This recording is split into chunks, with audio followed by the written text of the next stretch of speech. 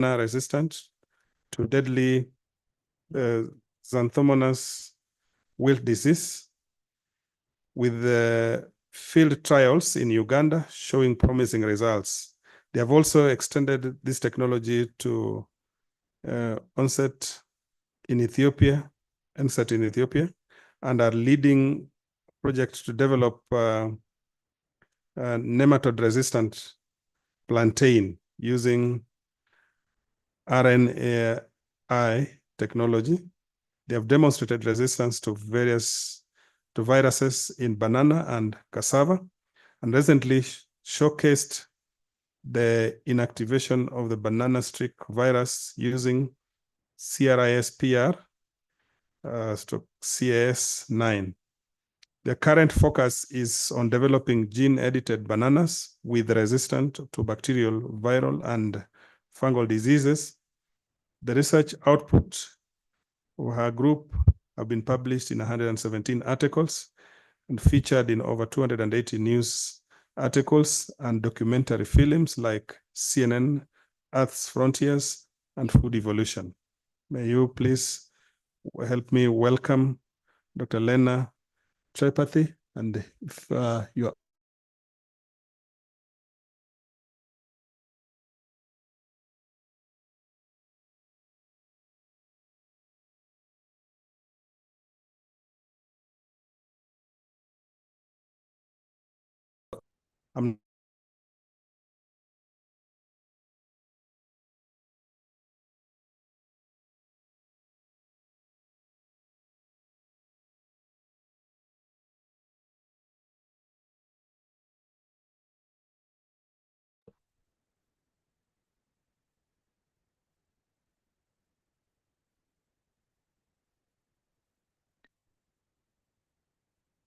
Lena, are you able to hear and give us a hello? Yeah, I can hear you, Kelly. Great. But I think I lost yeah, okay, now I can hear him as well. Yeah. Oh, okay. Lena, we wanted you to say hi so that I'm sure you're online. Yes. So hello, everyone. And I'm sorry I couldn't be there physically, but I'm so happy to be part of this important event. Thank you very much, Lena. Then on site, we have Professor John Mwoma, who is also going to be part of this panelist. Professor John Mwoma is an associate professor of plant biotechnology and microbial science at Masinde Muliro University of Science and Technology. He holds a PhD in biotechnology from Kenyatta University through sandwich program between Kenyatta University and Iowa State University, funded by Rockefeller Foundation. Professor Mwoma is a Fulbright Fellow, an award which was tenured at Waxman Institute of Microbiology, Rutgers University, US. He is also the African TWAS UNESCO Fellow and worked at the Center of Genomic Science, Cuernavaca, Mexico. He has 25 years of teaching experience at the university and has taught in Kenyatta University and Masinde Muliro University of Science and Technology, where he has developed programs in molecular biology, biotechnology, and related science. He is the program lead in Master of Biotechnology and Molecular Biotechnology programs and has contributed to the growth of the biotechnology laboratory in Masinde Muliro University of Science and Technology through a $1 million USD equipment grant for the Department of Biotechnology, Biological Sciences. His research work is focused on using modern biology tools in developing new crop management systems to conserve and improve crop production. Currently, Professor Mwoma is working with the Plant Health Institute, Montpellier, on how to improve nitrogen fixation biologically. As a genetic engineer, Professor Mwoma is working with a group of scientists regionally and internationally on molecular platform using high throughput molecular biology system to map genes and see on how they can improve plants' output. The partnership has enabled him publish over 50 papers in peer-reviewed journals at the Masinde Muliro University. At the Masinde Muliro University of Science and Technology, Professor Moma is a molecular biology program leader and the outgoing director of the University Science Park Innovation and Incubation Center, SPIC, where he coordinated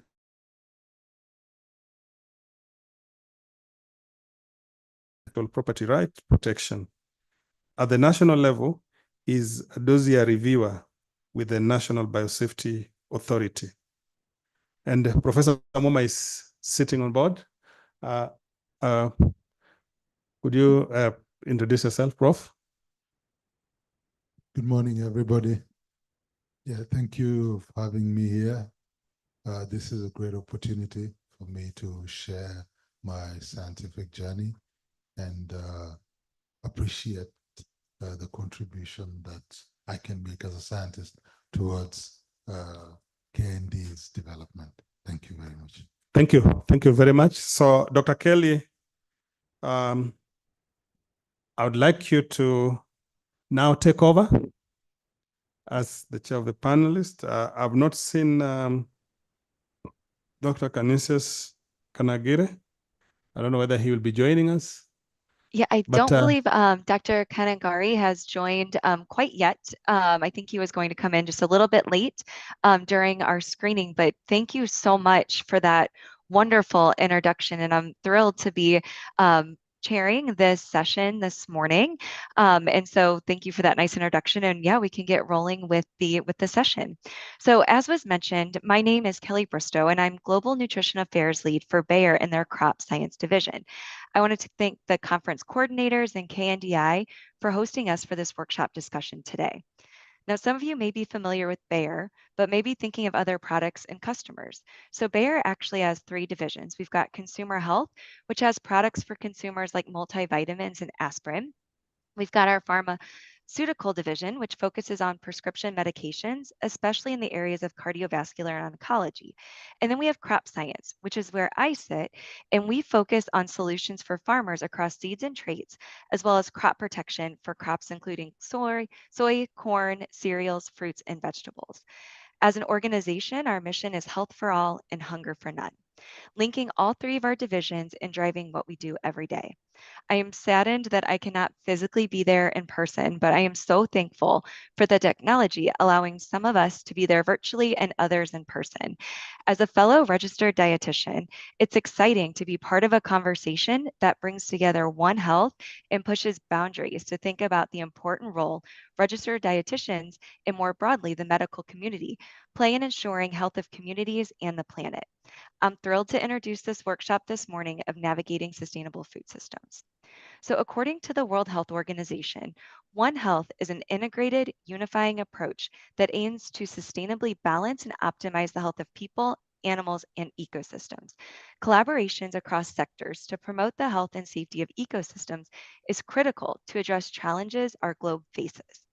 We continue to face challenges like feeding a global population that's expected to exceed 9 billion people by 2050 with nutritious and diverse foods.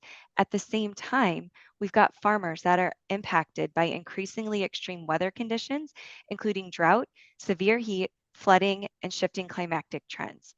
Farmers continue to manage their crops to reduce losses from abiotic or weather, as well as biotic, insects, weeds, and fungi, and these types of threats. Together, these various challenges make it more difficult for farmers to cultivate their crops, ensure their livelihoods, and support the global food system we all rely on.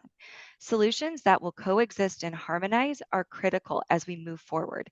Technology and innovation, leaning on the wisdom and expertise of those growing our food, will play a critical role in shaping the future of our food supply.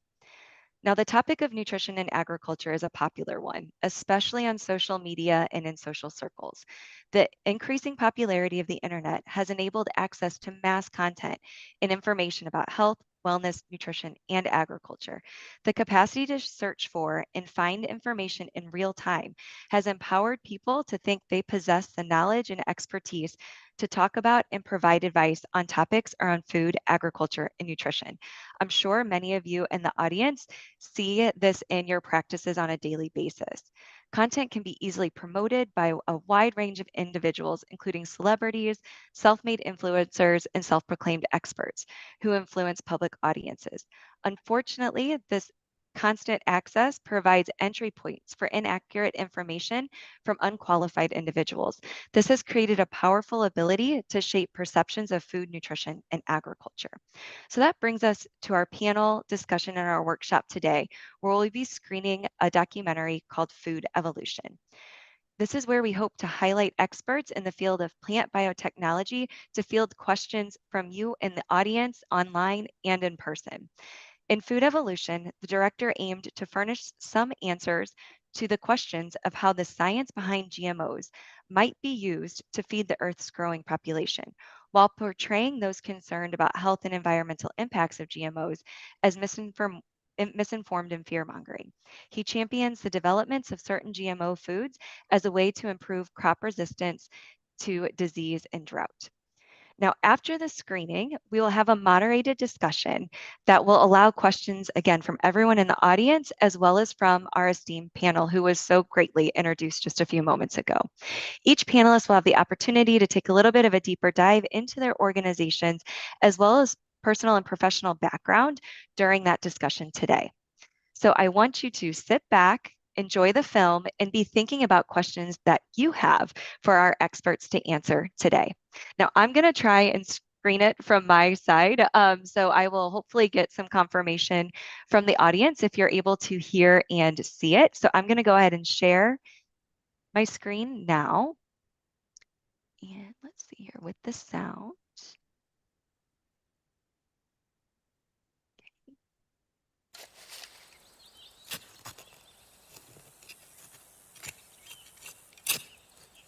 Can everyone hear it okay?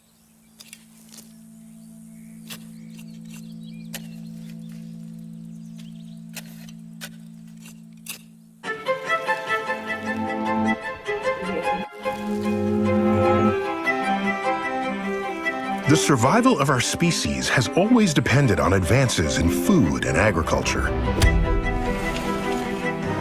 There are 7.3 billion people on the planet. The world's population is expected to top 9 billion in 2050. Climate change is going to scramble this whole how are we going to feed the world debate. This is all about companies controlling our future.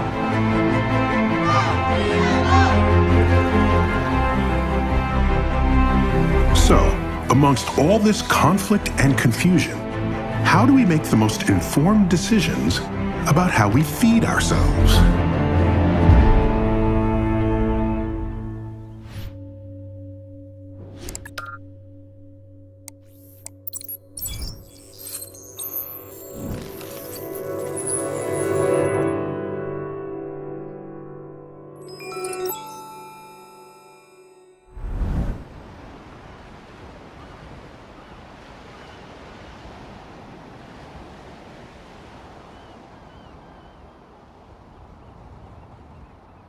We are at a pivotal time in the history of this island. I have a bill before the council that would restrict the use of GMOs. The point is that we have an opportunity to act, to do something. We would make history on this island. Let's make this island a model for the rest of the world. Thank you.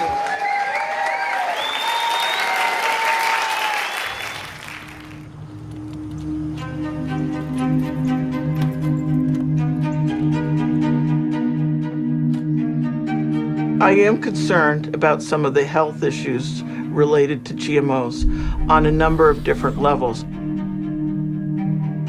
My approach was, hey, we're going to close the door on this island. You don't come here until we have more information of what is safe. There's a lot going on in this island. This is ground zero for the entire world in terms of experimentation of GMOs and seed production.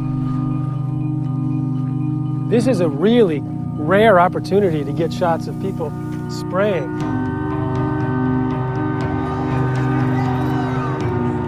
We as a society do so many stupid things, and I feel like the GMO is a thoughtless, invasive species that's being brought in here. If they're safe, great, bring your jobs. You know, the more the merrier. If you're helping the island, if you're really feeding people, then you're more than welcome. They're not farmers, they're mad scientists. With this conflict over genetically modified organisms, Hawaii has become ground zero of a battle for how to feed the world sustainably.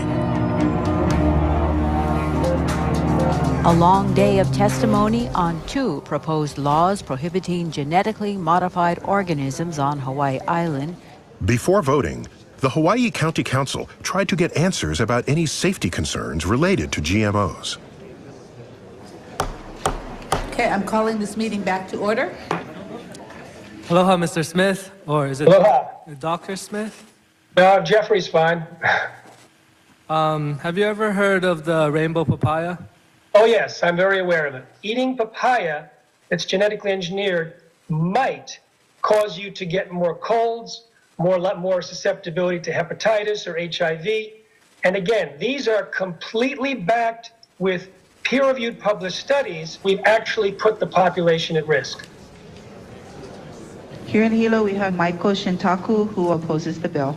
Most of this testimony is very emotional. Everybody's saying that GMOs are dangerous, but they're not. There's not a single credible study. It's caused by people who are intentionally making other people scared. For the people who make their living growing GMOs, you know, the Hawaiian, everybody here is very giving, and they would probably bend over backwards to help you burn those papayas and grow something decent. The face of this issue is not the papaya. You know, the face of this issue is this huge multinational companies. That's what you guys are dealing with. One of the criticisms that I receive, okay, Margaret, you're anti-progress. You are anti-science. What I say to that is, you know, who's really being unscientific? A study by French molecular biologist Giles Eric Seralini provides solid evidence showing rats fed GMOs sprayed with glyphosate, the toxic Roundup herbicide, developed serious tumors that took over their bodies. The biggest risks associated with today's genetically engineered crops, these so-called Roundup ready crops, is this significant increase in pesticide use. There's remarkable correlations between the use of glyphosate on GMOs and the rates of autism in America, also of obesity and diabetes and Alzheimer's. All of these things correlate very, very strongly. So I think eventually the only solution that's actually going to work in the long run is to go organic. Thank you. How many scientists are here in the audience? Please raise your hand. With degrees. I just want facts, true facts, without the fear, without anything else, facts, and we can make the best decision when we have facts. I'll yield. I'm Dennis Gonzalez, who actually very proudly developed the rainbow papaya. If you say you don't want to use GMOs because you don't believe in manipulating plants the way that process does, I respect your belief. But now, if you say GMOs are not safe, I would say, now, show me the data. There's absolutely no proof to the health hazard. Absolutely no proof. Talk is very cheap, but we did the research, and I stand by it. Thank you. I was a former biology major, so I have some expertise in this area. There is no middle ground. You're either going to be GMO, allowing a GMO, or you're going to be organic and not allow GMO. They cannot coexist. Thank you very much. Then, Madam Clerk, on the motion to approve Bill 113, Draft 3, at second and final reading. Aye. No. Aye. Aye. No. Aye. Aye. You have 6 ayes. Thank you. Bill 113 is adopted. Motion to adjourn. You know, I said, you're not going to get away with it if I can help it. and we stopped it. Hawaii's ban on genetically modified organisms and the frightening evidence presented during testimony made headlines around the world. It was also hailed as a rallying cry by the global leaders in the movement against GMOs. I think your island is truth, speaking to the world that GMOs are an extension of pesticides, not a substitute and alternative. So don't tell me Monsanto can't be beat. They've been beat over and over and over again. And we can do it again. Organic isn't the ceiling. Organic's the floor. And above that, we build this new house of food. This is actually a movement which is spreading across the country. All the way from Moscow, Margaret. Why this ban? We want to protect and future generations from the contamination. Do not want any more GMO species on this island. Period. You could get your kids sick! But what if, while trying to do the right thing, the council got it wrong? It's very frustrating to see people who don't even know what this breeding method is making choices to avoid it based on information that's not supported by the scientific literature. You might think the three most terrifying letters in the English language are GMO. I wondered how many people really know what they are. What does GMO stand for? I don't know. Man. It's genetically I don't know, what is it? I know it's bad, but to be completely honest with you, I have no idea. A GMO is really an undefined term. It's a genetically modified organism, and I might argue that a Chihuahua and a Great Dane are genetically modified relative to their ancestor, the wolf. A GMO is an organism that's had its genetic makeup altered by the insertion of DNA that's from outside of its normal genetic makeup. So what does that really mean? At its most basic, genetic engineering, or as some say, GE, is a modern form of breeding, which farmers have done for thousands of years to select for the most desirable traits and provide food for a growing population. In fact, it's hard to call any of our food natural. Conventional as well as organic crops have all been genetically modified through selective breeding. The goal of genetic engineering is to add useful traits into food. Traits that currently help with weed, insect, and disease control in staple crops that are in billions of meals consumed every day. In fact, genetic engineering has been part of our lives for longer than most are aware. Probably the most familiar is insulin, genetically engineered insulin. It's been very important for patients suffering from diabetes.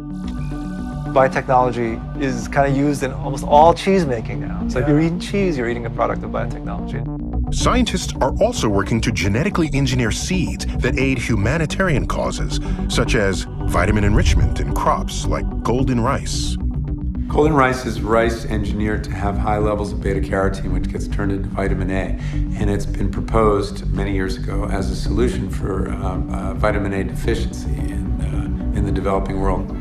In addition to helping millions of children stave off potentially fatal vitamin deficiencies, scientists are also developing crops with a tolerance for drought, such as rice, corn, and wheat, which could prove essential in the face of climate change. And disease resistance to save crops like the Hawaiian papaya from being completely wiped out.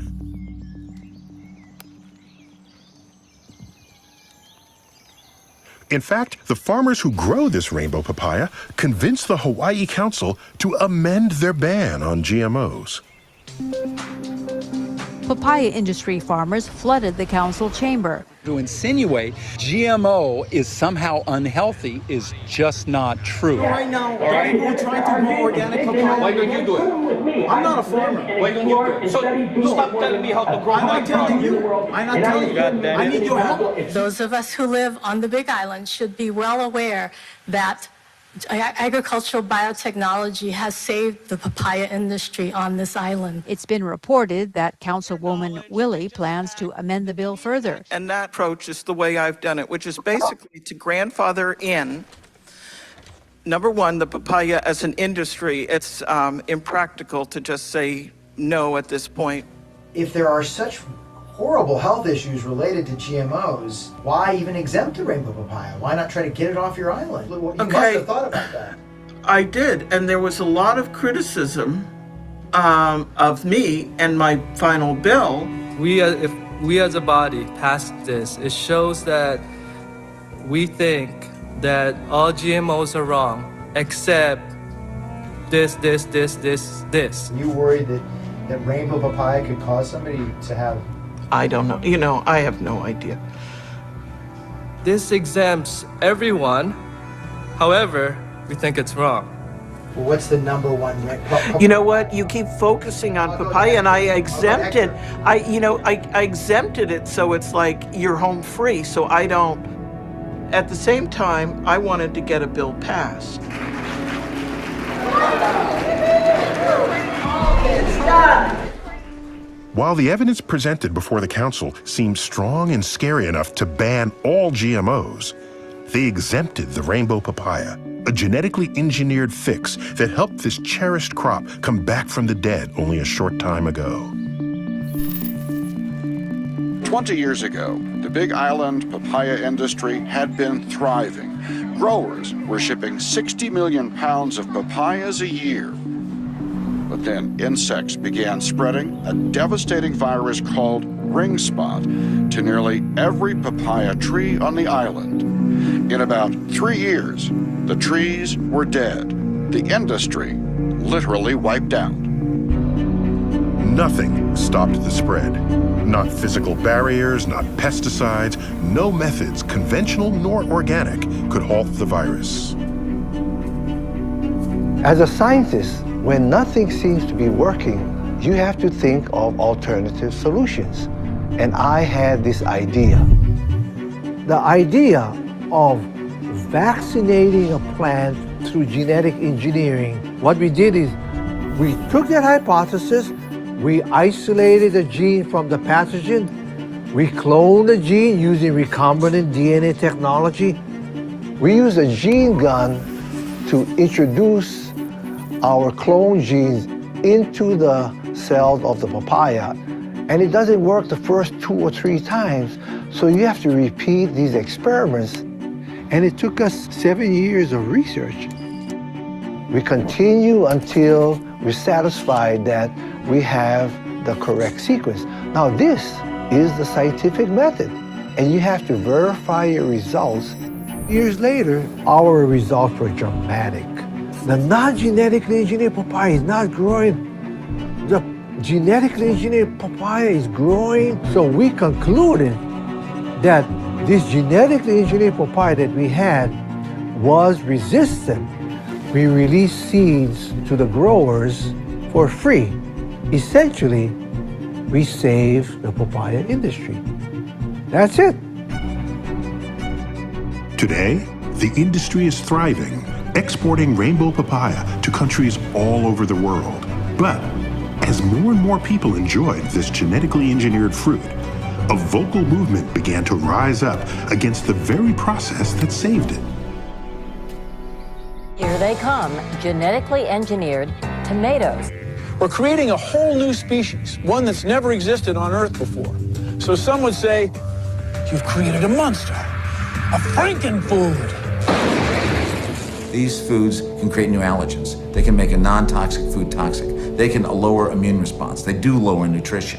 The gap between the public and science on the safety of GMOs is the largest gap of any politicized scientific topic. I have always been careful not to say this is dangerous food, and I don't believe the fear-mongering has helped. Okay, good. So that's a good control. Yeah, I think it's a really important concept of scientific consensus. So you never trust one scientist or one opinion. You look at the consensus of experts in the field over 20, 30 years. After 30 years of testing every GMO product currently on the market, and based on the results of nearly 2,000 experiments, the foremost scientific institutions in the United States and around the world have concluded all criticisms against GMOs can be largely rejected on strictly scientific criteria. I don't think that genetically modified organisms are dangerous to consume. We don't have any evidence that the products that are on the market now have caused particular harm. No adverse health effects attributed to genetic engineering have been documented in the human population. I looked closely at health, and then I went into environmental effects, and I just kind of ran out of things to worry about. The science is quite clear. Crop improvement by the modern molecular techniques of biotechnology is safe.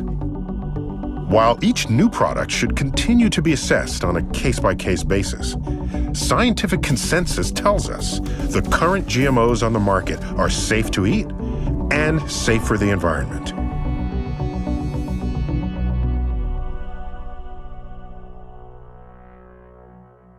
There's absolutely no proof to the health hazard. We did the research, and I stand by it.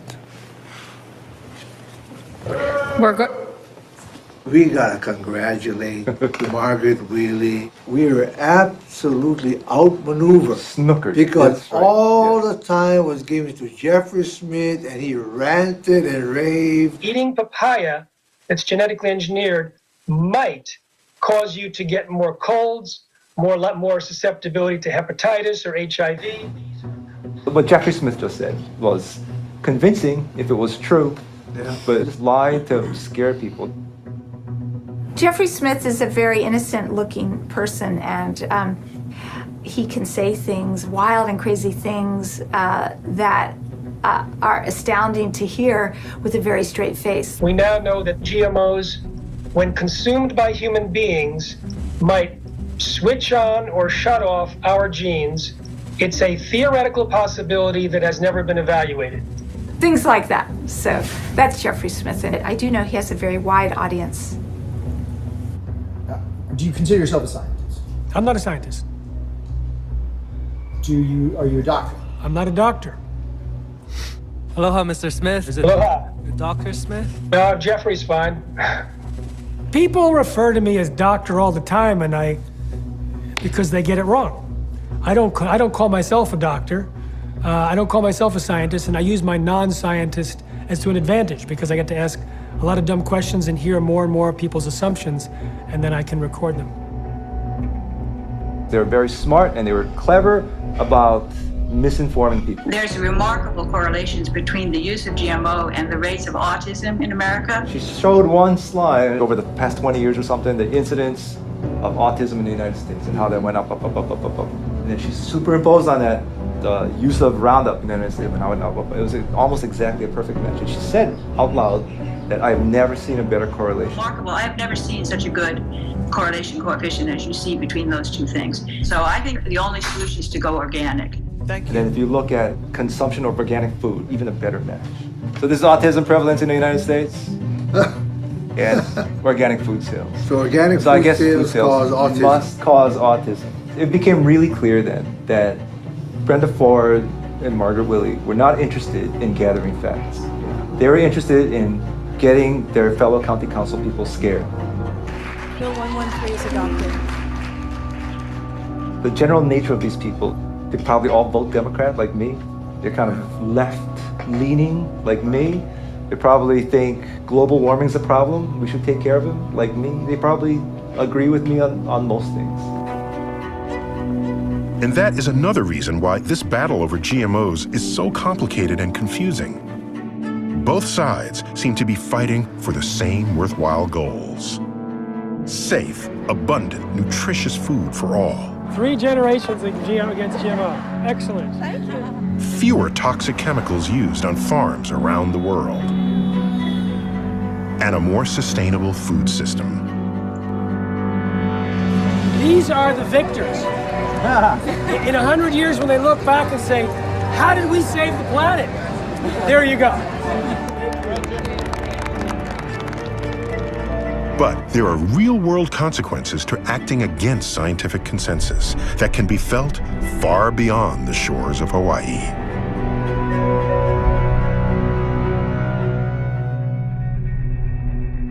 Now, a Hawaiian island has passed a law banning companies which produce genetically modified food from operating on its territory. Marin County in California, a GMO ban was put on a ballot and passed. I'm not here as an expert, and we all have the right as Americans to know what's in our food. Vermont passed a bill mandating genetically modified foods must be labeled. Scotland is to ban genetically modified crops. I have come to the conclusion that there is a justifiable reason to believe that this genetically modified maize presents a danger to the environment. Growing genetically modified food is banned across the EU. Today, 150,000 farmers in India have committed suicide in areas where they have to buy the seed from Monsanto. A devastating drought hit southern Africa. The American government sent a shipment of food aid containing GM corn, and Zambia refused it. Available data shows that GMO foods can cause harm, making reference to the Seralini report. The government has decided that all GMO food imports are completely banned. Uganda doesn't need GMOs. The fears and decisions about GMOs in Hawaii reach all the way to Uganda in East Africa, where bananas, similar to the Hawaiian papaya, are threatened to be wiped out by a terrible disease. Most bananas in this region are now faced with the worst bacterial disease so far, known as banana xanthomonas wilt. The disease has had a devastating impact on banana cultivation, forcing some farmers to abandon their crop. Amatoka ago bannayuganda wano yemmere yaabwe endoozi ekyasinze. Currently, nearly half of all banana plants in Uganda have been wiped out by banana wilt, threatening the food security of 14 million Ugandans, more than a third of the population.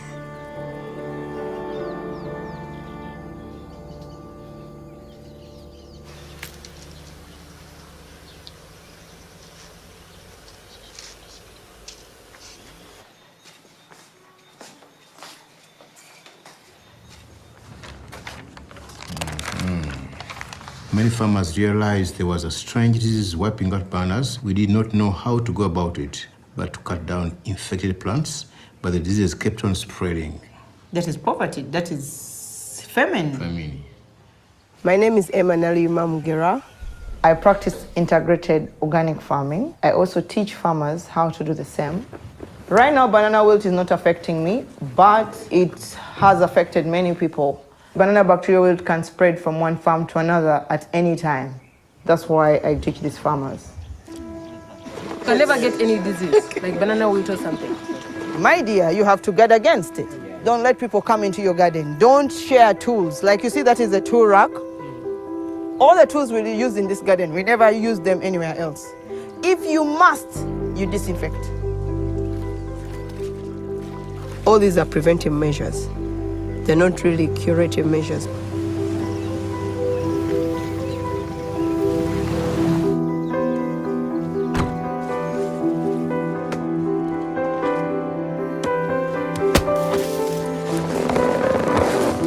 Kati bw'ogenda okukitemamu okisangamu ebintu munda ebya black ebirabika nti ne kati era wetuli kitukosa kubanga nkugambye nti kyolabye eri wano nali nzija buzi oba nsanze kamu nentema nentwala nenfumba nebukola kinebulya naye olw'okubeera nti kirwadde ate ne wano nga nkugambye nti kaba kakalulwa kalinga muti.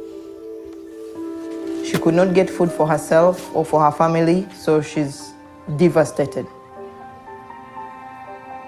Osobola okiteetema n'okiteekako omuliro n'okitwala n'okiteeka awantu n'okikola ki n'osimawo ekinnya n'oziika n'omala n'okola ki. Or once someone is hit, you have to just cut down, burn, and wait for maybe 6 months to a year for it to get out of the garden. Nga amapaapaali tetusobola. I would call it the Ebola of the banana. It comes and wipes away the whole plantation. To fight the devastation of banana wilt, scientists in Uganda and Kenya are working on a genetically engineered fix similar to what was done in Hawaii with papaya. Except their work is done behind a locked gate and is currently prohibited from being released to the public. Hi, I'm Leena Tripathi. I'm leading the transgenic research in IHTA, and my focus is on disease and pest resistance. So we find out that there are some resistant genes in sweet pepper. These are the genes we are using to transfer resistance from sweet pepper to banana. You must be aware of people. They don't want what you are doing to reach farmers because they think your work is against humanity. This message is brought to you by Action Aid Uganda. Did you know that genetically modified organisms pose health risks such as cancer, infertility, etc.? The National Agriculture... I read about rats getting cancer due to GMOs. Definitely did scare me. Even in Africa, fear of GMOs is being fueled by a discredited study on tumor-prone rats. Here's a picture of some of these rats. So, Jeffrey, why, how can it be this information is being ignored? They've got bad science down to a science. How many people have seen the pictures of the rats? It's not enough. You gotta see these tumors. A study by Giles Eric Seralini showing rats fed GMOs. Enormous effects on people. This one image was really responsible for the GM import ban here in Kenya. Making reference to the Seralini report. The Seralini, the infamous Seralini study. So this is a study where a scientist, and he said, I have rats that have cancer. Yeah, he had a press conference, but he demanded that no scientist be there to question his results. If you look closely at the study, Seralini used a strain of rats that are prone to develop tumors no matter what they eat. The conclusions that were drawn could not be warranted by the data that was obtained. From everything I've read, there are serious issues with the Seralini study. I've talked to people I respect who look at the science and say, statistically, this actually doesn't hold up. And the paper was retracted. Every scientist around the world who looked at it said the data was inadequate. Even though Seralini's paper was retracted, the effect of publishing that original paper still lingers and lingers and lingers. And it's going to take a long time to go away.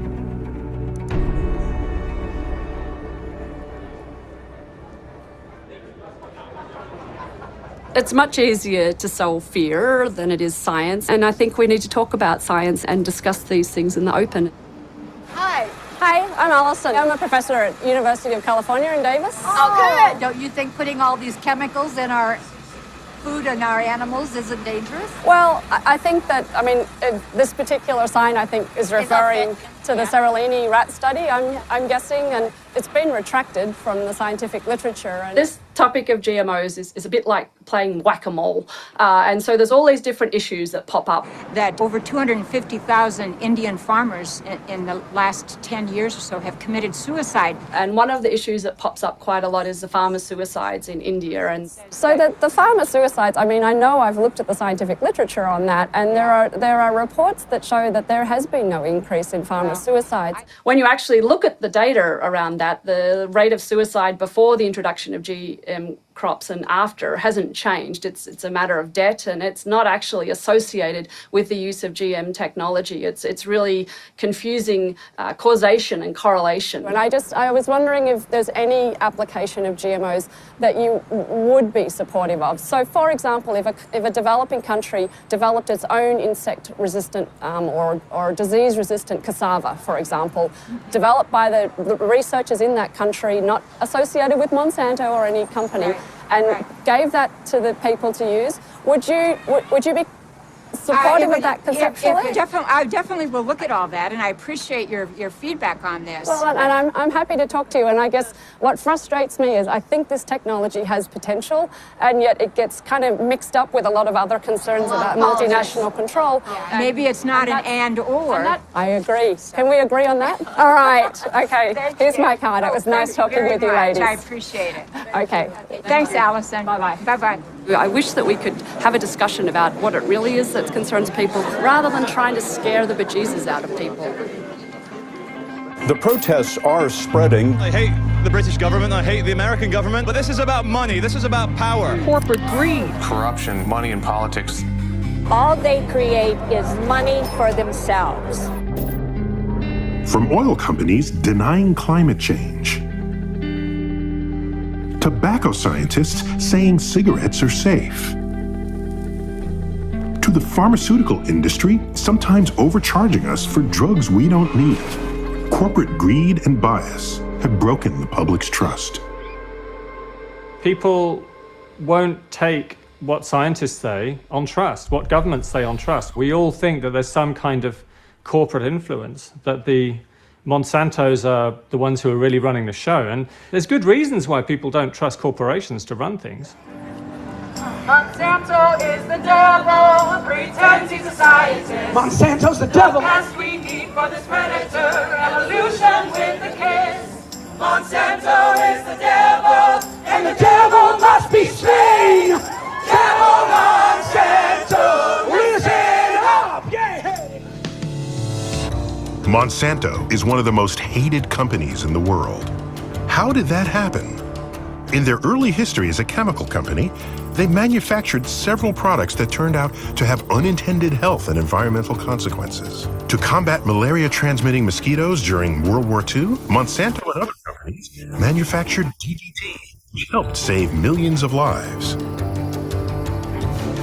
But, as environmental author Rachel Carson pointed out in her landmark book, Silent Spring, there were hidden dangers with the toxicity and overuse of DDT and other chemicals.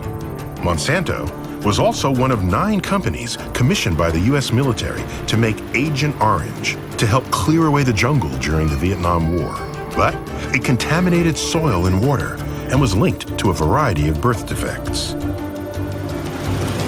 With the public rightly questioning the overuse of toxic chemicals in farming, Monsanto looked towards a new technology, genetic engineering, to help farmers in the timeless struggle against weeds and insects. And to help recoup the billions of dollars spent developing this technology, Monsanto focused on commodity crops, patenting seeds for corn, soy, and cotton. While they helped invent the technology, they didn't invent patents. Almost every agricultural advance in both conventional and organic farming has a patent behind it. The first GMO Monsanto introduced was to help farmers protect their crops from insects by using the naturally occurring insecticide known as BT. BT, Bacillus thuringiensis, is a bacterial disease of caterpillars. Organic farmers use that. We use that. By Monsanto engineering the BT into the seed, the need for spraying was greatly reduced. BT crops have reduced insecticide use tenfold in the United States and have had huge impact in developing countries. The other GMO Monsanto introduced helped farmers control weeds by providing seeds tolerant to their herbicide, glyphosate, also known as Roundup. These seeds became known as Roundup Ready seeds. They could be sprayed with Roundup, which would kill the weeds, but not harm the crops. Let me tell you how overjoyed we were when Roundup Ready seeds became available. It was a gift from God. I mean, it was that big a deal. With the GM technology, I saved so much. I managed to send my son to school. He has a degree today. He graduated last year. And most of the money came from the GM technology produce. Both BT and Roundup Ready GMOs became huge successes and are currently being used by over 90% of corn, soy, and cotton farmers in the United States and around the world. And with this success, Monsanto made and continues to make billions of dollars.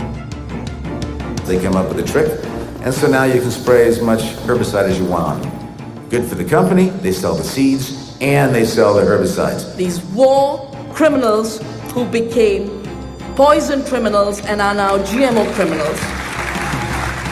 This brings us to one of the major questions in this debate.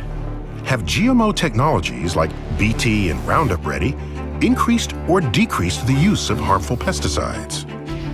Agricultural economist Charles Benbrook authored a landmark study on the subject of GMO crops and pesticide use. This technology led farmers down a path that now requires more pesticides by far than what they did in 1996 when the technology was first adopted. There's a lot of discussion about whether the amount of herbicides or pesticides have increased with the advent of GM crops. Some of the people, Dr. Ben Brook would be one example, I'll say, well, pesticide use has gone up, and then he gives you their statistics for the use of Roundup. The amount of pesticides is sort of beside the point. The question is, are they more harmful? Are they more dangerous? You have to point out that glyphosate, of course, has very, very low toxicity, lower than caffeine or salt. Ironically, because of the more harmful herbicides glyphosate replaced, pounds up doesn't equal toxicity up. I often tell people, the people fierce in attacking GE, I said, you know, if you won and you succeeded in banning this technology, let us say you got your dream, where would we be? Well, we would be back to 1996. This was not a golden age in American agriculture.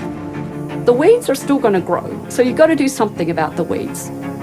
We probably go back to the more toxic ones that were being used prior to the adoption of Roundup-ready crops.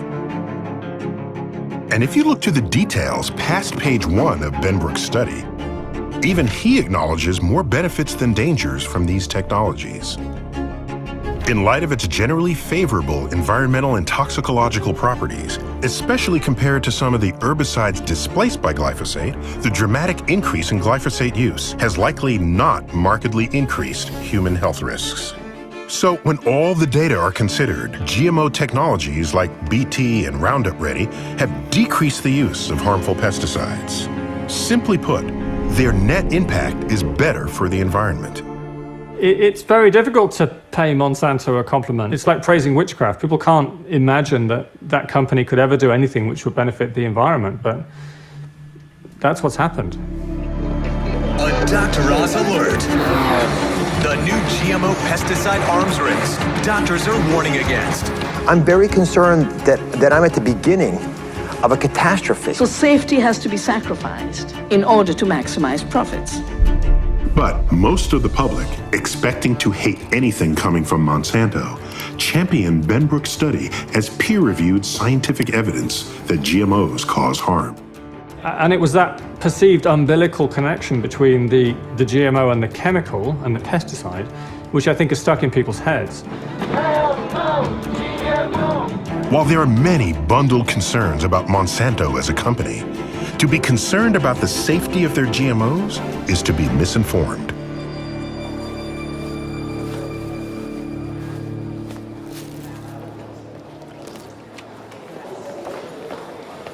Yes, let's go ahead and go in and sit so we can get good seats.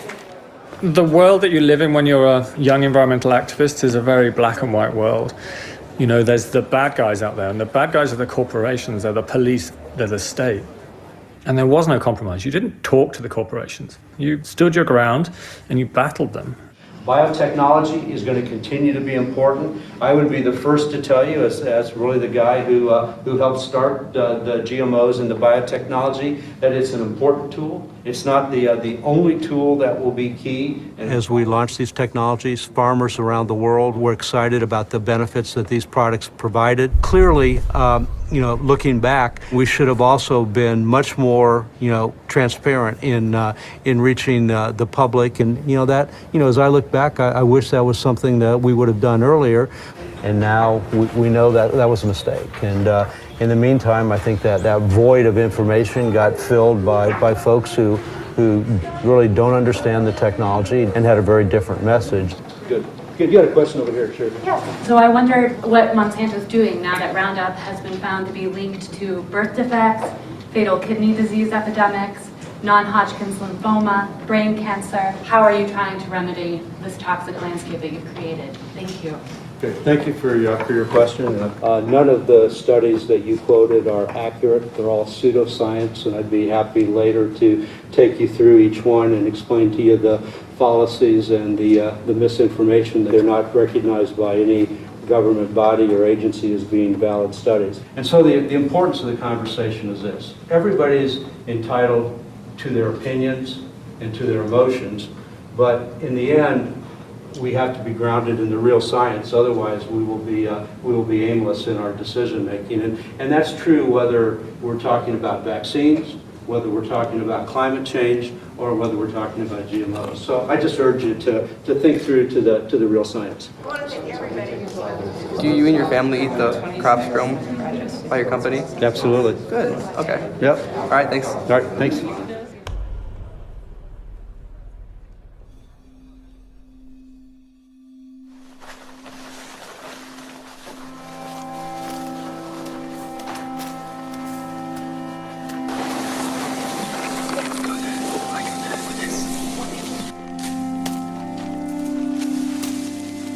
I think trashing crops is effective in the sense that it sends a huge message to everybody. Angry farmers destroy an experimental rice paddy in the Philippines. Greenpeace objects to all genetically modified plants. Some people would call it vandalism. We called it decontamination because you were stopping genetic pollution spreading across the countryside. Our intentions were honourable. What we were trying to do was to build a more sustainable farming system. We were trying to eliminate chemicals from our food supply. We were trying to protect the future of the planet and the health of our children.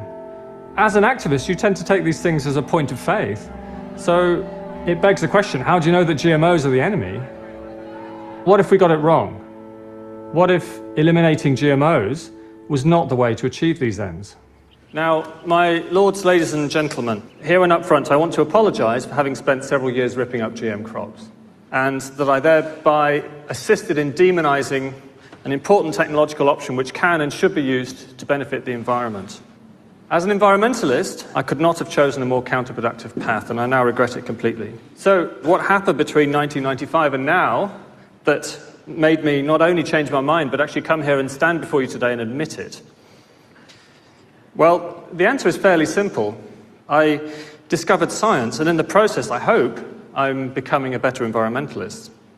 Before I changed my mind on GMOs, I'd spent 10 years developing a career as a science writer, mostly on the issue of climate change. Every book, every article, everything I wrote, I wanted to have peer-reviewed scientific references. So that I knew that that was based on the best scientific data available. Whereas on the GMO issue, I was taking the opposite perspective. I was arguing against the scientists without any scientific data. He says he's junked ideology in favour of hard science. Is it really as simple as that? And, you know, your intellect presumably hasn't changed very much, and if you were so wrong, so incompetent, so shallow in the past, why should we believe you're any different now? Well, all the more reason for me to change my mind in response to changing facts as I saw it. Science should be about changing your conclusion on the basis of objective evidence. But understanding that is tough, you know, that's not how we humans are wired to think. You know, we're wired to make our minds up and that's it, then we've made a decision. And that's going to be largely emotionally based. But so learning to think like a scientist and learning to take positions which are amenable to change was the most difficult thing for me to do as an environmentalist.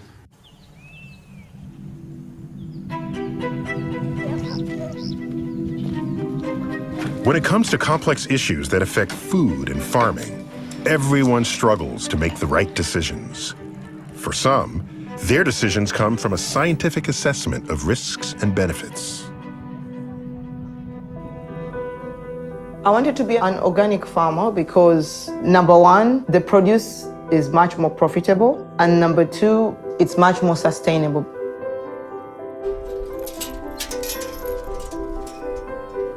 I'm proud to be an organic farmer.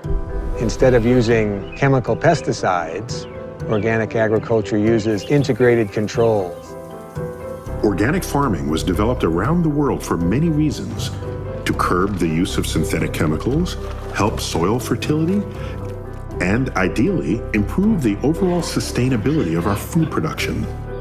Although organic agriculture is a good model, there are aspects that prevent it from becoming the sustainable agriculture. The challenging part for organic is to provide food on a very large scale. It's very difficult to do. Organic farming has taught all of us about so much over recent decades. But if this is an organic planet we're going towards, you would see all the rainforest destroyed. We'd have to double or even triple the amount of land area which is being cultivated just to feed the current population, let alone a population of 9.5 billion. So it would be an ecological disaster. And so we need to use every kind of technology and strategy related to agriculture that we can. And genetically engineered crops have achieved some of those goals. So the papaya ring spot virus in Hawaii, organic practices just weren't going to control that. Whether it's small farmers in Africa or it's large farmers in the US, we need strategies to solve both their problems.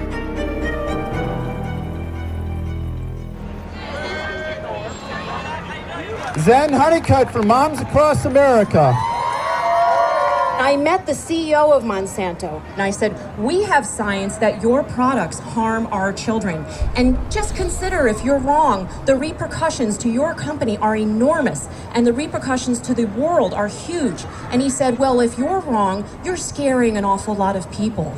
And I said, if I were wrong, and I'm not, then the only repercussion to the people is that they're eating organic. And there is nothing wrong with organic food. It is perfect the way it is. Zen Honeycutt scares moms into believing that they're harming their children by feeding them GMOs.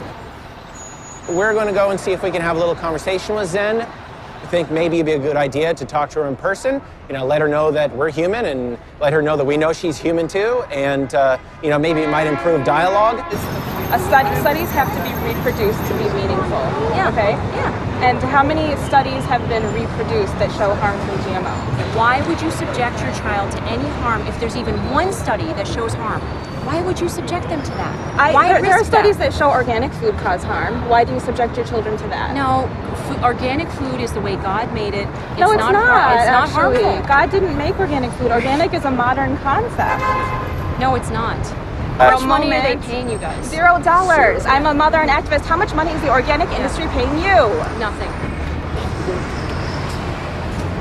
Well, she's a true believer. You did not get to call me a bad mom. A concerned mom named Zen Honeycutt started Moms Across America. So when did you first become concerned that your kids were being affected by these pesticides? Well, Dr. Oz, for a long time I didn't know that pesticides might be affecting my children. In fact, they had rashes and severe allergies for years. So what tests did doctors do to identify that there were pesticides involved with this process? Well, my doctors told me that they would not test for glyphosate because there was no reason to. But we finally found a private lab that would, and we had shockingly unacceptable results.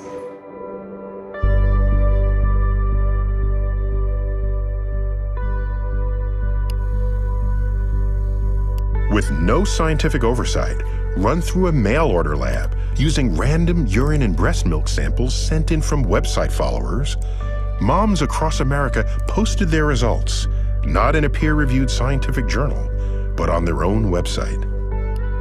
A biologist trained in analyzing breast milk was attacked online when she tried to point out the study's many failings.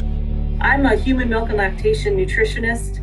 I was looking at milk composition. What I think that they don't realize is I did not have a dog in the fight. The worst ones for me, being a mom, are the ones that suggest that somehow I could be bought off and that I'm killing babies.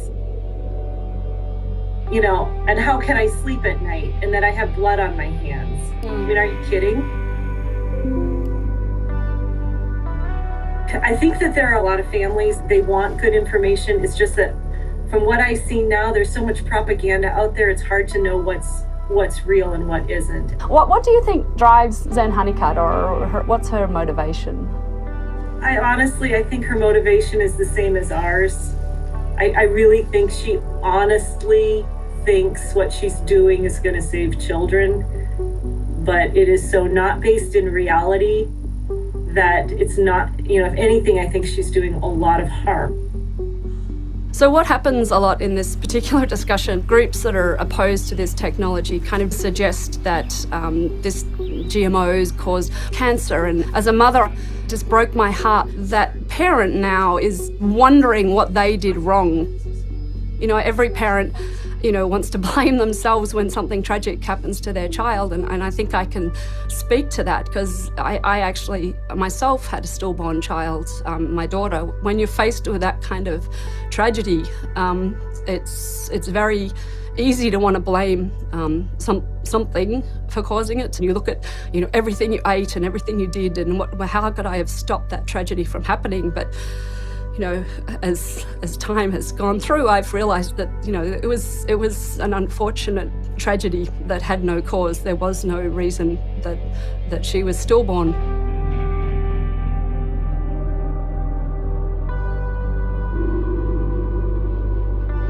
And I'm very passionate about trying to ensure that we don't have parents blaming themselves or feeling guilty because they're feeding their kids GMOs. And it infuriates me when these groups use tragedy to advance their cause in the absence of any scientific evidence.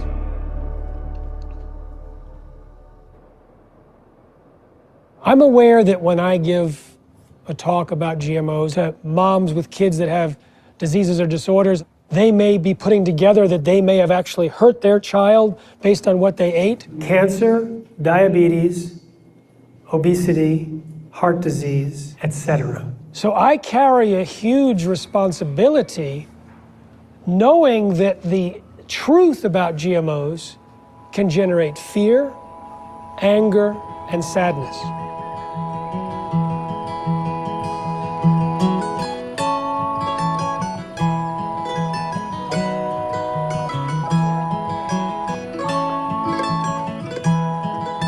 There are lots of people in our society who will prey upon people, and they appeal to their fears and worries, and they give them answers, absolute answers, to where, like so many things, like most things in life, there are no absolute answers.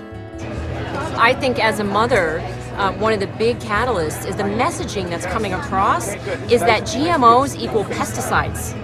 And people get that pesticides kill things. And when mothers and consumers understand, they're like, whoa, there's a really good reason to eat organic. Do you think some in the organic natural foods industries use fear to sell products? Again, the organic industry is got a lot of different players in it, and I think some particularly activists. Jeffrey Smith is an example of a number of anti-GMO activists that are very entrepreneurial. Store books.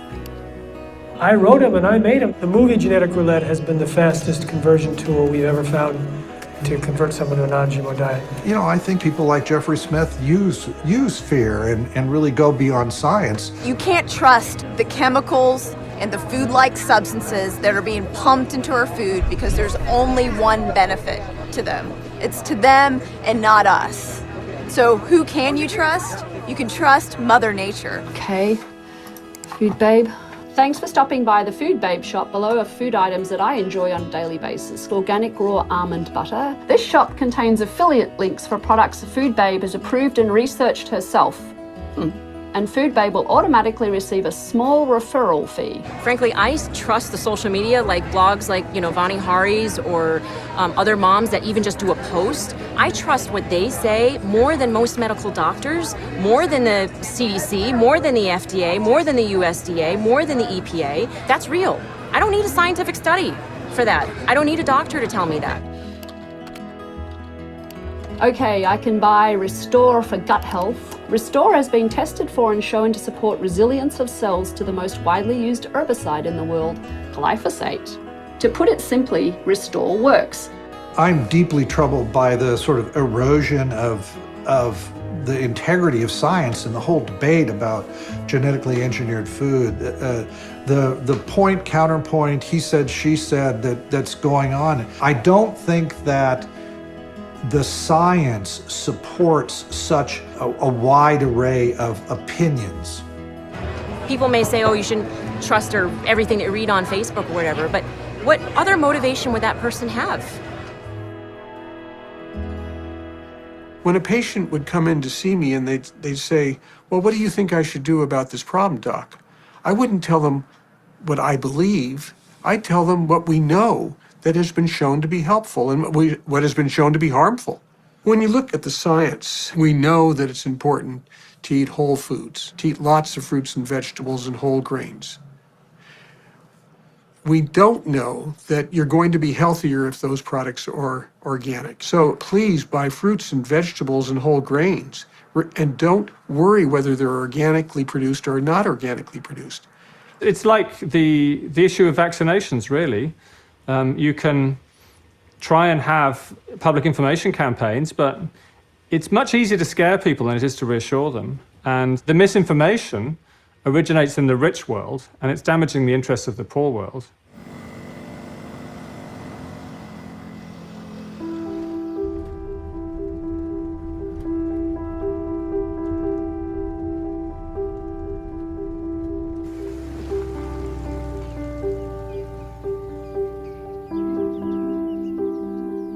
We do everything similar to what farmer does. No fertilizer, no pesticide, no insecticide. See, the control plant has the disease and the control plant completely wilted, but our transgenic lines has no disease. So actually all our genetically modified plants all has the 100% resistance. It was quite amazing to see Lina's GMO plants that were resistant to the banana bacterial disease. So feel free to touch, and even the fruits you can, if you can touch them.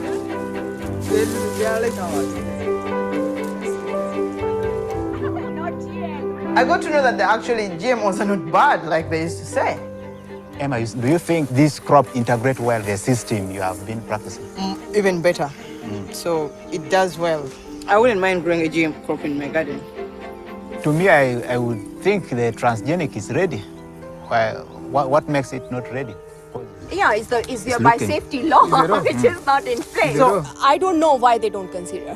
Maybe we have to change their perception for that, you know. The government has to be forced to put the law in place. Yeah.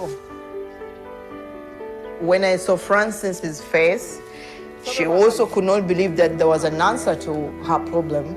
And she was like, can you give us these plants yesterday? Bibika.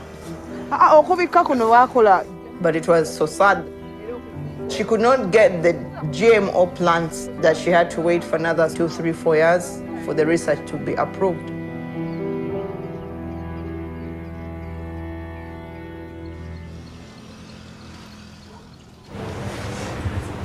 This is as close to being a scientist as I'll ever get. All of you have put so much time, effort, your life's work basically is this plant that people are having these big debates about. How frustrating is that for you? What I see is how far we have come, you know. Means like we have now a solution for the farmers. So, you know, that good enough to motivate me to do something more, to convince the people who have negative about this technology, give them the scientific facts. And I feel like we can convince them. I am not convinced that you can convince them. One of the things that has been most difficult for me is understanding how human beings make decisions. We don't make decisions based on facts. We make decisions based on our gut. And there's, you know, it's some combination of intuition and emotion and affiliation. I need to ask you, when was the last time you changed your mind? Think about it. In the last year, have you changed your mind about an issue of substance?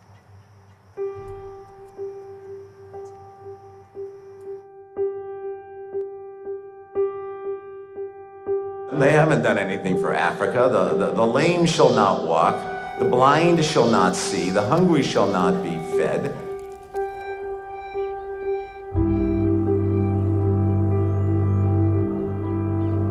Technology doesn't have a moral valence. You know, it's how the technology is used. You know, is the hammer used to pound in nails and build a house for the poor, or is it used to bash in the head of your neighbor?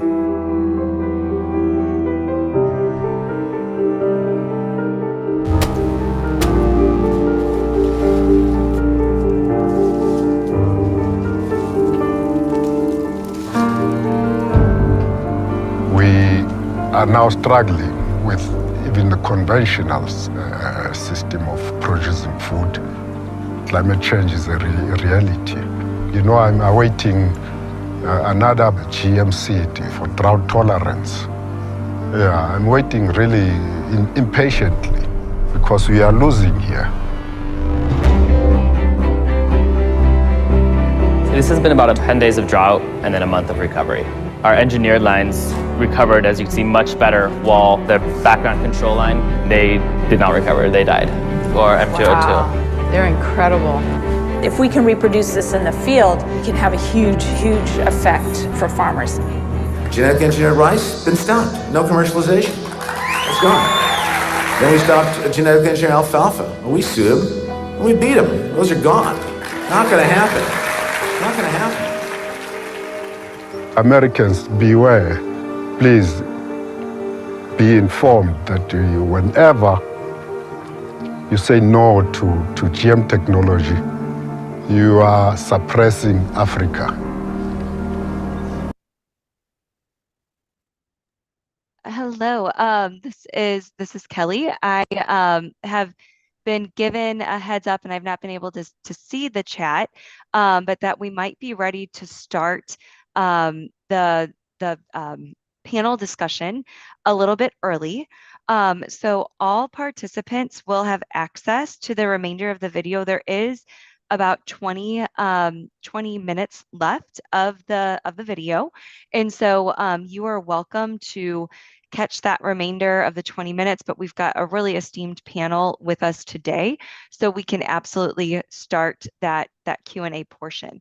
I would just like to ask if Dr. Lena Tripathi is on, to please turn your camera on. I know we're just a few minutes early, so if you're still jumping on, that's quite all right. And then I know Mumoa's in, Professor John Muoma is in person. And then I believe that we also have Canisius Kanangari on as well, or he will be joining us shortly. So if you are online or if you're in person, please be sure to be filling in your questions. We're really excited to get this conversation started. And Lena, I see your camera on, so I had actually wanted to pose one of the very first questions to you. And so, you know, as we saw in the film, GMOs can be one solution to mitigate challenges farmers face, but it's certainly not the only solution. What about the future of breeding and traditional plant breeding might we be looking into? Maybe you could take a moment to distinguish a bit on different types of plant breeding and how they may work in different scenarios in the future, and thinking about technology and innovation. Thanks, Kelly, for this question. This is like really important question because, you know, many times people confuse, like, you know, one technology can be silver bullet, you know, to provide the solution for everything. But not even a single technology is like a silver bullet, you know. So basically, we will say the GM and even the new breeding tools like genome editing, these are all like a tools in our toolbox. And you know, the major challenge in front of all of us is actually how we should feed the growing population, means like, you know, food security, but also nutrition security, you know, because there is a lot of malnutrition, particularly in the young kids. So, you know, we need to use all the tools available in our toolbox, complementing each other. And then one of the tool is GM, and another now emerging very powerful tool is also the new breeding tool like genome editing, like using the CRISPR or the other genome editing tools. So, you know, depending upon the situation, we have to apply one tool and then, you know, complement each other. Maybe I can give example, like, you know, we are developing disease resistant bananas. So, you know, we don't jump just on GM or the gene editing in just for the sake of using that technology. So, you know, whenever there is a new disease, first of all, we would like to go to, like, you know, just simple, like, you know, screening at the germplasm to check, like, you know, if there is already resistance in some of the germplasm, because that's the quickest way if there is a germplasm which has the resistance, then you multiply. So that's where the seed system comes into the place. You multiply and then provide that solution to the farmer. If not, then can the traditional breeding, the conventional breeding, like crossing the parents, can happen? And the crossing of parents cannot happen unless one of the parent has the resistance against that disease. So let's say, we are working on bacterial disease, and then in that case, there is not even a single germplasm which has the resistance against this disease. That means the traditional crossing cannot happen. And that's where the advantage of other biotechnological tools comes in. Like GM, you can transfer the gene for the disease resistance, not only from the same plant species, but outside of that plant species as well. But then now using the genome editing, the another advantage of that one is that maybe you don't bring the gene from the other plant species. You can tweak the genome itself, a little bit changes in the endogenous, which is already present, the gene to make that resistance. And then we can sometime actually tap on the information from the wild relative. That's what we are applying. We can use the and you cannot do that many times using conventional breeding. So what I'm trying to say here is that you have to complement, and then whether it is GM or genome editing, you have to still introgress into the breeding pipeline. So you really, the conventional breeding is quite important. And when the product comes in, you still go with a very holistic way, so certified seed system, but also a very good phenotyping, you need all the digitalization technologies. So you have to use all the tools available in order to get the solution for the farmers who are our beneficiaries, or whom we are trying to help by providing the solution for the challenges they are suffering. Back to you, Kelly. Thank you, Lena, for that, or Dr. Tripathi, for that wonderful explanation. And maybe just to, there's a question that came up in the chat that I think is maybe going to be a part 2. So I'm going to direct this one at you, and then I definitely want to hear from our other panelists with other questions that have come in. But the question was, from what we've just seen and watched in the video, does it mean that when you switch to GMO farming, you'll entirely stick to planting GMOs?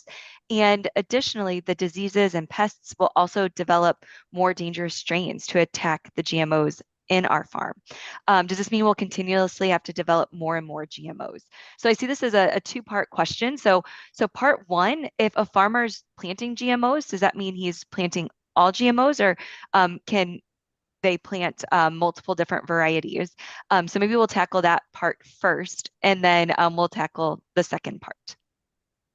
Yeah, means when farmers plant actually the GM, they don't need to stick only GM. They can still plant the other, let's say the hybrid varieties and other things.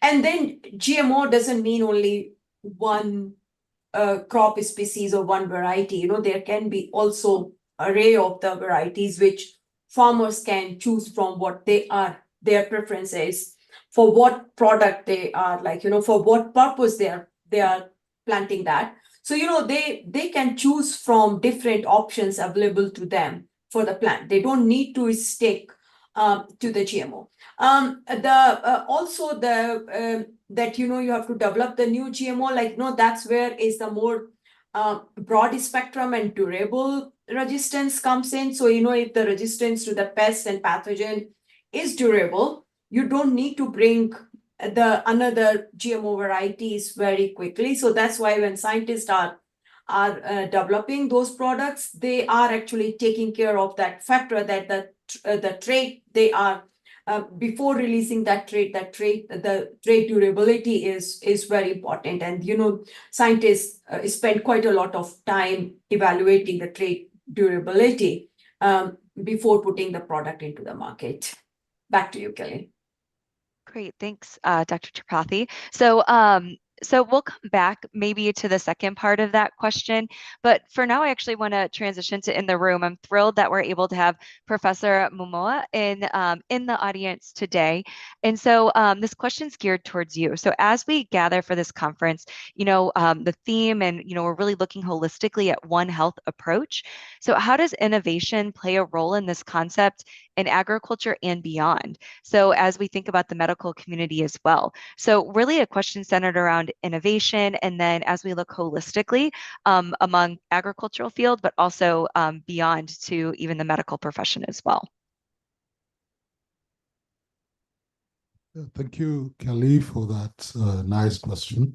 When we talk about innovation, it's very important for us to look at the history of where agriculture was before we got to where we are at the moment. And that reminds us to look at the third industrial revolution, which Africa really missed out. And Asia did a lot and achieved quite a lot in terms of agriculture outputs by use of fertilizer and other agricultural inputs. When we talk fast forward, we come to the fourth industrial revolution, which is basically revolving around the use of artificial intelligence, machine learning, and the like.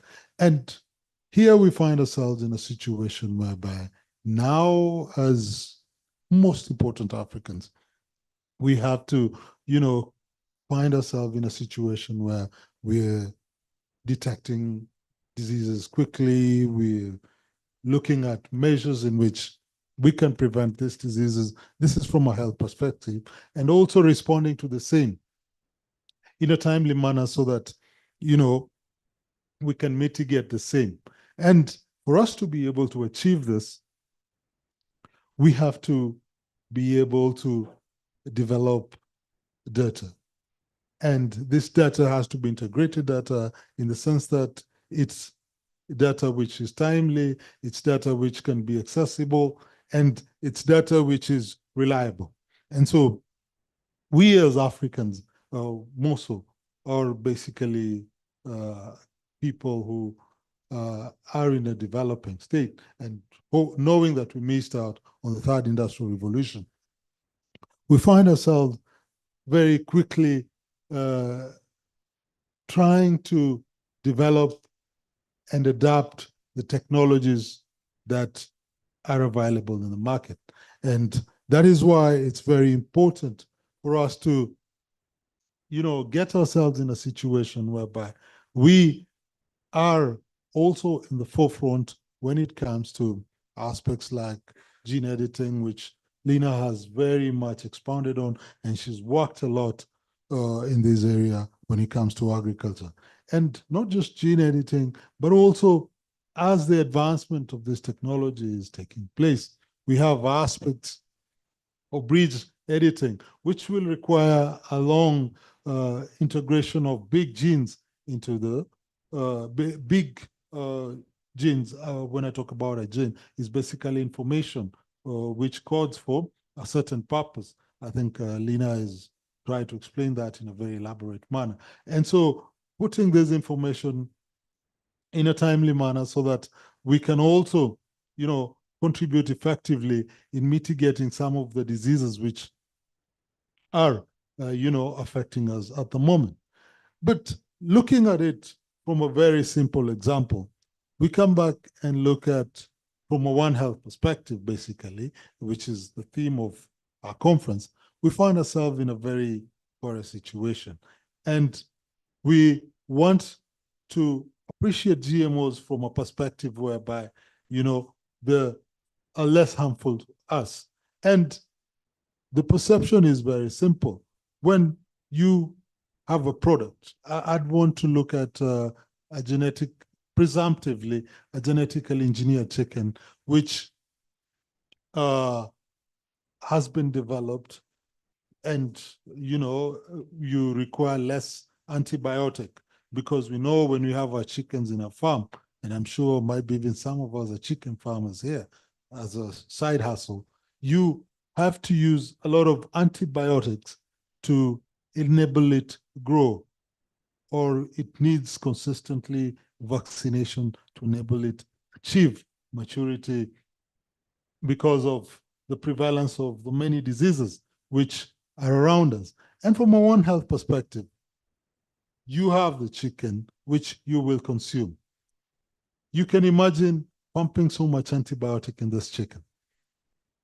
You have to eat the chicken. at one point, you've pumped so much antibiotic in it. What happens to you?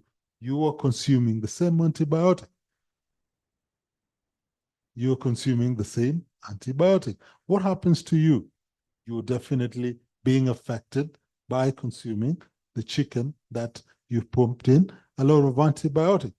But if this chicken was genetically modified for resistance to certain diseases, you will find yourself using less antibiotic.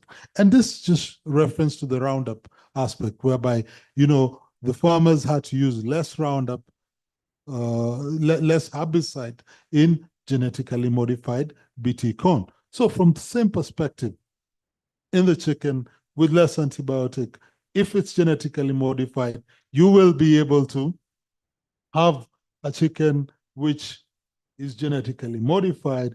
You use, hence you have your system having less taking in less antibiotic. Along with that, with what we call developing our own feeds along the line, probably, we collect the same poo that we've released as the users to grow the soldier flies, which are very good source for proteins for the chicken. And so as you grow those soldier fly in the poo, which comes from somebody who's consumed the chicken, which has been subjected to a lot of antibiotic,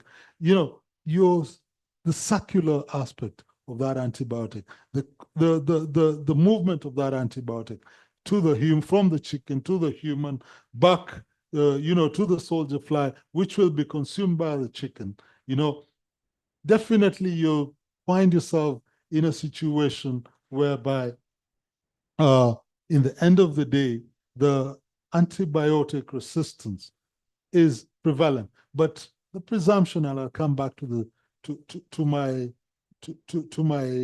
point, is that if the chicken was genetically modified, then you will not need all this series of antibiotics in your system, because the chicken you will use less antibiotic on the chicken. And so based on this advancement of technology from a One Health perspective, which encompasses food, feed, and environment, we find ourselves in a situation whereby if we accept genetically modified organism, then we are in a position to have a better product which exposes us to less, less antibiotic and, hence less resistant to diseases as a result of consuming unnecessary consumption of antibiotics.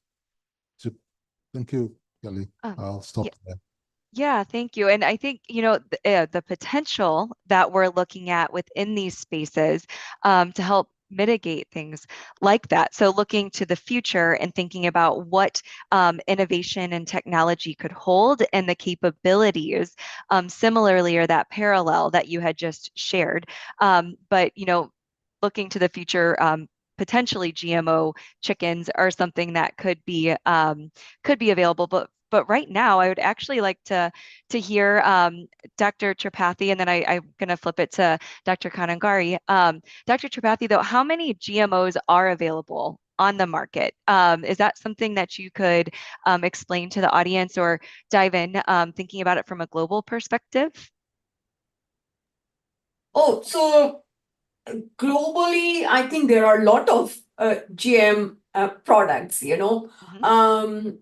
but then, the major crops are like corn, like maize, soybean, cotton, and canola. These are the major crops where there is a lot of, in terms of the acreage, the GM production. But then, in addition to that, there are a lot of other GM commercially available. But when we come to to Africa, actually, yes, BT cotton is in several countries.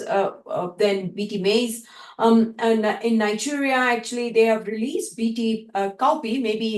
Maybe the director of AATF will talk about more about that. And they now very recently, actually, Tala maize is another one which is actually released in Nigeria. So and then there are several in the pipeline, like, there is virus-resistant cassava, which has been approved for environmental release in Kenya. So I will say there is quite a lot of products. And then I will also mention that some of the crops, like, there is not only one variety. Like, if we talk about BT cotton, there are so many varieties of BT cotton, GM BT cotton available.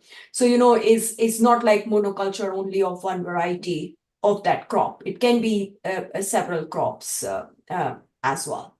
Yeah. Great. And so that might be a really great switch to Dr. Kanangari.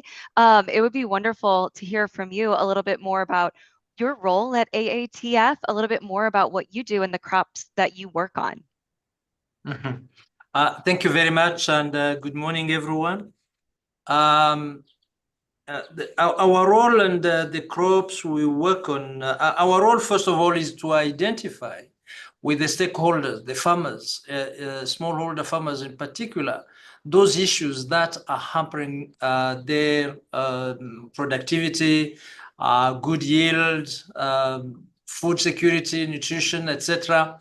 And those issues mainly are issues related to productivity itself, which could be intrinsic to the seed they are using, but also to more environmental type of challenges that are there. And those could be pests and diseases, and also climate change currently, especially the drought and the climatic variability, which affects very much the crops. So those issues, some of them have been identified, and when you identify them, we also identify solutions which can be brought to them and where we can source those solutions. And here, when we talk of GM product, then we will go to source the innovation, the traits, the gene from the owners of those technologies. It could be Bayer, it could be Danfoss Center, it could be others. And then we negotiate to have the technology free of royalty so that it can be affordable to the smallholder farmers. That is what we do. And we have done it for BT, as Lina has said, to be introduced into cowpea, which is one of the key crop, and I would say the pillar of poor people nutrition in the West African region. And cowpea is normally devastated by the maruca. And we managed to have it protected by BT technology, and currently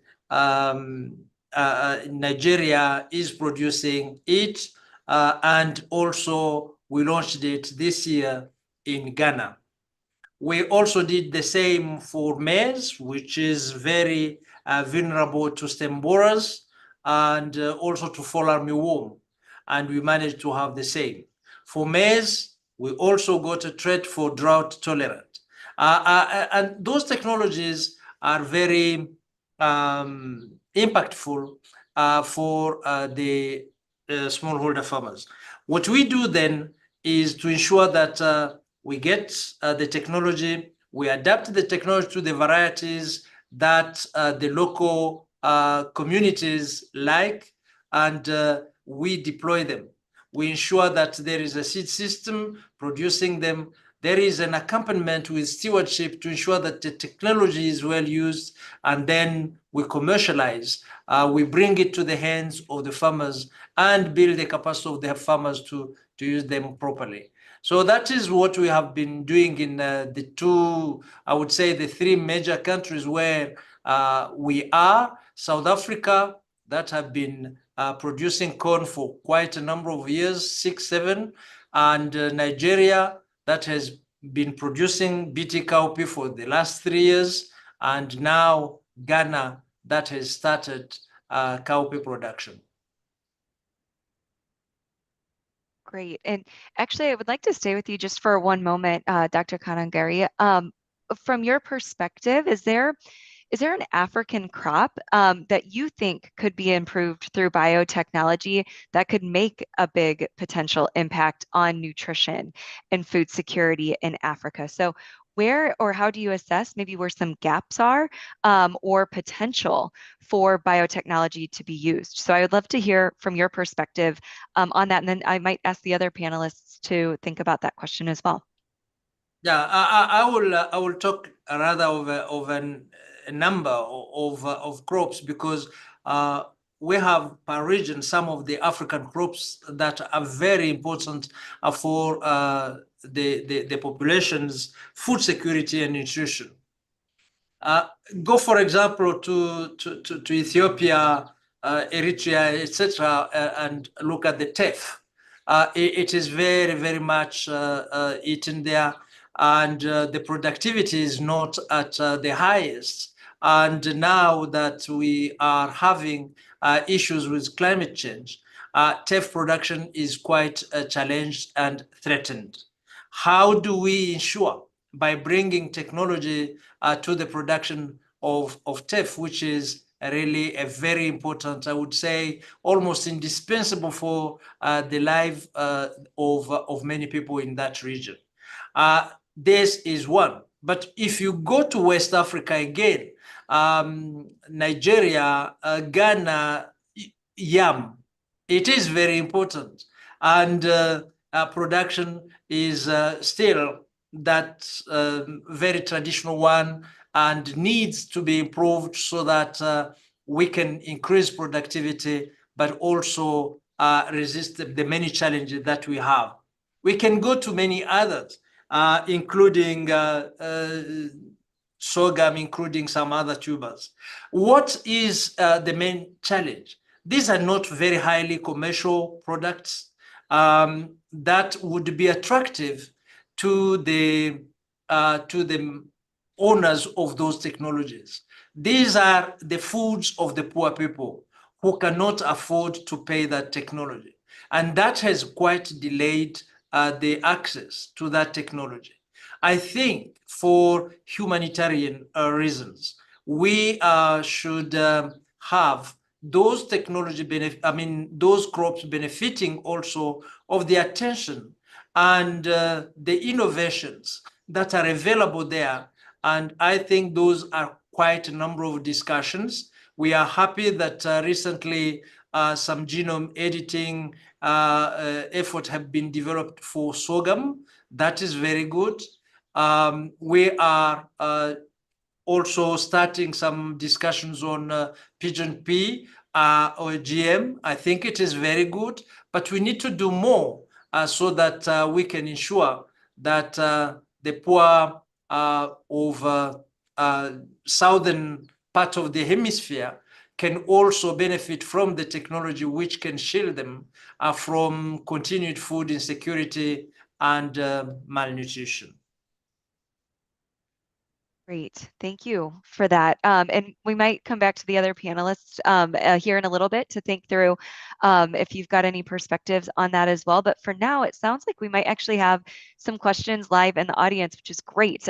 So thank you online for flagging that for us. So I would love some live audience participation. So if someone there can help either pass a microphone or feel free to speak up, maybe address which panelist you would like to address the question, and feel free to ask.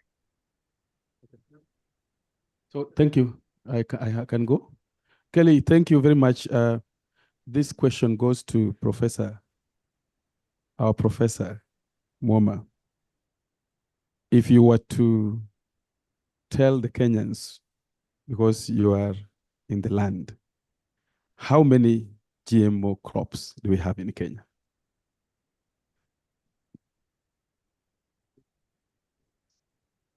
Thank you, CEO, for that very nice question. GMO is I'll start from the fact that GMO is very much regulated. And by the time we get a product out, then all the necessary approvals must have been done by the National Biosafety Authority. And if you noticed, even Lena, during her video, she was very particular when this person asked, I want the banana right now to get it to my field.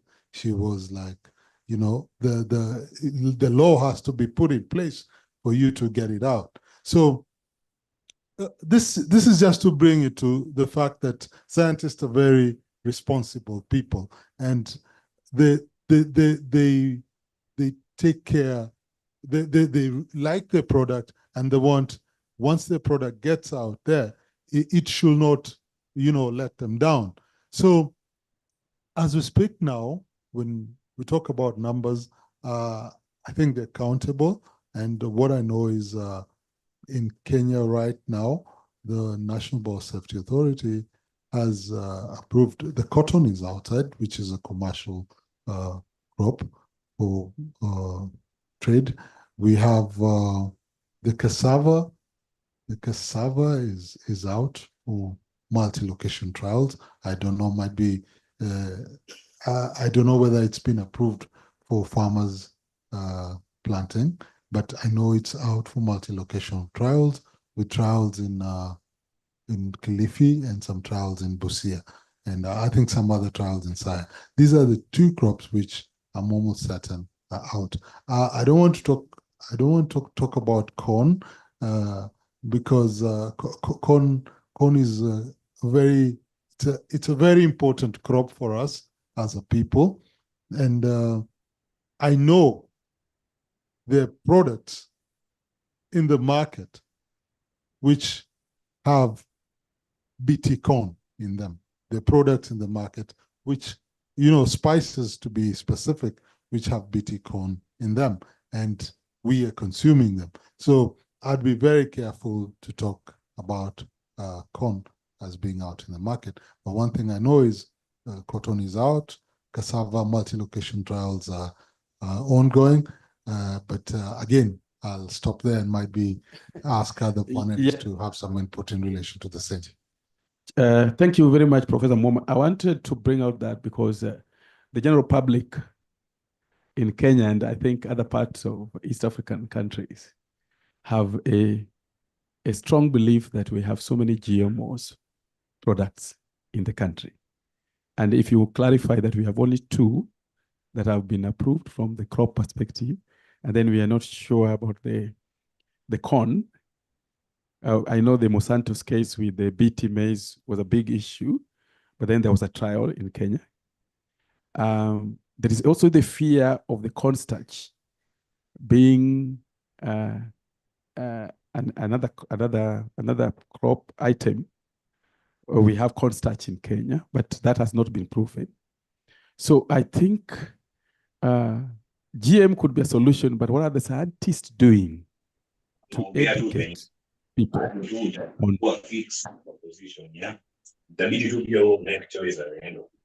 Okay, what are the scientists doing to We're ensure trying that at the least common to talk about kama iko na negative or not.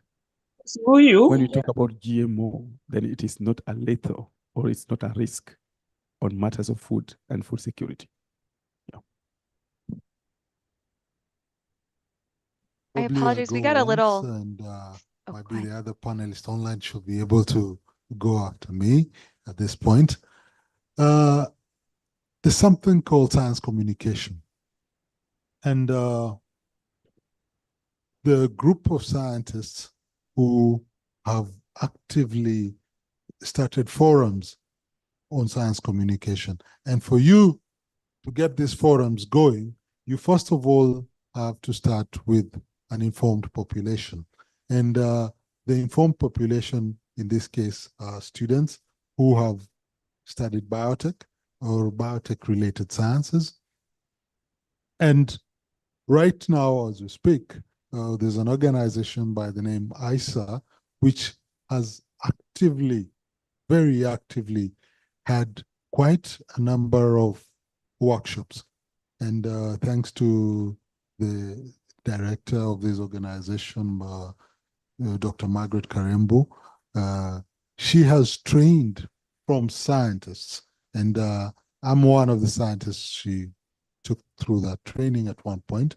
And now she's coming down to students who have done biotech as a course and related sciences so that they can learn on how to communicate.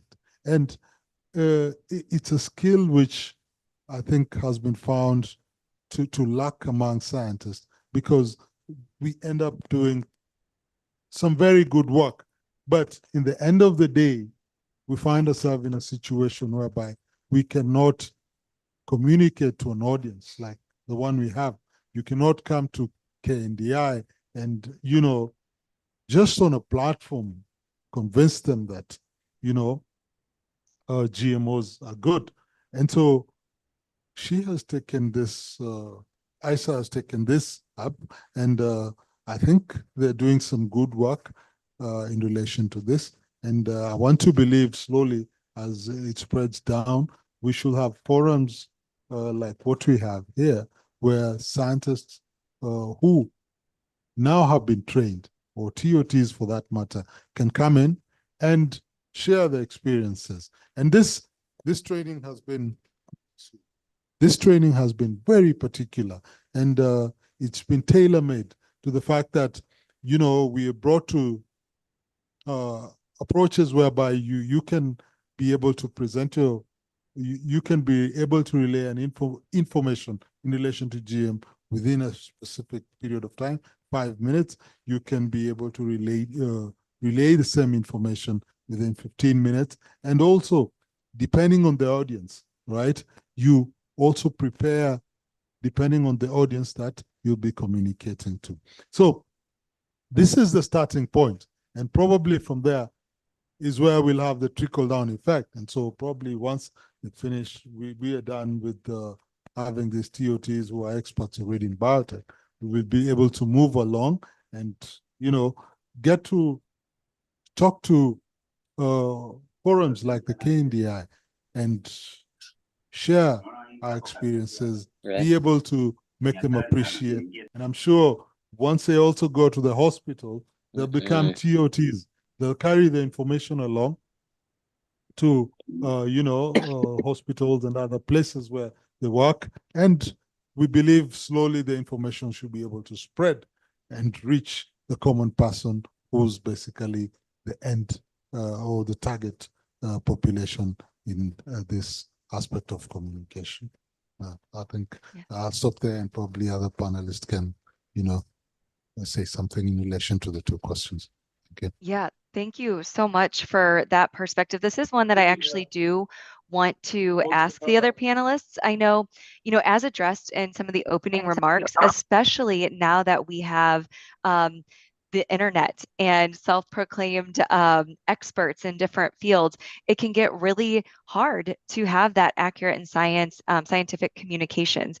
And so, from my perspective, I think it's as credentialed professionals and being able to talk to others that are professionals in their own fields, and then being able to think about, what is important to our clients, to our patients, and then how can we find that common ground and find where that patient and that client is coming from to hopefully share some of the scientific information, but really better understanding where our audience is coming from and, what is their level of education or knowledge on these topics, and then finding that way to share that or to enter those conversations. But I'd really like to hear from Dr. Tripathi.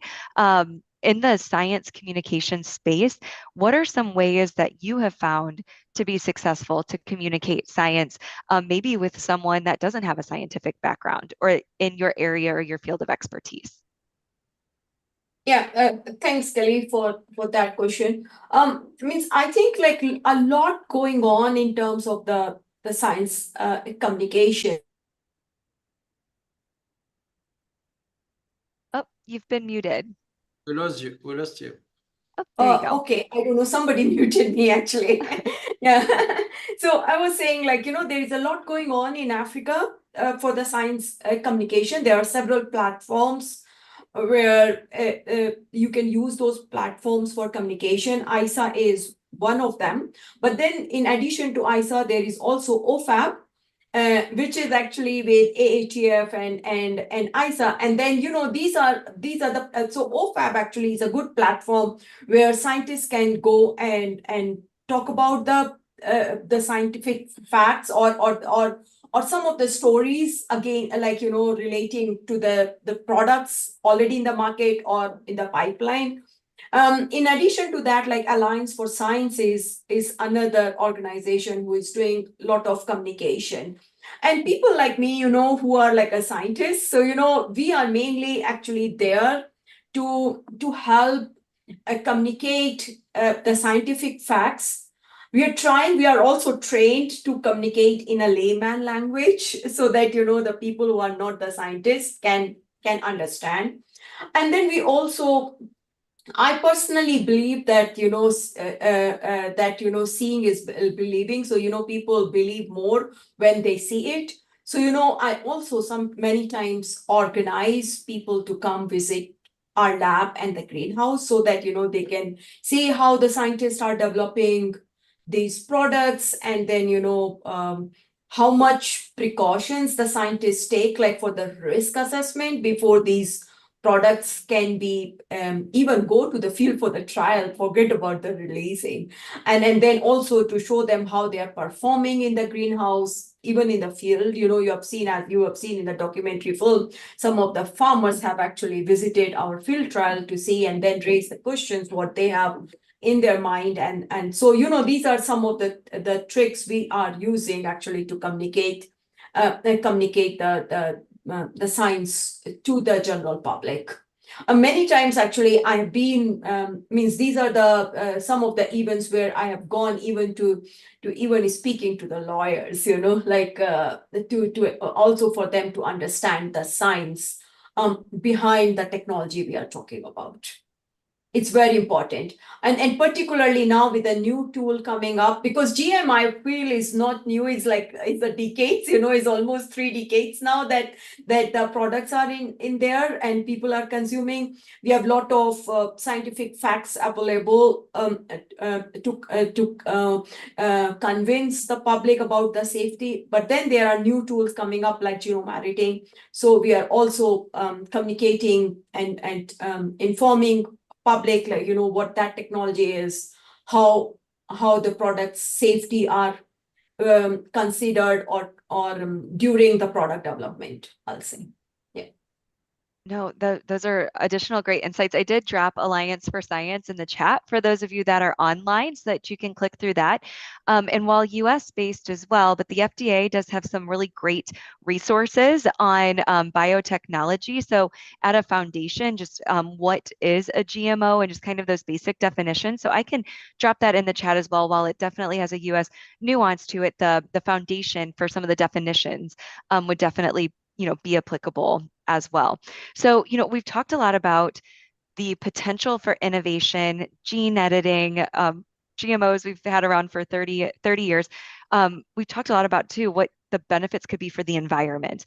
But as we think about human health and nutrition, especially among fellow registered dietitians, Dr. Kanangari, outside of the agricultural benefits that we see from drought tolerance, thinking about disease resistance, what are some products either on the market or the potential for future products that would maybe have an enhanced or a look into nutrition being a focus. Are there any crops? I know, for example, the GMO golden rice, which is in the Philippines, which has been genetically modified to have beta carotene to help with night blindness, which was a severe micronutrient deficiency seen. So is there anything that you're seeing from a nutritionally enhanced, or maybe what's the future of that hold? Not only do we need farmers to be able to grow it, to be more sustainable, to mitigate some of these challenges, but also thinking about what that would look like as well from the nutrition side of things as well. And is there anything that you've seen from a nutrition benefit? Thank you very much. There is a lot of potential. There are a lot of activities taking place and some progress being registered. We don't have many yet in the hand of the farmers, but I believe that soon we will have some. Let's go through a number of them, especially focusing on the African continent, where we have quite serious issues of malnutrition. We have regions where, for example, cassava, Lina talked about cassava. Cassava is consumed. They consume not only the roots, but also the leaves. And we know it is not very nutritious. There have been efforts to produce the yellow cassava with pro-vitamin A to help children, especially children, to get that vitamin, which is very important for their growth. So this is one. You talked, Kelly, about the healthier rice, where you have pro-vitamin A, but also you can add a number of micronutrients that will enhance the nutritional potential of the rice. You don't give only starch, but carbohydrate. You also give some micronutrients and provitamin to the consumers. That is rice. You have many bio fortification, which provide all those micronutrients like manganese and others, iron, into beans and other things. But we use industrial fortification, but biofortification can be also another way of doing it. So there are a lot of potential in improving the nutrition value of the crops in many ways. And that is, I would say, one of the focus that we need to look into when we are trying to address the many challenges that we have on the African continent and parts of the Southern Hemisphere, where we still have a rampant prevalence of malnutrition among people. Great, thank you. This question's actually come up a couple of times, so maybe I can have Dr. Muoma in the audience or in live start with us with the answer, but might have other panelists chime in as well. So the question comes around biodiversity, especially as we're hearing terms regenerative agriculture, healthy soils equal healthy produce and food, which equals healthy people. So as we think about the context of biodiversity and healthy soils, how do we see, or how do you see innovation and plant biotechnology playing a role in that? And do you see any impact on the biodiversity or on the soil health when looking at a genetically modified or a gene edited plant?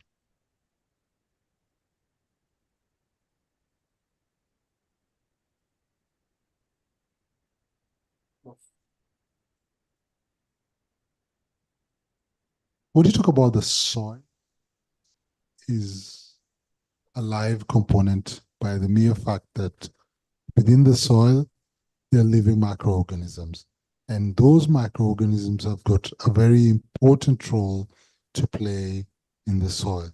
And some of the microorganisms, and these I've worked with, is nitrogen-fixing bacteria, and they play a big role in maintaining the integrity of the soil. And so soil is a very live component which we cannot underestimate or look down to when it comes to growing our crops. And when we bring the dimension of GMO into the aspect of soil and basically genetically modified crops, for this instance, the perception is, you are planting genetically modified crops, and so there's always the fear that it might have a negative impact on the soil. That's what fearmongers, as the video gave us, bring to perception.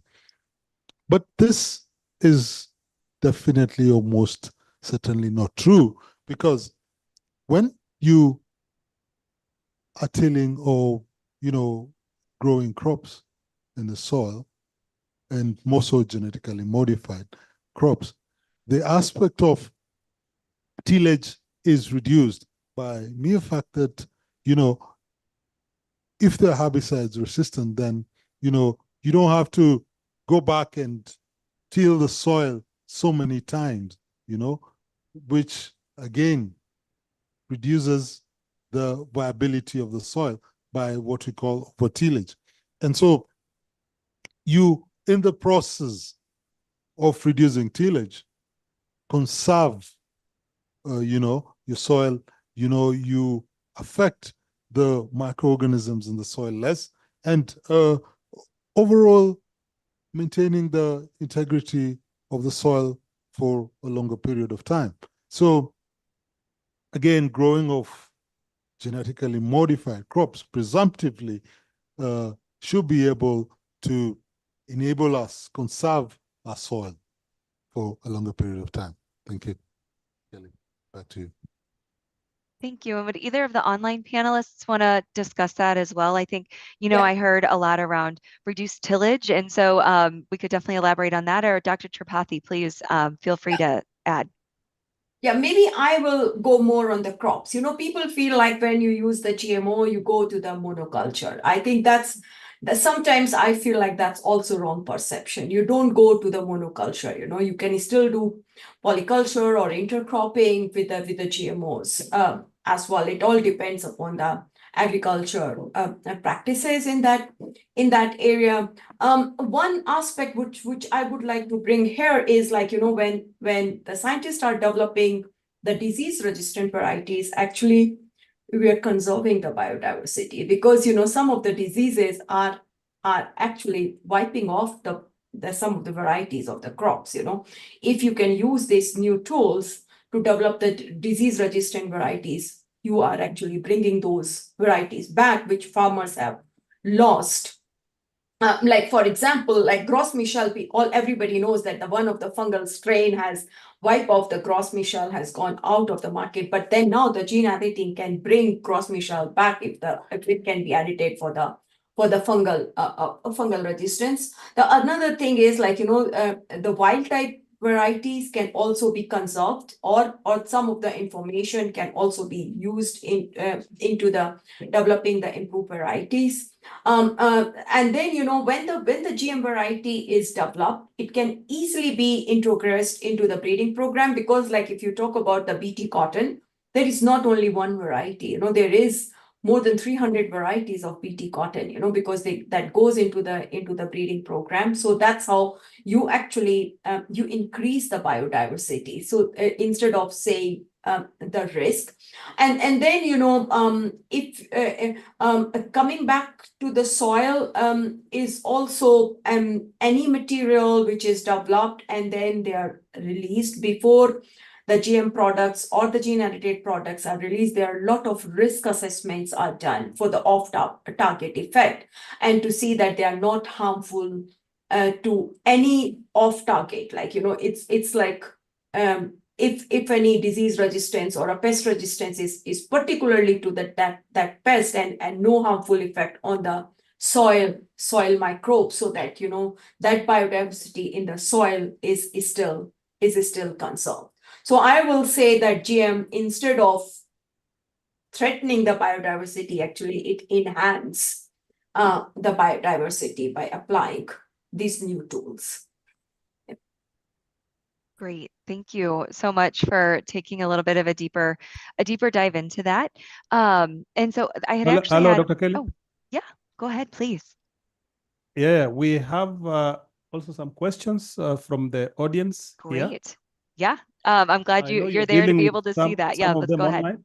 Yes, go ahead. Yeah. So as you answered those questions online, we would like to also give the audience here who have been listening to you keenly to also post some questions. And therefore, I'm going to give the first audience. Probably we'd like to pick them first. You'll take them down, take the notes down for those, the panelists, and then after which you'll answer them together. So allow me to bring the first question. Go ahead.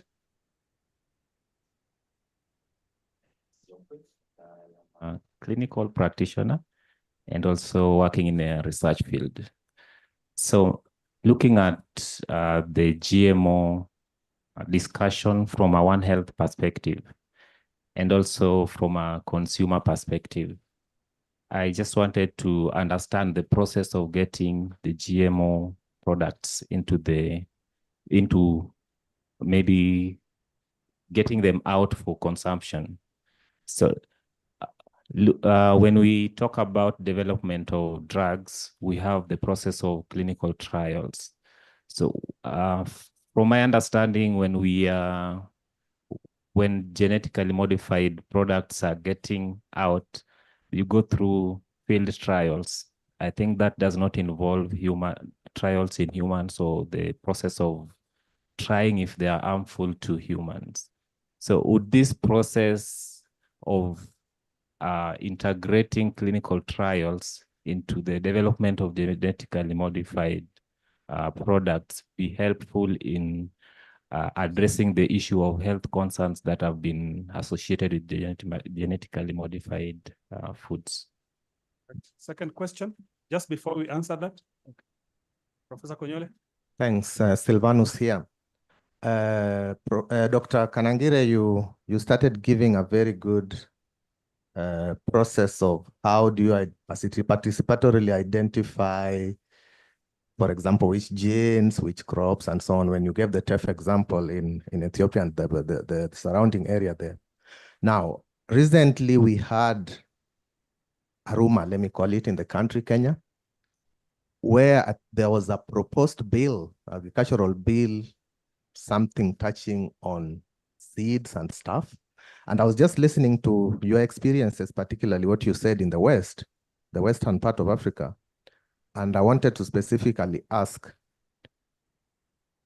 there's a general perception that with GMO, farmers are not able to recycle or share the seeds. Yeah. Now, listening to the food poverty thing that you also highlighted, so where does this sit with, first of all, is it true that GMO, you are not able to recycle your seeds and therefore you cannot even share with a neighboring farmer? And if that is the case, from where you sit with your interventions, how are you people handling that? Because we know this is a reality with the same targeted farmer, where they share these seeds every day, they recycle them every day. And it was a very big point in this proposed bill that I talked about. They were calling it something agricultural bill. I don't have a lot of details about it. So they were saying, if you let this go through, then we are totally finished, because farmers will not even be able to get seeds. And this so-called poor farmer will be dead. What are your thoughts about that? Thanks. Thank you. Any other person in the audience? Okay, just behind. Allow me to take about 5 and then, okay. You'll allow. Okay. Thank you very much for this opportunity. I think the issue of GMOs, especially in our country, we are consuming a lot of gratifying information and negative publicity because the public consume information, even the political class sharing gratifying information. That's why our country has not adapted so much about GMOs. The public are not aware. So maybe these scientific forums must shed more light on the GMO products so that people will start accepting, because we have seen the benefits and the scientific information. GMOs are good products. Thank you. Thank you very much for the good comment. One lady, so that I'm not accused of gender imbalance. A lady? Okay, no problem. Now, those are the questions. I would like to add one question. I had asked privately to Professor Moma here, but now I want to make it public. Are there animals that are GM? Because here in Kenya, we are being told that there are chicken that are GM. And in one of my last meeting with some of my partners in the US, I have a partner in the US whom I will not mention, but is funding us. And she's been convinced that insects is equal to GM. Anything insect, and in Africa we consume insects. Are there also insects, as you mentioned, the other animals that are GM?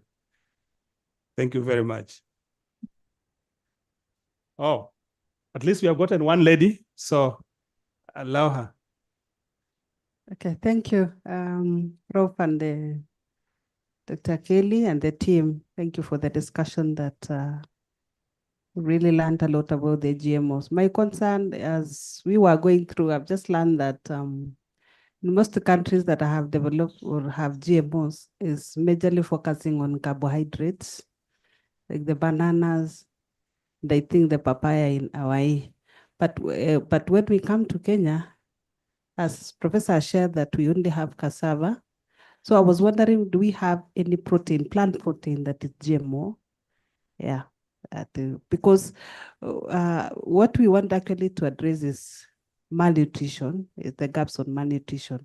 So I don't know whether we have any plant protein that is GMO and whether it's available in our country, Kenya. Okay. So we can continue with that. Wonderful. So many great questions. And I know I just want to be cognizant of time. Maybe we can clear up just because it was mentioned earlier and then it was re-mentioned now about genetically modified animals. So I don't know if any of our panelists, either Dr. Tripathi or Dr. Kanangari, if you would like to address that, or I'm happy to address some of that as well. But would either of you like to just maybe quickly address the genetically modified animal question? Lina, can you help with that? I'm not that much aware of, but as far as I know, there is no GM animal in here. Like now, whether it's chicken or insects, or I'm not aware of any product released. I know there is in the pipeline some research work going on, but not anything released. As far as I know, I might not be correct because I'm not a livestock person, but maybe Dr. Kingoy, if you can add to that. No, indeed, I don't know any. And when I discuss with colleagues who are in livestock, actually, I didn't get any information of a released genetically modified animal for any disease or productivity or any other issues. We have improved varieties, but they are all produced conventionally so far. So no, I think we need to dig more. Yeah, no, and I would say from my perspective as well, there is something called the aqua bounty salmon, but it is not it's not available globally, but that is something. So salmon, some salmon, not all salmon, but specifically the aqua bounty salmon has been genetically modified. Outside of that, as two of our panelists had mentioned, I think there's research being done in this space, especially for thinking about, disease, thinking about how chickens are raised. I think there's a lot of potential that innovation could hold, especially with gene editing. But to date, it is to my knowledge and to understanding, there are no genetically modified animals outside of the Aqua Bounty salmon. And so we also had a question that I want to address because I think it's so important for this audience. But we had heard about the human safety side of things. We've heard a lot about field trials, but how do we know GMOs are safe for human consumption? It takes about 10 to 15 years, a lot of that to get a GMO to market, and a lot of that is spent in the regulatory process. Dr. Tripathi, I see you nodding your head. Could you maybe briefly explain how we know GMOs are safe for humans, and what that process looks like to make sure they're safe for market? Yeah. So I will start saying that, with my experience, but you will also agree that, the amount of scrutinizing happens with the GM product. I think it doesn't happen with any other tool, because when you develop the genetically modified product, the human safety starts from the starting. What genes has been used for developing those ones, we do initially using the bioinformatics, which we call the potential allergenicity or toxicity. That's how it starts. But then, when the products are developed and we do the field trial, the field trials are not only for the performance of that's one thing, like we do the trait performance, the agronomic performance, like the yield. But then, what we call the regulatory trials, and during that period, actually, you do all the biosafety research, and then collect the data. Then the biosafety research includes the environmental safety and the food and feed safety. So the environmental safety is actually whether it's safe to the environment, safe to the soil, insects, the pollinators, any gene flow issue, all those data has to be collected during that trial. And then for the food and feed safety, actually, you have to collect the data on the food allergenicity, toxicity to the human, and in that case, actually, depending upon what's the gene or the protein has been used, you have to do a small animal feed trials. And these are all the data which you have to put it in a dossier, which you submit to the regulators for getting the approval for the environmental release. And as Kelly mentioned, it takes actually a lot of time to collect the data, because it's and that's when it's all the safety comes into the consideration, because it's very, very important that the food is safe for the human consumption, but also for the consumption to the livestock and other feed purposes. So all the data is collected during those regulatory trials before anything goes for the release. Yeah, back to you, Kelly. Yeah, thank you. There was a question, and I'm going to try and get to as many as I can because I do want to have some closing remarks from all of the panelists. Looking at plant protein, and I think if I had heard this question correctly, absolutely, we need to think about just at a basis of having enough calories.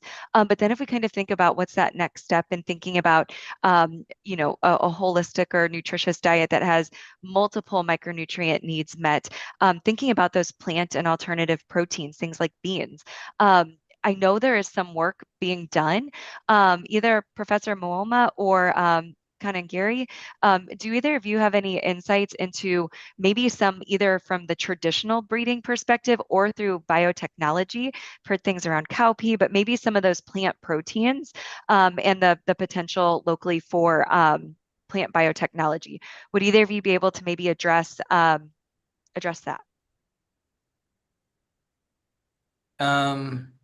Okay, I'm not hearing Professor, so let me jump in. When we work on cowpea and ensure that the productivity and more I would say, predictability of the production of cowpea in West Africa is assured. It is mainly because we know it is a very nutritious crop in that region. It plays the role not only for food security, ensuring that you have something in your stomach, but something which is rich in proteins. And the same has been initiated with cowpea, which is also a legume, and we know it is done. For other aspects now, it is in the pipeline. It is to ensure that you have those micronutrients which would address issues of hidden hunger that we know is very rampant in our part of the world, with having those minerals and vitamins. But introgressing genes which would, for example, make cassava or maize producing proteins, I think that is not yet even in the pipeline, because it would change very dramatically the product that we will have. One of the key objectives that we pursue in this research is providing, of course, the productivity, the shield against the pests, but ensure also that the product you get at the end of the day is very much similar to the natural product that you have. So cassava GMO, when you eat it, you don't notice that it is GMO. You think, and it is the same taste that you have. The same applies to the maize and other products. So we are not yet in changing dramatically. I don't know if my colleagues have examples where you try to really enhance production of proteins, but so far we have tried to protect the plant against external threats and ensure that productivity is high. I think that is such a key component, right? It can't be nutritious unless it's eaten. And so how can we best collaborate with farmers to ensure that they're able to grow the crops to ultimately get to the consumers as well? So we've got a plethora of other really great questions. I don't know if there's something else in the audience. Yeah, go please. Thanks, Kelly. Maybe just to thank you, first of all, Dr. Karangeri, for that very elaborate explanation of source for plant protein.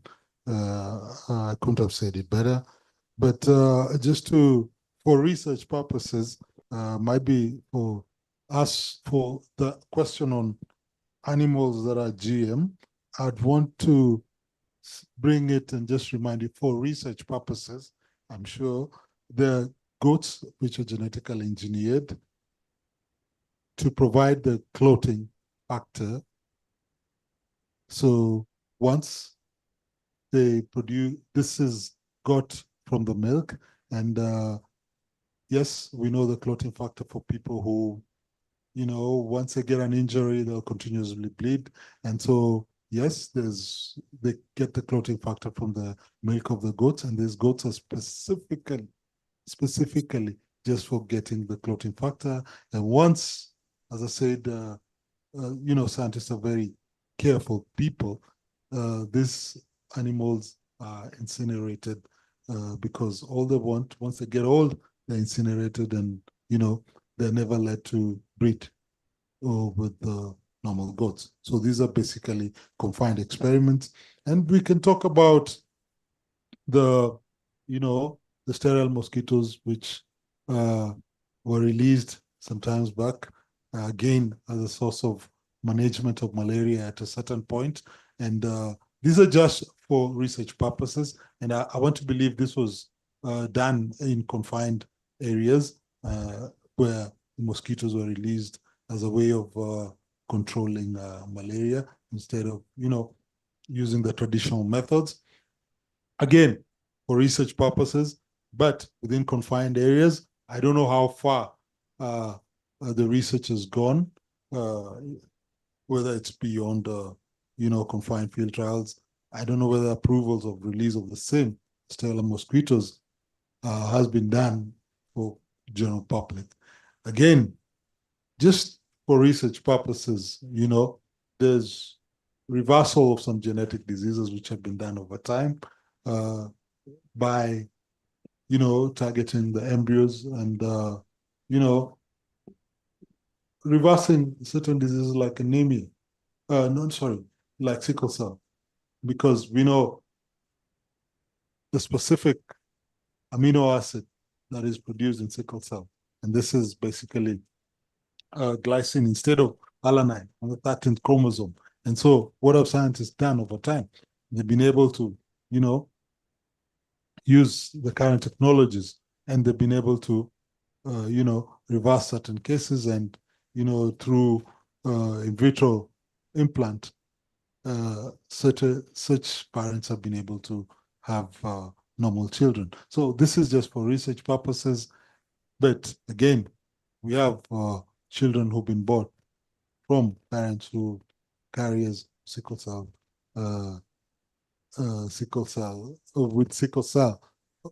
carriers giving birth to normal children because of this scientific venture. So in terms of medicine, there's a lot that has been achieved over time. And these are just examples which are available in literature. It's not me who's done them, but yes, if you go back in literature, you should be able to, get this information. Thank you. Back to you, Kelly. Thank you for the addition. Oh, please go ahead. Yeah, I think that was very important information. And we have now been able to confirm as Kenya. I think this discussion was very important because this issue of genetic modification is a hot potato here in the country. It's actually a political issue. And I've seen what has happened in the island. It's exactly similar what we have here in Kenya. And from that story, the video that you actually displayed, Kenyan issue featured as one of the African issues that a minister just woke up one day and just banned GMO in this country in the year 2012. And that could relate with her in many things, including emotions. As in the country, we knew the emotions. But today, one thing that has come out very clear is that we don't have GM animal in Kenya. And therefore, we have to stop this issue. And as nutritionists who are here on the ground, to let everybody know that there is no chicken that is GM. We also don't have, I don't know whether bananas are GM. I've seen the banana in Uganda. But the ones that we have here in Kenya, I don't know whether they're GM. But from what I can see and from what Professor Moma said, even the banana that is so big is not GM, because it seems everything that is big seems to be associated with genetic modification. When they see big banana, that is GM. When they see good big chicken, that is GM. And it has been a problem for us here in Kenya. And I believe even my friend in Rwanda could be suffering the same consequences.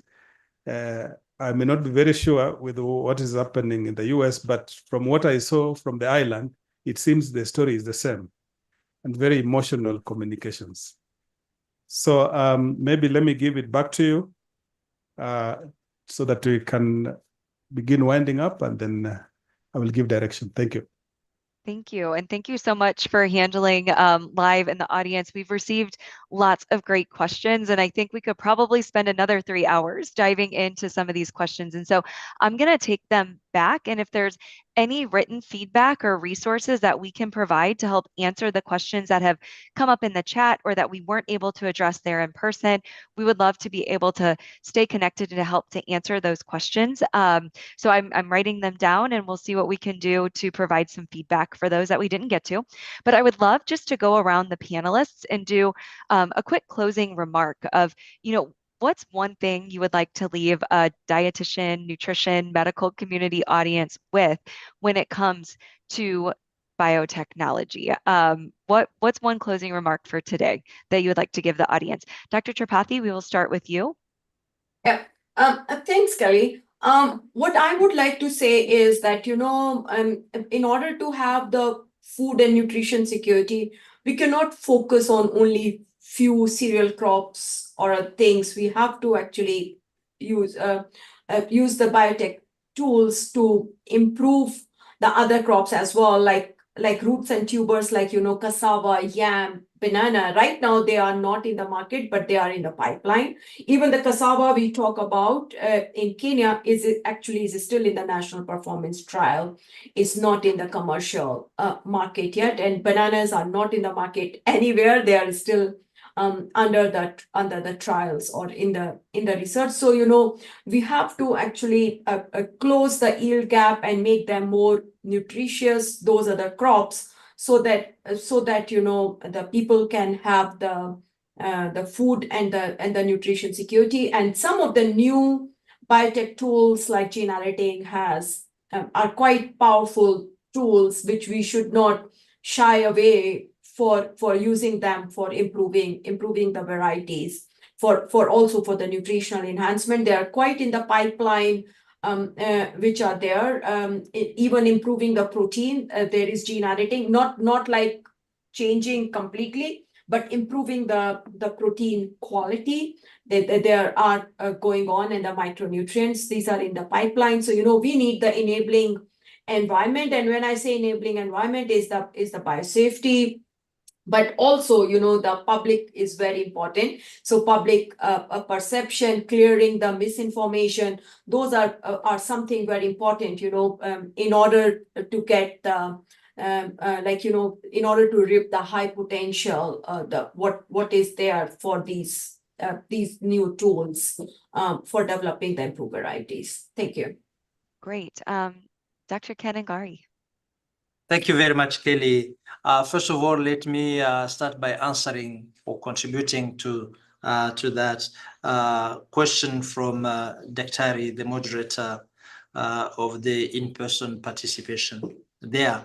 He talked about GMO. Can the seed be reused, recycled? Can the grain be shared? I will say yes. Yes, for a number of those crops. It depends on the type of pollination. Open pollination, OPV, can be easily, the grain can be recycled. For example, the BT cowpea, the grain you can give to your neighbor and he produces, and he or she gets the same characteristics that you have in the BT. Now, the technology will be a bit complicated with hybrids like hybrid maize, not because it's GMO, but because of the nature of the breeding methods. And once you start sharing, it will germinate. But the problem is, once you cultivate it once, twice, thrice, it will lose the vigor that it had acquired. So it is wrong when they say that you cannot share the seed. You can. It is wrong when they say it cannot germinate. No, it germinates. So it can be reproduced. That is misinformation. Now, my concluding remarks is that we need to look at the current trends. The population is increasing dramatically. The need for food is certainly increasing with that one. Pressure from nature and pests is real, and it is very much slowing down the production of food. We cannot manage that situation by increasing cultivated land. It is not unlimited in terms of expansion. The only thing we need to use, and use very effectively, very efficiently, part of our modus operandi to address issues of food insecurity is technology, and among them, biotechnology. We need to have it in our toolbox, absolutely. The other thing that we need to know, and Lina touched on it, is communicate. Communicate effectively. Give people knowledge so that they can be equipped to make their own choices. I want GMO, I get GMO. I don't want it, I will get something else that I want. And that is the right of every one of us.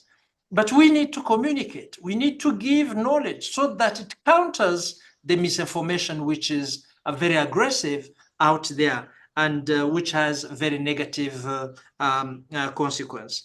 So the third thing is that politicians have quite often come in and echo the misinformation. But we need to do advocacy. We need to have targeted communication to also them. What we need from them is policy, conducive policies, not politics, because it will not help to have politics just played for political gains. We need policies to ensure that we have solutions for our people. I thank you very much. Thank you. Thank you. And we've got 2 minutes left. In the room, Professor Momoma, please, would love to hear your closing remarks before we end out the session.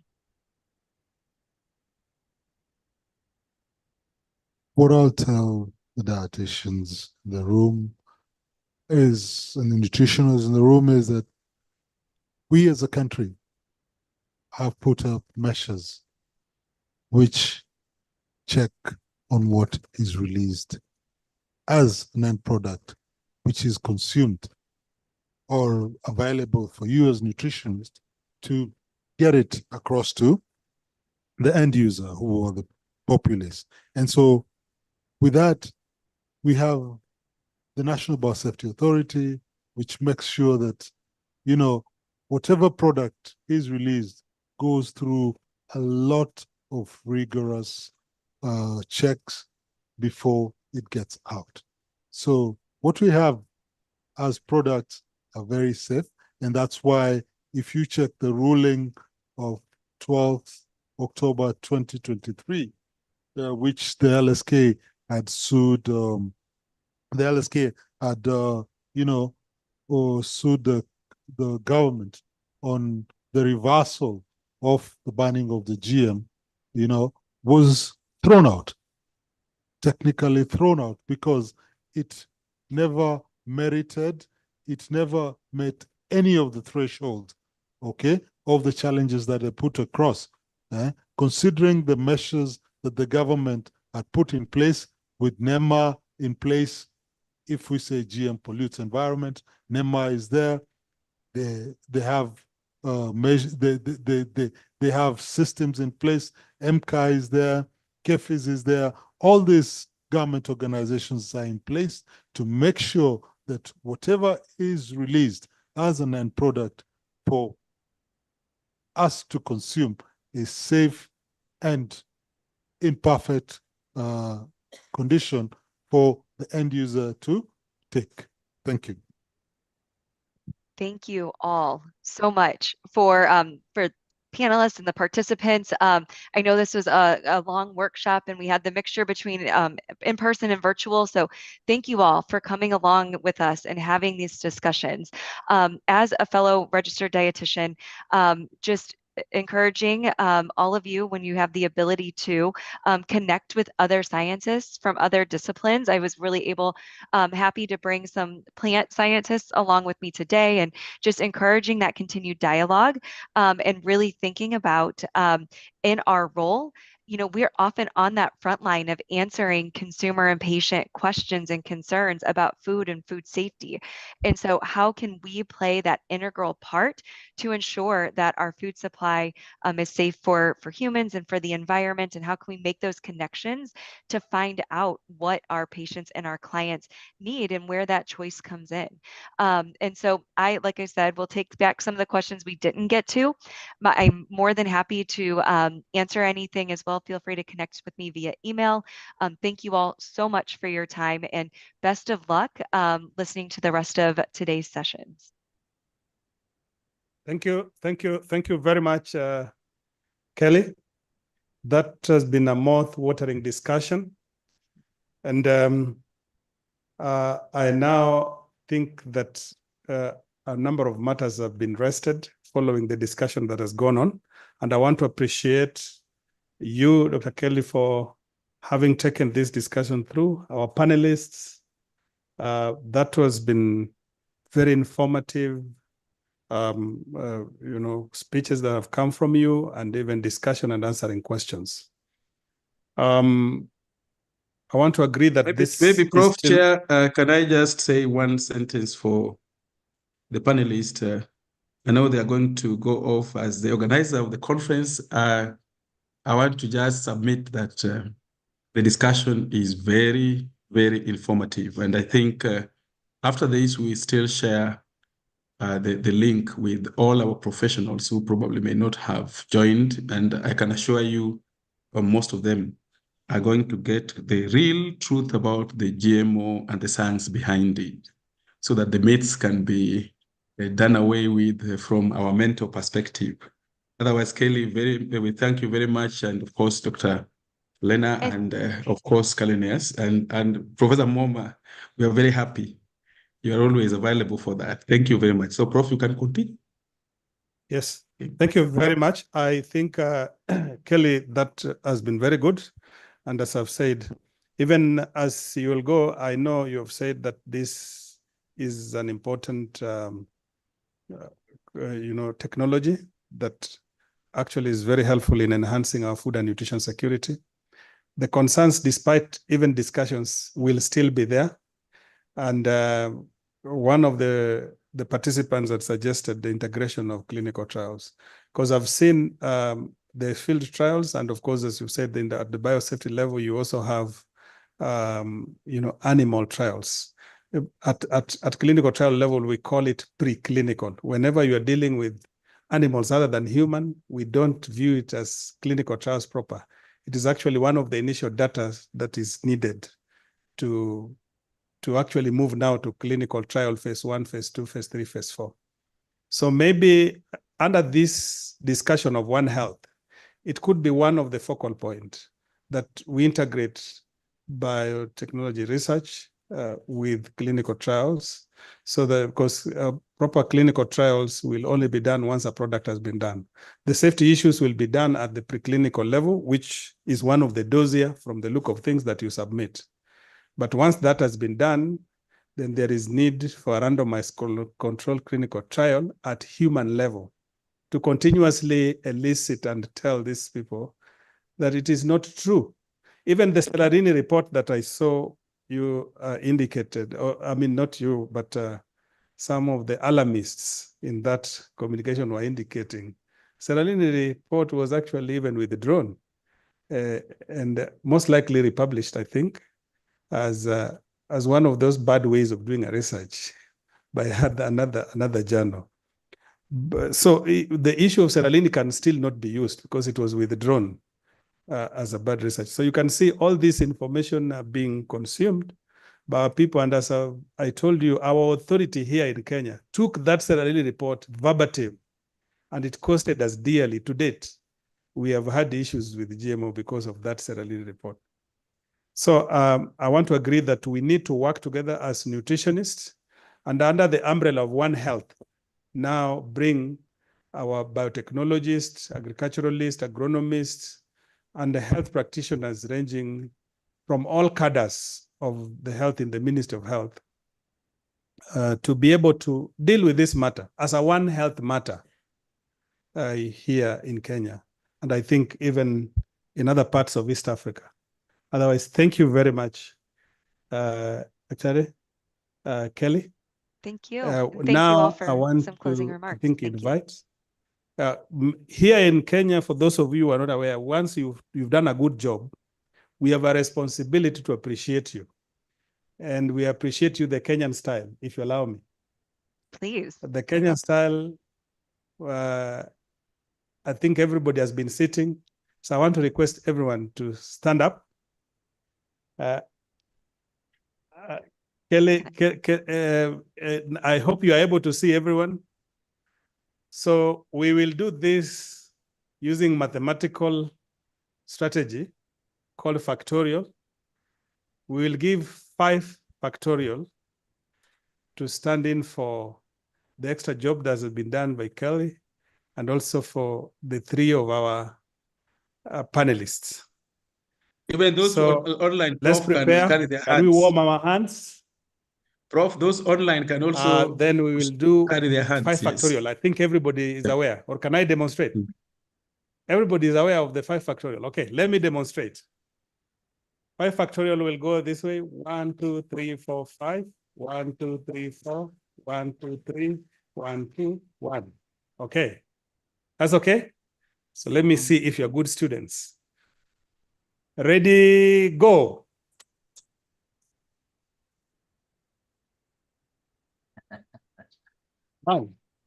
That is for you. Thank you very much. And now I think it is time we welcome you for somebody to take up logistics. Well, thank you all. That was one of the best send-offs I think I've had. So thank you so much for sharing that with me and for your time today. Thank you. Thank you. Thank you very much, Kelly. Thank you, Lina. Thank you, Dr. Canisius. Thank you, Professor Mwoma.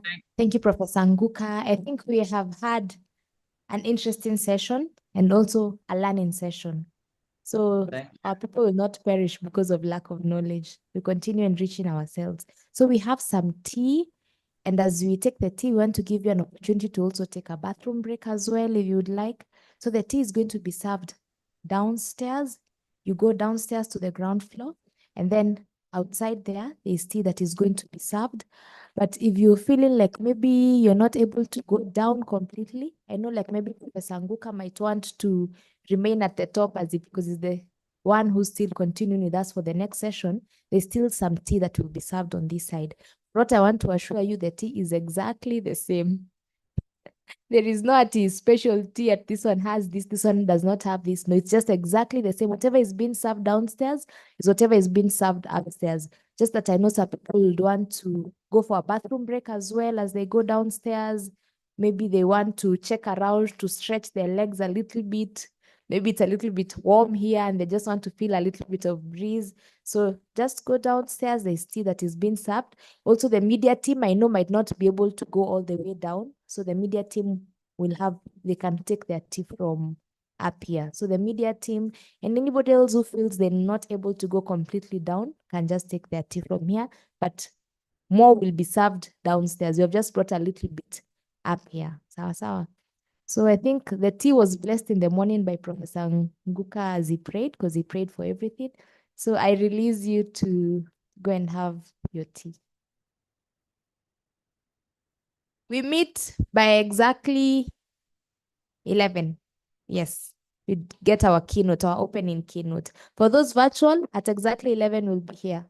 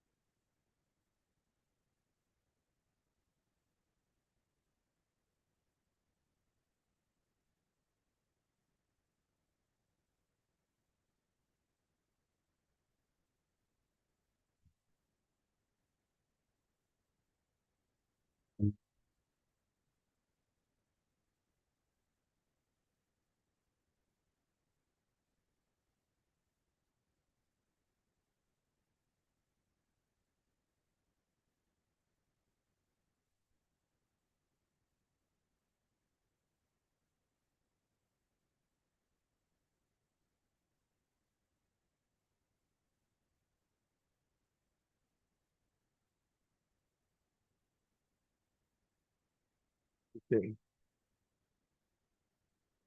Yeah. No problem. Yeah.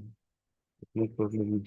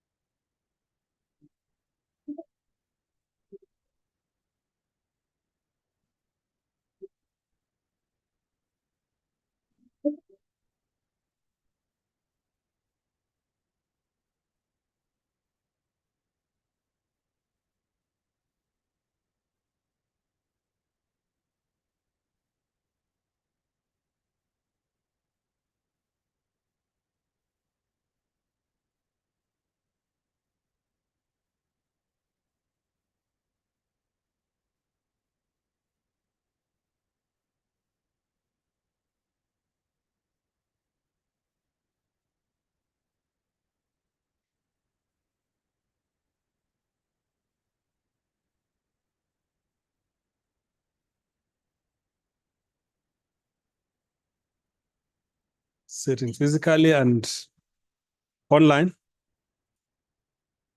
Good, still good morning. Eh?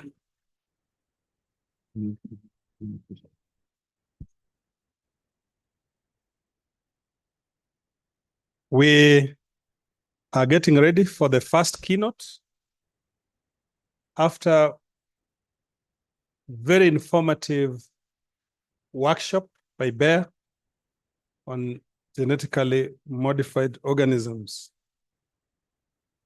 And I want to believe that both those who are online and those who are sitting here, we are through with our refreshments.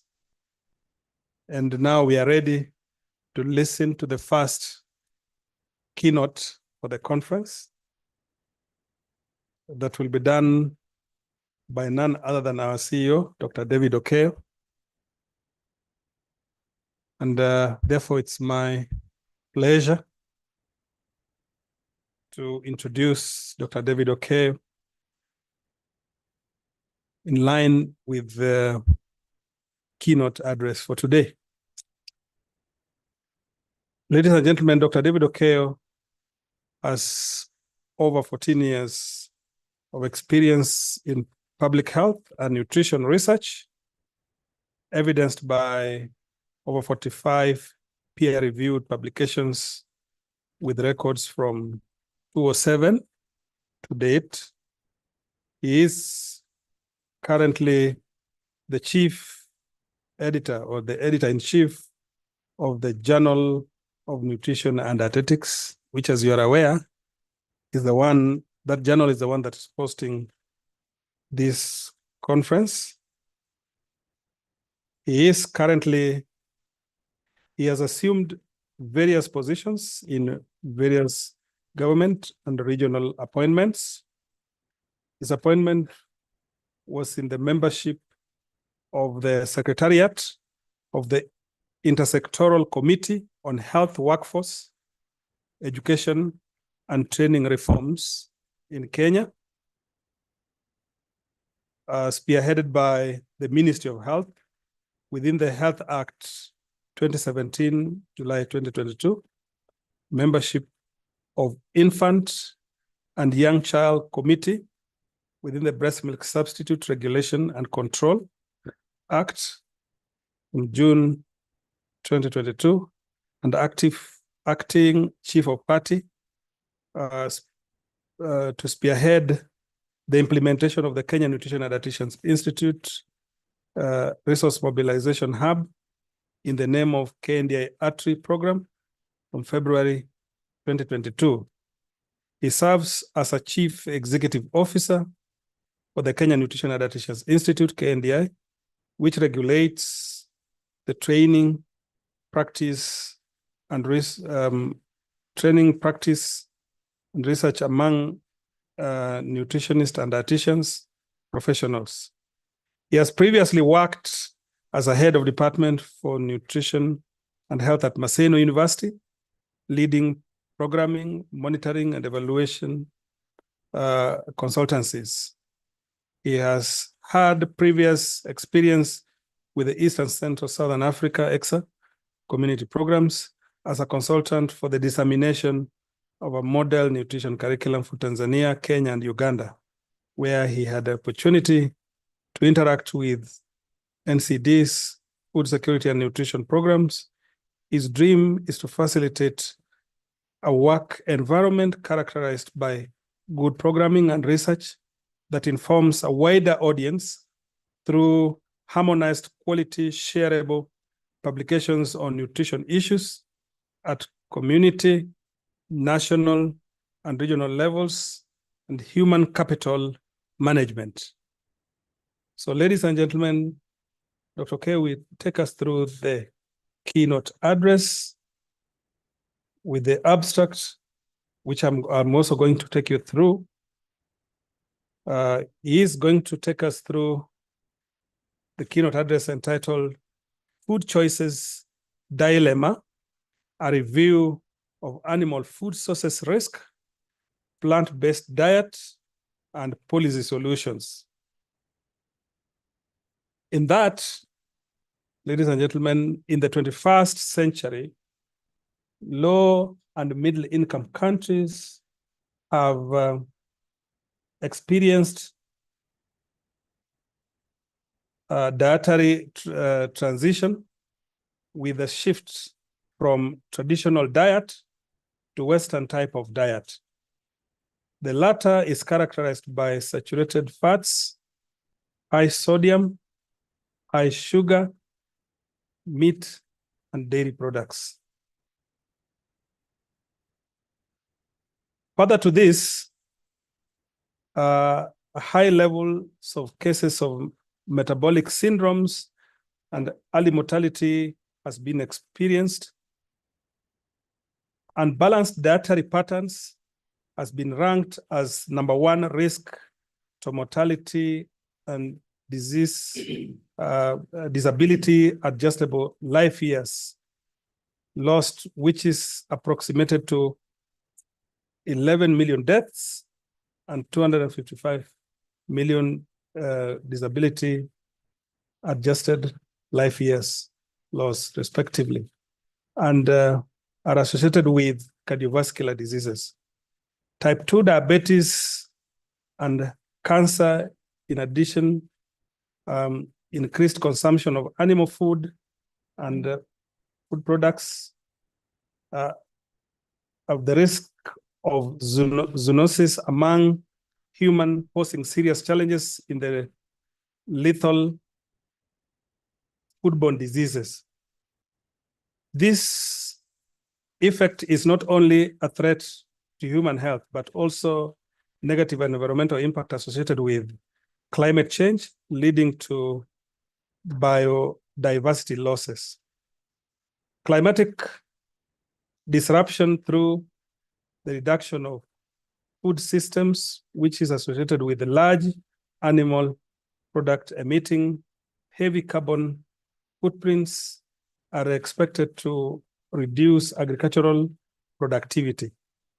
Micronutrient, food content, and food availability, which again impacted on high food prices and pushing humanity to unhealthy dietary patterns.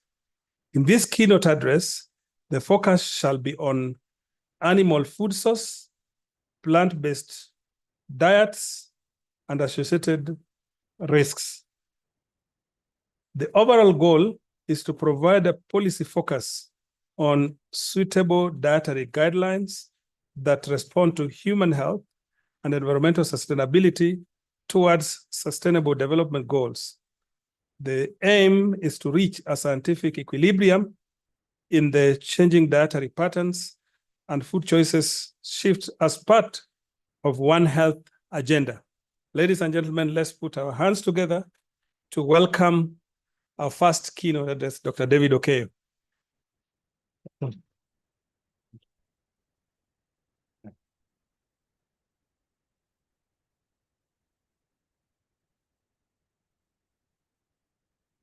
Good morning.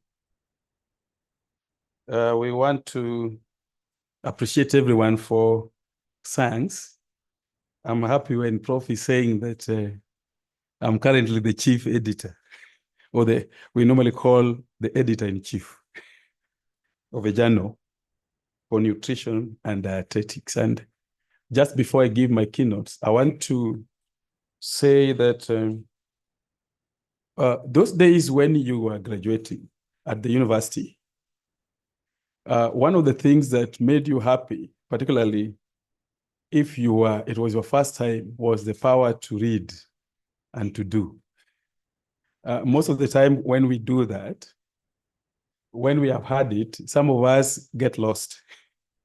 And so they forget about the power to read and to do.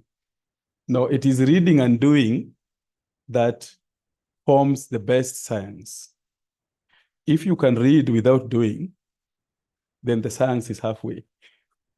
If you can do without reading, science is still halfway. So we are normally told, go and read and then do. So from that time, we have not lost science here. And Dr. Okeyo has never lost science. So I'll be taking you through the first keynote, having also thought that this One Health thematic area came last year around September, and we agreed that we'll have the next conference in August and on One Health. And it is something new that I don't think many of us understand. So I'll be taking us through this, but I want to introduce it with my first keynote just to have a picture of what One Health could be. And that is based on food, animal, and of course, environment. So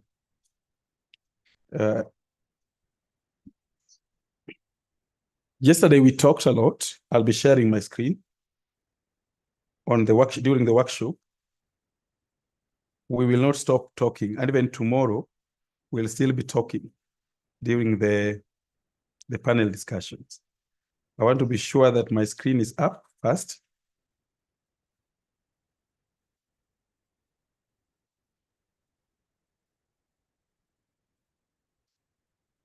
Is the screen up?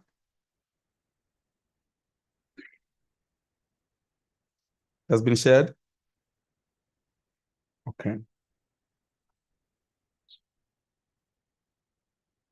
Good. There we are. I think we are okay. Just assure me that everybody is seeing my screen. Good. So this is very important, food choice dilemma. And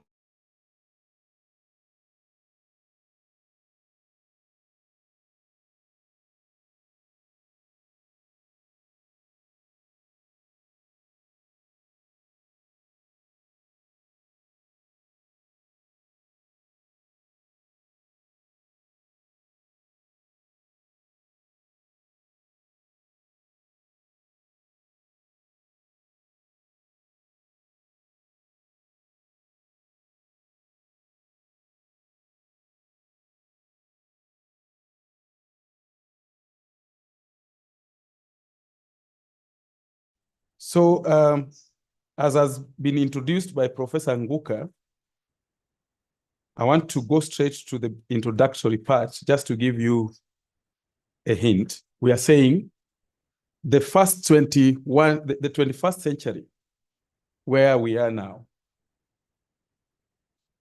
and particularly for low and middle income countries.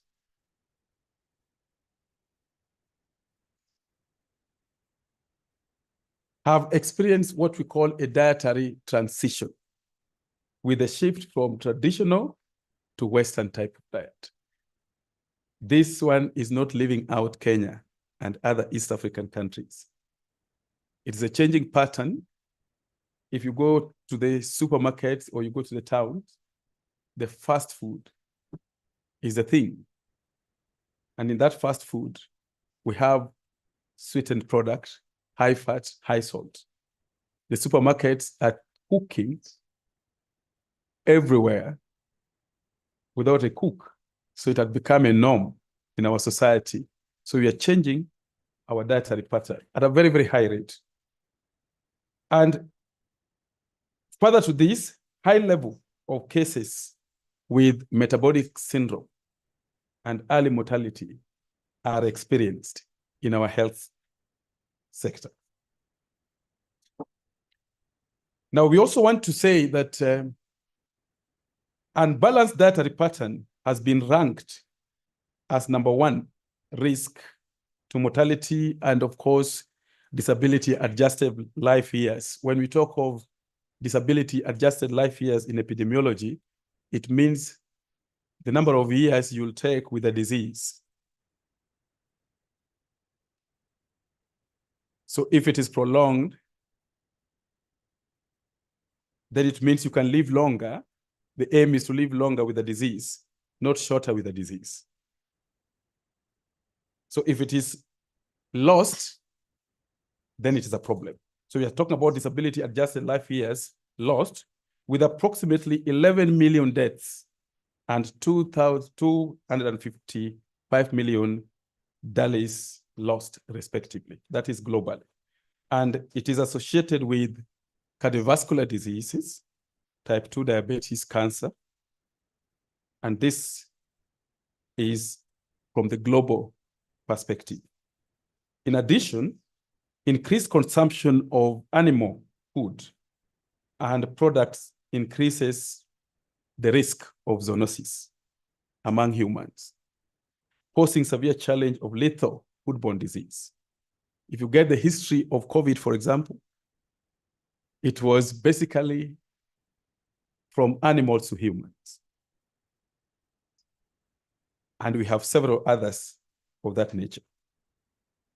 This effect threatens human health and has a negative environmental impact associated with climate change, leading to biodiversity losses in our society.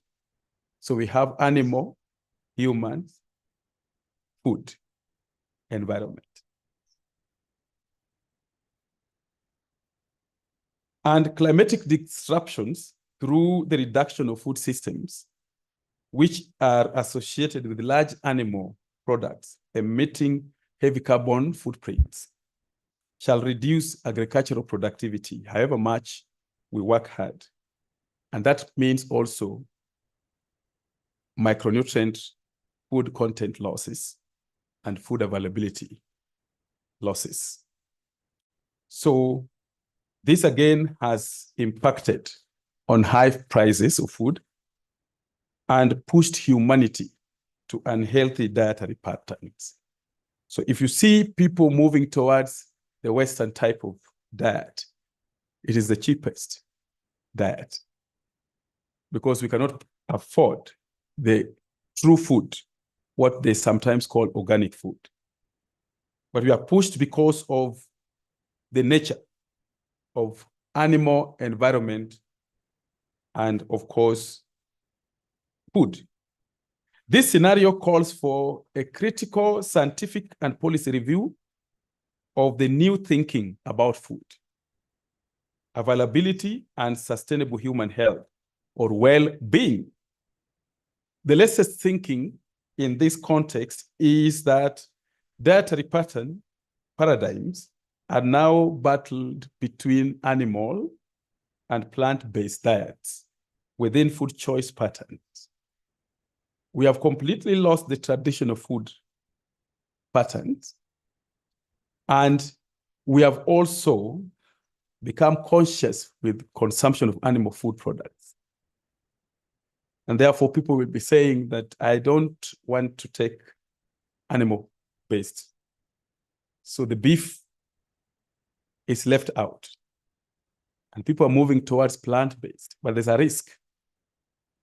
There is a new shift towards plant-based products as a healthy choice of human health and environmental sustainability, emanating from the 2019 Eat Lancet Commission panel, which defined a planetary diet with the potential to meet global environmental, nutritional, and health targets. Many of us will be saying, go the plant way. As you have been told, this keynote focus on animal food sources, plant-based diet, and associated risk. The overall goal is to provide a policy focusing on sustainable dietary guidelines that respond to human health and environmental sustainability. Why? Towards sustainable development goals. Now, the aim is to reach a scientific equilibrium in changing dietary pattern and food choices with a World Health Agenda on focus. Mine is to challenge the scientists. Where do we go and how do we get assurance as a nation? So I'll be starting with the risks associated with animal food, and in the process, the gap on the shift. So this is very simple, but also very complex. Animal versus plant. If you go to the religious domains and the ideologies, you will notice some religions bar animal consumption completely. For example, the Seventh-day Adventists. If they're true Adventists, you cannot see beef in their products, in their food.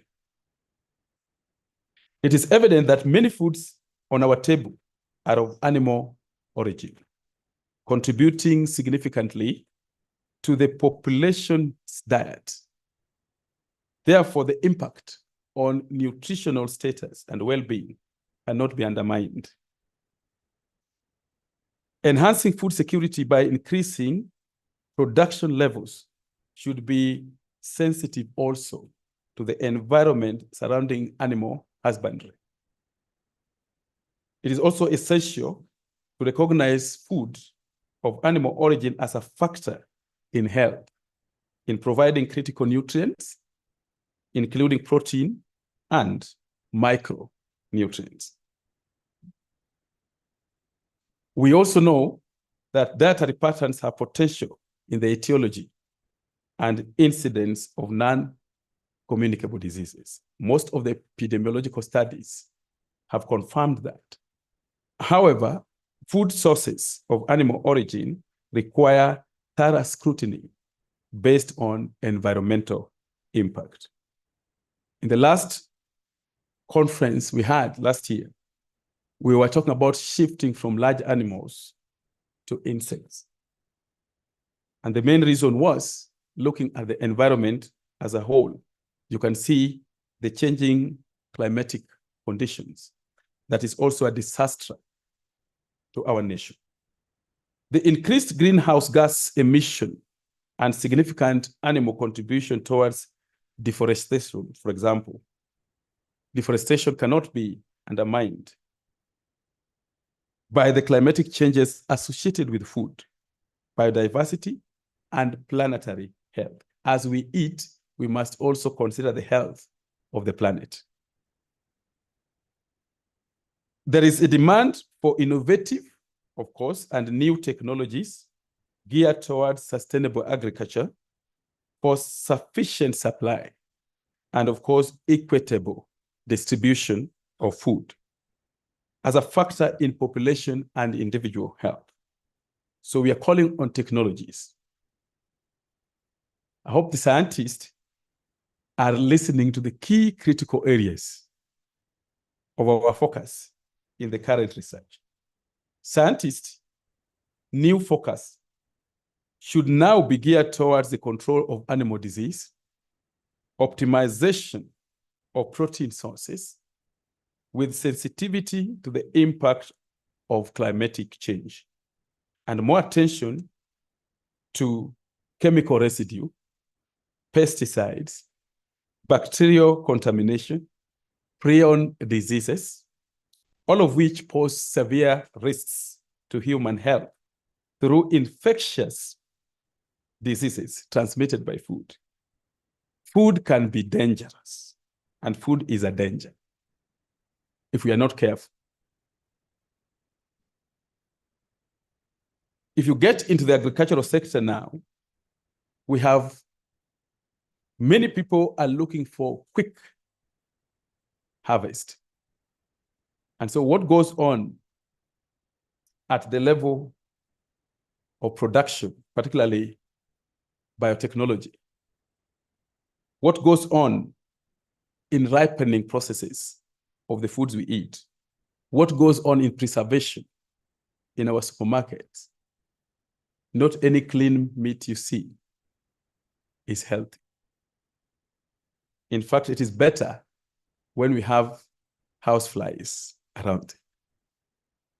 If it is very clean, say I need sirloin steak, this clean one, it is a silent killer because we are not aware of what surrounds that particular animal. It is evident that many farmers now extensively use non-therapeutic antibiotics in livestock. Looking at the cows the pigs, the poultry, among others. Antibiotics everywhere for disease and also sometimes to enhance production. It is very dangerous. Just recently, I saw somebody coming with chicken, walking around, and I said, this looks like kienyeji chicken. And it sounded like I needed kienyeji chicken. And so I took it, I bought 2 of them, one to eat like today, another one to eat after 2 days. And I thought that it was healthy. So after preparation, it didn't taste like chicken. But then what amused me is that after 2 days, the one that was left died. So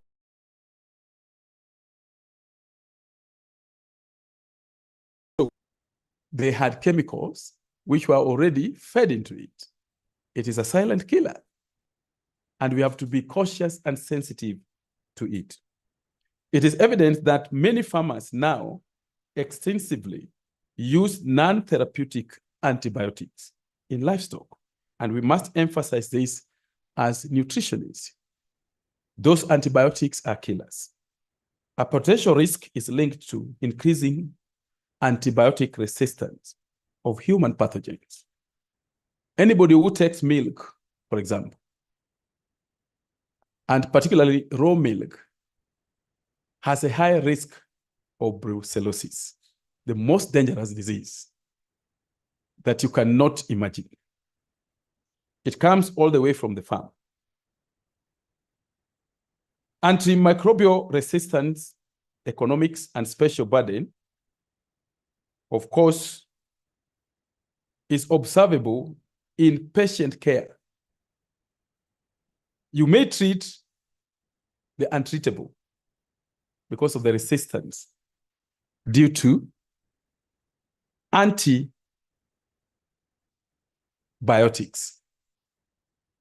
A factor that may call for national policy of antimicrobial surveillance to include animal-related data as a foundation for One Health approaches. When you find people resistant to antibiotics, we have to look at the root cause of resistance. It all starts from the farm to the belly.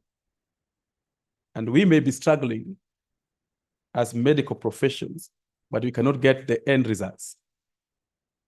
The risk of zoonosis among humans is very critical in the One Health scientific and policy debate. Zoonoses are infectious diseases spread by carriers that are transmitted either directly or indirectly between humans and animals. And so consuming uncooked or undercooked animal-based foods such as meat, milk, milk products is a major risk factor to foodborne diseases. Are we aware as scientists what you get outside there could be death in the pot?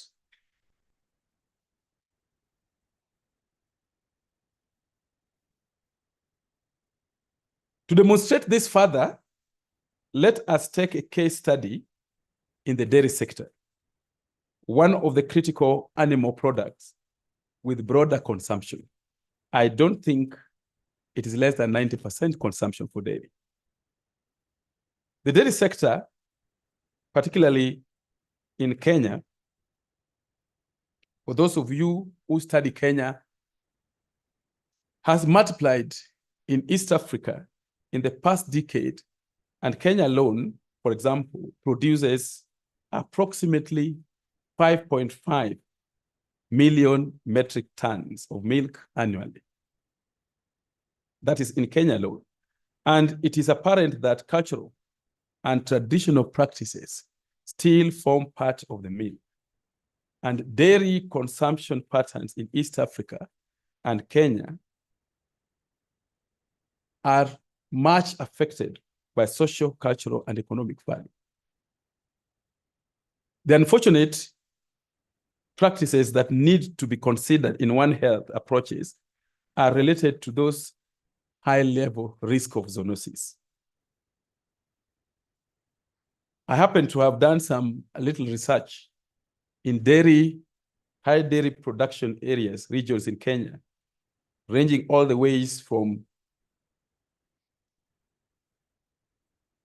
central, that is Kageo, Embu, coming to Katanga, going to Tarbo, Kisumu, Karunga, all those areas where we have large dairy production markets.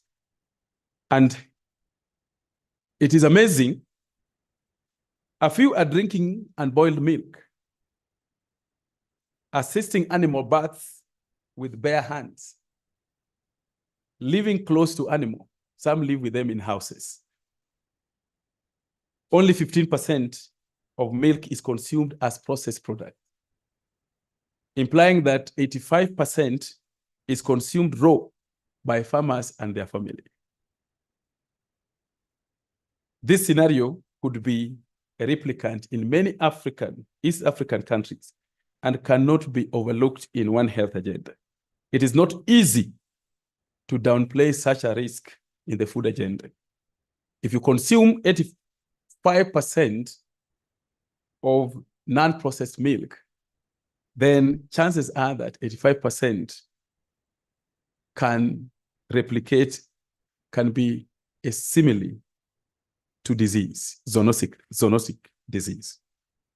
So you stand a high risk of zoonosis.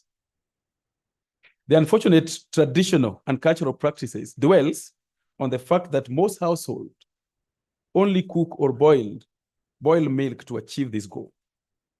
A scenario that fails the standardization test in the dairy sector. Factors associated with zoonosis in this sector must now be a new area of focus in the era of food choice patterns and dietary prevalences in human health. Many people have become sick without knowing from milk, both those that are spread as fresh milk in our shops, in the open air market, including some that are processed as fresh. They never knew where their disease came from, but it is in the food. Among the known factors that now require attention include assisting abortive animals. If you go to the farmers, you'll see them try to assist animals with bare hand. And after that, they get into drinking and eating, which means the public health hygiene component is not part and parcel of our lives. The proximity of cattle to the residents, including those living with cattle in the houses, religious beliefs, all of which have been linked to brucellosis infection in humans across East Africa, which is a good case analysis to emphasize my point. I know many of us come from areas where mursik is a delicacy. We can take it without knowing the processes to the end product of mursik. Unless it is standardized and you're saying this is a standard mursik, we are at risk. Remember, if you marry in Rift Valley, you can't miss mursik. You must take it, whether you're a modern husband or traditional. But what is the risk? Then the mursik team can give us a standard mursik by looking at the processes surrounding the processing.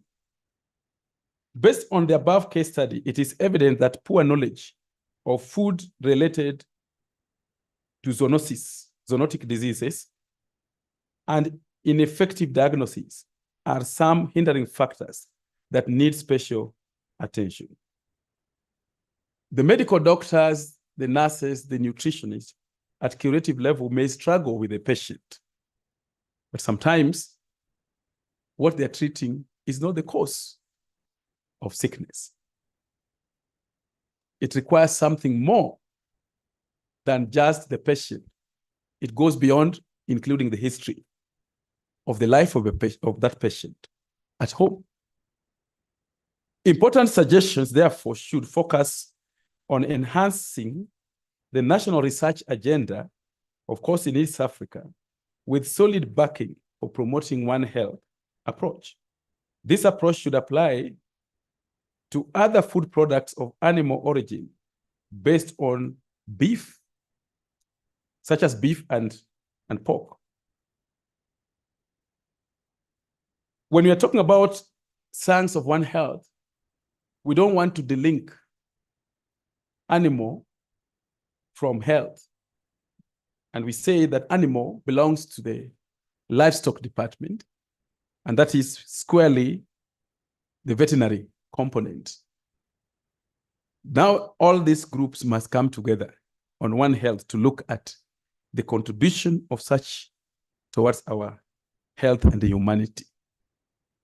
Animal focus as a food source of protein, the threat of zoonotic diseases, and food safety, sensitivity, and preferences with mixed health implications affect food choice.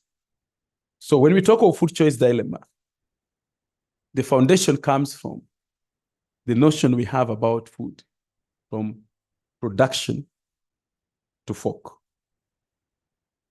We all know that during COVID-19 pandemic, the WHO debate was based on infectious zoonotic diseases, origin due to pathogen transmitted from non-human animals to humans by direct contact or by food, water, and environment. In fact, people didn't know the correct answer.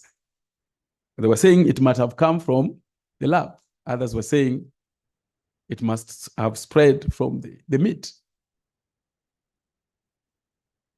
In a similar pattern, the world has witnessed the spread of swine flu or Henny. You may think that they are far from Africa, from East Africa, but they are right here with us. Even now, there are common colds that you cannot determine their source. They keep on changing, and it is never ending. It was not like that before. The bird flu, the H7N9, the Ebola in our neighborhood. Some people say that Ebola is for Uganda and the neighborhood. It's not a Kenyan disease. The only question is, are there diseases that are defined for particular certain regions? So when we hear about Ebola, the Ministry of Health begins to prepare. They call it early preparedness for a pandemic that is likely to come, but we never hear of it. Now, Ebola has origin from food. We are talking about cowpox, even mad cow disease with a similar root. Even there's one that they are just talking about as a threat that has animal origin. Some of those animals are regarded as food. This concern and scientific debate are components of One Health agenda at the epicenter in shaping food preferences for you and I, choices also with observable risks worth giving scientific focus. So our researchers must now wake up. Otherwise, we'll be left with nothing to eat. There is a growing trend of what they call vegetarianism or veganism globally, which is currently witnessed locally within East Africa. If you go to Baraton University, you can't find meat in that environment.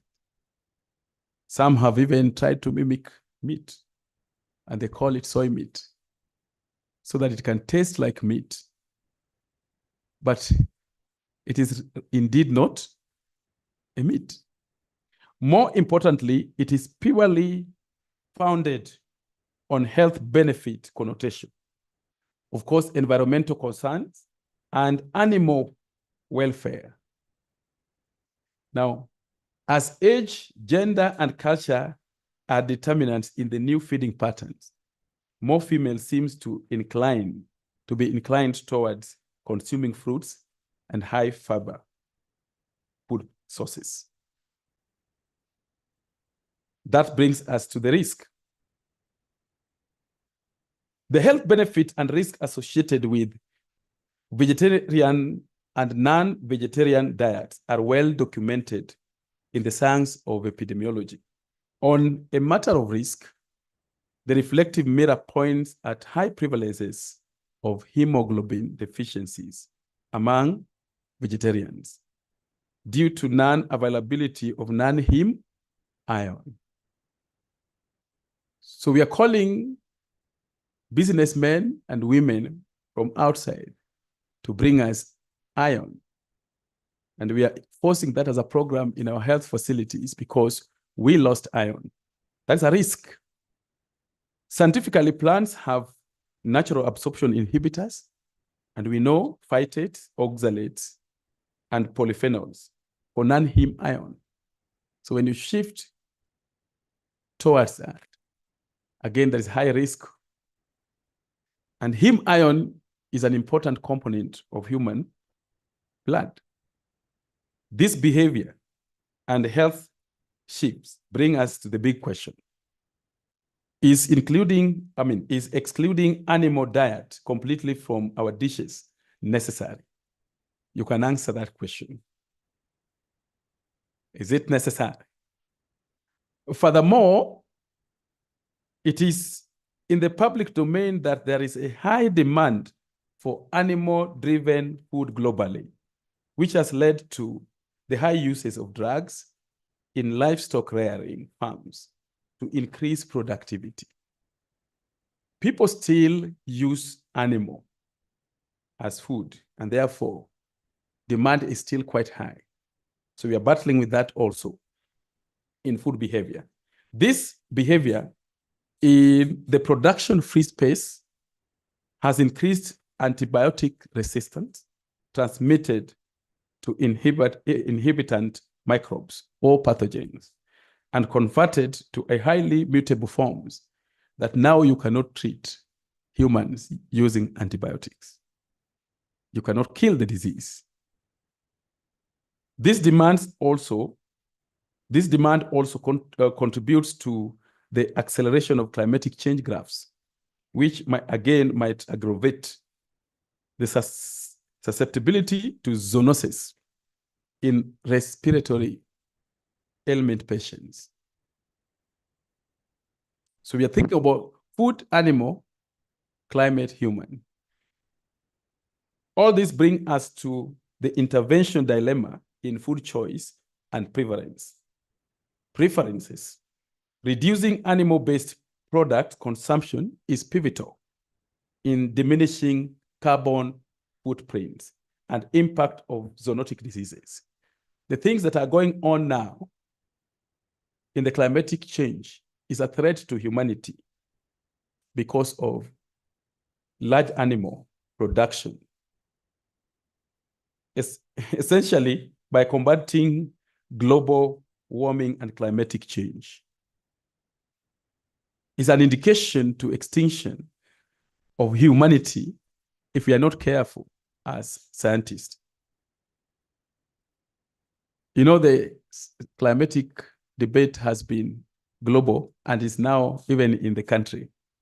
Many times people talk about we need to consider climate change. You recently saw the flooding. The contribution there is animal, carbon footprints. And why? Because we are looking for high-level production of animal. Therefore, there are significant threats to food choice pattern and human health, which can only be further discussed in One Health approach. Also, it has been further studied that beyond meat consumption, environmental issues around animal keeping impact zoonotic health diseases, including but not limited to the proximity of animals and humans at slaughterhouses and markets with high risk animal human spillovers of pathogens. The cross-contamination is an agenda in the slaughterhouses. There are also elements of biodiversity destruction, ecological upheaval, and hence dilution of the complex food chain, as well as globalization, which has increased opportunities for infection.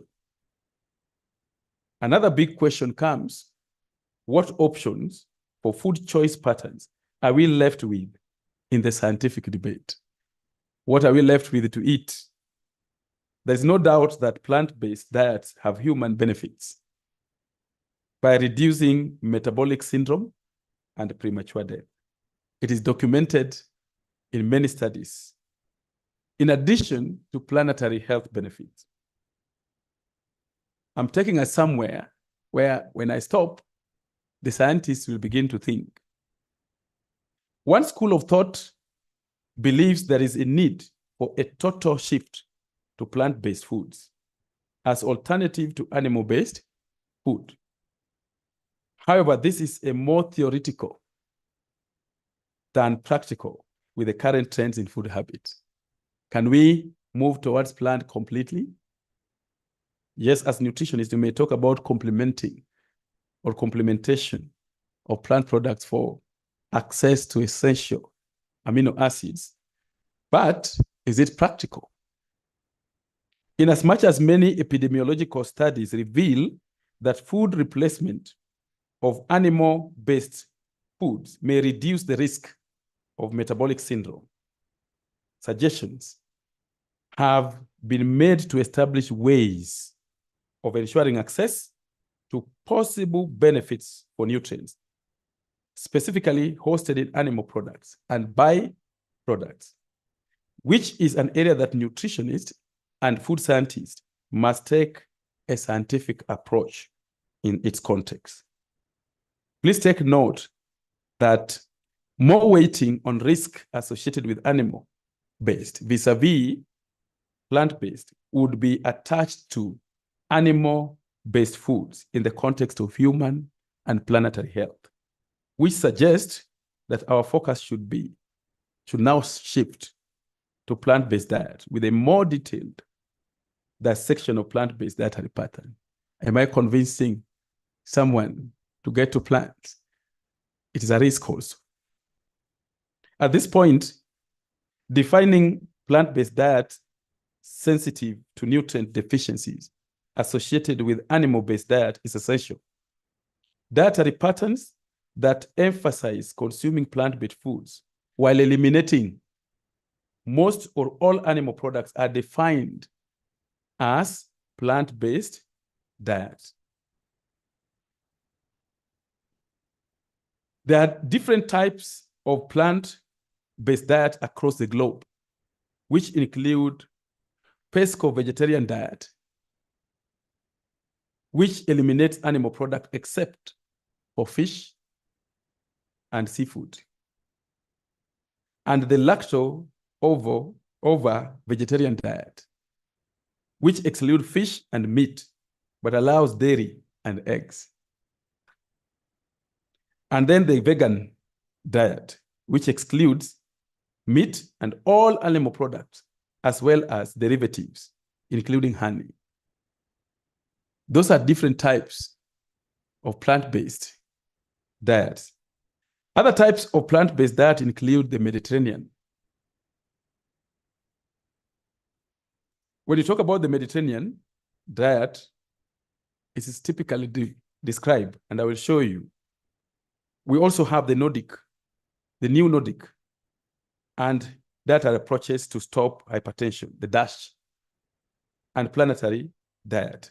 These categories allow for consuming small quantities of meat and other animal products in the dishes that we have. To understand each pattern now, more fully, it is critical to examine its meaning as a foundation for possible adoption in One Health interventions.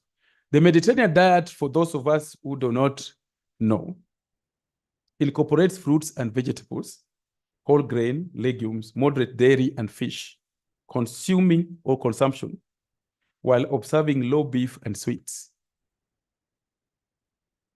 The DASH diet incorporates vegetable, whole grains, fat-free, low-fat dairy products, fish, beans, and all that category. As you can see, this diet targets preventing and managing hypertension. Hence, the amount of sodium is limited in this diet. The new Nordic diet is rich in fruits, berries, and vegetables, legumes, and low-fat dairy products, and fatty fish for Nordic countries.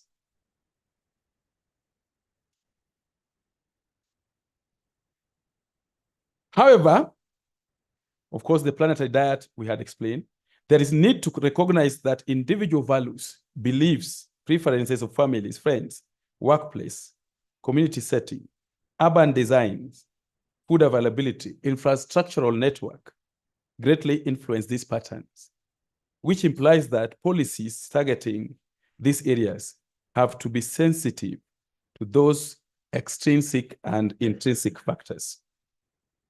So we look at, finally, the food-based approach, sustainable dietary guidelines and policies. And this is where I probably would want the attention of scientists to be solution providers. Why am I saying this? When you graduated, you were told, go and read and do. And so you are supposed to be a solution to humankind, both in your country and across the globe. But we must have backing. Now, given the previous attempts by World Declaration and Plan of Action for Nutrition, whose efforts were provided by FAO and WHO to promote the dissemination of dietary guidelines on best practices of healthy food choices and lifestyle, we have limited information on implementation in the public domain. We sit in global food forums, food and nutrition forums. We discuss matters, but they're never implemented. More difficult, we do not have localized versions. The new area of focus is pointing at guidelines that target planetary environmental boundaries and mortality from chronic diseases, which could be a non-communicable and infectious disease, including zoonosis. So you, as the nutritionist and scientists for that matter, must begin to think of what kind of dietary guidelines do we need for our countries. In line with the above, nutritionists, of course, food scientists here, dietitians, with guided scientific research and reviews, are now responsible for developing guidelines that match the new era demands. Why? In human health and also in environment. So you are supposed to be a solution to the nation. Further, it would be prudent to reinforce the scientific audience, the prototype of such guidelines already in the scientific space. So if you and I, we are reading, we have two crucial diet indicators in the public domain. And I want to show you those two so that you can begin to study and see how best can we have our own. The first index in the guideline is called the Planetary Health Diet Index, which tends to adhere to the planetary diet. So it takes care of the climatic change. In this index, it is 16 components, each ranked with a maximum of up to 10 points or 5 points, are used to rate the scores from 1 to 150. The final score is associated with diet quality and lower carbon footprints. So this index solves the problem of diversity as well as environment. You have to look for it. A scientific critique of this index identified a weakness based on its single reliance on food frequency questionnaire, which has a risk of potential memory bias and takes relatively long time to complete. If you read this study, you can get this author, that is Landro T. et al. It's published in Nutrients. You will get the details of this kind of index as a guideline for eating pattern. It's an attempt for us as a solution for human health and environment. The second index is Sustainable Healthy Diet Index, what we call the SHARE Index, which has a 30-item web-based questionnaire developed to assess nutritional, environmental, and socio-cultural aspects of individuals. The limitation is that it does not consider economic and preference domains, in addition to the fact that it was validated for young population. This index focused on young population, 20 to 45 years, which implies that it requires harmonization of a uniform set parameters that cut across the lifestyle, but look at health, environment, economic, and social aspect. These ones we are mentioning, but they're not Kenyan-based. They're not East African-based. They're not African-based. It's a challenge for you and I in the scientific world with our local foods. Where is our guideline? I brought those two so that you go and read.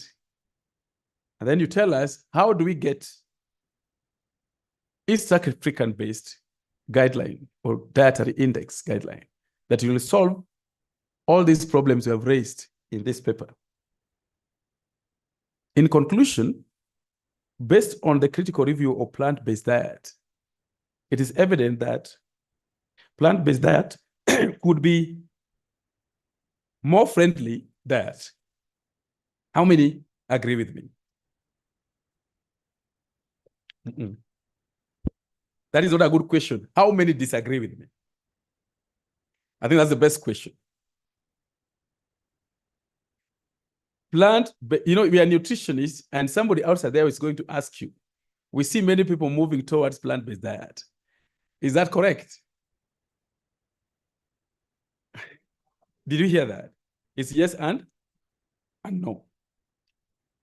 This shift is probably a better alternative to the One Health agenda from a nutrition perspective. That's my conclusion. Yes, it is yes and no, but where do we have more risk? Probably the Seventh-day Adventists were correct. However, that's now religion. That is what value and preference. Now, due to the infancy phase of this shift, there is need for proper dialogue between food, nutrition, and the environment. And here, social scientists must be there, along with key policymakers and other stakeholders, including different actions in the food systems agenda to discuss the most valuable planetary and human health challenges. So when we come up with guidelines, it must respond to environment, humans, food, and disease. Promoting this agenda as a common food policy framework at various levels of government is essential, county, national. The impact of this agenda is that the development of a harmonized diet index should be at the epicenter of the transition towards a plant-based dietary pattern that is sensitive also to local scenarios across low and middle income countries. Scientists, you are challenged. We are challenged. So if we say we don't have an area to do research, this is one of them. How many of us know any guideline for food in Kenya? Do we have any? Is it a scientifically proven and validated material, or it is a hearsay and history? Okay. Now, the healthy diet, how was it developed? What was the rigor in development?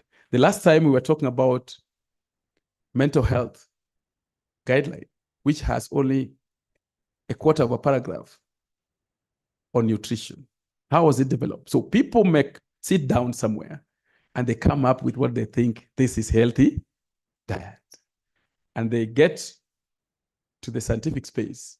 They collect materials from Google and then they put it together and they call it healthy diet for Kenya.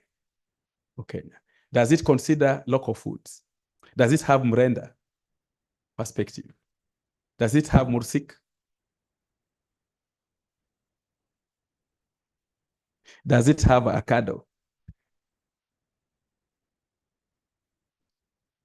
We are developed using materials to solve humanity problems from nowhere. Now it is your turn and my turn to think, how do we come up with a national guideline for planetary diet, which include health for humanity and the health for environment, for the planet? It's not there. So those of you in the university, we challenge you, because it could be a teamwork approach to come up with that. Specifically, local food inclusion and taxation of unhealthy food products must surround such dialogue. If we were to implement any planetary diet, then we have to introduce taxes for unhealthy product. At some point before the finance bill, which stole a few things to tax certain foods because of their risk. In a WHO forum like this, I stood and said, if we are to solve the problem of NCDs, let us tax sugar sweetened beverages. And when we tax them, the money generated from there should be given to the nutritionists to manage NCDs. The problem with Kenya is that if we go that way of taxation, the money from there will enter people's pockets. But if we can come up with a way by which we tax unhealthy products, and then we use that to treat those already sick, then we'll have such a dialogue in one health agenda. I'm sure if the CS Health and PS Health had this, they would say there's a low-hanging fruit. The scientists must guard this and use it to save the nation. Now, some of the key messages for this paper is a historical paper, but it has some science in it. In the context of animal, food, and environment, planetary and human health issues are significant areas of food choice preferences, of public health concern in one health agenda. For scientists, that is an area of research. A shift from animal-based foods to plant-based diet needs to be sensitive to health risk of humanity or to humanity, as guided by harmonized index that consider planetary and human health at the center of scientific research. We need this guideline. Nutritionists, we need it. Scientists, we need it. You know, our science in the university now is about writing papers to publish in peer-reviewed journals with high impact, sir. I challenge you, sir. Because you see, tomorrow you say, Professor Konyole will say, you know, I've just been promoted as an associate professor of Masinde Muliro University. With all due respect, Professor Nguka will also say, you know, I just got promotion. What is the impact? Okay, we'll be saying I've published 45 plus papers. What is the impact? Is it a solution to humanity? So our science must now shift from theory to solution-based, isn't it? We want to solve our problems. We don't want USAID and WHO to come and solve our problems in Kenya. We don't need to bring them. They need to come and find us with our own guidelines that has been developed by Professor Konyole, Professor Nguka, Dr. Keo, and many others that call themselves scientists. We took you to school so that you can provide a solution. You took me to school so that I can provide a solution. So we need this guideline. Zoonosis and other risks associated with cardiovascular diseases are key driving factors of the shift towards planetary-based diet in an area of research. And then finally, there is an urgent need for a comprehensive diet index that will respond to planetary and human health in the local situation. The index should target local food that respond to the diet diversity in low and middle income countries.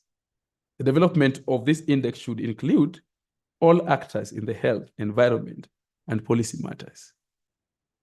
Scientists can come together and write this big proposal. It is $1 billion or $1 million proposal.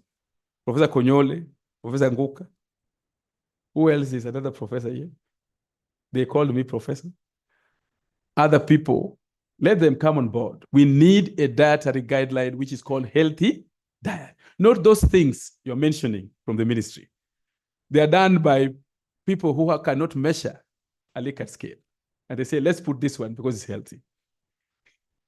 We are going to work on this, and it's a challenge. So my paper was meant to challenge the theories to make it practical and also to allow us get dialogue and get involved in the One Health agenda by inclusion from other sectors. Thank you very much. I hope you heard me. That's the end of my keynote.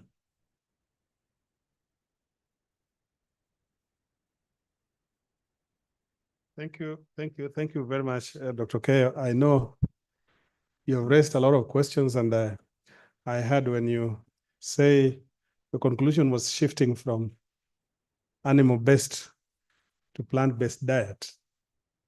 And you mentioned a denomination called Seventh Day, where that has been talking about back to Eden for the longest time. But of course, there has been risks, which you have mentioned, and some of them have ended up with problems around vitamin B12 deficiency, isn't it? Which I know they're dealing with very strategically. And the worst bit of it is megaloblastic anemia is very expensive to manage. Those of you in the clinical area are managing that. I've had the opportunity to manage some of them. I don't know, a vial of vitamin B12 is now how much? One vial.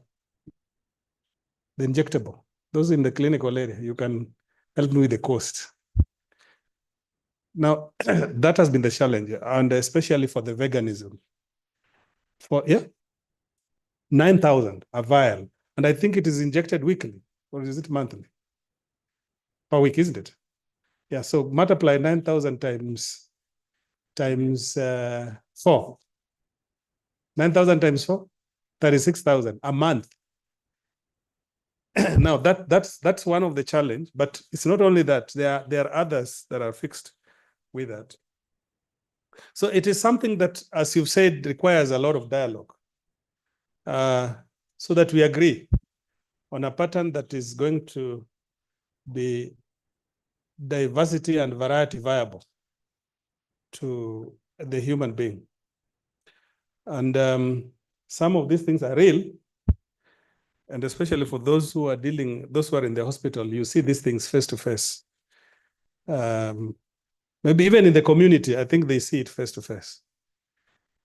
The zoonotic disease are very difficult to deal with. And one of the key diseases that I think also, Dr. Keo, probably you did not mention it here directly, but you mentioned a lot of zoonotic problems around animals, particularly the Brucella abortus, brucellosis.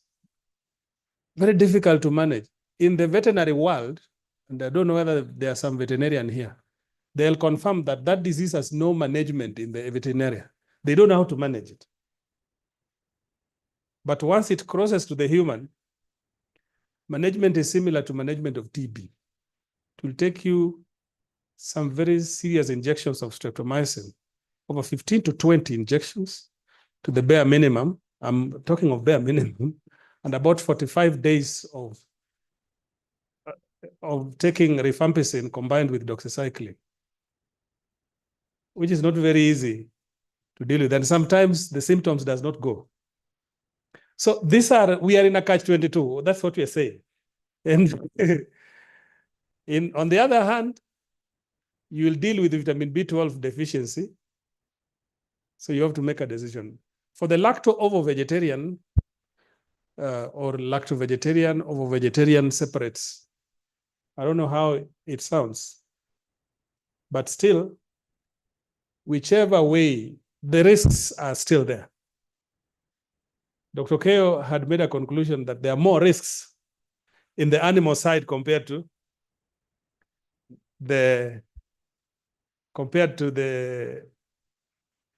plant-based diet. But I want to look at India, and I happen to have been in India. I did a lot of study in a place called Ahmedabad. For those who have approached India, in Ahmedabad, it is in the Gujarat state, for those who have been in India. Very huge state. It is actually bigger than Kenya. One state in India is bigger than Kenya, with over 60 million population. Now, something very interesting with Indians, and I'm sorry if there are Indians there. Okay, some are online. They don't take animals. They don't take completely. But they're very heavy on carbohydrate rich sources. Now, the problem with that is that most of the energy that is converted into glycogen and finally redirected to adipose tissue is actually from those heavy carbohydrate sources. So they have ended up with higher obesity in that type of diet. And the predisposition to those lifestyle diseases, including the cardiovascular diseases and diabetes, is more prevalent with that. So I just want us to think, and I'm opening, and we are putting up this discussion as we get ready, so that there are scientific facts around that. And by the way, I think this one we have agreed as scientists here, but maybe for the benefit of those who are not scientists, that body fats does not come from dietary fat. The human body fat comes from carbohydrate in the diet. Dietary carbohydrate contributes to the human body fat. I think you heard me mentioning strategically how that conversion is happening. When you take excess carbohydrate, the body stores it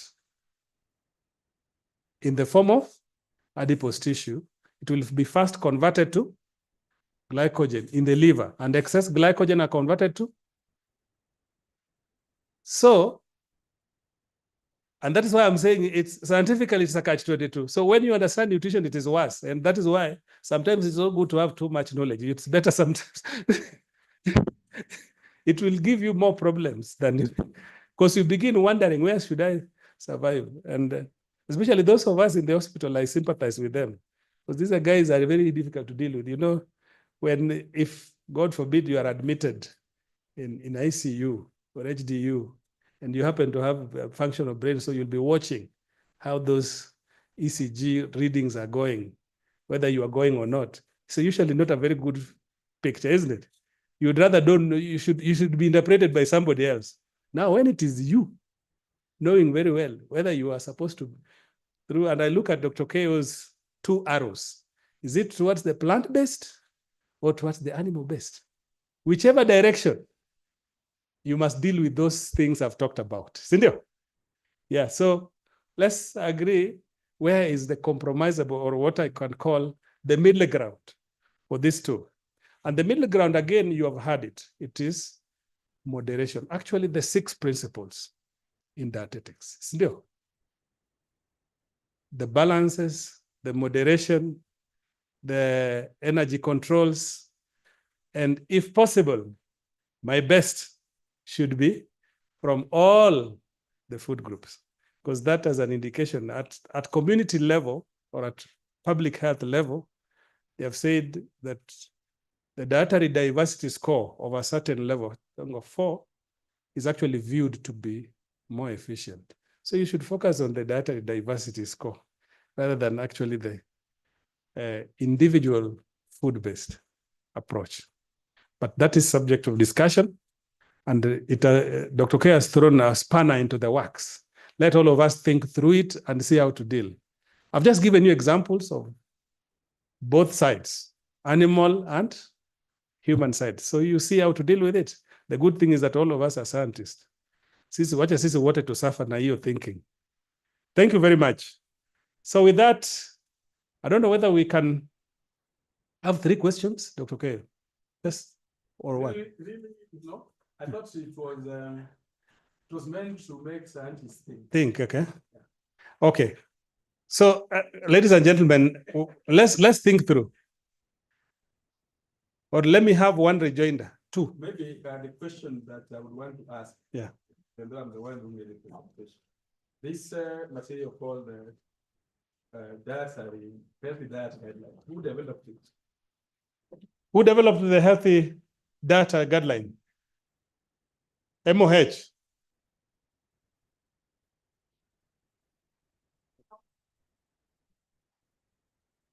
Academic. This one called academia. Who was there from the University of, you know, we boil down to individual. We know each other. There is. Now, I want us to be, I wanted that to come out. So, ladies and gentlemen, I think just to respond to this, that kind of response from you, I'm responding to response. When you talk of academia,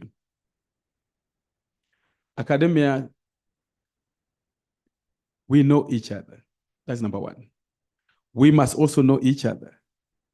Academia is different from inviting your friend. Because what has been going on in the guideline development, and we have picked up this matter with the ministry, candidly now from the nutrition perspective, is not about going out to look for Dr. Keo as a friend to come in the name of academia. Academia is convened at the scientist level at Kenya Nutritionist and Dietitians Institute. That is where we'll know the academia fraternity. That is where we will know, and all of them in the council are represented by Professor Gordon Hooker. And they're supposed to give us the scientific bit of our professionalism, including developing guidelines. Now, if you look at the Nutritionists and Dietitians Act, it says KNDI will set standards for nutrition and dietetics policy. Not Ministry of Health will set standards. The PS knows that right now. It's not the Ministry of Health to set standards for nutrition and dietetics. So what are those standards? You develop the standards and then give the user, who is the ministry, to apply the standards. Now, they have sat down somewhere, they have collected their friends, they have collected their funders, WHO, who also have interest, and they're now developing a guideline, and they call it a Kenyan guideline. It can't go like that. We have to change, make a U-turn to back science with our knowledge, with what we know about our foods. WHO does well. They can have some little fund. In fact, I call them little fund because it's not one of the richest organizations. It's one of the poorest. And WHO will fund you for per diem, DSA, you go to Naivasha, you sit there, you develop guidelines, they pay for your accommodation, they pay for you a few money. And then when you come from there, you keep it. And you say, when is WHO funding us again? You don't complete the guideline, you go again, you make your money, you come. Then finally you say, now it is high time now we finish this product. And then you come up with, how many people can finalize for us this? Professor Nguka, I saw him working on clinical guideline alone, and I told him this is nonsense. Because you see, you have to finish the product and as a team and say, this is our tool. And then you go for validation of that tool, scientific validation. The Lancet Dietary Guideline Index was validated through a process, just like we do community trials and clinical trials. You validate. So then they will tell you this thing can work for us. What we are using is people's thinking, people's values, and their preferences. So we don't have a guideline. We don't have a dietary guideline, healthy diet guideline. We don't have TB guideline. We don't have cancer, not cancer, but sickle cell guideline. We saw one, you remember the presentation we made there? We don't have these guidelines, and we are nutritionists. We must come up with these guidelines. And they are called low-hanging fruits. Now we must do research. So the academia must do research, not friends. Because the Ministry of Health past officer in charge will go to University of Nairobi and ask, Sophie, you are one of my friends. Can you join us to do this guideline? Yes, they will come. But Sophie has not passed our exams here. Did you hear me?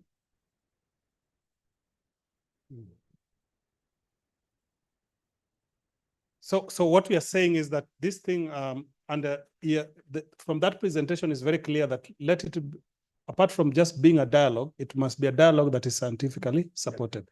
And even with examples that are local, even in terms of measurements. And I think Professor Mwoma, during his discussion, they were talking about the issue of soil.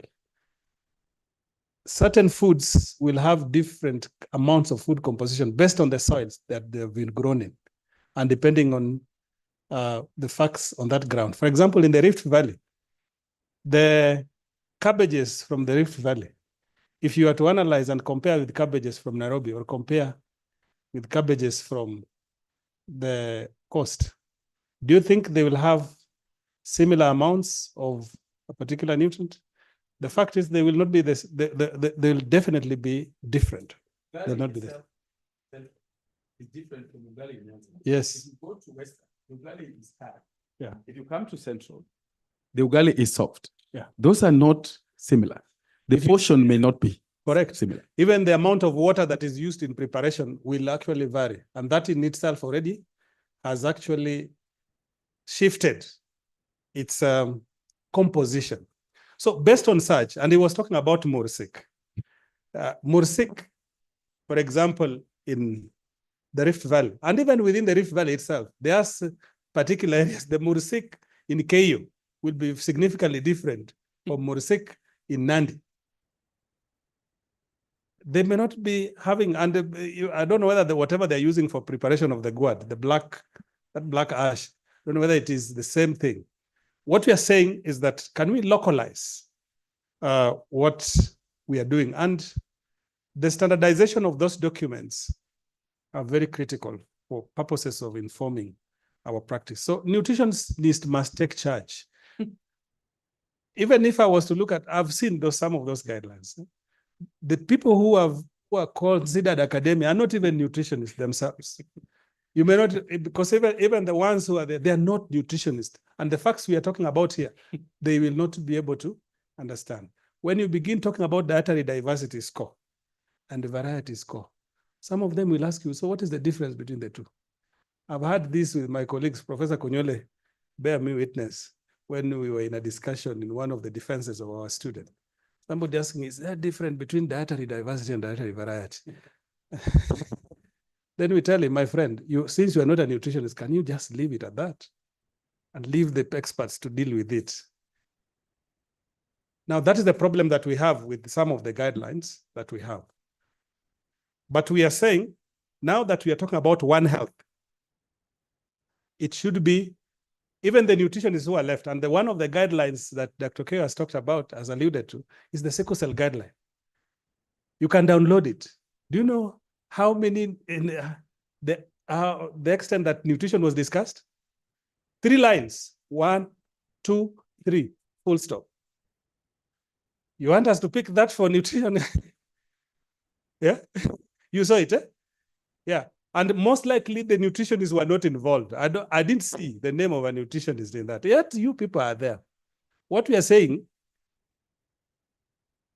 One Health should bring us together, lakini kila mtu pia ajue vitu ziko na wenyewe, si ndio? Nutrition iko na wenyewe, those who can be able to deal with it. I think with that, Dr. K, we want to stop it there. We are exactly 12:42. Slightly behind time, but I think we can run. We can have 2 presentations so that I can drive it. So I have, yeah, we can have 3.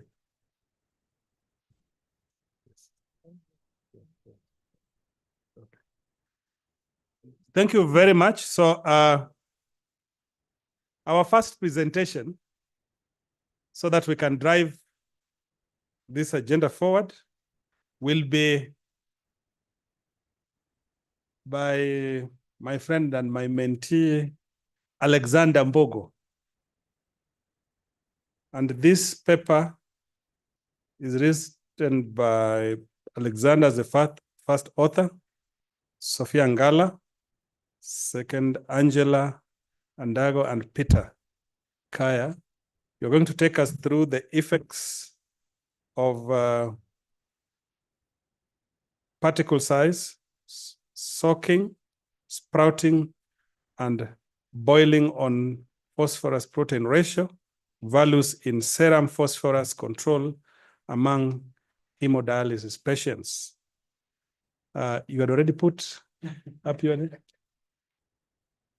Okay. Thank you very much. For those of you who may not know, Alexander is a clinical nutritionist, practitioner in Kenyatta National Hospital, and also a PhD student from the University of Nairobi in the same area.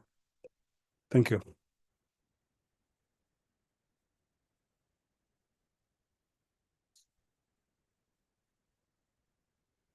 Afternoon.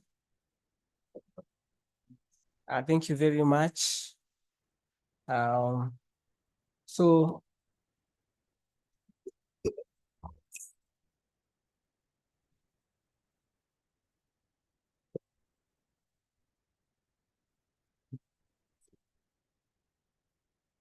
Okay. Also, I appreciate the discussion that was there before on plant-based diets, One Health, animal-based diets. So it's really a discussion. Sorry for that. So it's a discussion when I work in clinical setting and I try to balance these, and it's a challenge, but I think we are moving somewhere. So this study is under, actually we did this study for management of patients who are having chronic kidney disease. And the intention of this study was that to see how we can have dietetic approaches that can make it better to manage this patient in terms of elevate and serum phosphate. When kidney fails, what happens is that there is metabolic accumulation, and dialysis alone is not enough. So it happens that diet forms a main core in terms of management. But as we all know, renal diet is a little bit intensive, unlike diabetic diet. There is a lot there that need to be put into consideration. And one of the things is that when patient is dialyzing, they are supposed to take high protein diet. And when they do high protein diet, there is also a risk associated with that because of dialysis is highly catabolic. And therefore, if they are not on a high protein diet, they are likely to have wasting. But on the other hand, when they are put on a high protein diet, they are likely to have high levels of serum phosphate, what we are referring here as hyperphosphatemia. And this is known for cardiovascular events in this population. Actually, more than 50% of patients who are dialyzing have elevated serum phosphate levels. And also out of this population, more than half died due to cardiovascular related.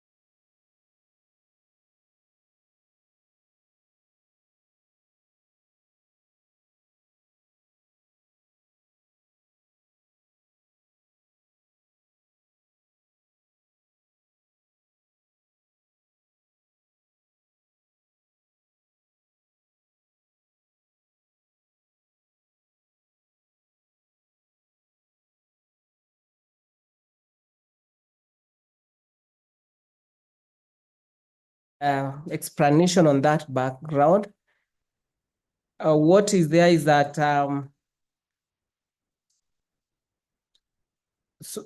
sorry, this one is not really visible, but it's tried to explain. It's a conceptual framework under which our study was based on, and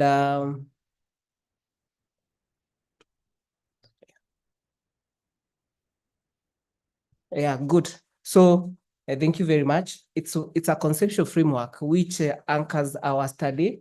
And as you can see briefly, the food treatment maneuvers play a very great role in terms of reducing phosphorus.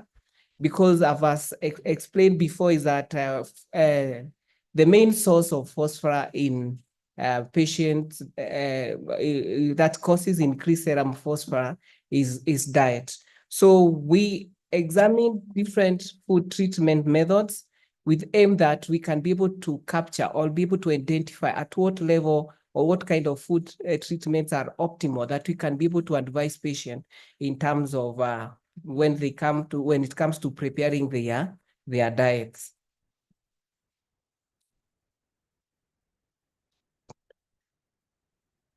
So what we did a lab work for a period of 3 months, and we had 13 varieties of legumes that we examined. So the treatment methods, as you can see, we had soaking for 12 hours. We had also soaking for 24 hours with a lot of water, tap water. We wanted to have a replica method that patient can be able to use in limited resource setting. Also, we had splits legume in different duration, 12 hours and 14 hours. And also we had sprouts, that is soaking until the seeds were about to germinate. And what we found, these are the list of legumes that we examined. What we found is that two methods were effective in terms of significant reduction in phytates levels. And these we found that we had soaking for 12 hours and split for 24 hours. So when we had a close look on what happens, T0 is a control and T1 is soaking for 12 hours. T2 is soaking for 24 hours. T3 is split legumes and soaked for 12 hours. And T3 is for soaking for 24 hours when split. And T5, sorry, it's where we did sprouts. So what we found is that some legumes behave differently. There are those when soaked for 12 hours, the phytate levels were reduced to significant levels. But there are some kind of legumes, when they were soaked for 12 hours, the phytate level tend to increase.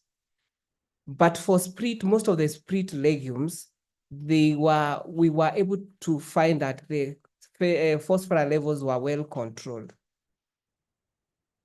So in this study, we had a preliminary survey where we found that most of hemodialysis patients don't consume adequate protein. And actually, when it comes to legumes, actually they were doing very poorly. They had around 5 types of legumes that they were consuming. And as you can see, nuts are known that they are high in phosphorus levels.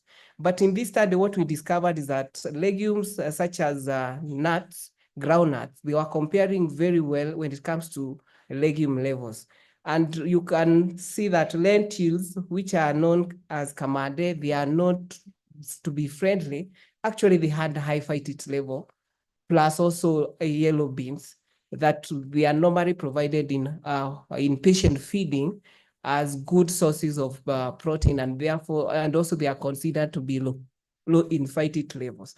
But in this study, we found that they were among the leading in terms of phytate levels. So when we determine phosphorus level, protein level, we are able now to come up with what we actually were looking for, and this is phosphorus protein ratio.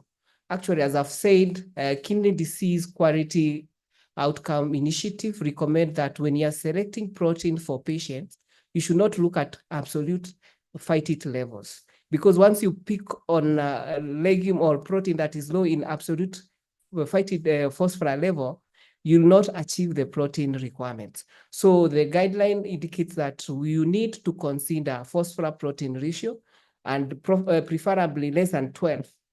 Because any food that is high in protein and the phosphorus protein ratio is less than 12, you are able to provide a low phosphorus diet, and also you are able to meet the protein requirements. As I've said, is that most of hemodialysis patients, like in that study, we are doing a clinical trial, is that we found majority, 88% of the study of the patients who are dialyzing, they are severely undernourished. And therefore, this is a starting point whereby we can have some discussion and see how we can be able to promote protein intake in these patients to improve their nutrition status. So in conclusion, what we found is that soaking split legume for 24 hours and boiling, and also soaking for 12 hours and boiling had significant reduction in terms of phosphorus levels. And therefore, this is just a beginning. That's what I'm saying, because we don't have a database. Food composition table doesn't have such a database for foods that have been treated in the recommended way. So we can see that going forward, we can have even validation and have more foods added to the list. We shall be able to have a starting point whereby you can be able to now to compute protein requirements and also phytate level amongst other nutrients, so that we can be able to improve the nutrition care for patients who are dialyzing, and also those who are having a chronic kidney disease at stage 3, where nutrition intervention begins. Thank you very much. Thank you. Thank you. Thank you. Very good. Alexander, I can see you are getting this thing and joining the club of PhD. Yeah. So I think with that, probably I want to take the 2 presenters first, and then we will do the questioning. Oh, then you can go. Okay. Okay. Can I have maybe the Because he's calm. Can I ask? Yeah. Alexander, good. Well done. At what point are you with the PhD? Have you finished the data? You're finishing. We are finishing. We did lab work, then we had to develop an intervention. So we are now trying to see how the intervention works. Good. So the question is, from this study, based on your conclusion and your forecast conclusion, what would you tell a policymaker that you want them to do?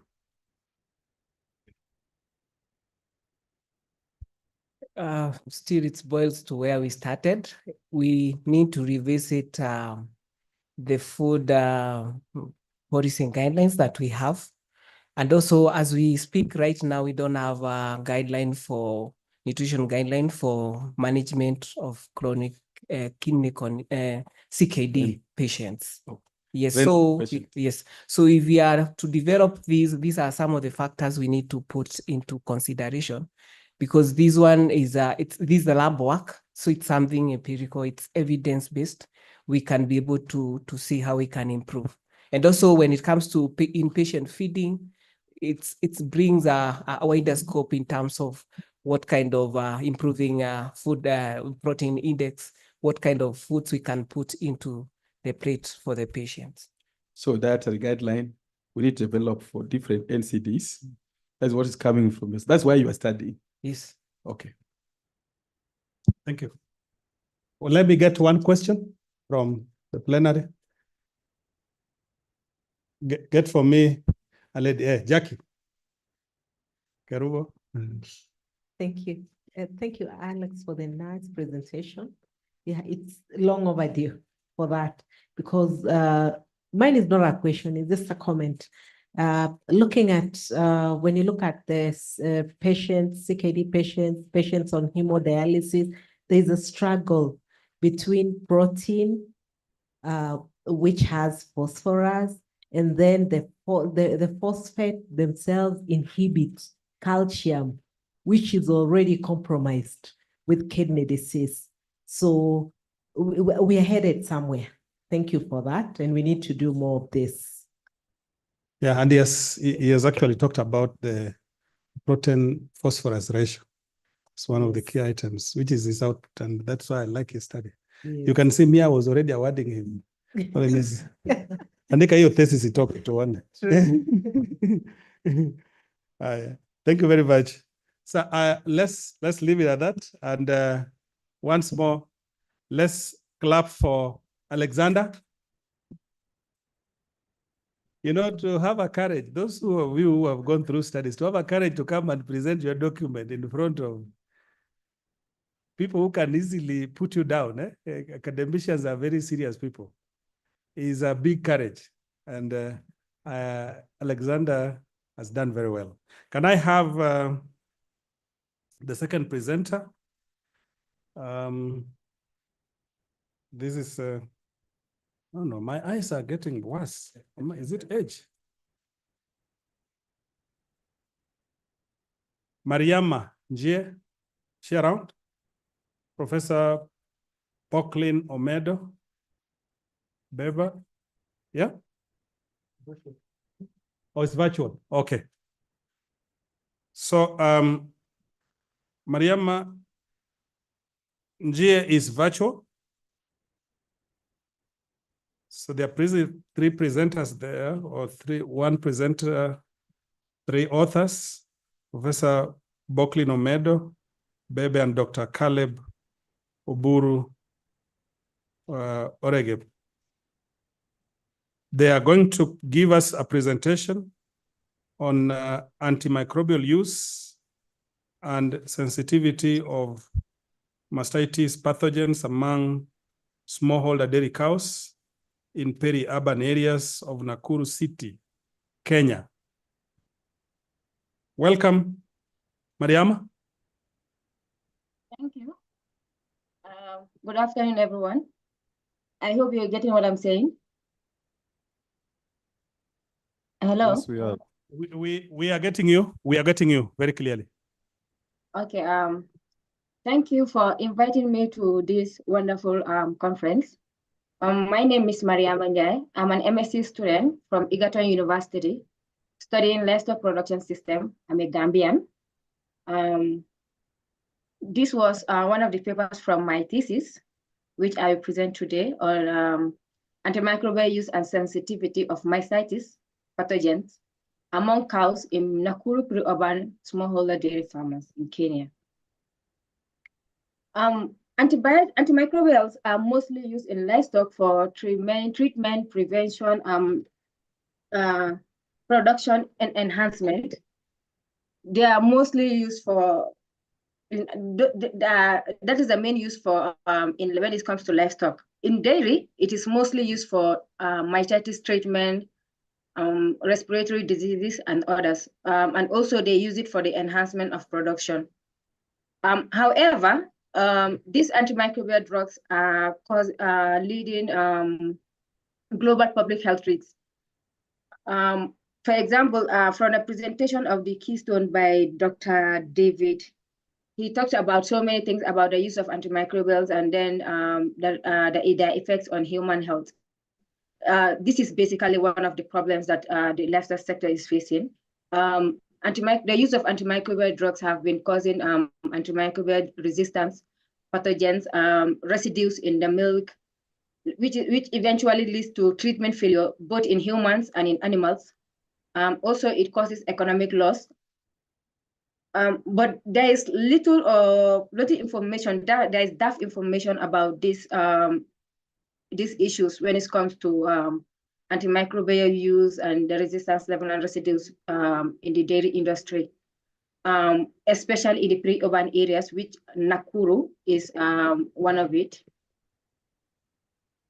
The objective of this study was to quantify the use frequency and dosage rate of antimicrobial drugs, and also to determine the antimicrobial sensitivity level of common mycetes pathogens in the area.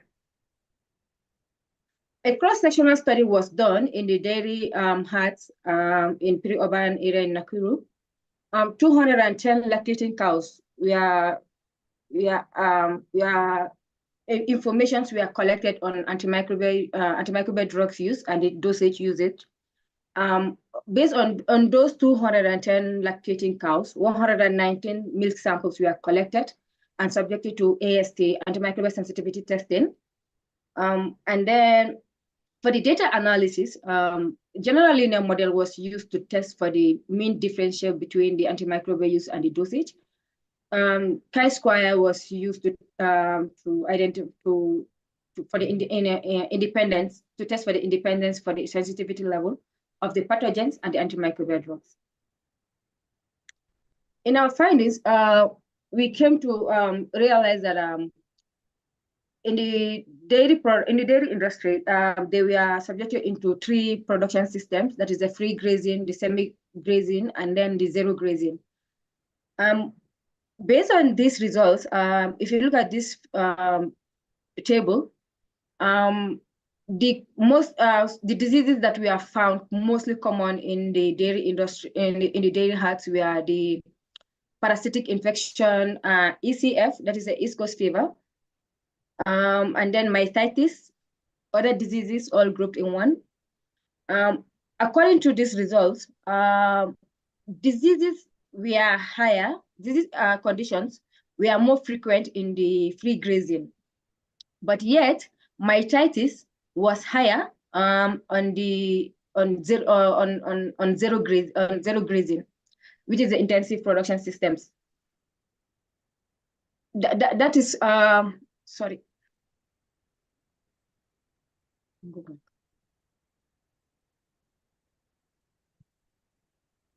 So this is how this table presents the occurrence of diseases in the dairy herds.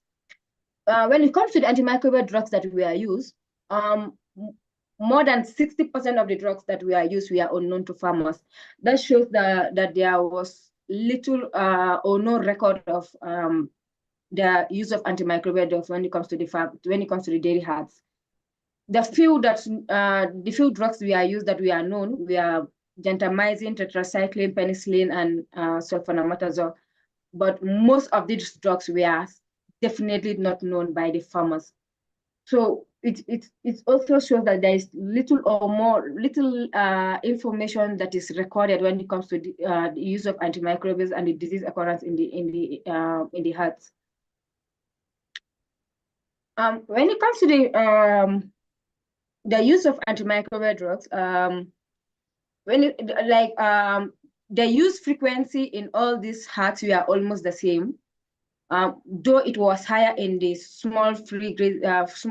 in the free grazing system, which in average the antimicrobial use per year was in 2.4. In average, it is 2.2. But at least all of them in all these production systems, they each animal receives antimicrobial drugs minimum at least twice, in average twice in a year. For the dosage, that is the defined daily dosage of antimicrobial drugs used in farmers on the animals. In average, 8.4 defined daily dose was used on each animal per year. And then when it comes to diseases, mycetes received the most dosage. You can see that mycetes, the mycetes dosage is as high up to 16.66, while the others were at least 8 or less. This was informed by from the field by the livestock assistants. We are told this result is possible because when it comes to other diseases and parasitic infection and all this, normally farmers and veterinarians, they use less dosage. So that have already proven the literatures that say that there is inappropriate use of drugs in the farm. Either they underdose or they overdose.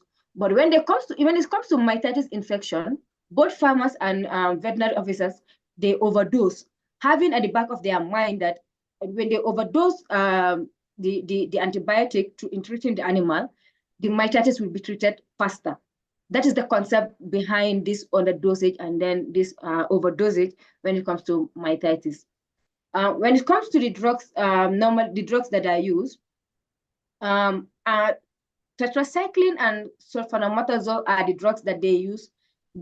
The dosage were higher in all of them. So tetracycline and sulfonametazole, the dosage were so high, they were like 2 or 3 times higher than all the other drugs that were used. For the production systems, free grazing was the one having the highest use of antimicrobial drugs. It was the one having the highest use of highest dosage. Although it was mycetes was lesser in free grazing than zero grazing, but the frequent use of antimicrobial based on other diseases that made the disease occurrence to be higher in frequency, higher in free grazing, led to the use of dosage in free grazing much higher. For the AST test, with the milk samples that were tested, 71.2% were positive of mycetes pathogens. And then those positive of mycetes pathogens, 100% were positive of Staphylococcus aureus. 16% were 16% of them were on Clostridium. E. coli was 14%, and then the list goes on. Clostridium, and then you have Enterococcus. But the other two interested pathogens were negative. That is Salmonella and Streptococcus agalactia. When the AST was done, the antimicrobial sensitivity was done on those pathogens. It was done on these 8 drugs, ampicillin, on these 8 drugs. But then ampicillin and penicillin G were almost 90 to 100% resistance to both Staphylococcus and E. coli. This sensitivity test was done on only two organisms that were Staphylococcus and E. coli. So both Staphylococcus and E. coli were almost 90 to 100% resistance on both ampicillin and then penicillin G. And also, they were also having a high resistance level of up to also on tetracycline and other pathogens. So this shows that Staphylococcus and E. coli, they have multi-drug resistance to most of the drugs, but they were mostly susceptible to gentamicin, which was almost 90 to 100%. And also cyclofluxin, which was around 80 to 90%. So that shows that like drugs normally Staphylococcus and E. coli and possibly other pathogens are highly facing multi-drug resistance. This study shows, in conclusion, shows that there was high drug usage and high pathogen resistance in this area of study. And then milk from pre-urban area cows has the potential to have source multi-drug resistance pathogens in them. So there should be a strengthening antimicrobial stewardship and surveillance program. It's an urgent need for an action. Basically, this should help. Based on these studies and the results we have, people should really be mindful of especially drinking and using raw milk. Because of this high pathogens and dosage use, there can be easily transmission of antimicrobial pathogens and antimicrobial residues from animals to human through consumption or physical contact. Thank you very much.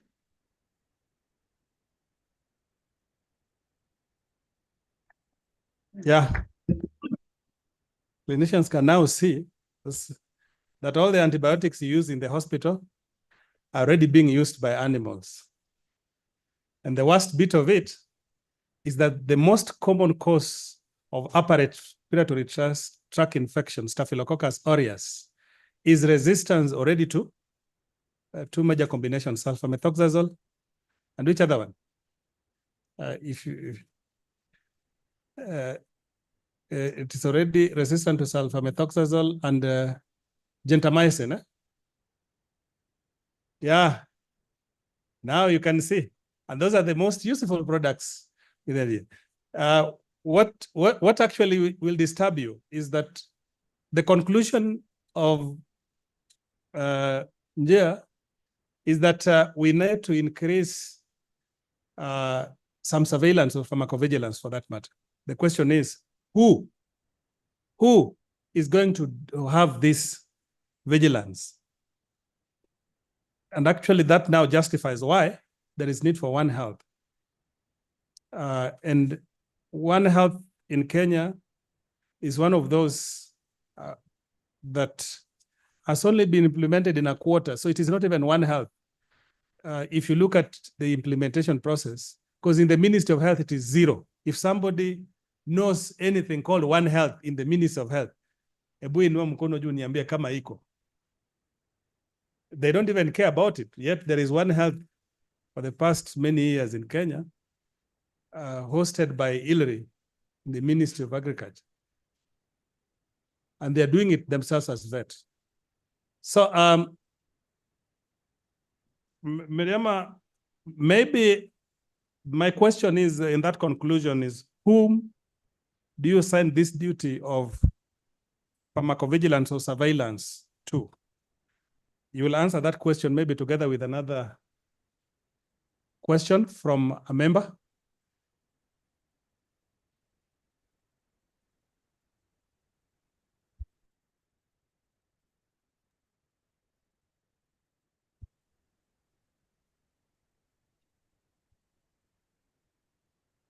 Yes, can I answer now?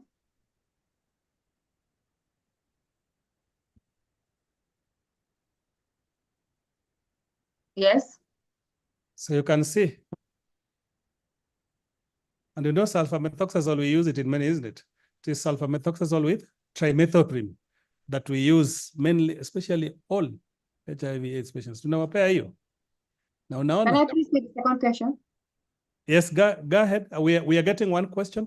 My question was that whom have you recommended to help in the conclusion of pharmacovigilance, or what you have called stewardship?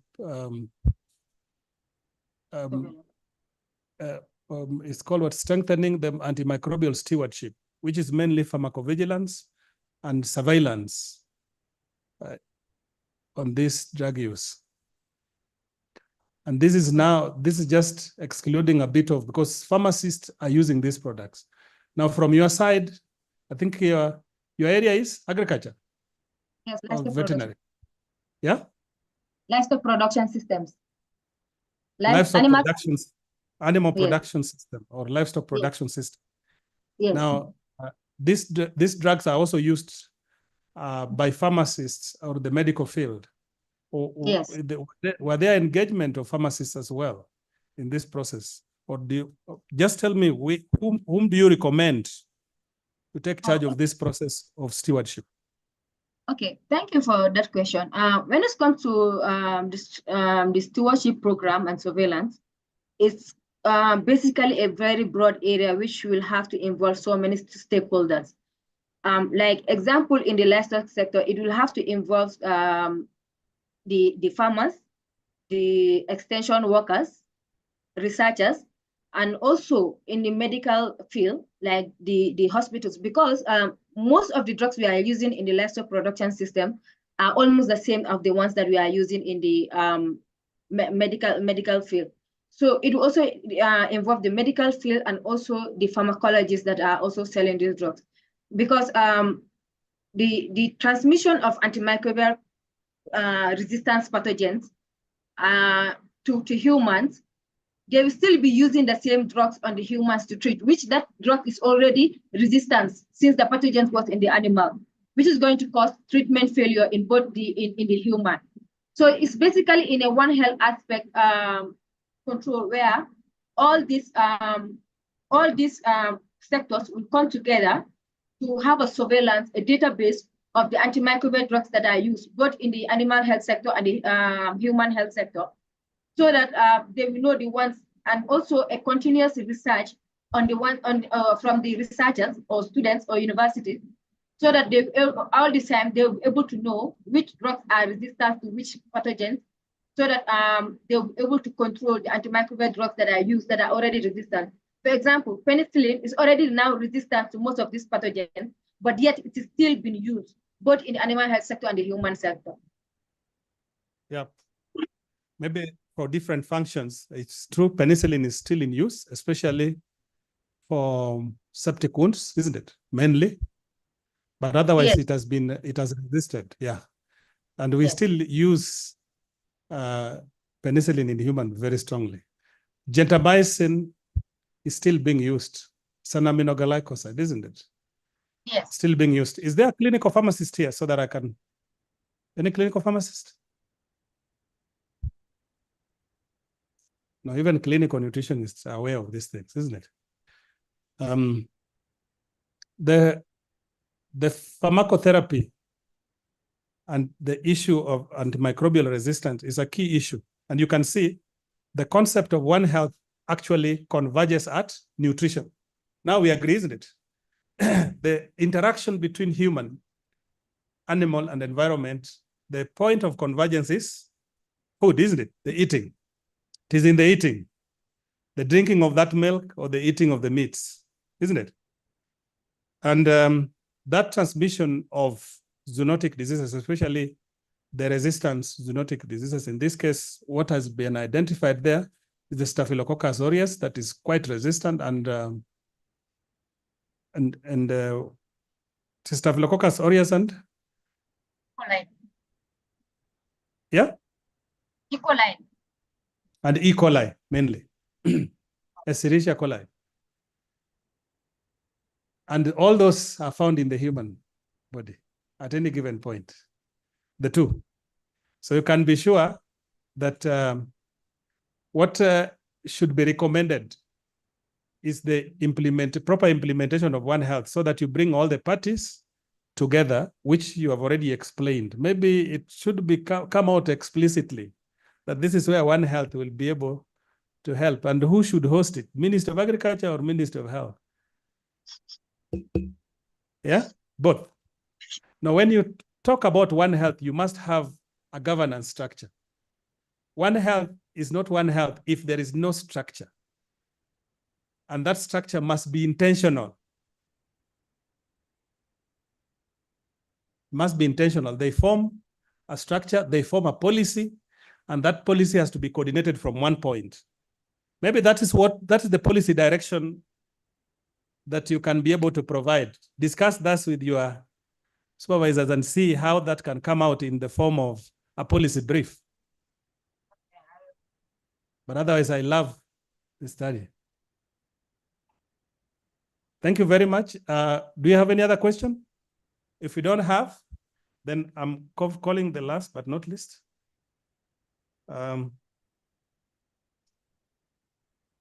Dr. Matika Mukungu Obimbo, Monica CTNA, Beth Geoffrey Kiprotich, and Dr. Barwang. Oh, Matilda is the one presenting. Okay. Matilda, why didn't they include your name here?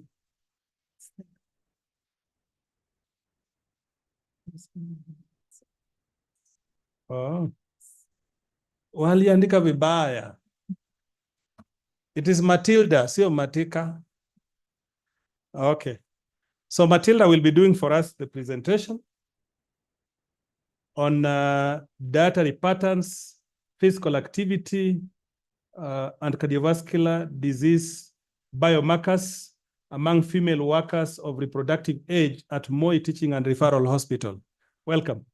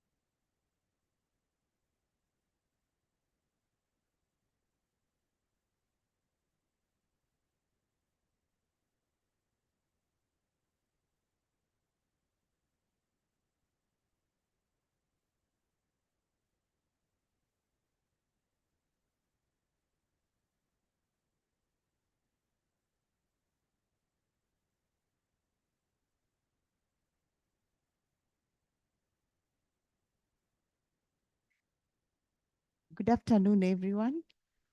Yeah, my name is Matilda Mukungu. I'm a clinical nutritionist at Moi Teaching and Referral Hospital. So our study was on dietary practices, dietary patterns, physical activity, and cardiovascular disease biomarkers among female productive age at Moi Teaching and Referral Hospital. It was an interdepartmental study, but the nutrition department or rather I was the PI, we were the PI. So these female workers of reproductive age are not patients. It was done among free living women. So this is like me and you, healthy population. So basing on this conference, this study is under the sub-theme micronutrient food processing, commercialization, and One Health. Okay, just a brief preamble. The current situation in Kenya, according to KDHS 2022, obesity was found to be at 45%. And then way back in 2015, according to NCD stepwise report, again, obesity was at 19.3%. And then in the Rift Valley, this is according to a study Kamano et al. Again in 2015, obesity was at 15%. So this prevalence necessitated us to come up with this study.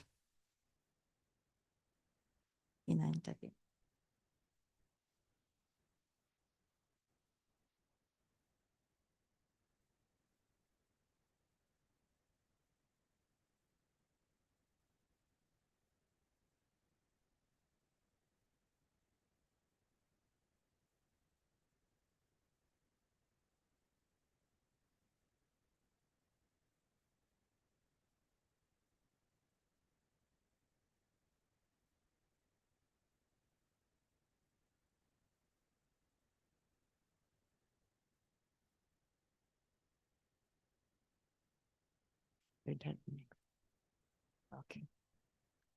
Okay, so that was the brief introduction.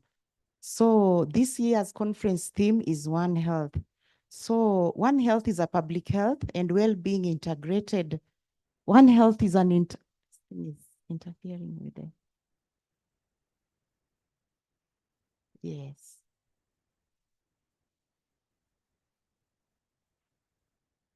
Okay. One Health is a public health and well-being integrated aspect which aims to sustainably balance and optimize the health of human beings, animals, plants, and ecosystem. This means that all these, as in the human being, the plants, and the ecosystem has to balance. Micronutrient food processing can alter phytochemicals, especially antioxidants in fruits and vegetables.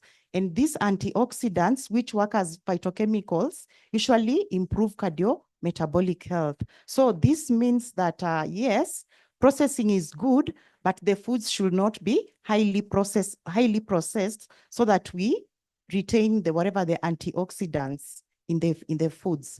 Commercialization also aids in dietary diversity, meaning that, like when, let's say, fruits, my foods of interest are fruits and vegetables. So this means that when commercialization is available, especially fruits and vegetables will be available in markets. So this will improve dietary diversity. Healthy dietary practices and physical activity reduces the risk of cardiovascular disease among female workers of reproductive age. Research has shown that traditional diets and increased physical activity is strongly associated with improved cardiometabolic health. Now we go to the objectives of the study. The first objective was to establish the socioeconomic characteristics among female workers of reproductive age. The second one, to determine the dietary practices. The third one, to establish the physical activity level. The fourth one, to assess the cardiovascular disease biomarkers as determined by a lipid panel. And this lipid panel, they entailed total cholesterol, low-density lipoprotein cholesterol, high-density lipoprotein cholesterol, triglyceride, and then we did a fasting blood glucose, not HbA1c, blood pressure, and body composition. For body composition, we assessed the waist circumference, body fat percentage, BMI, and visceral fat level. And then the fifth objective was to establish the associations among dietary practices, physical activity, and the cardiovascular disease biomarkers. Methods. This was an analytical cross-sectional study, which we collected information on socioeconomic characteristics, saturated fat intake, nutrient intake, food choice drivers, and physical activity level using a researcher-administered questionnaire. For the biomarkers, we collected blood samples to test for the lipid panel, blood glucose, blood pressure, and we also did body composition. We used a 24-hour recall questionnaire to collect information on nutrient intake. And then we used the ratio plate, the abbreviation is for ratio plate, food frequency questionnaire to collect saturated fat intake. And then the food choice questionnaire to collect data on food choice drivers. And then the GPAC, global physical activity questionnaire to collect data on physical activity level. And then for data we did a data analysis to come up with descriptive and inferential statistics, which are significant at a p-value of below 0.05. We used NutriSurvey to analyze the dietary data, especially the nutrient intake, and of course, SPSS for inferential and inferential statistics and descriptive results. Majority of the participants were skilled manual. They accessed their foods from supermarkets and fast food outlets, and they were of middle class. Selected food types for saturated fat intake were, and these ones now were consumed. These are the ones which were being consumed, and the results, when the results came out, we found them to be high. So the first one was red meat, high fat cuts. The consumption was at 64.9%, sausages 53, pizza, vegetable oils, chips, spreads, and here spreads, it's mainly margarine, and then eggs, chicken, deep fried chicken, and cookies. The mean intakes of all selected nutrients were above the recommended dietary reference value, except for potassium, and were above the recommended dietary value except for potassium and magnesium, which were inadequate. The values are there. The mean energy intake was above the recommended daily reference value of 2,000 kilocalories. Drivers of food choice were sensory appeal at 86% and convenience at 71.3%. Majority of the participants were physically inactive, and then they had elevated low-density lipoprotein cholesterol at 92%, triglycerides at 85%, and then of significance was a high waist circumference of 94% and low high-density lipoprotein cholesterol at 92%. Half of the participants had elevated total cholesterol at 54%, and then again, elevated fasting blood glucose at 50%. Obesity was at 45%, and here it's central obesity. And then body fat percentage at 48%, and systolic blood pressure 32%, and diastolic blood pressure at 36%. Study variable associations. So the occupation, okay, we classified our occupations into skilled manual, skilled sedentary, but here what was prevalent was skilled manual. Here now I mean the health workers. Skilled manual was significantly associated with elevated fasting blood glucose. Saturated fat intake, and it is translated as high consumption of the red meat, high fat cuts, sausages, pizza, chips, and deep fried chicken. They were significantly associated with an elevated lipid panel, specifically total cholesterol, triglyceride, diastolic blood pressure, body fat percentage, visceral fat, and there was an aspect of insulin resistance. We used the triglyceride glucose index to to determine the insulin resistance. And then for body composition, waist circumference, a high waist circumference was significantly associated with elevated total cholesterol, fasting blood glucose, and then the total cholesterol to high density lipoprotein cholesterol ratio. The total cholesterol high density lipoprotein cholesterol ratio is used to determine the risk to coronary heart disease. So in this case, it was significant and it was high. Sedentary behavior was significantly associated with an elevated waist circumference. Conclusion. So our study participants consumed more transitional diets. And in this case, when we say transitional diets, these are the Western diets that Dr. Okeo talked about in the morning. They are usually energy dense and nutrient pure, and mainly rich in carbohydrates and processed meats. So participants consumed more traditional diets than traditional diets. Traditional diets are usually rich in fiber. They are not highly processed, and again, rich in fruits and vegetables, usually our local diets. And they were also physically inactive. The transitional diets and sedentary behavior correlated with the cholesterol and blood glucose level, high blood pressure, insulin resistance, and body composition indicators. Finally, workplace wellness programs entailing education on cardiometabolic health, promotion of healthy diets and physical activity may improve staff well-being. I have two bosses here. They can say something a minute each. I'm donating my time kindly. Monica and Jacqueline.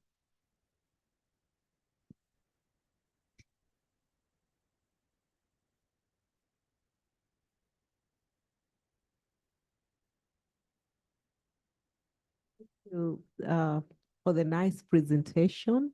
Yeah, we appreciate having KNDI to have given us this opportunity. Thank you.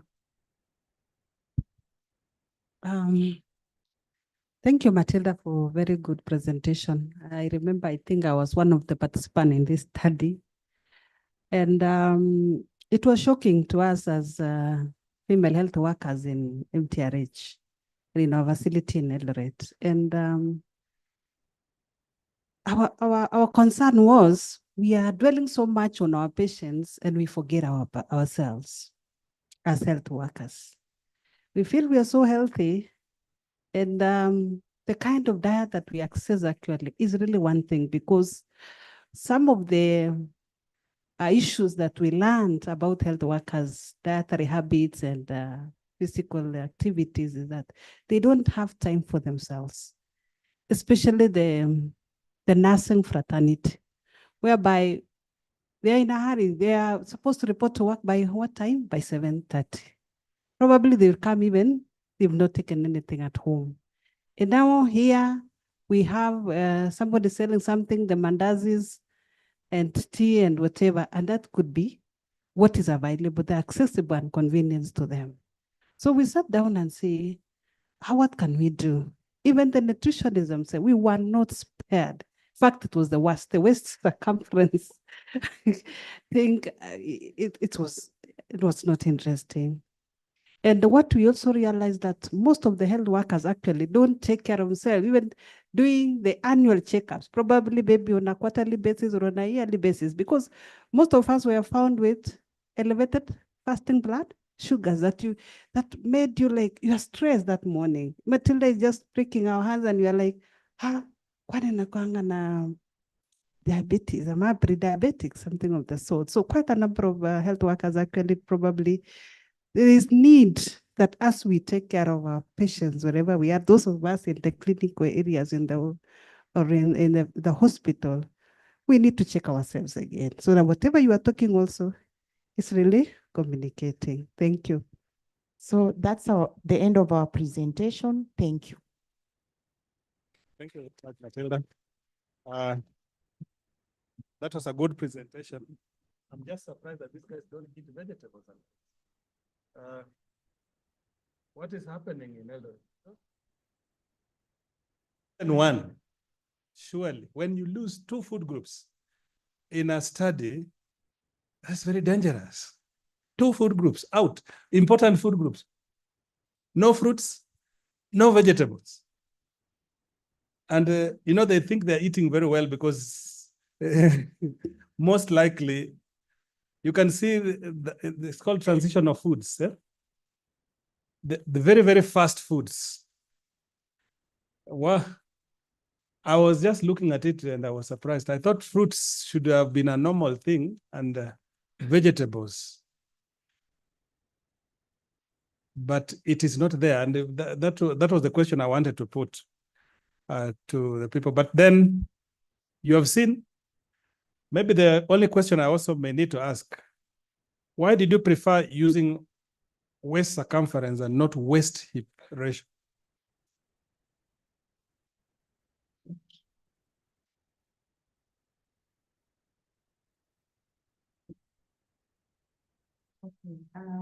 We prefer to use waist circumference and not waist hip ratio because epidemiological studies report that waist circumference is a better predictor to the risk to cardiovascular disease than waist hip ratio.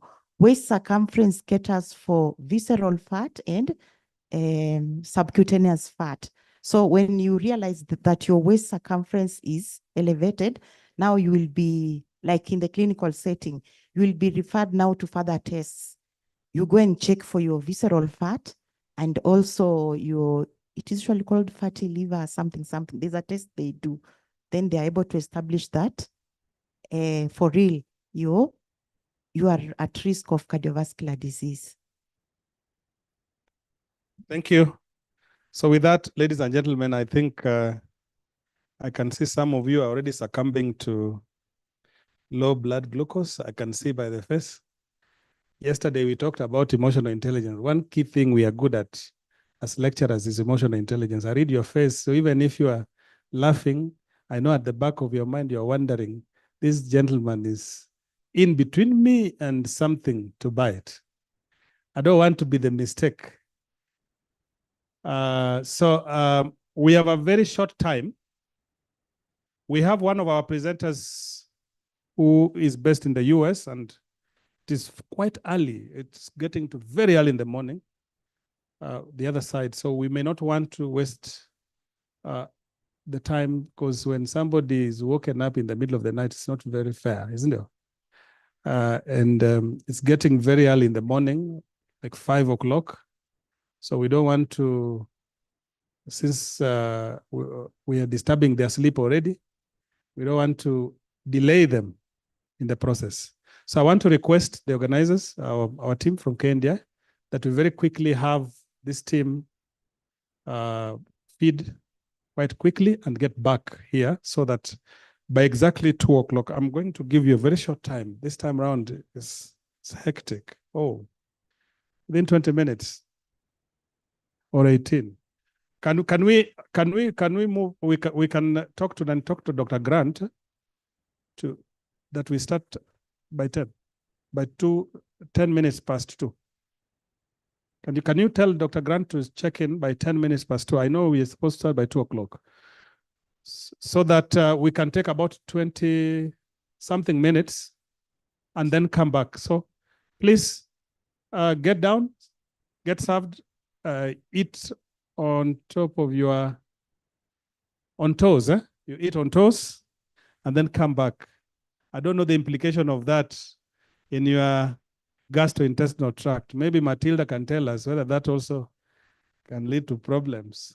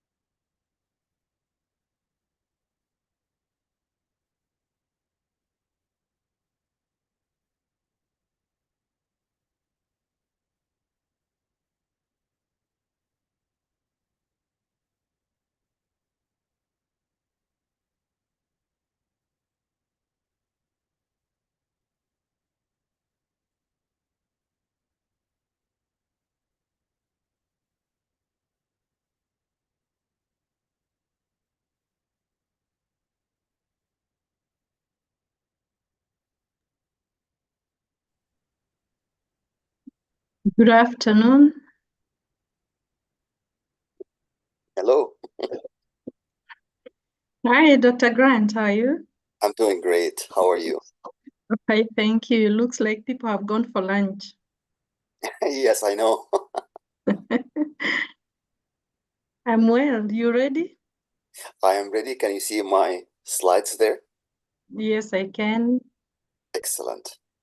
Yeah, maybe you can put them on a slideshow mode.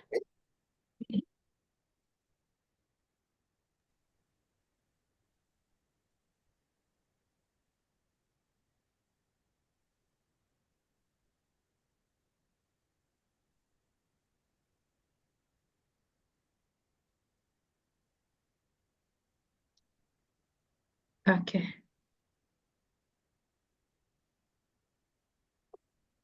Let me find out whether the rest are back.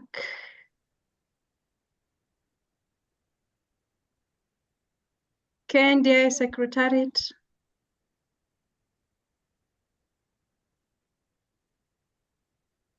Good afternoon, everybody. We'd just like to welcome the chairperson for the afternoon session, Dr. Regina Kamuhu. Dr. Regina Kamuhu is on. So, thank you. I believe Dr. Regina can hear me. Dr. Regina Kamuhu can be able to start the session. We are getting to the afternoon session. So Dr. Regina Kamuhu will just give you a chance to introduce Professor Grant. Then we will start the session, the second keynote. So Dr. Regina Kamuhu, please take over. Thank you. Thank you, Secretariat. My name is Dr. Regina Kamuhu, lecturer at Kenyatta University in the Department of Nutrition and Dietetics. So I'll be taking you through this afternoon, and welcome to the afternoon session. We are first starting with the keynote by Professor Grant. Professor Grant has been known to be as the caring doctor, considered the Canadian Authority in Integrative Functional Medicine and Global Wellness Ambassador. He's an expert in biofeedback, stress, anti-aging, and natural pain management, and he has helped clients at Sunnybrook Hospital in Toronto to recover from clogged arteries and 10,000 clients worldwide. He's further the CEO of the Academy of Wellness.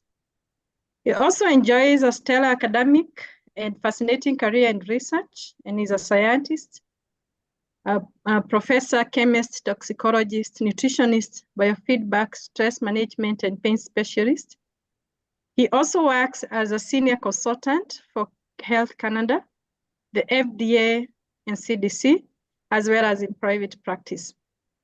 Dr. Grant has helped 11 Fortune 500 companies, 11 non-profit organizations, and 11 Olympic athletes in Canada and in the USA, as well as 10,000 clients worldwide. He has over 250 published articles, 400 paper reviews, hundreds of conference presentations, book reviews, and 13 best-selling books, including a Guinness World Record holder with 126 gifted co-authors. So Dr. Grant will today be taking us through the possibility of the use of both thermotherapy and acoustic therapy to prevent and possibly reverse chronic neurological conditions like dementia and Alzheimer's disease and Alzheimer's disease. Welcome, Professor Grant. Karibu with your presentation. Thank you so much, Dr. Regina, for the introduction. And hello, everybody from Toronto, Ontario, Canada. And I'm very happy to be invited to this conference here to speak about preventing and reversing dementia. As Dr. Regina said, I've been doing what I'm doing here for 55 years, being a specialist in integrative medicine, functional medicine, lifestyle medicine, nutrition, pain management, pharmacology, microbiology, toxicology, biofeedback, and natural medicine. Yes, I'm a former professor, author, scientist, chemist, toxicologist, microbiologist. You can see complete bio at book.academyofwellness.com, and you can book a session with me virtually. Okay, the papers I'm actually talking about has been published in Acta Scientific Neurology in the year 2020, and it's actually discussing preventing and reversing dementia using thermotherapy, vibroacoustic therapy in 12 subjects over 3 months. I did this work with Professor Jay van den Heuvel from Wisconsin, and people from Canada and the US has been through this study here, 12 subjects in Canada and 12 subjects in the US, to study about preventing and reversing dementia. So as Dr. Regina said about my bio for 55 years, yes, I'm 74 right now. I know I look younger, thanks very much.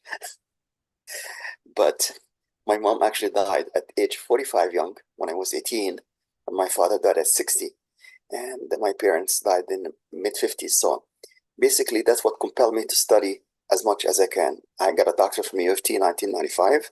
First scientist to isolate beta endorphins. First scientist to correlate type 3 diabetes with dementia in 2004. Member of 13 professional organizations in Canada and the US. Co-authored 13 books, DVD, senior editor of 13 scientific journals. Former consultant with FDA, CDC, and Health Canada. I've written many books, many papers in my career, and I'm planning to write more if God give me another 25 years to help more clients. I only have 25,000. I only have 3 doctorate degrees. I'm still learning every single day until my last breath to help more people on their journey for total health until they reach the age of 100 and beyond. This is my first doctoral here, University of Toronto, 1995. And this is the handbook of health. It's called H3 with 21 legend authors like Les Brown. Here's the 4th natural treatment using thermotherapy to prevent and reverse cancer. I co-authored books with Mark Victor Hansen, Les Brown, Brian Tracy, all of these famous co-authors from Canada and the US. This is one book on natural remedies and supplements to discuss how important vitamins and minerals. This is a book on ADD and ADHD and also autism, how to prevent it and how to reverse it. Also written a chapter on the use of tea tree oil in natural medicine. Written the book on Your Cure for Cancer to Prevent It Naturally with Dr. Charles McWilliams, one of the top cancer researchers in the US. And completed hundreds of case studies to prevent and reverse dementia, hypertension, diabetes, and clogged arteries. Here's an award from the World Organization for Natural Medicine, and I'm a biofeedback specialist in Canada and the US and also worldwide. And this is the biomat I used to study the dementia, how to prevent dementia using this through thermotherapy, which means heat therapy, hyperthermia, to increase body temperature by a few degrees to actually increase blood flow. And also we use the vibroacoustic therapy to increase blood flow to the brain.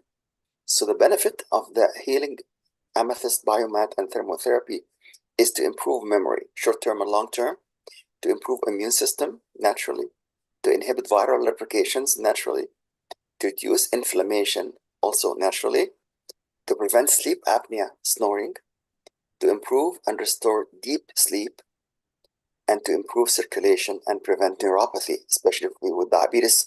There's a correlation between diabetes and dementia, as I mentioned before, to reduce insulin resistance, and to help with so many other health factors as we discussed here together. Okay, so these are the things that we've actually published in that study using this amethyst biomat from the US, and their head office is in Hawaii, Honolulu, Hawaii. And we use this both in Ontario, Canada, here in Toronto. And we also use this in Wisconsin with Dr. Jay van den Heuvel, my colleague, to study the 12 subjects in each one of those countries to see the importance of this. Now, this biomat is actually portable. You can take it anywhere, travel with it in this bag. And the mini mat can fit on a massage table. And the full-size biomat can fit also full-size mattress. And this is a bioacoustic mat which provides healthy sound therapy to give vibration. And this sound therapy can actually heal the brain. So we talk about proper lifestyle, as the previous speaker, Matilda, was talking about. How healthy are your cells in dementia? Healthy cells makes healthy tissues, makes healthy organs, makes healthy systems. So we need to cleanse and detox the body, nourish and protect the cells. You are what you eat, you are what you drink, you are how you eliminate, you are how you sleep, you are how you exercise, and you are how you breathe. This is so important for us to follow healthy lifestyle, as the previous speaker was talking about before lunch. Okay, so we gotta really watch this. If you can go to academyofwellness.com or book.academyofwellness.com, there is a wellness IQ 10 questions each one of you can do, and you can get a score, and you can email me that score to help you out. Okay, this is what happened when we have clogged arteries. We start to have tear in the wall, in the arterial wall, and this lumen becomes blocked. And this is now, we have restricted blood flow, neuropathy, and so on. So when we use the thermotherapy and vibroacoustic therapy, we energize the body, we relax the brain, we have deep sleep. And this is what I was talking about, the wellness IQ and EQ index, to talk about lifestyle. Nothing can fix poor lifestyle. There's not a single drug or a single natural supplement to fix poor lifestyle. So this is what we focus on before we do blood test, before we do any virtual voice scan. So these are the things that you really want to focus on: how lifestyle affect dementia, how lifestyle affect diabetes. So at the Academy of Wellness, we help clients, corporations via mobile wellness clinic worldwide. So you can check the details at the book.academyofwellness.com. If you ever have dementia or Alzheimer, never say it's impossible. Say, I am possible. It can be reversed. Happy is the man that finds wisdom and get understanding, for the merchandise of it is better than silver and gold. Here's the formula for success: A, for attitude of gratitude; B, for belief that everything can be reversed naturally; C, for commitment; D, for determinations; and E, for enthusiasm. So remember, learn, love, laugh, let go, listen, and leave a legacy. This is really my goal here, to help you to understand how to focus on lifestyle to prevent any disease, including dementia, even Alzheimer, heart disease, and all of these kind of conditions that affect us. So I made this slide presentation very, very short to allow for Q&A and also interaction with fellow research scientists here. And I appreciate the invitation at your conference. And I'm open for any comments, questions. Anybody have any questions about what we discussed? I'm open to answer it right now. Thank you very much for inviting me to speak at your wonderful conference in Kenya.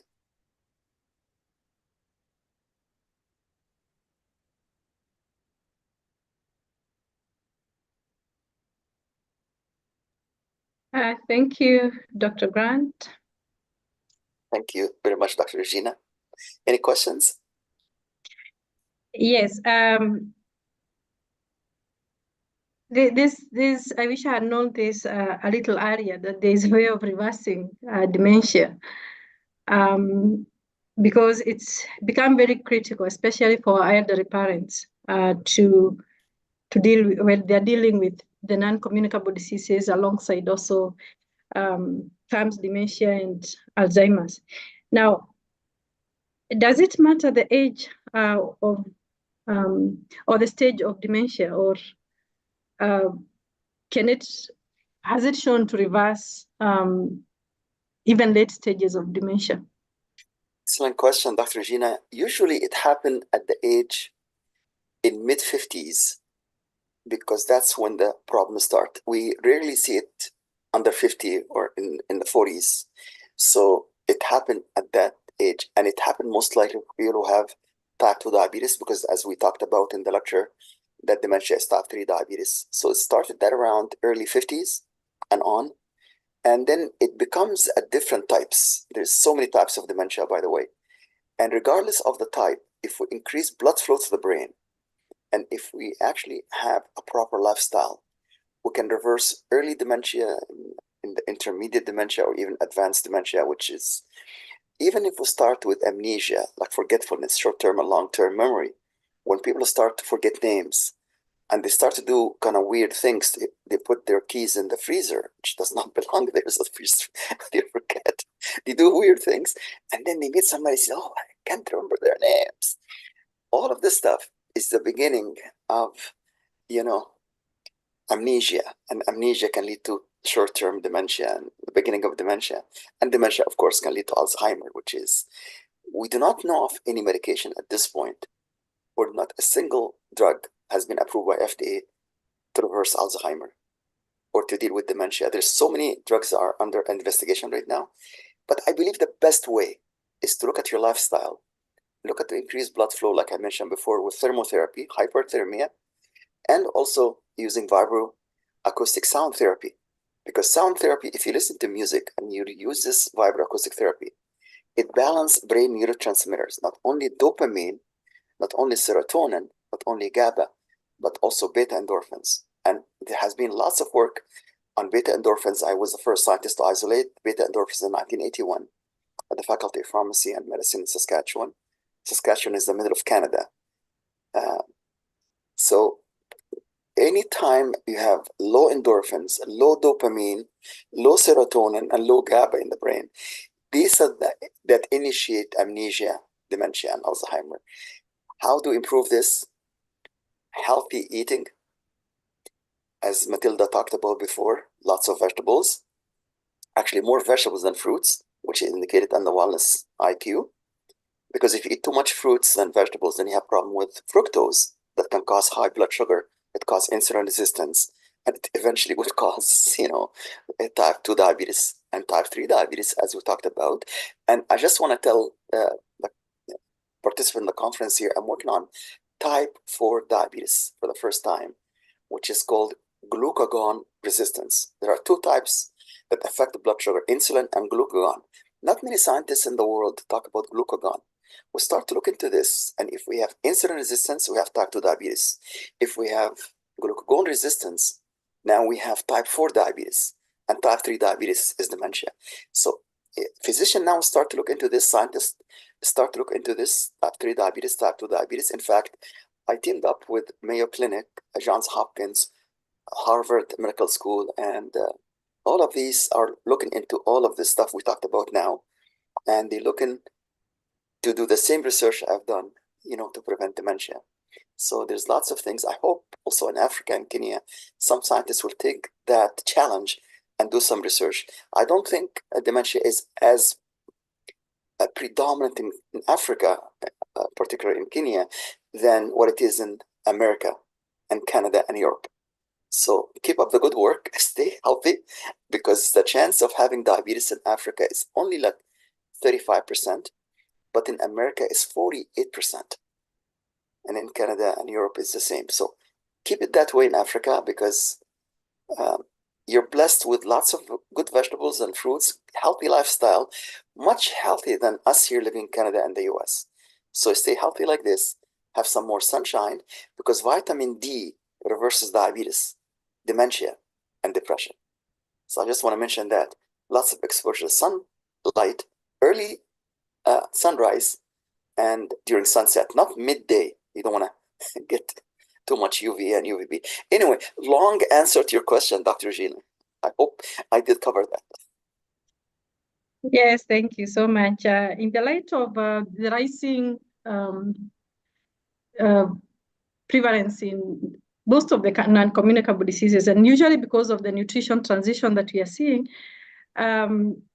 we are also seeing a lot of dementia. And I've not seen Alzheimer's as such, but dementia is prevalent.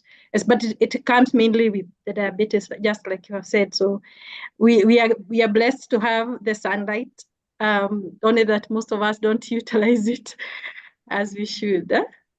So I want to open this session for questions for Dr. Grant.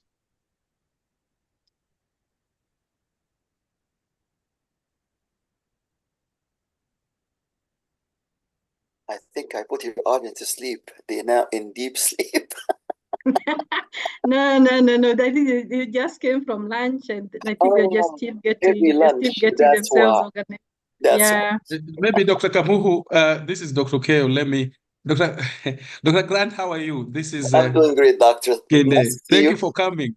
Thank you for Yes, I want to inviting me to encourage the the conference. chair just to make sure that, because we really appreciate that you are here, and I know yours is more interactive. So I would encourage the chair to let our participants ask more questions, so that we can get to understand particularly the aspect of dementia and also wellness. So maybe somebody's asking, please comment on sauna bathing and dementia. I think there are many others. So mine is just to encourage professionals. Please ask as many questions as we can, because we have a consultant in the room. Yes. So this Maureen Cheserek is asking, please comment on sauna bathing and dementia. Not sure if you have conducted research in this area. Can you repeat the question, please, Dr. Regina? Comment on sauna, bathing and dementia.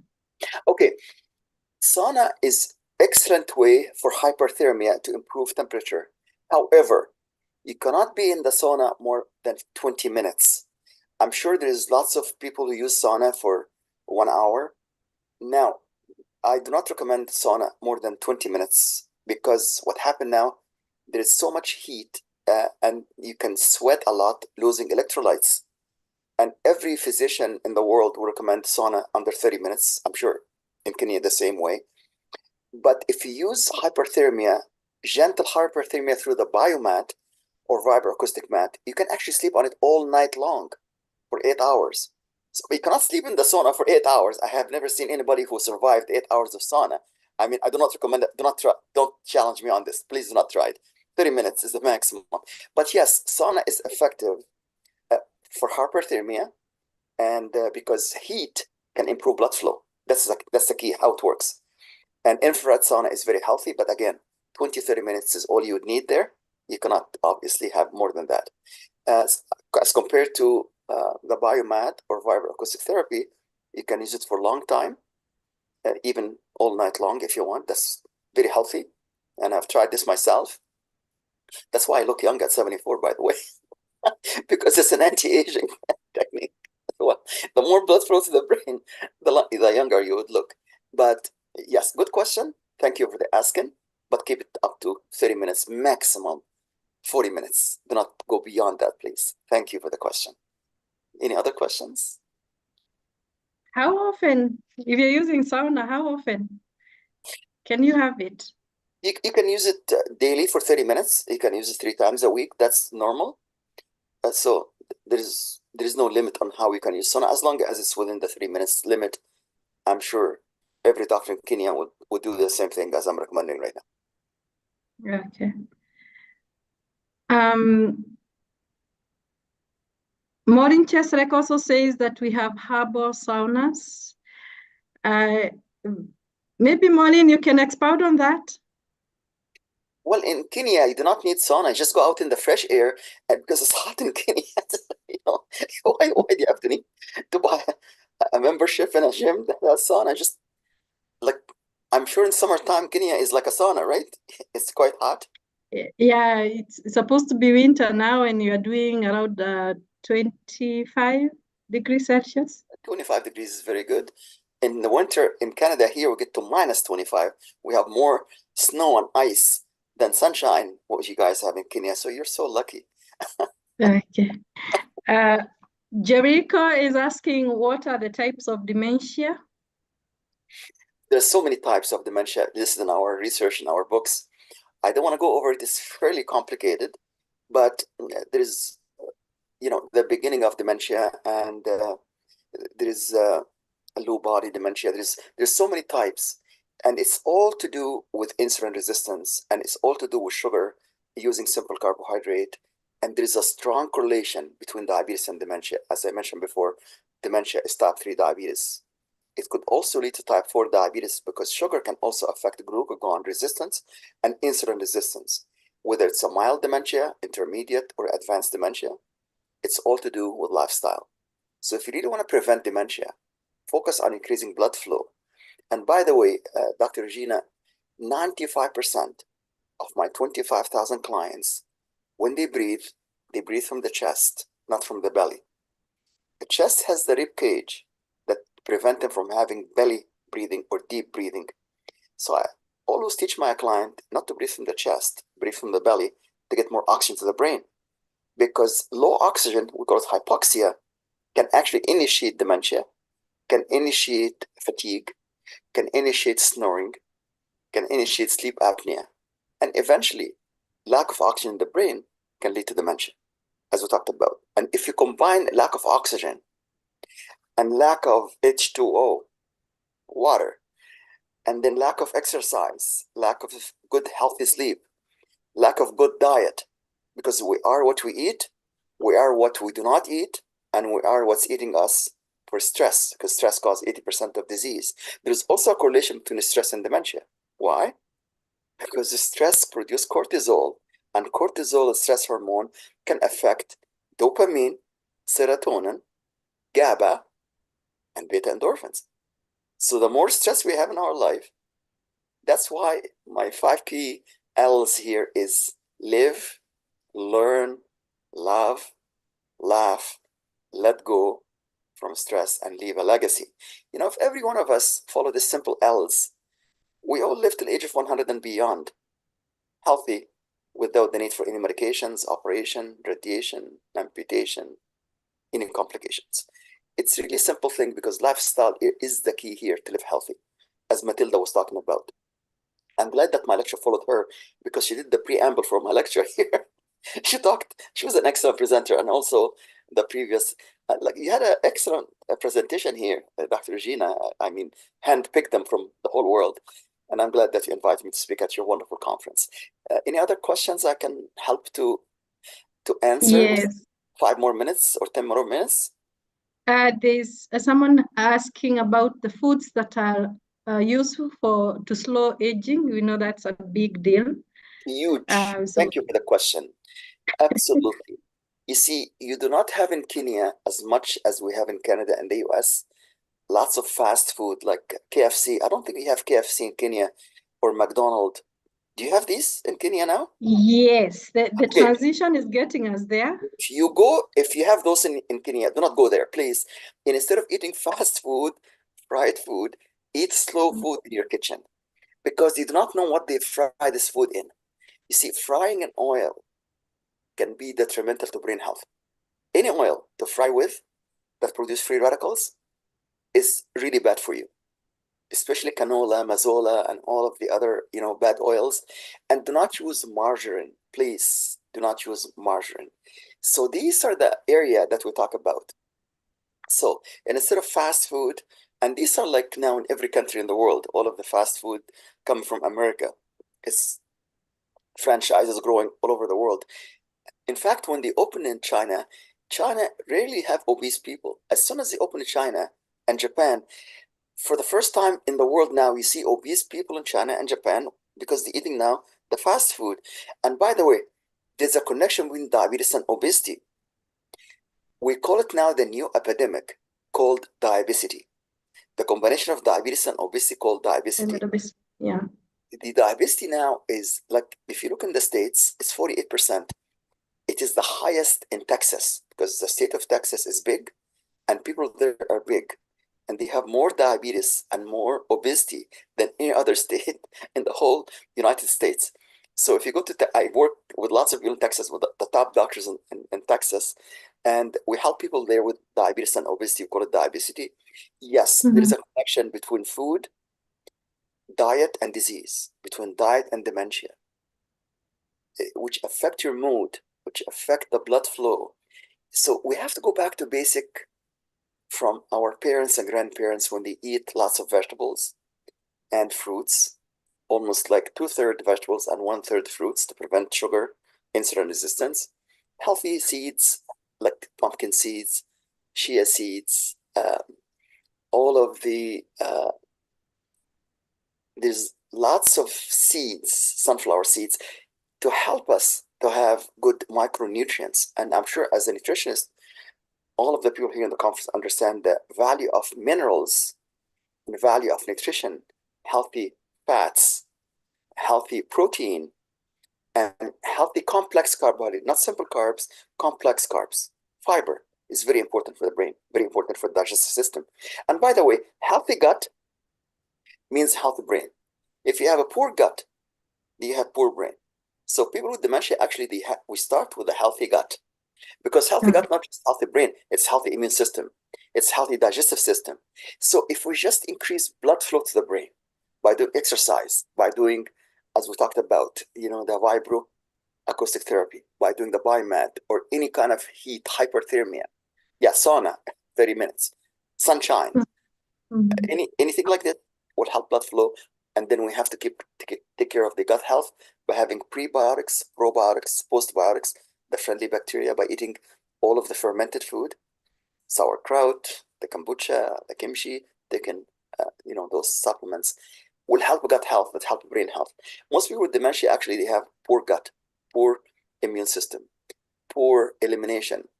It's all to do with balance, because balance is wellness, imbalance is illness. So you have to bring it back from illness to wellness, achieve balance. And that's what the Academy of Wellness is all about. Achieve balance in your body, healthy mind, healthy soul. We call it PMS, physical, mental, and spiritual total health. Remember that. Thank you so much. Welcome a question from the physical attendees.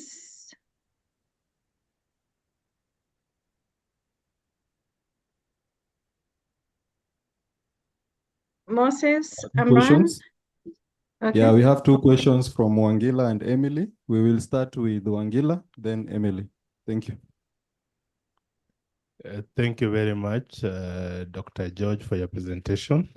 Thank you. Now, you've talked about healthy gut, and I just wanted to understand the relationship between the development of dementia and Alzheimer's in relation to the gut microbiome. Excellent questions. If you have a healthy microbiome, you're going to have a healthy gut. You have a balance in the microbiome. I'm glad you mentioned this, because as the previous speaker, Miriam, talked about, exposure to certain bacteria like E. coli and Pseudomonas and staph and all of this stuff, it can actually affect gut health. So if you eat contaminated food, not well cooked food, like let's say that you eat meat, which is pink in color. Okay, it's undercooked. You got a problem now with lots of not only parasites, but bacteria in there. So everything has to be well done. So I recommend everything. If you want to have a healthy gut, a healthy microbiome, thanks for the question, then you're going to have balance in the microbiome, which causes balance in the brain. Healthy microbiome is the key for brain health. And healthy microbiome is balance for immune system, for healthy thymus, healthy spleen, healthy body, healthy liver. But if your body is not eating a healthy food, if you eat, let's say, greasy food, fried food, as Dr. Gina was talking about, then you're going to have fatty liver. Fatty liver produce fatty gallbladder. Fatty gallbladder produce high cholesterol, as the previous speaker, Matilda, talked about LDL. Now, high LDL and low HDL is a prescription for dementia. So you see, you got to have a balance in the body. You have more HDL, high density lipoprotein, and lower LDL and lower triglyceride. These are really a key aspects here: a healthy microbiome, a healthy diet, a healthy sleep. Some of my clients go to bed after midnight. I tell them bedtime is 10:30 to 11 p.m. because at 11 o'clock, it is after 11 o'clock to midnight, the liver meridians and the gallbladder meridians and the other meridians start kicking. So if you go to bed, I have some clients say, I go to bed by 2 a.m., but I sleep longer. It doesn't work. It cannot compensate, because if you sleep later, you're going to have unhealthy microbiome. And if you have unhealthy microbiome, you're going to have unhealthy brain. It's everything to do with balance. See, it's healthy eating and healthy drinking. We drink the water, not the soda. Why? Because the soda produces insulin resistance, diabetes. Diabetes makes dementia. And soda can cause problem with the microbiome. I'm glad that you asked this question, because I didn't have time to address it in my lecture. healthy microbiome is very important to reverse and to prevent dementia. Thank you for the questions. So stay away from soda, just stick with water. Our body is made from 70% plus water, not 70% Coke or Pepsi. I hope you do not drink that much soda as much as it's happening here in America and Canada. Okay, so more water, more healthy sleep, healthy microbiome, and of course no alcohol, because alcohol destroys microbiome. In moderation is okay, but not hard liquor. That's very important to keep a healthy microbiome. I'm not going to expand on that, but I'm sure you understand what I'm talking about. If you drink coffee, make sure it's a black coffee, not too much sugar and cream. Okay, that's very important. Also for insulin resistance and type 2 diabetes, type 3 diabetes, and type 4 diabetes now, which I'm going to be published a research on it very soon. So we're going to cover that. By the way, type 4 and type 3 diabetes are closely related to healthy microbiome. Sir, I'm really glad that you asked this question. Thank you. Thank you very much. Okay. Thank you. There was another question from the physical audience. Yes, we'll have another question from Madam Emily. Thank you for the wonderful presentation. My question is, or I would want you to comment on the relationship between oxidative stress and the possibility of developing dementia and Alzheimer's disease. Thank you. Can you just repeat the correlation between what and what? The relationship between oxidative stress. Oxidative stress. I got it. Okay. And development of dementia and Alzheimer's disease. Excellent questions. Actually, I mentioned in my presentation, I have 3 doctorates. The first one was on stress management and burnout. That's 1995 from University of Toronto here. If you don't know where Toronto is, actually in Ontario, Canada. If you don't know where Toronto is, it's north of New York. If you don't know where New York, I can't help you. Anyway, so there is a strong correlation between stress, acute stress, short-term, and chronic stress, long-term, and dementia, because stress produces cortisol, epinephrine, and also adrenaline, which competes with the other brain neurotransmitters like dopamine, GABA, serotonin, beta endorphins, and acetylcholine. So the more stress the person have, the more chance they're going to develop diabetes type 2, type 3, and now type 4. We talked about that, glucagon resistance. And stress strongly correlated with dementia. So how do you reduce stress? You cannot eliminate stress. Dr. Hans Selye said the absence of stress is death. So we're all going to face stress, short-term, long-term, family stress, teenager stress, colleague stress, job stress, spouse stress. Like there's so much commute. If you live in New York and you live in Los Angeles, the commute there is very stressful. Have you ever been to New York or Los Angeles or even Toronto here? We have highways like parking lots, and then people need to go to work and they stay in the highway for 1 hour. And that's stress, that's cortisol. That is the beginning of dementia right there. So how do I avoid this? You know what? Live closer to work. Try to minimize the stress. Try to actually cope with the stress by doing deep breathing, more oxygen to the brain, more hydration. So more hydration, more oxygenation, and then do the wellness IQ and wellness EQ at the academyofwellness.com, or you can look it up at the book.academyofwellness.com to reduce stress. So if you do 10 questions and you find your stress response is very high, try to cope with that. By the way, the average score for my 25,000 client is 55%. I also work with the top athletes in Canada and the US, and their score has to be 90.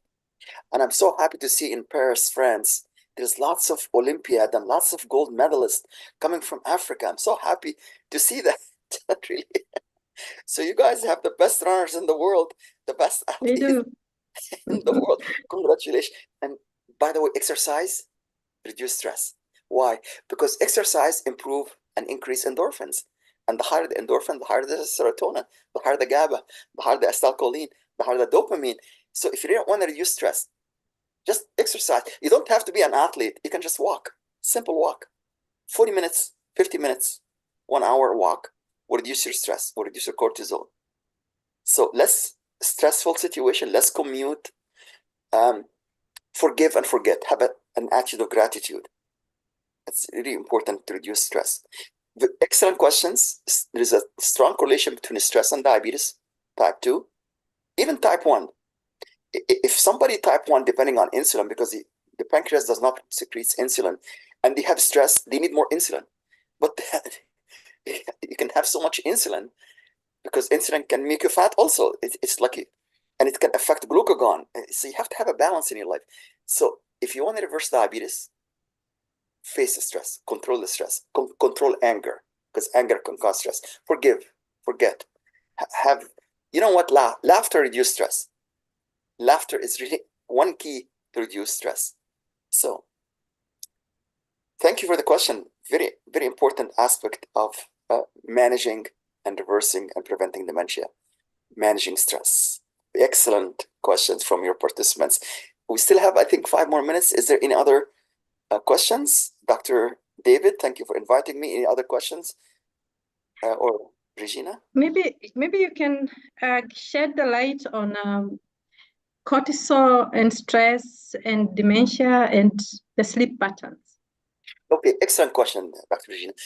You see, continuous exposure to short-term, long-term stress will elevate cortisol.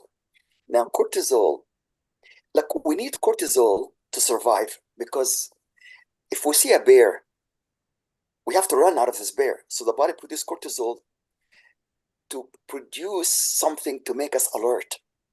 But what I found from my research is that we have 2 systems. We have sympathetic nervous system, which is fight, flight, fright, and freeze. And then we have parasympathetic system, which is rest, digest, relax, stop and smell the roses, laugh, enjoy your life. Can you believe me, Regina, if I tell you that people in the Western world, they live 75% in sympathetic mode and only 25% parasympathetic, which means they live in stress. They're under fight and flight and fright daily, hourly. I hope it's not the situation in Africa, especially in Kenya, because you guys have more relaxed lifestyle. You have more sunshine. You do enjoy life much more than us here in the Western world. So if we live in sympathetic mode all the time, it should be actually 60% parasympathetic and 40% sympathetic to have a balanced lifestyle. But if you have 70%, 75% sympathetic, fight, flight, fright, you're in danger. You're always facing bears. You're always running and having cortisol. You're having anger, stress, fight, flight, fright, freeze. That is not a healthy lifestyle. So we have to face that. How? Laugh, stop and smell the roses, breathe, drink the water, eat the healthy food, as Matilda was talking about before this, and just have a healthy lifestyle. Score at least 75% on the wellness IQ. So if you score under that, why don't you book a session with me for free, half an hour, and pick my 55 years of experience, and I can help you out. Don't worry about money here, because we're trying to help people here. That's why Dr. David and Regina invited me to speak at this conference here to help more people from Africa. By the way, I was born in Africa.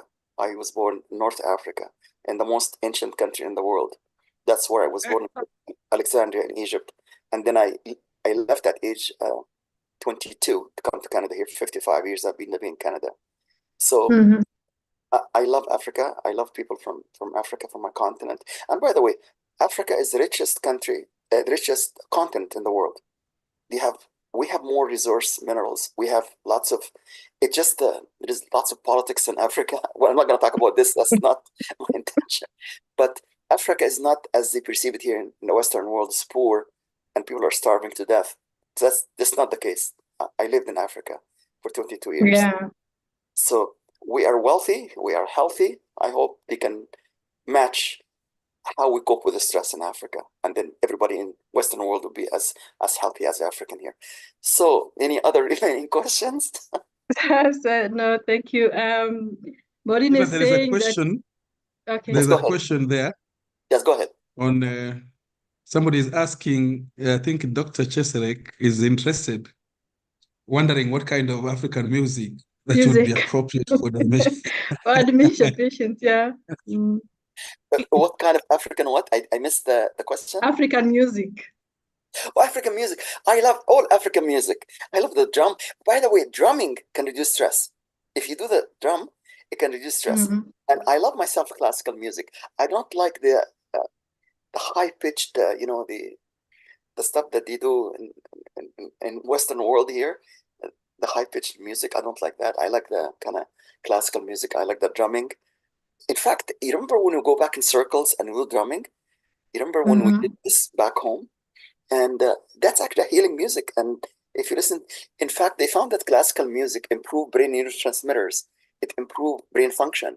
So if you want to try to relax and meditate, listen to the music that actually produced a balance in the neurotransmitter. That's my favorite kind of music. Of course, if you like loud music, that's okay. But the more louder the music, the more cortisol is going to be produced. So that's just, we have to watch for that. The louder that, you see, you have to control what the ears hear, because louder music produces high decibels for the ear that cause high vibration in the eardrum. So we have to actually go into fight mode and flight mode, again, sympathetic. So we don't want to be more, we want to be parasympathetic. So that's good questions. Any other remaining questions? I'm glad. I thought that people were sleeping. Now they're awake after. No, we are in, and it's a very interesting topic. It's all about lifestyle, and it's not one part of lifestyle, including sleep is good. So for those of you who are here and think that you don't have to sleep because you're scientists, please do part of it. Thank you so much, Dr. Grant. People must sleep. And just before Dr. Grant, just before you go, we have a QR code somewhere there. Book your consultancy. I think our professionals, you can make good use of Dr. Grant because of his wellness experience, and we want good service, so he's always available. And Dr. David, anybody collaborate with me if you're doing research in Kenya on dementia, how to prevent it, and so on? I'd be very happy to collaborate with you. We can do cross, research on that. I would be very delighted, Dr. David and Regina, to collaborate with your scientists in Kenya. You have the best scientists in the world right there in Africa, the best brains in the world right there. So you know what? If you're really thinking about doing a research on lifestyle management, type 3 diabetes, dementia, and so on, I'd be more than happy to collaborate with you to publish paper together with you. And if you're interested, if you're young professionals in your mid-20s and you want to do some more research, more courses, I have online courses on this website. Just talk to me, and then we can offer you some of those courses. And then we can always give you the tools that you need. We also have lots of tools here, including the virtual devices that we have here to detect and correct frequency virtually. So if you're interested in this, go to the website and look at more about the virtual voice scan that detect red flag in the body before it becomes into acute symptoms and chronic symptoms. So we can actually detect dementia, as Regina was talking about. If it happened to be early in their 40s, we can detect that to prevent it by doing all of the stuff that we talked about. So detection and monitoring and preventing is much more important than waiting for a drug that's approved by FDA to deal with dementia, because that could be about 5 or 10 years down the road. So if you want to collaborate on this virtual voice scan, please reach out to me. And Dr. David, if you have any other doctors, and Regina, if you have any other scientists in Kenya who wanted to learn about this technique, it's a newest invention. It's actually correlated with blood test and correlates with MRI, PET scan, CT scan, ultrasound, X-ray by 98%, and is done virtually anywhere in the world. So if you live in Kenya, or you live in Uganda, or any other place in Africa, we can done the scan when you're there through the voice, because voice frequency is voice energy. And voice print from the voice is same as fingerprint, same as iris print in the eyes. So this device here is a blessing that we can do biofeedback now virtually worldwide through this wonderful AO virtual voice scan. That's what we used in our published studies, and it correlated with blood tests, it correlated with all of the other tests by 98%. So you know what? If you're curious, like me, and my nickname is Curious George, Little Monkey. If you're curious to know more about this, let me know.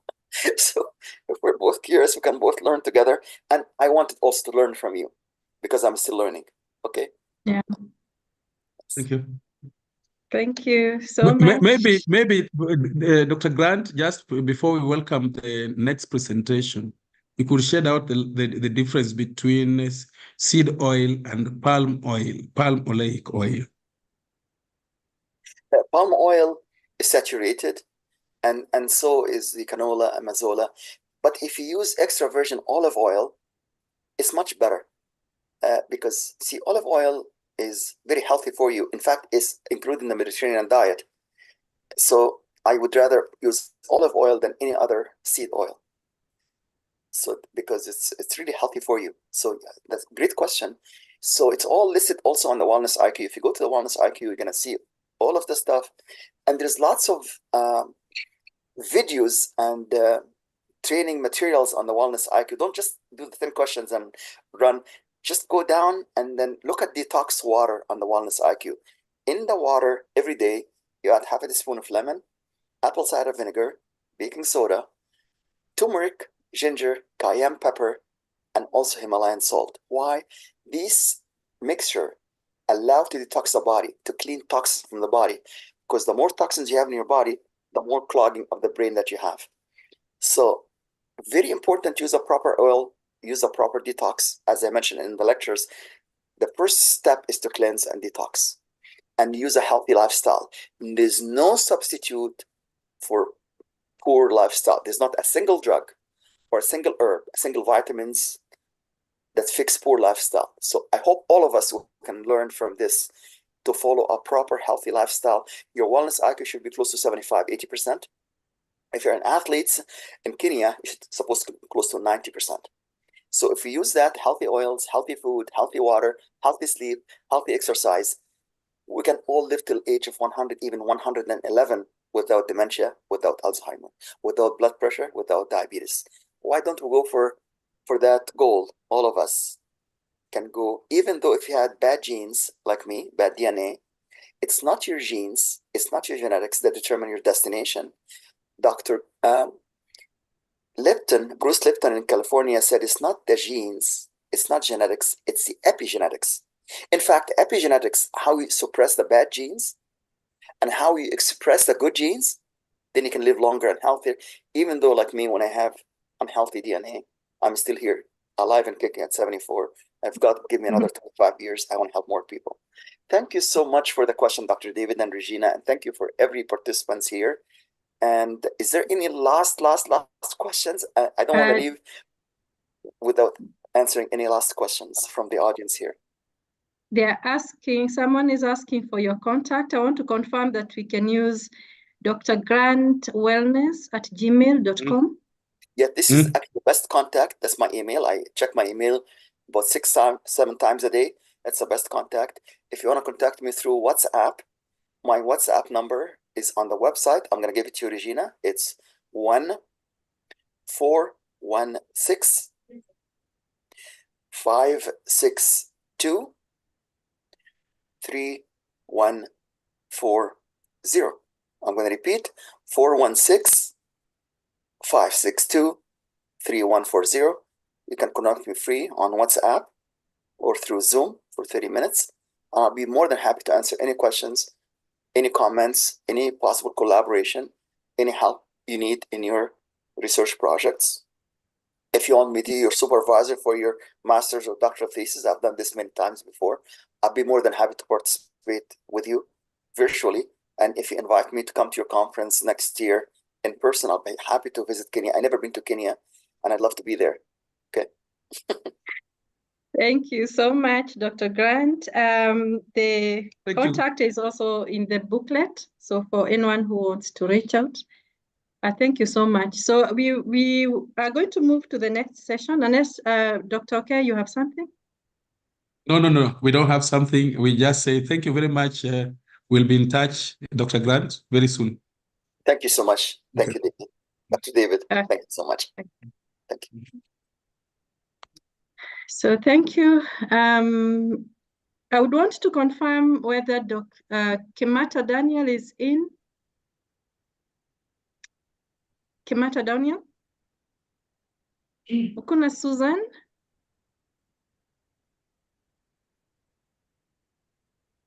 Kamata, sorry, Kamara, not Kamata. Kamara Daniel?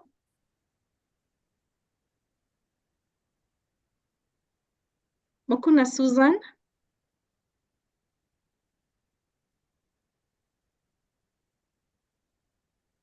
Jeffrey Orieng.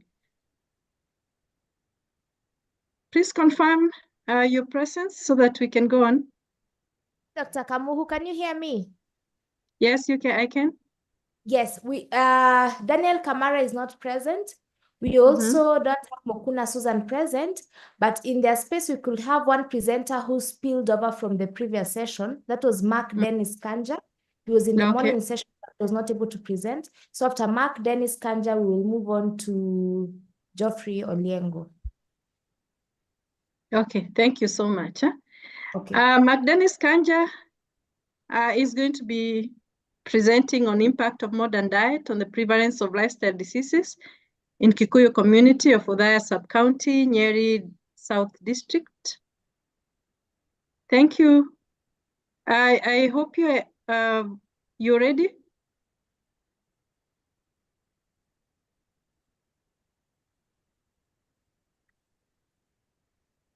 So put it in presentation mode and continue. Thank you.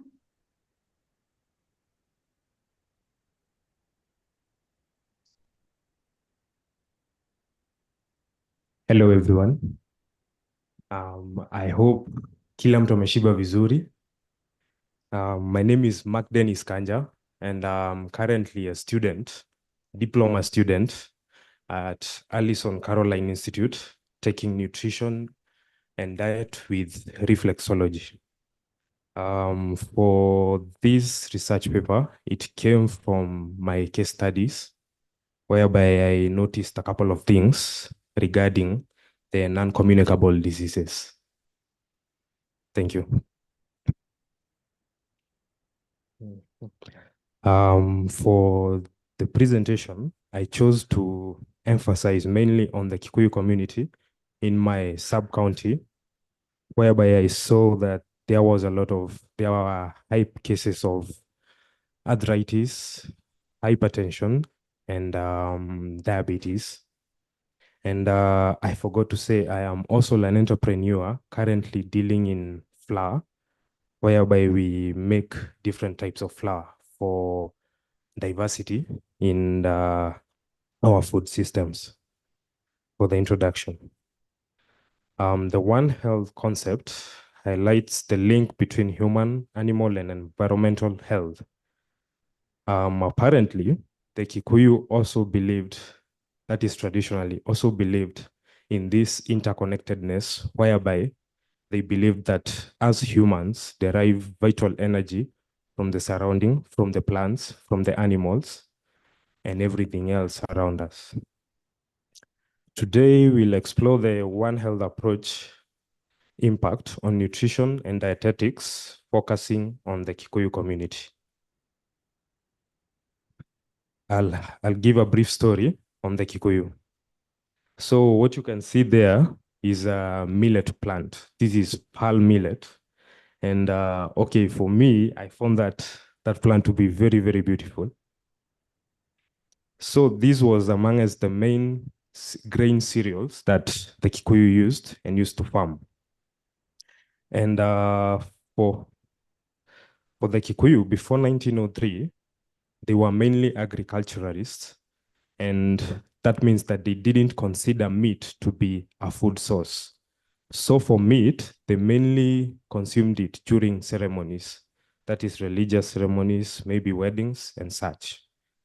They mainly thought of food as what they grew in their farms. And they actually ate, and this is before 1903, they actually ate more meat. That is, for 1 year, they ate more meat than a European would have at that moment. Women and children ate less meat. Well, for this is mainly influenced by how men, or the ones who used to be looked at the big guys in society, and the women were the ones responsible for maintaining the vegetables. We come to the lifestyle-related disorders. First, I have a question. What did you have for breakfast or dinner? I think it's more than you know. We cling to the notion that bread, ugali, rice, must come from wheat, maize, and Asian rice. And despite modern lifestyles, our bodies still process food bacteria, and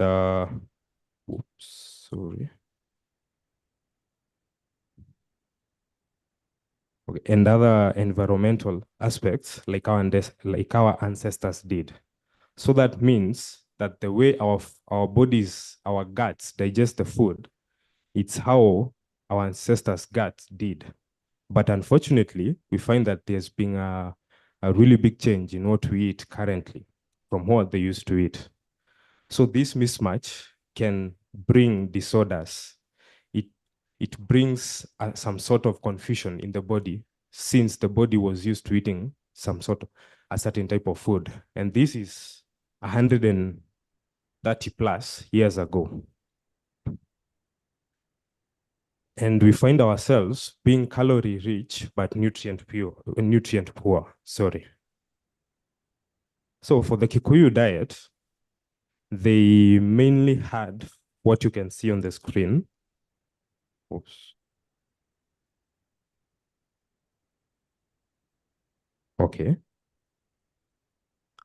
From the previous screen, this is the main things that we usually consume currently. And you find that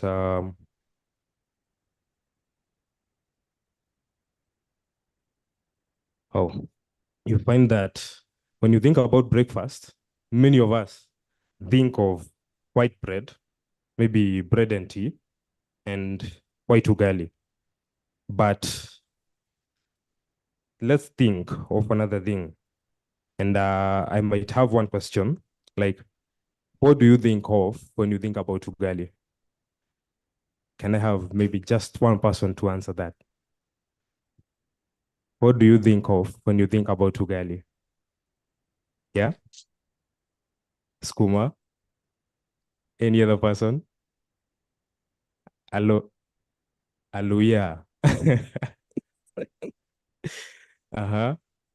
Any other answer? Ugali is food.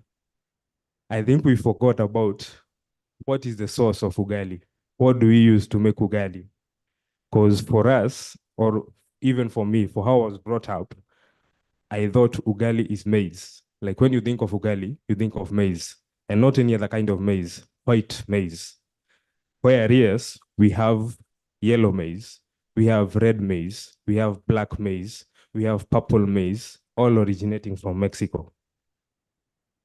And this brings that mismatch that we find. Next. The pictures depicted show some of the foods that we can actually make with other grains, and with other grains, maybe millet, sorghum, amaranth, and the such. Our indigenous food systems have recipes for porridge, bread, biscuits, cakes, popped millet or sorghum, and all these I have tried. We even have sorghum ugali, African rice pilaf. For pilaf is a certain type of food from the Asian countries. You can compare it to pilau. We can have millet pilaf. We can have sweet potato donuts, or even chapati, millet and sorghum pancakes, and so much more. The first picture, you can see finger millet bread. Finger millet is wimbi. I know when you think about wimbi, you only think about uji, right? But apparently, you can make bread with finger millet. You can make bread with palm millet. You can make bread with sorghum. It's going to be a little bit more difficult, but we just need to try. For the second picture, that is bread. From the previous slide, we could see that the bread that we mainly know is the commercially made bread, the one in the supermarkets, in the shelves. But then just look at the next one. The bread, if let's say you went to a bakery somewhere and found that the loaves of bread were in that shape, that color, I know many of you would wonder what this is. Yeah? And then we also have, this is wimbi ugali. Oops. The next one is wimbi ugali with avocado, spinach, and your protein choice. Then we have millet. This is boiled millet, and it puffs up just like rice. And with this, you can make lots of meals with it.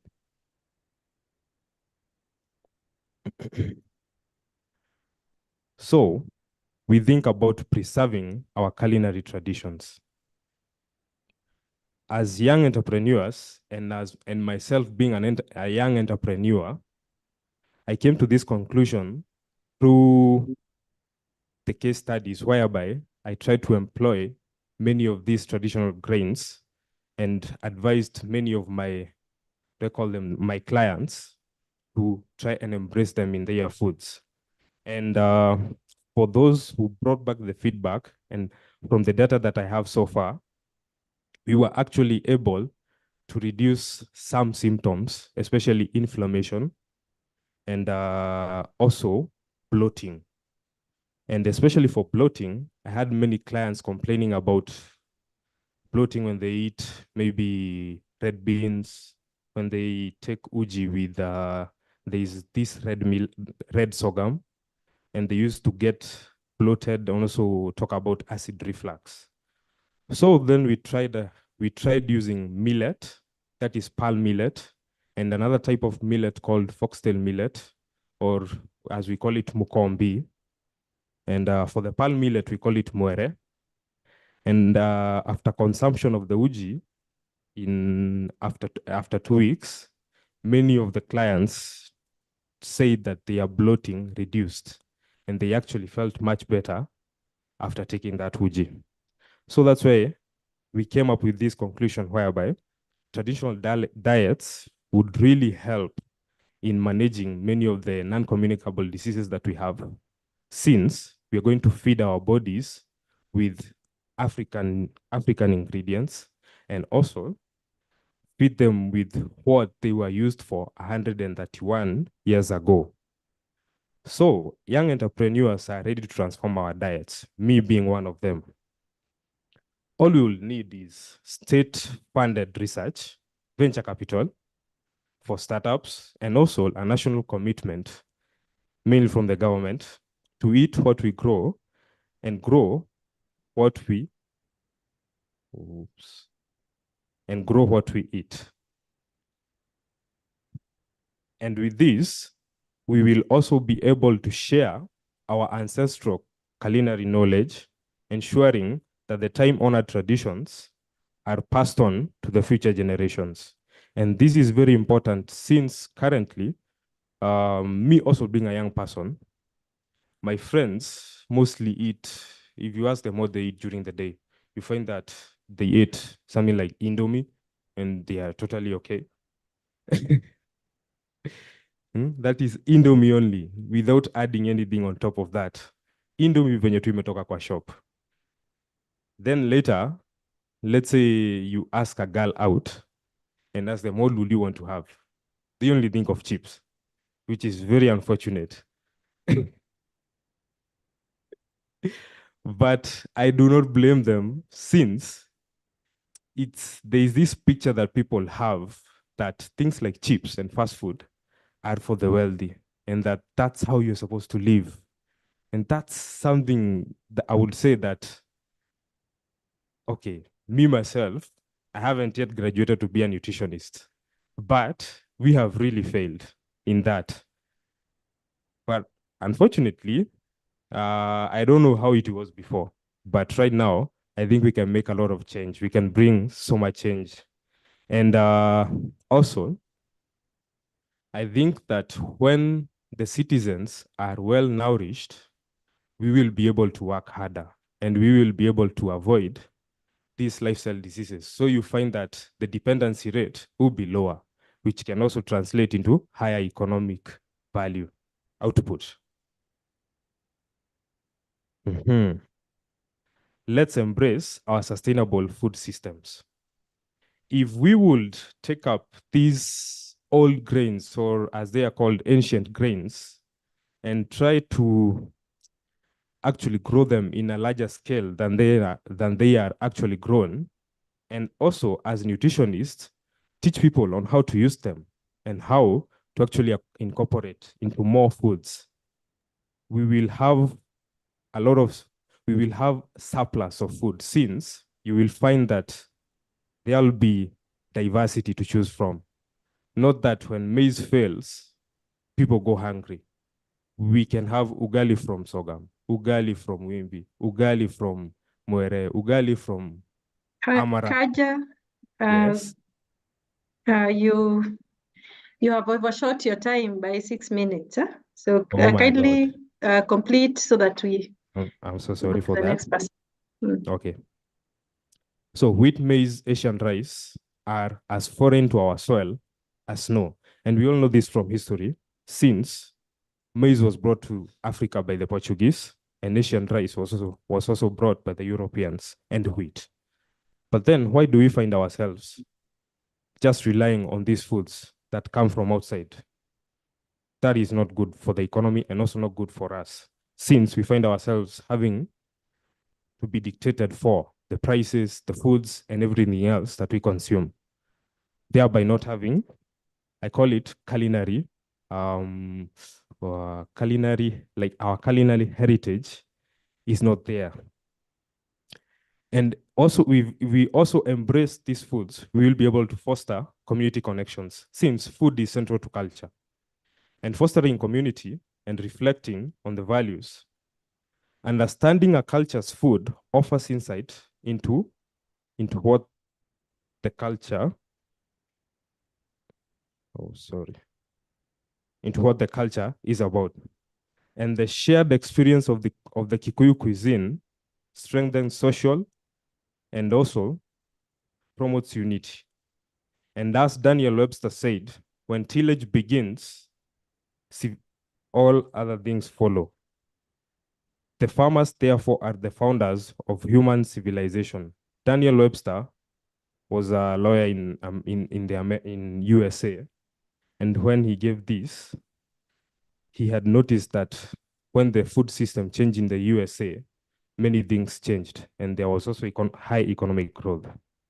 Last but not least, the Kikuyu culinary renaissance. This means that we are trying to bring back the Kikuyu way of life and food. And as the Kikuyu adapt their traditional cuisine, they improve and preserve their heritage, and also inspire sustainable food systems, African systems.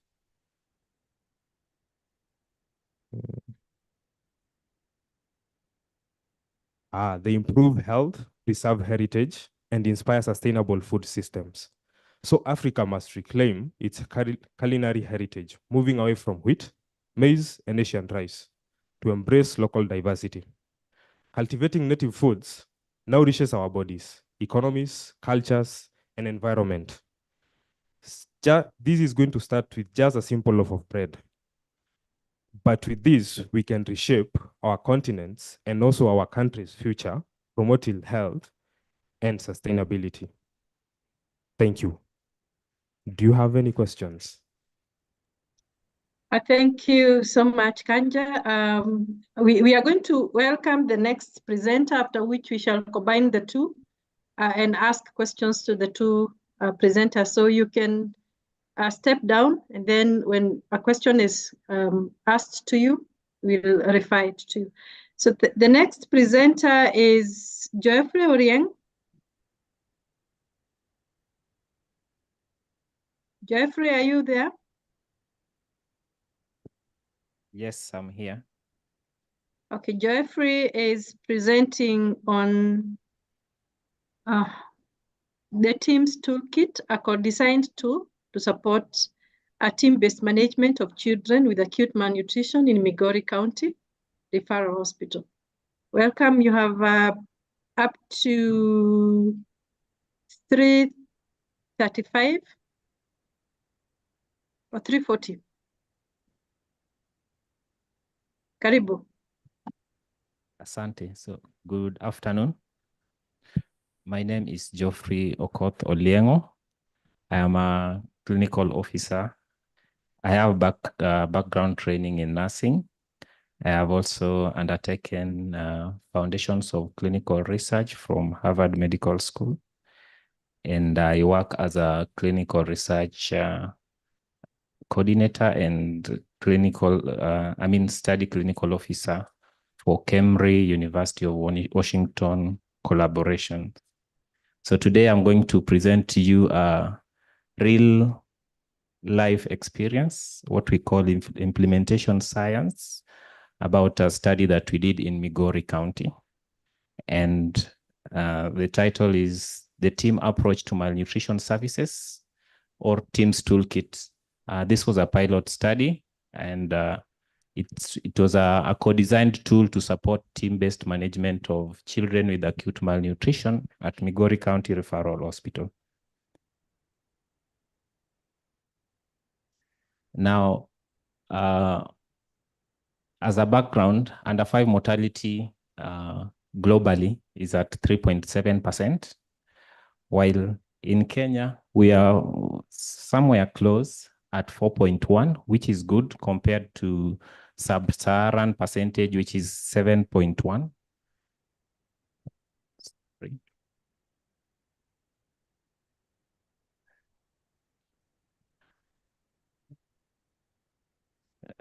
All right.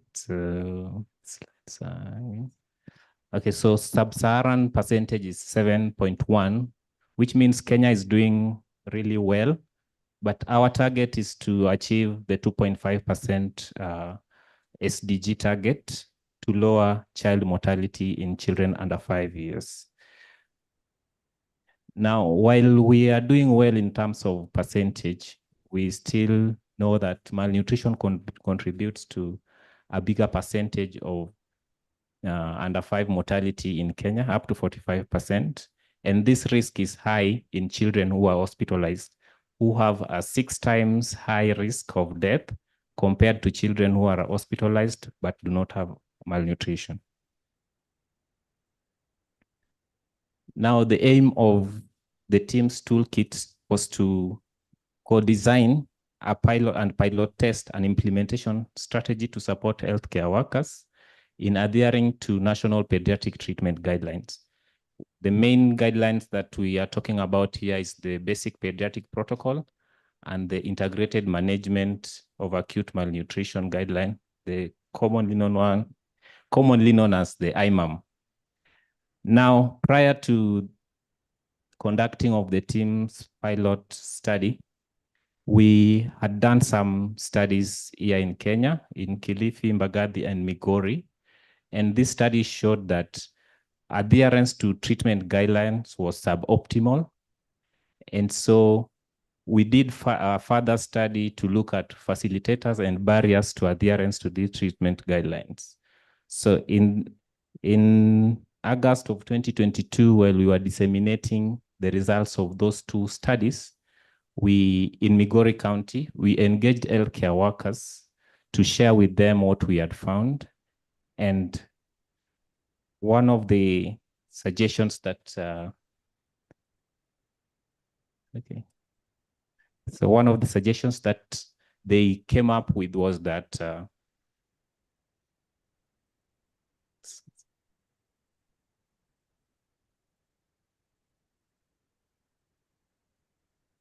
the slides are not flowing.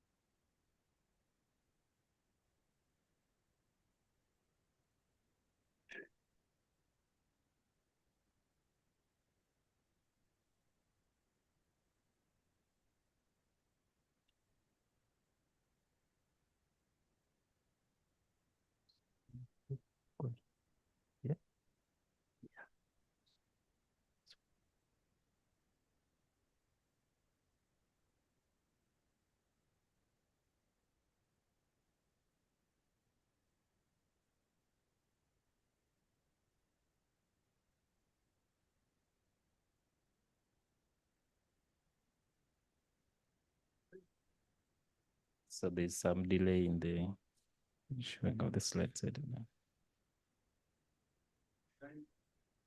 Yes.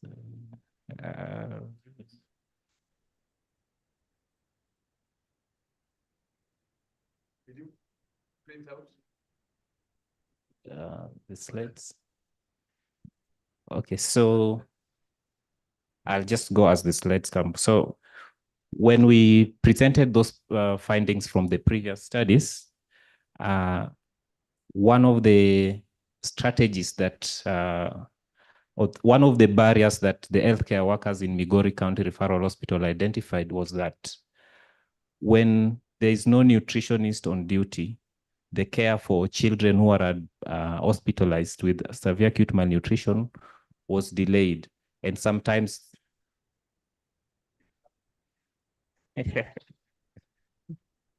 okay, so we did a study and we were disseminating results, and we looked at facilitators and barriers of adherence to treatment guidelines. And the reason we looked at this is we have very beautiful and well-searched guidelines that can help improve care for children. But there is suboptimal utilization of these guidelines. So when we shared these results with the team in Migori County Referral Hospital, they came up with a strategy to help them manage their children who are admitted to severe acute malnutrition. And one of the barriers that they identified in Migori County was that sometimes, or when there is no nutritionist on duty, there is delay in giving guideline adherent care for children who are hospitalized by malnutrition. And this contributed to a lot of mortalities of children who are admitted in the pediatric ward.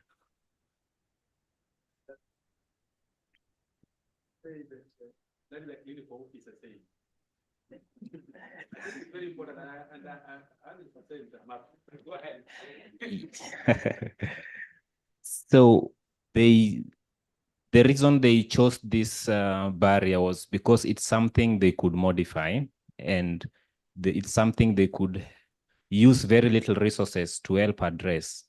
So they then sat and said that for them to address this gap, they needed to come up with a strategy,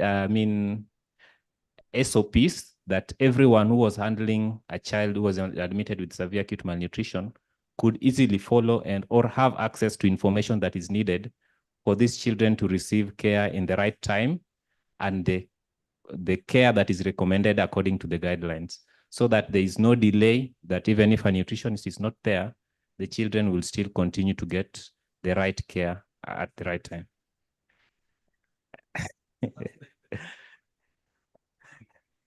All right, so when we did conduct this study in Migori County Referral Hospital, the pediatric ward in Migori County has 38 beds, and we involved 33 participants in this study.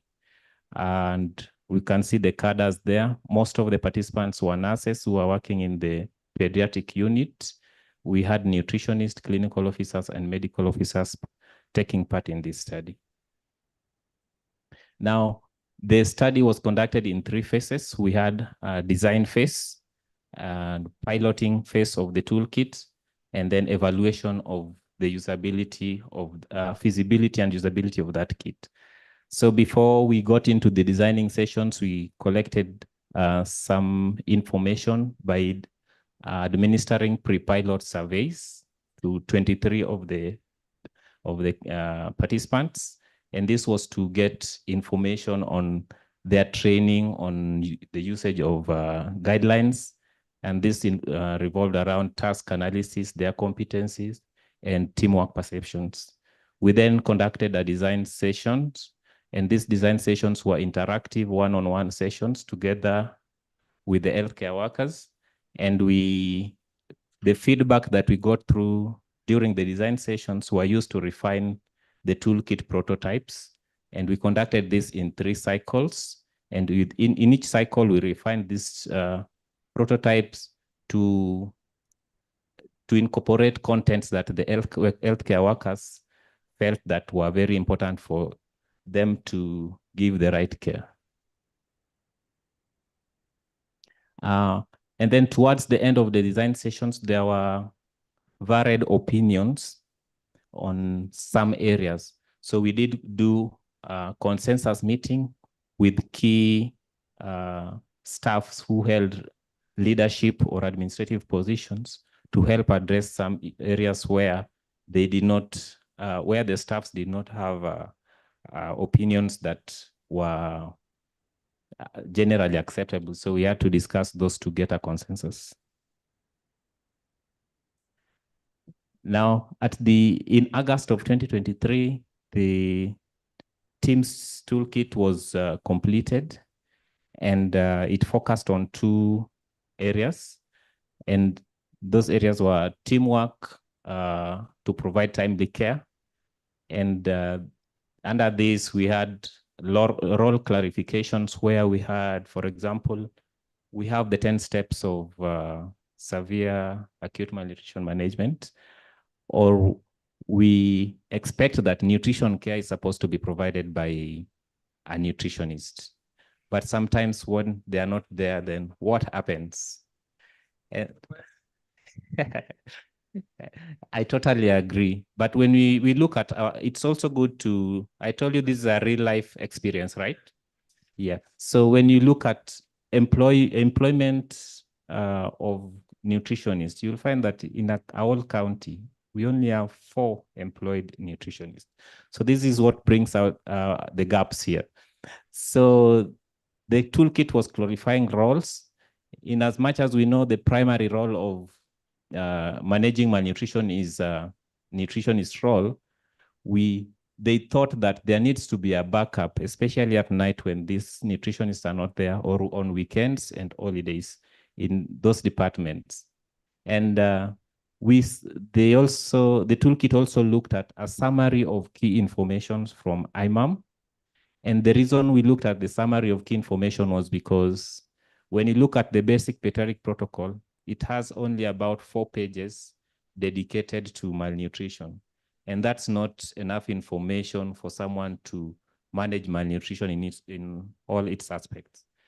When you look at IMAM, IMAM has about 200 pages. So when a nurse is on duty and wants to get quick information to help manage a child with severe acute malnutrition, it will take them time to go through that document, 200 pages, and get the right information in time. So we looked at summary of key informations to include on this in that guideline. And so at the extreme end is an excerpt from the toolkit that looked at the stabilization phase on how to stabilize a child. It also has a table at the bottom that shows how to calculate feeds, so that even if a nutritionist is not close, then a nurse can quickly calculate, reconstitute F75 and administer to a child according to the guideline.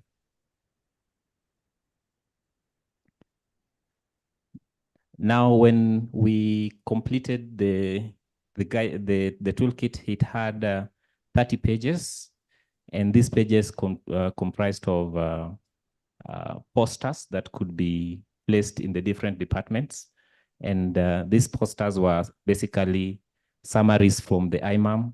And we launched this toolkit in September and gave them the healthcare workers to use. Now, in terms of data analysis, we looked at the data that we had collected at the end of the study in November. And we analyzed pre-pilot surveys and the qualitative data that we collected. And so just to say that this was a mixed method study. And as you can see, there were the numbers of the participants according to each phase. We also conducted focused group discussions at the end of the study just to get one-on-one experience on how the team's toolkit was used. Now, in terms of findings, we did not find any difference or any change in the competency of the participants. However, when we looked at the qualitative data or the information from the discussions that we had, healthcare workers reported that the use of the toolkit had somehow empowered them to take on some tasks. For example, a nurse said that, my experience is that it made my work easy to manage malnutrition without much consultation, made me feel competent. And at the bottom there, another nurse said that initially, Resumal could only be given by a nutritionist. These are patients with malnutrition and diarrhea, but now after the toolkit, you could find other caregivers. The clinicians were prescribing Resumal. In terms of teamwork perfections, it also, the healthcare workers reported that they somehow got an improved understanding of their roles, and it also improved sharing of information about managing malnutrition. And in terms of teamwork, they found it helpful in providing assistance to other healthcare workers when they were called to help. So one nurse said that there was increased multidisciplinary approach. So now the alternative caregiver, which is a nurse, prescribes the feeds. Then the following day when the nutritionist comes, he briefs him about what was done at night, and the nutritionist continues with the management of the management from there. A doctor said that, so before the project started, everybody had their responsibilities. So it was very rare to get a nurse reconstituting meals for a child because that was dubbed as the work of a nutritionist. But now, because of the whole working together, now anybody can reconstitute the feeds from the medical officer to the nutritionists themselves, to the nurses. Anybody can reconstitute. Now, we also evaluated the usability using the system usability scale, and we got a score of 77.4, which is acceptable. And one participant who is a nutritionist said, when admitting a malnourished child in inpatient care, I usually refer to the charts when initiating feeding of F75 and F100. Teams Toolkit has helped me a lot. It saves time and is so direct. So this is said because we did not create a new tool, but just took a summary of the nationally recommended IMAM and placed it somewhere that the staff could easily get information that they needed without taking time. The usability, system usability scale also has usability dimensions, which look at usability and learnability. So in terms of learnability, which has 8 items, the score was 3.31 out of 4, which is a good score. However, when we look at learnability, which had 2 items, the score was 2.2, which was a bit low.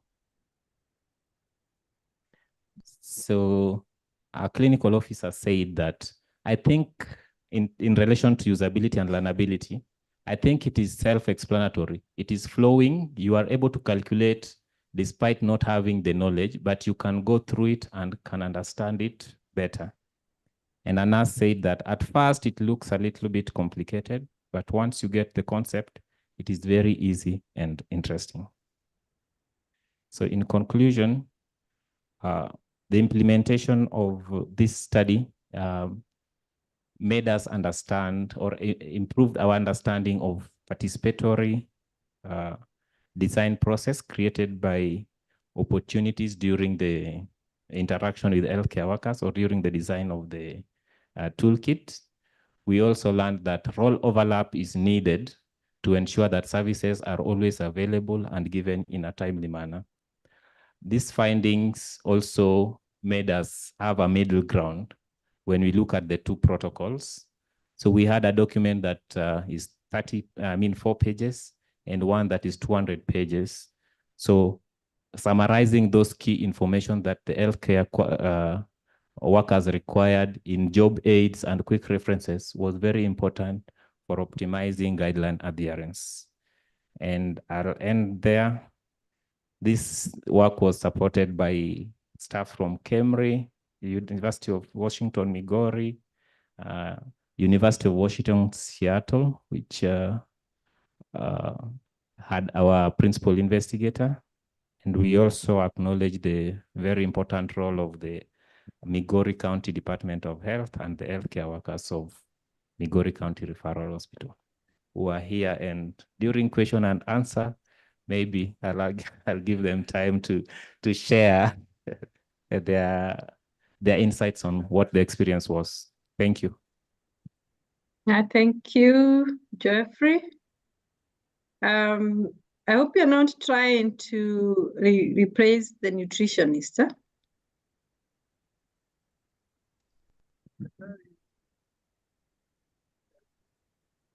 Jeffrey? No, the role is to support the nutritionist.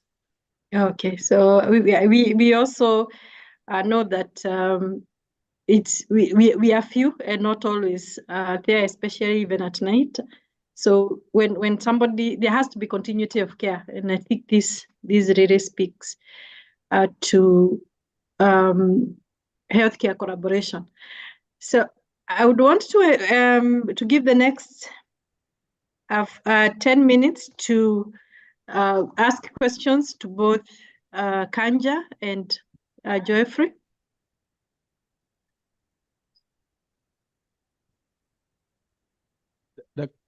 Dr. Can I go? Yes. Can the presenters come sit here because you're still on the... Dr. Can I go if you allow? Yes, you can. Dr. Kia, go on. Dr. Kamuhu? I can go. Jeffrey, yes, okay, go on. thank you. This is Dr. Keo, Dr. Kamuhu, and I think the best we start with the first presenter, so you can take your seat. I'll ask both of you my questions, then I finish there. Okay. The first presentation was on Kikuyu cuisine. And it reminds me of one thing that we have always said when we were hosting the Italian cuisine. Every year we host Italian cuisine in a symposium, and they have a lot of presentations, and they also do tasting of their cuisines and the wines in Kilifi, in Malindi, in Nairobi. And we always wonder, where are our cuisines? And I think my team in the research unit, we have always talked of, we need to organize for a cuisine symposium for all cultures in Kenya, so that we don't lose out on our traditional roots for food. Bloating, overweight, you will treat them until you die with your knees if we don't go back to our roots. There is very little we are doing in facilities unless we are witches. Because we know what made us. A traditional Kikuyu elderly person would go up to 115 years old. It's not only Kikuyu, even Eluo. My grandmother died at 98. Wow. But people are dying at 50, not because of infection, but because of the food. The new culture. I think for me, I'm interested in that one. And we have to get to a symposium for cuisines. And this time around, we will not engage the scientists because they have made us get lost. We will have the traditional cooks so that the scientists can come and observe. Yeah. And I think that is the way to go. That is your question. I don't have any question that Thank is you. on your work, Thank but you I'm so only making a comment out of it so that the scientists here can hear. Yes. You can sit down. Thank you so I'm much. asking the clinical the clinician. And you know, nutrition is you are challenged. And I want to tell you reason why. When we were developing the task sharing policy, which was later brought down in the courts of law, there was one rider. The rider was, when you give an imam guideline to a nurse or a clinical officer, who does the nursing and who does the clinical work? You've gone to school, did diploma or did degree, you finished, you got the powers to go and do. You have competencies defined. You've been given a job as a clinician. Then you are told, on top of what you studied, add competencies of nutrition. So you are loaded with more information. Why? Simply because someone somewhere doesn't want to employ a nutritionist. Now, our partners who are the owners of funds that we depend on, I always chase fat partners. And I want to be honest with you. I will chase them until I leave KNDI. Because you see, a partner comes with interest to see if we shift this task to a clinician when the nutritionist is lazy enough to come back at night. Can we still have functions running? So as nutritionists, we are beaten in our games because we like nice dress. We like ties, coats. And then we walk around telling people that we are nutritionists. So we are not on duty.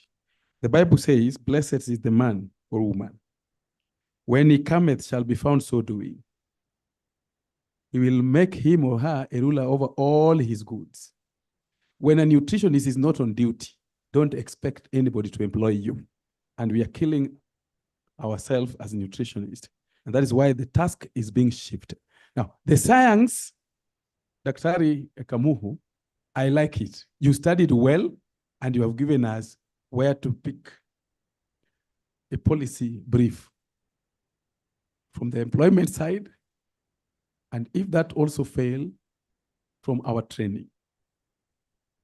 A nurse will always be on duty 24/7. And so you can't beat them when the Minister of Health says that we need more nurses because they like being on duty. A clinician is always on duty compared to a physician. The physicians have their offices, they run here and there with their consultancies, but they leave the clinician. So people will say, let's post 2,000 interns who are clinicians. The medical doctor will be found on the streets, striking because they have not been posted. They are always not on duty. The nutritionists are not on duty. The medical physicians are not on duty. So the nurse and the clinician will remain on duty. And I listened to you very well. You said the clinicians were saying this thing is so easy. And somebody was saying, yes, and the nurse was saying, I can use this if the nutritionists are not on duty. So who do you want to blame for employment if we cannot remain on duty? If you cannot go to the street and say, we want to work at night, who do you want to blame if you cannot put on uniform for a nutritionist? Our head of department here from MTRH has never put on any uniform for nutrition. And if they do, is it quite often? Jacqueline here, when I was training in Maseno, I used to take students there for Reno. And I never saw Jacqueline in uniform. She was walking with some nice jeans and long coats and saying that they're offering services in nutrition. Now we are killing ourselves. And that study has brought it very clearly. And I congratulate Kemri and you who did that study. And nutritionists didn't do it. And it is now getting us the results we want.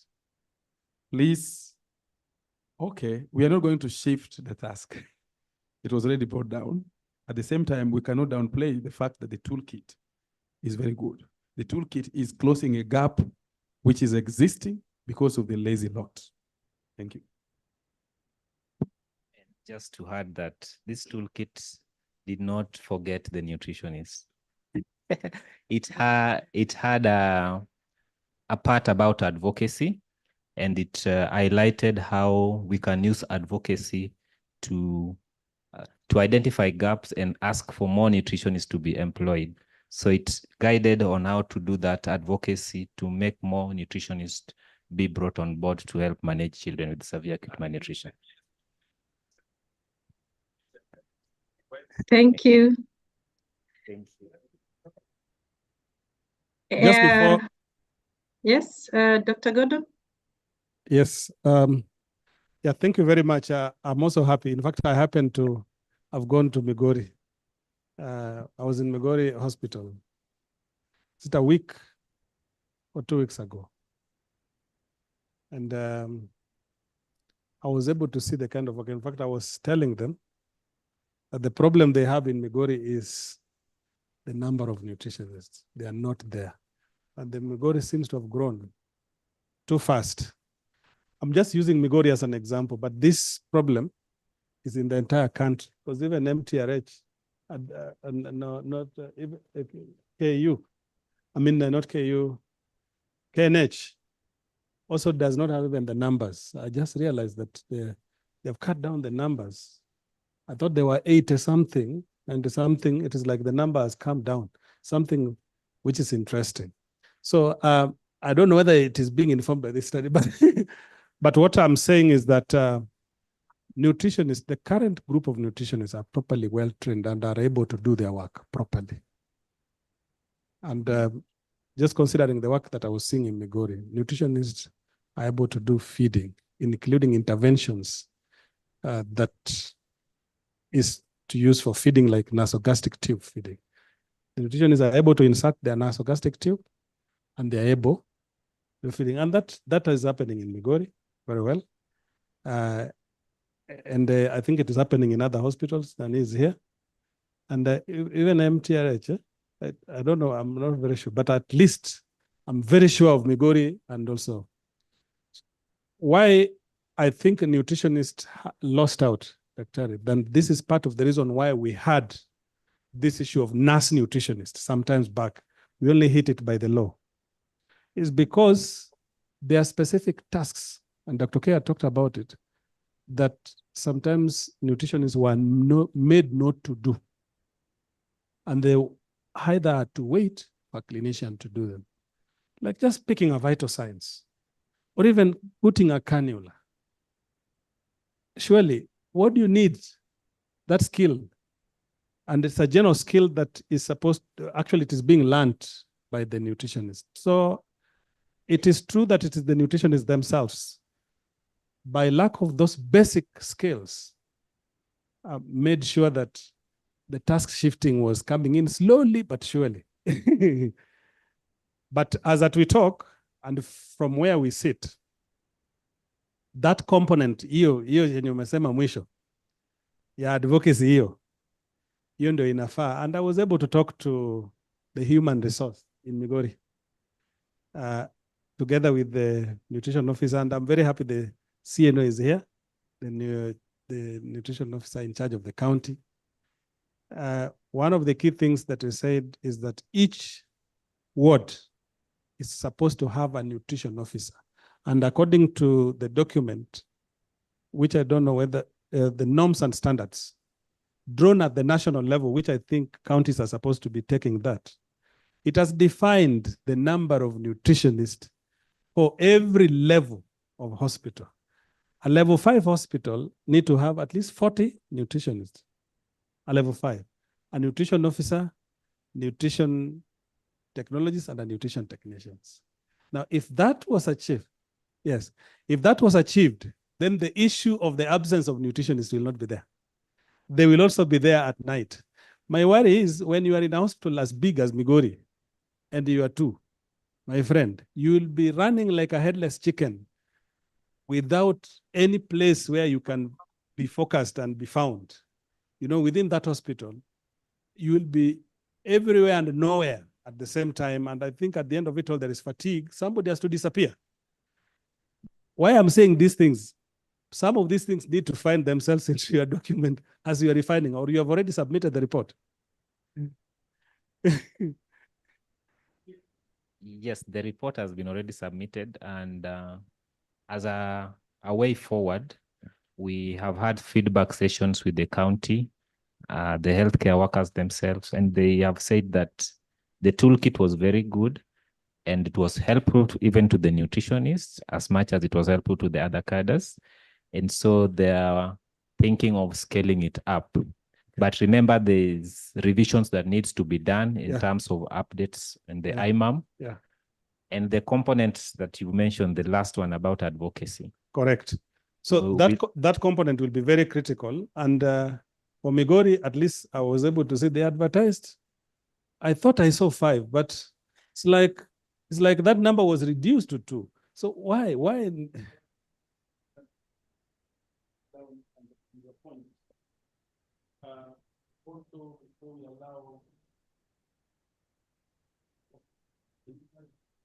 Dr. K, you're not audible. Yes, I am not very audible. Now I am audible. I think so. Yes, you are. Good. So did I hear a narrative of this should be scaled up? That narrative is simply saying that we need to adopt the toolkit nationally. Nationally. Is that the correct thing? I want to be sure there. You can just reply from there. Is that the correct thing? No, that's not the correct Okay, thing. but it can scale up on what line? For usability.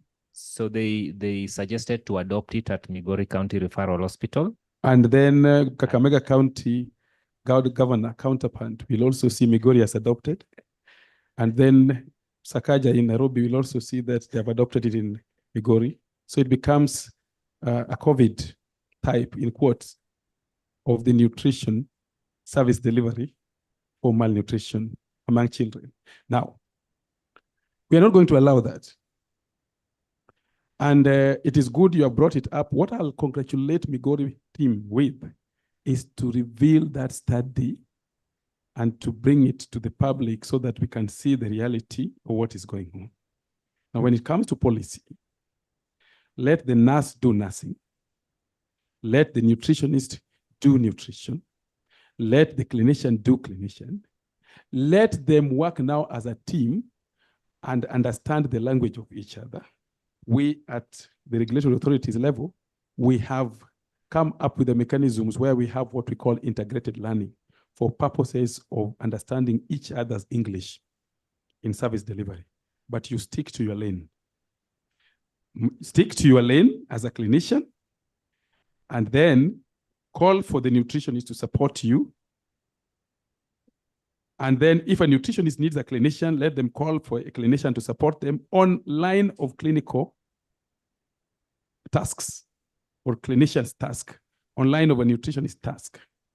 Now, if advocacy is what is needed based on your outcome, we can adopt your study to tell the PS and the CECs that you must employ a nutritionist. There are many outside there. They are properly trained and they have gone through a new curriculum, and the content cannot be understood by a clinician or a medical doctor. They know me and Guka when we meet that there you don't touch, because a medical doctor is trained to prescribe drugs based on a condition. A nutritionist can use supplements instead of antibiotics for certain conditions. Those are parallel groups, and they have each role. So I would request this study be used as an advocacy tool for PS Mudoni if she comes here, so that we don't make her imagine that we can shift the task.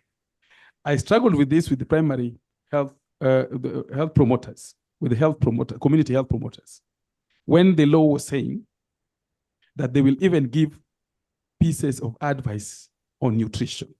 Someone who didn't study nutrition wants to give pieces of advice in nutrition. Then you want to treat nutrition as a herbal medicine.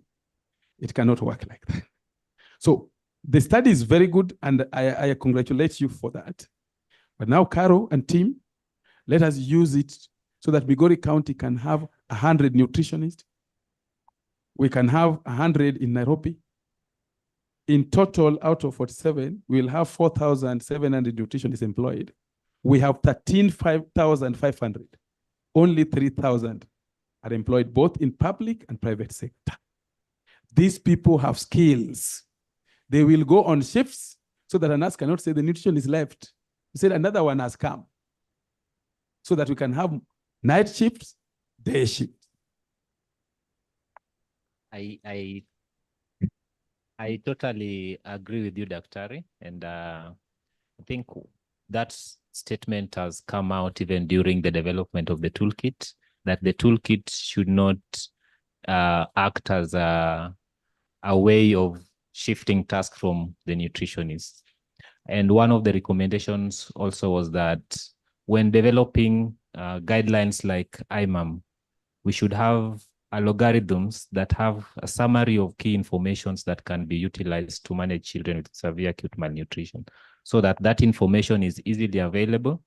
And instead of having a big booklet, those summaries can be quickly printed and placed where they are supposed to be utilized for easy access. And I would like to give Carol an opportunity to speak. Okay, thank you, Geoffrey, for the presentation. My name is Caroline Odete. I coordinate nutrition activities in Migori County. We have a huge gap in Migori County in terms of nutrition HR. We have a population of 1.3 million. And the total number of nutritionists in Migori County, we have 15 only. In the Migori County Referral Hospital, we have one nutritionist who is the one who is in charge of the county referral hospital. So there's a big, huge gap when it comes to, so we can use these documents to advocate for more nutritionists. So far, we have had one advocacy meeting with the MCA. We are planning to have one with the governor and the top leadership. I will invite you. I will invite you. Thank you. So thank you so much. Dr. Kamohu, we had one comment from Mr. Sambu. Yeah. Okay. Okay, thank you very much. I think when Prof and Doc has spoken, you should have summarized, because now we don't have much to say. Anyway, what I wanted to highlight was a part of recommendation that he recommended a role overlap instead of recommending to employ more nutritionists. I think it was misplaced, and you from your study, you found out there was a gap in terms of number of nutritionists. So make sure, I don't know, now the report is complete.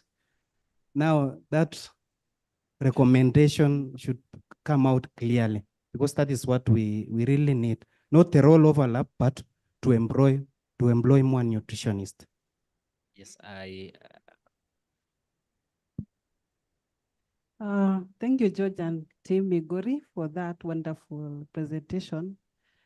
Probably as you were going through, I was thinking, could it be a gap or need analysis that you're doing?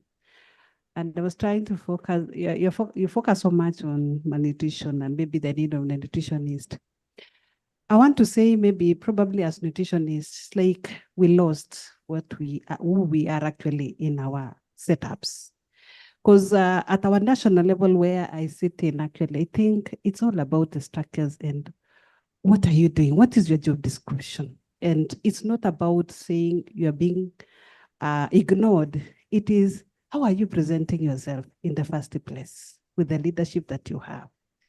Because I was trying to imagine if you've just focused on malnutrition, then I was wondering how about other multi-specialty areas like renal unit, like cardiac unit. Like in the MTRH, how many are we? We are 60 nutritionists. And we feel like still we need more, but at least 60 makes some sense. In pediatric alone, where now we have malnutrition issues, I have 10 nutritionists working in that unit. 10. Now, it's because how are our structures in any organization? What are your selling points? Because what I know in the, I'm not quoting any hospital, but the areas that I visited personally in the county areas, our place as nutritionists will just still remaining in the kitchen. You feel like, what is the nutritionist doing in the kitchen?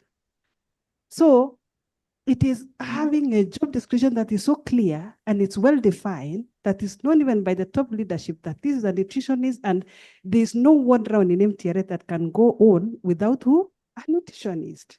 And we avail ourselves. In fact, doctor's round will just be a standstill, and you will be called as HOD in the office. Where is the nutritionist in this unit? And if it's not there, every Mondays, all the management team, including the nutritionist leadership, is going around on the clinical areas, checking on the client or the patient. So what I'm trying to say is, let's take our positions as nutritionists. Let's not remain, let's be felt. I wouldn't even mind being one nutritionist in a sub-county or a hospital, but the small thing that I will do, they should make a difference. And there's something we call workload analysis. And probably I think, George, you've done that. It's workload analysis, as you say, what is the job, or you're trying to justify the work that is being done on nutrition. I want to wish you well and feel that probably that's an advocacy that it can assist, or it can be used as a tool that can assist the counties. But please, nutritionists, let's take our position, let's work, let's not just measure on small areas, but you come in front. In MTRA, we work in shifts. We work in shifts. There's a lot in the medical areas, in critical care unit areas, in ICU. Where are we? So just want to say that, please, let's see our structures, let's see our leadership and our job description. It's so clear. There's no way a nurse will do my work. Never in MTRH unless there's something has come up. It's because even if today we leave MTRH, they know this is nutritionist work. Thank you. Okay, thank you so much. I wish to bring that to a close, but I also want to appreciate Kanja, who said he's a diploma student and is now in this forum trying to, learn also how to go about the presentation. So thank you. Now we welcome Caleb is having two papers. One is reporting and methodological quality of clinical practice guidelines for MAM in East African community. It's a systematic review. And then he's also looking at malnutrition-related deaths in infants and children enrolled in child health and mortality, prevention and surveillance. CHAMPS Kenya site that it was done between 2017 and 2022. So Caleb, I want to ask you to, if you're in. Caleb, are you in? Yes, I'm in. Yes, you can do them consecutively so that now we ask questions from the two of them. All right, good. I'm just going to share my presentation.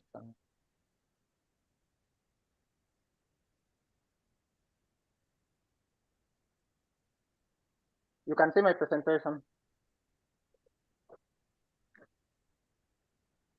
Yes, we can, and continue up to 4:35. All right, good. For the two, yeah. Okay. My name is Caleb Sagam from Cambridge CGHR, and today I'll be presenting on a methodological, a systematic review on methodological quality and reporting of clinical practice guidelines for management of malnutrition in the East African community. So malnutrition in every form presents a threat to human health, and it's a very important public health issue in children under 5. 2016 to 2025 was declared a decade of action on nutrition by the United Nations. However, cases of undernutrition continue to rise. And in 2020, we had 149 and 45 million children who were started and wasted respectively. And in Africa, the highest burden of malnutrition is found in East Africa, with our with Kenya having 18% and 5% of children under 5 years being started and wasted respectively, according to KNDI 2022. So with the high burden of malnutrition, clinical practice guidelines play a very important role in ensuring that we have correct treatment for these conditions and also ensure that there is prevention for malnutrition. But CPG's quality vary in various ways, despite us having guidance documents on how to develop these clinical practice guidelines. So we used agree and write checklists to evaluate the guidelines, and agree stands for appraisal of guidelines for research and evaluation, which has 6 domains. That is scope and purpose, stakeholder involvement, degree of development, character representation, applicability, and editorial independence. Scope and purpose is concerned with the overall aim of the guidelines, whether the specific questions were highlighted within the guidelines, and the target population. Domain 2 mainly covers whether there was stakeholder involvement, and whether appropriate stakeholders were actually involved in the guideline development, and whether the intended users, the views of the intended users were also captured. Domain 3, which is rigor of development, relates to the process used to gather the evidence, whether there was a systematic review commission for this case, whether there was specific criteria in making of recommendations. And domain 4, which is clarity of presentation, deals with language, structure, and the format of the guidelines. Number 5 is applicability, which mainly pertains the likely barriers and facilitators of the implementation of the guidelines, and whether there are any strategies for guideline uptake and all those things that pertain to implementation of the guidelines. And then the last one is editorial independence, which is mainly covers conflict of interest and funding. So we also used a RIGHT checklist to evaluate the reporting of the guidelines. And RIGHT stands for reporting of items for reporting items for practice guidelines in healthcare. And it also has 7 domains. And basic information mainly covers the title, executive summary, abbreviations, corresponding developer. Background mainly covers a brief description of the health program, the objective, the target population, guideline development group. Evidence covers health questions, whether there was a systematic review, assessment of stability of evidence, and whether recommendations covers, recommendation actually covers the rationale for recommendations and the evidence to decision framework within the guideline. Review and quality mainly covers the extent of whether there was an external review or the quality assurance issues within the guidelines. Then the funding, declaration and management of conflict of interest covers whether there was any conflict of interest in development of the guidelines. And lastly, others covers whether there are any limitations to the guidelines that needs to be brought forward. So we use the agree and write checklist to evaluate the methodological and reporting quality of the included clinical practice guidelines. And we searched all East African Community Ministry of Health website, repositories, and specialist organizations. We were also, because most of these guidelines are not found in electronic databases, we were able to do hand searching and be able to reach out to respective ministries for these guidelines. So we use the search terms clinical practice guidelines, health guidelines, IMAM, CIMAM, and the different specific countries to search for these guidelines. And we included the IMAM and CIMAM guidelines written in both French and English, and we excluded CPG's versions and CPG summary. So if we had an updated version of the CPG, we were able to exclude the other one. So 5 reviewers independently screened, extracted the data and appraised the included clinical practice guidelines. And all CPGs were rated on a scale of 1 to 7 according to the agreed scores. And how would average, and we actually did averages of all the items to were calculated. In the right checklist was used to work as a reporting item, and we were able to calculate the percentages of reporting in all CPGs. And this study actually was mainly based on public available CPGs. That's why we never took any ethical approval. So this flow chart shows us the breakdown of how we ended up with including 8 CPGs. So we retrieve a total of 47 documents and screened 37 documents after removing the duplicates. And we assess actually 17 clinical practice guidelines for eligibility after excluding 20 that were not CPGs, and we later included 8 clinical practice guidelines. So on my results, these are characteristics of the included CPGs, and we had CPGs from Uganda, Rwanda, South Sudan, DRC, Burundi, Kenya, Tanzania, and South Sudan. The latest published CPG was actually in DRC, and the oldest was in Burundi. So these are the agreed 2 domain scores for each country, and we can see that. Kareb, please adjust your microphone. Yeah, so Your sound quality is not very good. Can you hear me? Yes. Yeah, so these are the domain scores.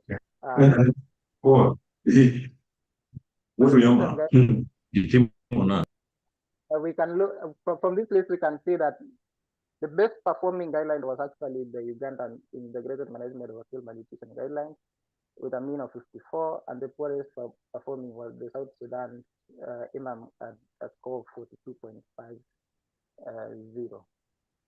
In terms of quality of reporting, only 8 items were reported in all the guidelines, and 11 items were partially reported. So many of these items were not actually reported in some of the guidelines, which is pointing to whether it was done or not. So evaluating the methodological quality and reporting of clinical practice guidelines for management of acute malnutrition in children under 5 in EAC reveals 4 commendable and areas of improvement. The rigor of development domain performed poorly across all clinical practice guidelines because in many cases evidence-based methods were not reported and could have been an indicator that there are limited skills maybe on evidence-based guideline development. Most items were not fully reported in majority of the guidelines, pointing out serious problems that could actually contribute to the low scores that we saw in the agreed score. And the discussion would be whether all these things were actually done or not.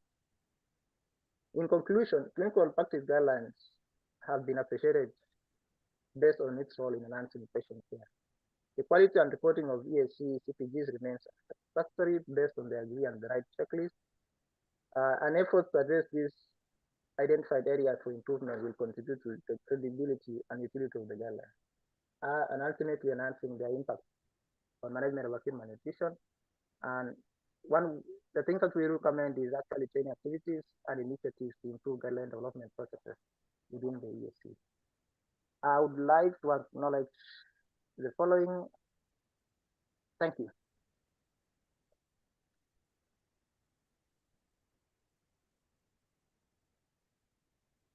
Yeah, thank you.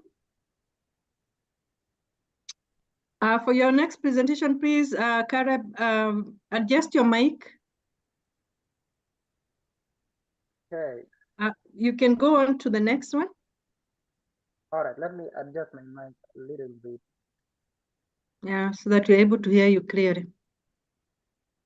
All right, I don't know whether you're able to hear me clearly. I'm going to share. Right now you are, but you sound very far when at some point, huh? Because I've put up. Yes. Dr. Kamuhu, sorry for the interruption. Yes. We have been requested by the team of scientists in the room that Caleb cannot continue with 2 presentations at the same time. So we will have a break.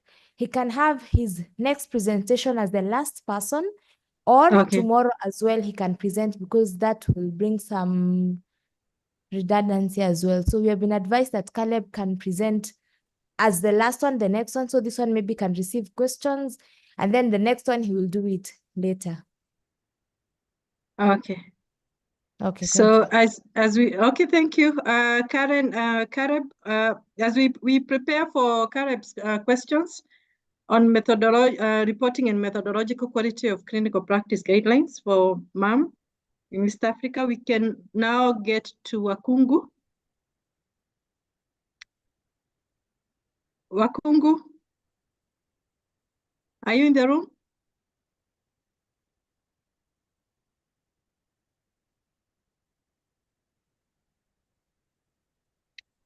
Wakungu? Sylvester? Yes, I am available. Yes, Sylvester, you have 10 minutes to present your work on nutrition and human gut microbiome, gut health status among children with compromised water, sanitation, and hygiene in Siaya County. Okay, thank you. Shortly, I'll be sharing my screen. And I'm happy to share with you about this topic. I hope you are able to see the presentation. Yes, we are. Continue. Okay, thank you. So I am going to take us through part of the work that have been involved in together with my colleagues, Dr. Oye, Professor Nguka, Dr. Owino, and Professor Konyole. So I'll be talking about gut health status among children with compromised water sanitation in Siaya. This is under the theme of nutrition and the human gut microbiome. So we have an idea of what a gut is. So when you're talking about gut health, we are basically looking at the overall well-being and functioning of the GI, which is the gastrointestinal tract. Now, a lot of information has been given relating to gut microbiome. This is one of the components that determines a healthy gut. And also, the other factor of concern when you're talking about the gut is the lining integrity. What is the kind of barrier that is there that is helping the gut to prevent harmful substances from entering into the bloodstream? And then what is its effectiveness in terms of absorbing nutrients and breaking them down? So there have been issues around gut health, especially for children, because most of these children, we do not know whether they have issues in their gut. Most of the time when they are sick or they are malnourished from the previous presentations, we always focus on supplementation. But do we sometimes stop and think about, do they have a healthy gut that can absorb the nutrients that we are providing? So that's why we were interested to look at what is the role of this gut in terms of nutrition and among the children who are exposed to poor water and sanitation. So we focused on a condition called the environmental enteric dysfunction, and we looked at its role on the gut health. There are many other conditions that are affecting the GI or the gut, but we narrowed down to the role of EED because they have been looking at the celiac disease, the ulceration, and among other conditions that are affecting the lining of the gut. This condition results from continuous exposure to pathogens as a result of poor water and sanitation, and it contributes to the damaging of the gut lining and also inflammation. And what does this do? It causes malabsorption of nutrients, impacting the nutrition status. So from that pictorial representation, you can be able to view the villi and microvilli of a healthy child, and the villi and microvilli of a child with inflamed or a gut with EED. So to connect gut health and One Health, where we are focusing on human and animal and environment, how do they link? How do they relate to one another? We get these pathogens from the environment. The children are exposed to the environment. At that age of below 5 years, they are interacting with the environment. They're picking pathogens, bacteria. Continuous exposure will lead to effect on the gut, and this could lead to poor absorptive capacity. And this is why we are linking the environment, the animal, because the animals are the ones that are producing the excreta together with the humans, and this one goes to the water bodies, and the children exposed to it in the soil, and everywhere they play, they're exposed to these challenges. So when we continuously have poor sanitation, especially in the rural areas, because the study focused the rural areas of Siaya County, they are exposed to these challenges, which continuously leads to the continuity of the cycle of malnutrition. Because most of the time we will focus on the supplementation, on the assessments of the basics assessments of anthropometry, but we are not assessing the gut to see if are the nutrients that we're giving effective, are they being effectively absorbed to help the child improve their health.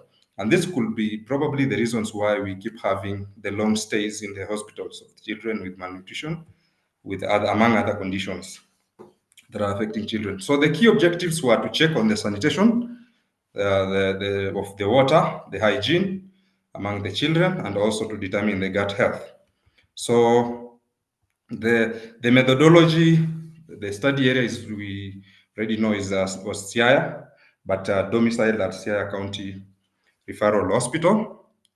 It was a cross-sectional design, and we targeted 100 mother-child pair.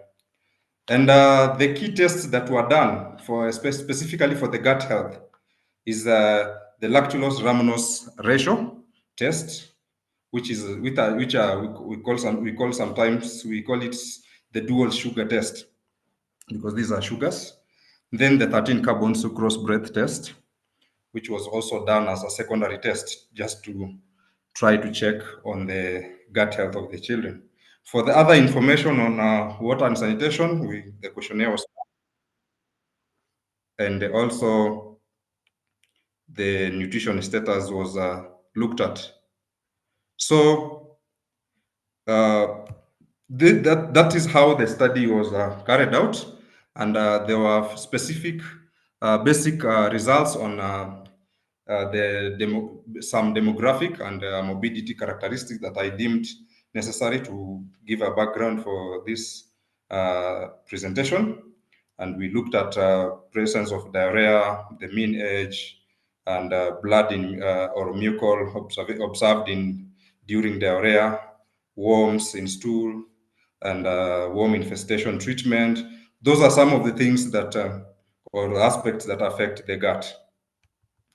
So further, the research team looked at the water and sanitation and hygiene among the children, and specific aspects or indicators were evaluated. From the results, the main source of water for drinking, those who had improved sources were 76%, with those having unimproved 24%. The overall toilet facility, because we also have asked them on the type of toilet they have, and it was grouped into improved or unimproved. Only 10% had improved toilet facilities. Practice of hand washing was reported among 30.8%. Use of soap in hand washing among the 20. Among other factors that could help us know the hygiene and the status of the households in the community, as highlighted in the table. Now we go to the key aspect that we were looking for, where we are trying to diagnose the EED.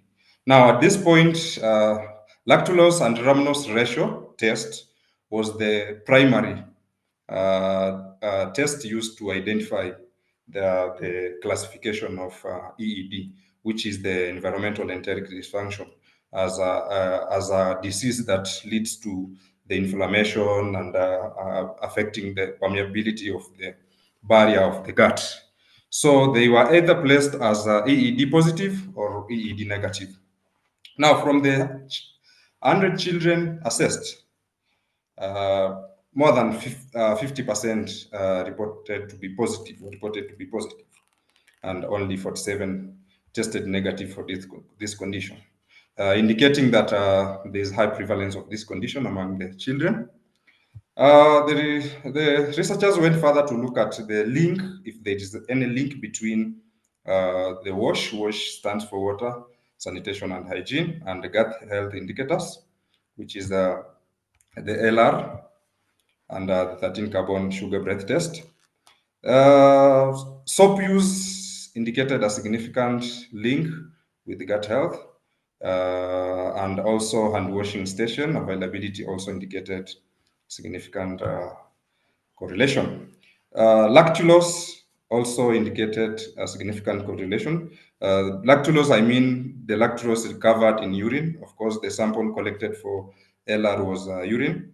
It showed a significant correlation with the hand washing station, meaning the availability. And yeah, so this just tries to indicate that WASH is linked to a gut problem because of the exposure to these pathogens. Now, there are also other studies that have been done outside this country, Zambia, Ethiopia, and most of them agree with these results.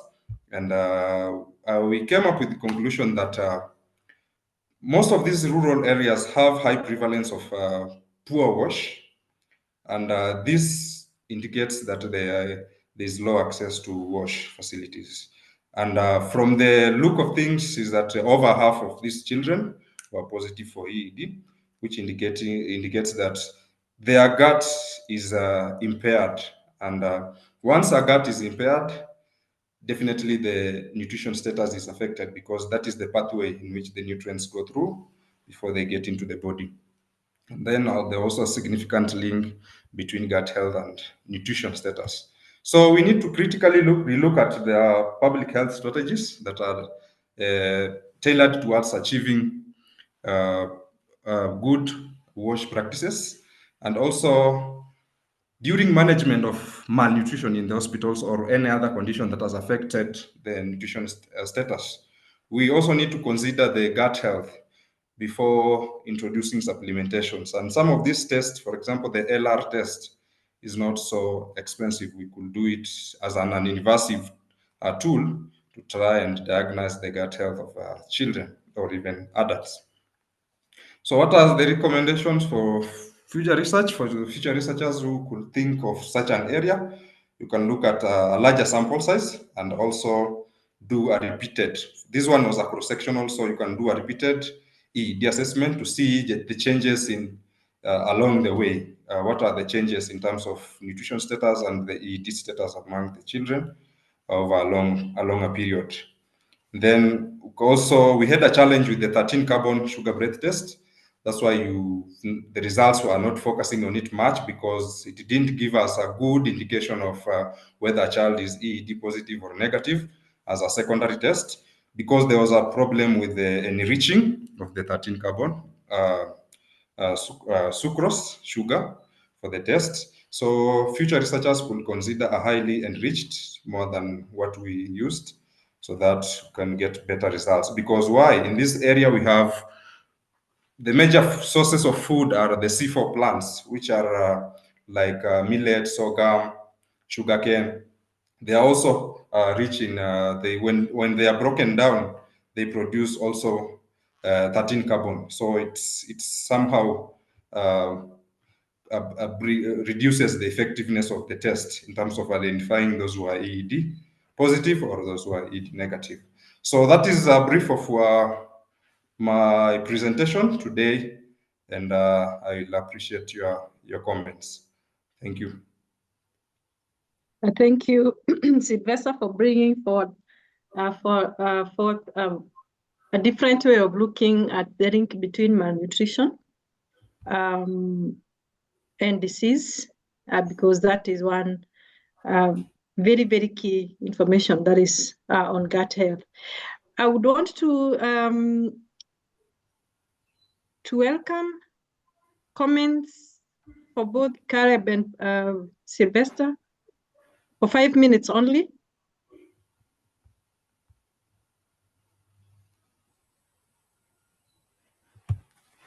Yeah, we have one from Madam Mumina. Yes, Madam Mowino. Yes, good afternoon, Daktari. Good afternoon. My question, or my concern, basically the comment about the Migori presentation that they were actually thinking about coming to tell us that they want to capacity build nurses and clinicians to work as nutritionists. As Daktari has said, that is illegal. Everyone to stick to their own lanes. And another thing, it's a good thing that we have the county leadership of that same county here. And she spoke and said that she only has 15 nutritionists. And it's also unfortunate that she's also bringing it here and not at the tables where she's supposed to be, physically fighting for the employment of other nutritionists in the county. The laxity that we have as nutritionists and as professionals in this nutrition sector is what is giving other cadres in the health sectors like nurses and clinicians the audacity to come to KNDI, our regulator, and tell us that they want to capacity build nurses, clinicians, and other health workers to work as nutritionists. And we have qualified and licensed professionals in the country who will be okay with working in Migori. So kindly, as we leave the room, as we also plan on saying that nutrition in Kenya is doing poorly, let's all have a personal meeting with ourselves and the positions that we hold. And let's remember to attend and table our problems as counties to the specific and to the relevant offices. Coming to KNDI. Thank you. Thank you. I think because it had already been addressed, we are addressing what Sylvester and Caleb has presented.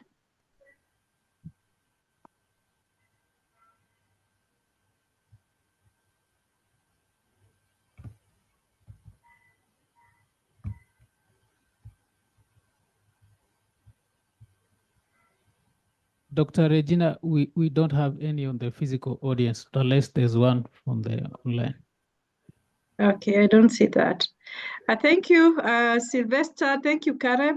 If there's going to be any questions as people process, we will get back to you. Now we welcome, is Jacqueline J. Nasurupia here? Sorry, Doc, I wanted to ask a question to Sylvester since there's no question for me. Okay. And the question that I wanted, I think maybe I missed this. What was the cutoff for the H's you were considering for? Is now present online. So Hilary Wakungu is present. And then after that, I think Dr. Cheserek is also present online. Nelly Gressa is also online. We have one more physical presenter left. The rest are online, but Jacqueline is not there. But Hilary Wakungu is now online. Okay, just a minute. Caleb was asking Sylvester what was the cutoff point. Can you go quickly, Caleb, ask Sylvester? No, I was just asking whether the ages that they were considering for the EED study, and at what age exactly do we begin tracking environmental impaired dysfunction? Sylvester? Okay, I don't know if I got him well, but I believe he's asking about the cutoff age that was involved in the study. Is that the question? Yes. Yes, that's the Yeah, question. so, okay, we involved 12 to 15. Not that we could not involve the other age group, but we considered and believed that most of our sample could, they are mostly already eager to interact with the environment, and most of them already, they have begun complementary feeding, and they're in the process of getting new types of food along the way as they grow. and they are interacting with the environment. Of course, the others also interacting the environment, but to narrow down the scope of age, we picked 12 to 15 months, considering also we just needed a small sample size because of the cost of the implementation. So that was the criteria. Yeah, thank you, Sylvester.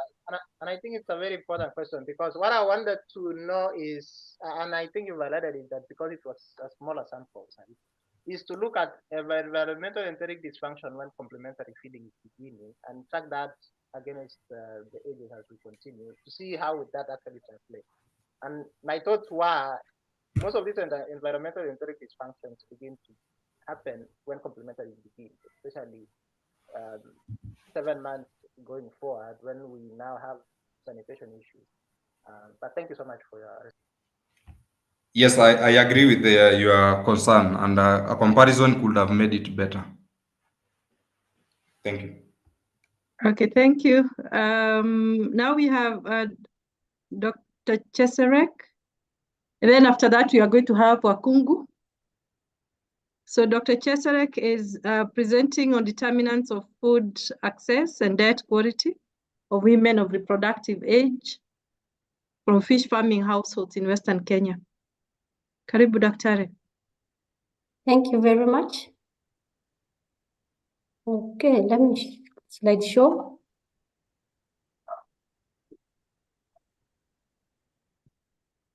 Is it my screen? Is it visible? We are not sharing yet. Okay. Yeah, actually, I thought it's going to be shared from that end.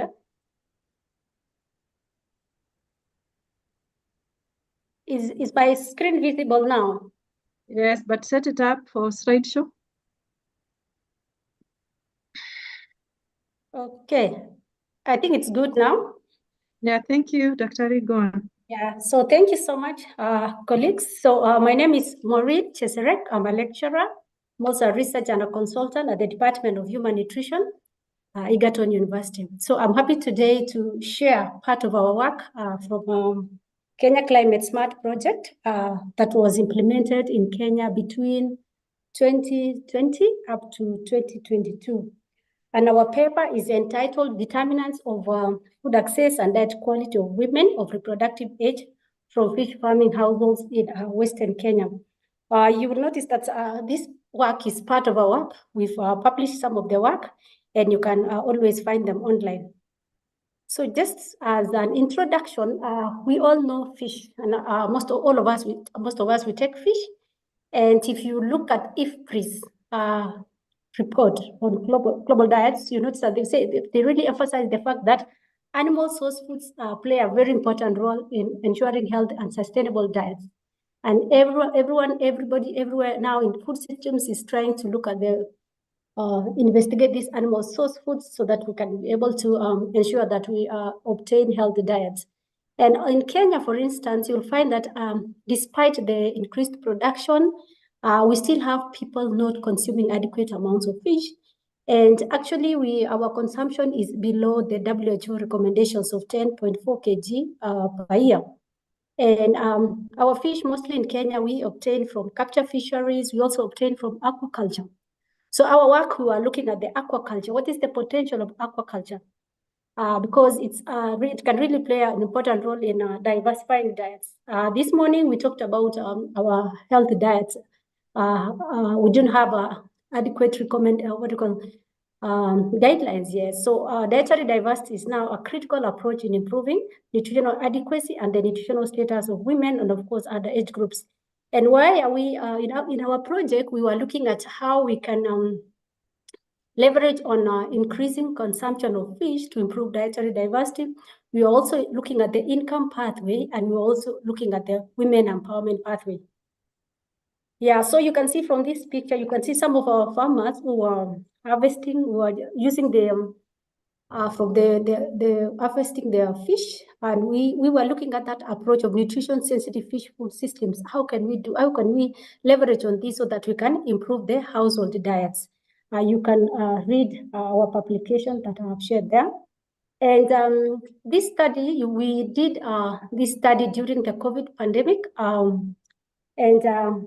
You find that although the effects of COVID pandemic, actually COVID impacted on food security, but we still feel the effects. Some households are still feeling the effects, and some households are still vulnerable, and we still have those gaps. And therefore, we need to have a long-term strategy that now considers the potential for future pandemics. In case we have a future pandemic, what will we do? How can we build resilience? How can people mitigate the shocks that come along when, especially those ones that are involve disrupting the food systems? So this work was, the main objective of this paper was now to determine the factors that affected household food access and also the diet quality of women of reproductive age. Yeah, I'll just highlight some of the key findings from this study, and it was a cross-sectional study, and we've targeted the KSAP project, that is the Kenya Climate Smart Agriculture Project. And in this project, actually, if I may say something small about KSAP, you find that in KSAP, we were actually validating technologies, climate smart technologies. We're also validating innovations, new innovations. We're also validating management practices. So in aquaculture, we were looking at those technologies that improve production, those ones that improve marketing. And of course, for nutrition now, we were looking at some of the practices like how do we improve consumption, how do we improve, that is utilization of fish. So for the target areas, we had our study, the whole project was done in Kakamega County, that is in Malava, Navajo, and Durambi sub-county. In Siaya, we conducted the study in Ugunja and Bondo, and in Busia County, we had it in Matayos, Samia, Bunyala, and Teso. So for the target population now, because we find that in KSAP, we were focusing on the marginalized and the vulnerable groups. So we had registered farmer groups. So we built the registered farmer groups so that we provide the KSAP interventions to them. And for this study, we randomly selected now the caregivers of children 6 to 5 months. So you can see on the photo here, these are some of the fish farmers and their tilapia pond. Yeah. So for our work now here, we collected quantitative data using the structured questionnaires. We also have the qualitative 24-hour recall to measure the dietary diversity and the food insecurity access scale. We also obtained a lot of qualitative data that is through the FGDs and also the key informant interviews. So these are some of the key studies. And the first part is the socio-demographics. I'm not going to present today. You can always look at the socio-demographic from our previous paper. And we interviewed a total of 138 caregivers in the 3 counties. And for Kakamega, there were 36, Siaya 41, and Busia. And all these women of reproductive age were from groups, like vulnerable groups. Like some of them came from farmer groups who had widowed women. Some of them had with disabilities. Others were groups who had maybe orphaned children from HIV/AIDS, or a family that has a vulnerability. Those ones who had been identified through KSAP that they are marginalized and vulnerable.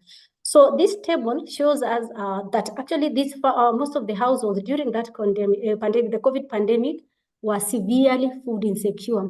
And our aim was to be able to identify what some of the interventions that could be better for these fish farmers. So we tried to really understand why food insecurity was high in those countries. You can note that actually almost 50% of the households were food insecure. And number one thing that came out was actually gender dynamics. And here, like for example, you can read there, one of the female participants said, we cannot invest much in aquaculture because we do not own land to construct the fish ponds or have enough money to buy the fingerlings, the fish feed, the post-harvest and processing equipment, and the fish feeds are very expensive. You see here, we note that the women, as much as they wanted to participate in aquaculture activities, they said that we do not have the resources. And this is also, you can see from this table, also the gender dynamics also came out very strongly again. You find that all those who are most likely to be insecure were those who are female, the homes who are headed by the females, that is the female-headed households, were also more likely to be food insecure among fish farmers. At the same time, we also noted that those households that were headed, the women who were single, that is, who were single, or even those who are not married, that is, or young, they were more likely to be insecure. And this, therefore, we felt that this is a very important dynamic that we really need to understand, and especially if you want to really plan interventions that are targeted at improving dietary diversity. So there is need for a stronger gender lens now in food systems transformation. And this is where we are talking about how much, is it like when we're doing our projects, is it that researchers, when we're doing our researches, do we just look at gender as a variable, male or female? Like for this study, you will not notice that it is just male and female.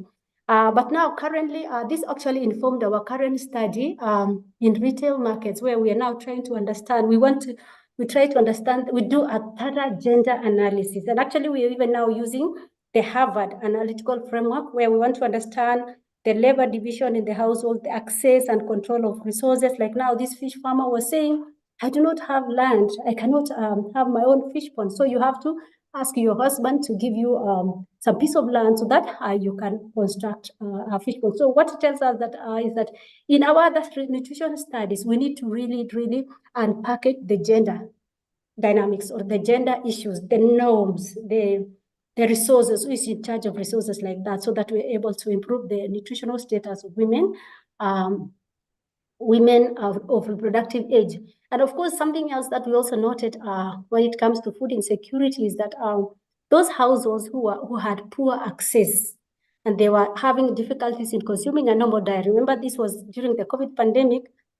They actually attributed to the negative effects of COVID pandemic. It might sound that this is something, COVID has gone, right?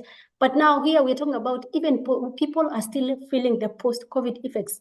What are we doing? Even in our nutrition, as nutritionists, there are people who are still struggling with their post-COVID impact. So we need to also look at this as much as we are trying to educate people to improve their dietary diversity.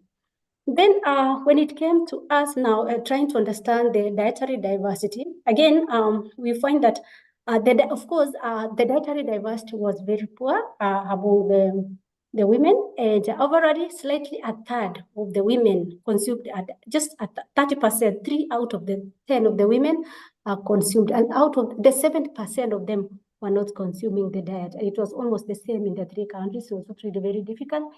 And actually, one of the reasons that one of the determinants was that they do not have knowledge about dietary diversity. You can see here, one of the male participants said, we do not know what dietary diversity means. It is the women's responsibility to ensure that they eat healthy foods because they are the ones who cook the family meal. This gives us a lot of information in the sense that it's also coming in. Gender issues are also coming up. The fish farmers who are men think that it's the role of the women to think about dietary diversity. It's not our responsibility. And that's why it is really very key to consider gender issues when we are talking about us improving the dietary diversity of the household, or even for women. And then others, we also further wanted to understand what are these foods? Sorry, Regina, something here. We also wanted to understand which are these, if we were to improve the dietary diversity of women in Western Kenya.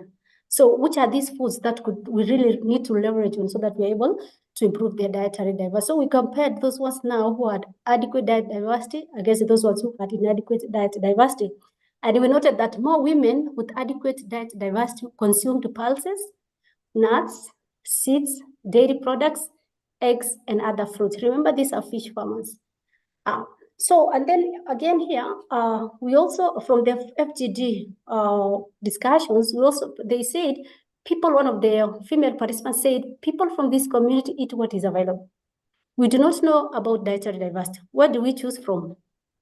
This tells us a lot that perhaps when it comes to the diversity, maybe market diversity or even farm diversity, do we really have adequate food that people can be able to choose from?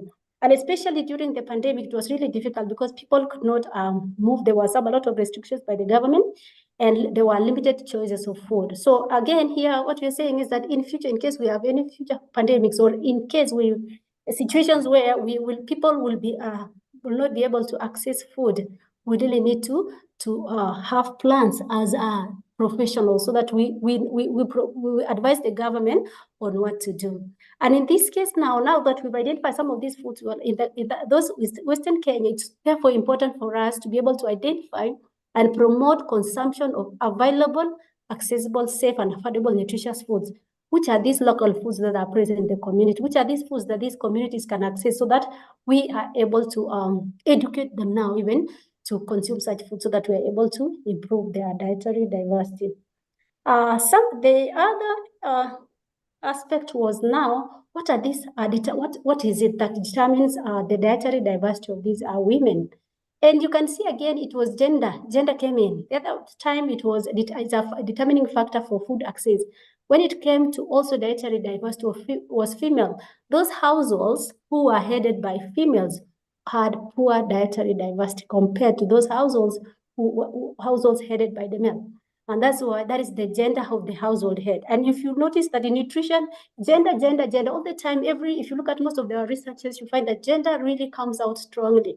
So how much have we studied gender? We need to really understand and package the link between gender and nutrition in our nutrition programming or even in our research so that we really understand what is it that we need to do to improve our nutrition for women and other groups. Then, of course, COVID, again, affected food consumption patterns, which of course tells us that indeed, in case of future pandemics, in case of any shock that families or households are going to experience, we need to really build a lot of resilience. And then number two is that another determinant of dietary diversity is the inclusion of fish value-added snacks in the diet. So we also know that earlier we said that they didn't have knowledge about dietary diversity. So how do we improve the dietary diversity?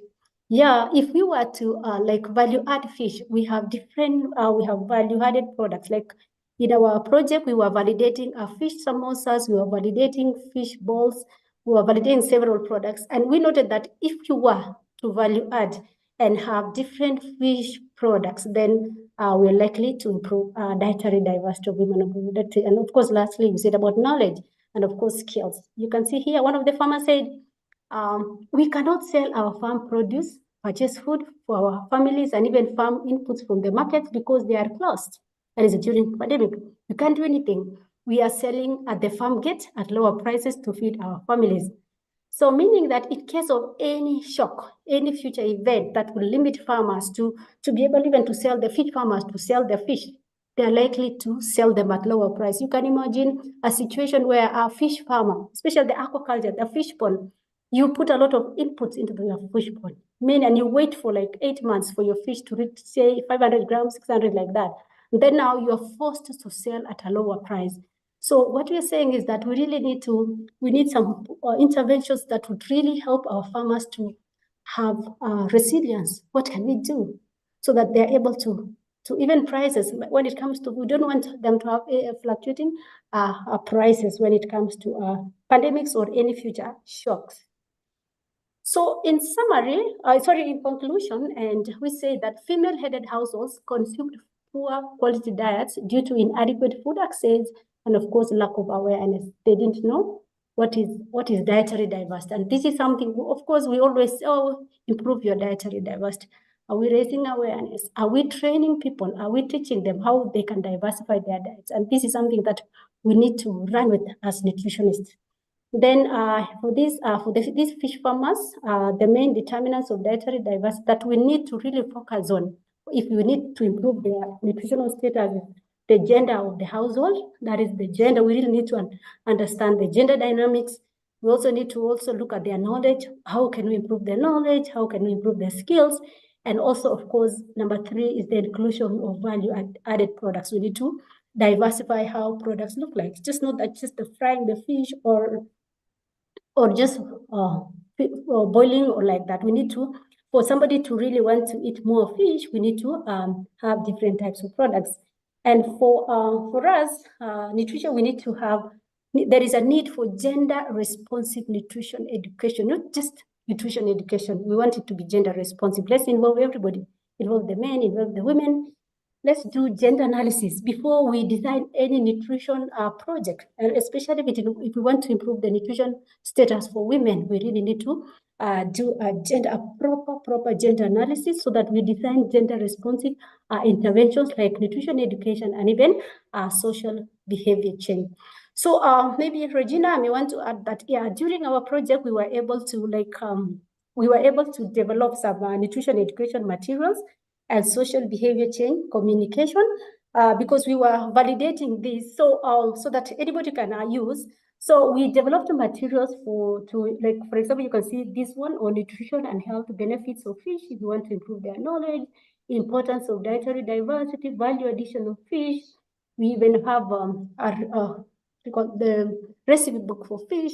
You can see for meat, fish samosas, fish balls, and many others. We also developed a material on gender because we noted that indeed gender is a problem when it comes to improving dietary diversity and nutritional status of women from fish farming communities. And we were able to also validate what if we were to do participatory cooking training. So we also did participatory cooking trainings in Busia County and the other Kakamega and Siaya. And indeed, we also noted that we've not written a paper yet, that these participatory cooking activities can really improve the nutritional status of the dietary diversity of women of reproductive age from fish farming communities. So thank you very much. This work, I really want to acknowledge the support. This work was multidisciplinary from several institutions. We work with the Kenya Marine Fisheries and Research Institute, that is Dr. Obiero. We also had Dr. Ogelo from Maseno University. The Maseno University were validating the production technologies. Also the Kemfree, they were also validating the production technology and the fish marketing technologies. Egerton, we were validating now the value addition and nutrition social behavior technologies. We also worked with the counties. We really appreciate them. KSAP, that is the whole project, and also the government of Kenya and the World Bank for funding the whole project, and of course, Caltro for coordinating everything. So thank you very much. I welcome any questions. Okay, thank you so much, Dr. Cheserek. Before we get to her questions, and as people process the questions they want to ask, would like to welcome Professor Grace. Good afternoon. Thank you. Professor Grace is presenting on prevalence and determinants of stunting in children under 5 in Bisho, South Africa. Karibu.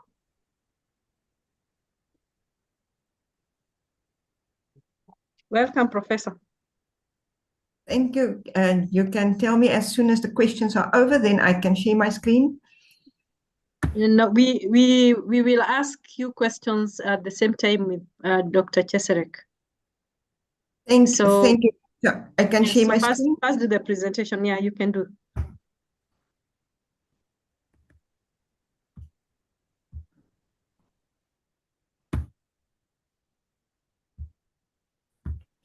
Sorry, I must just get to my slideshow.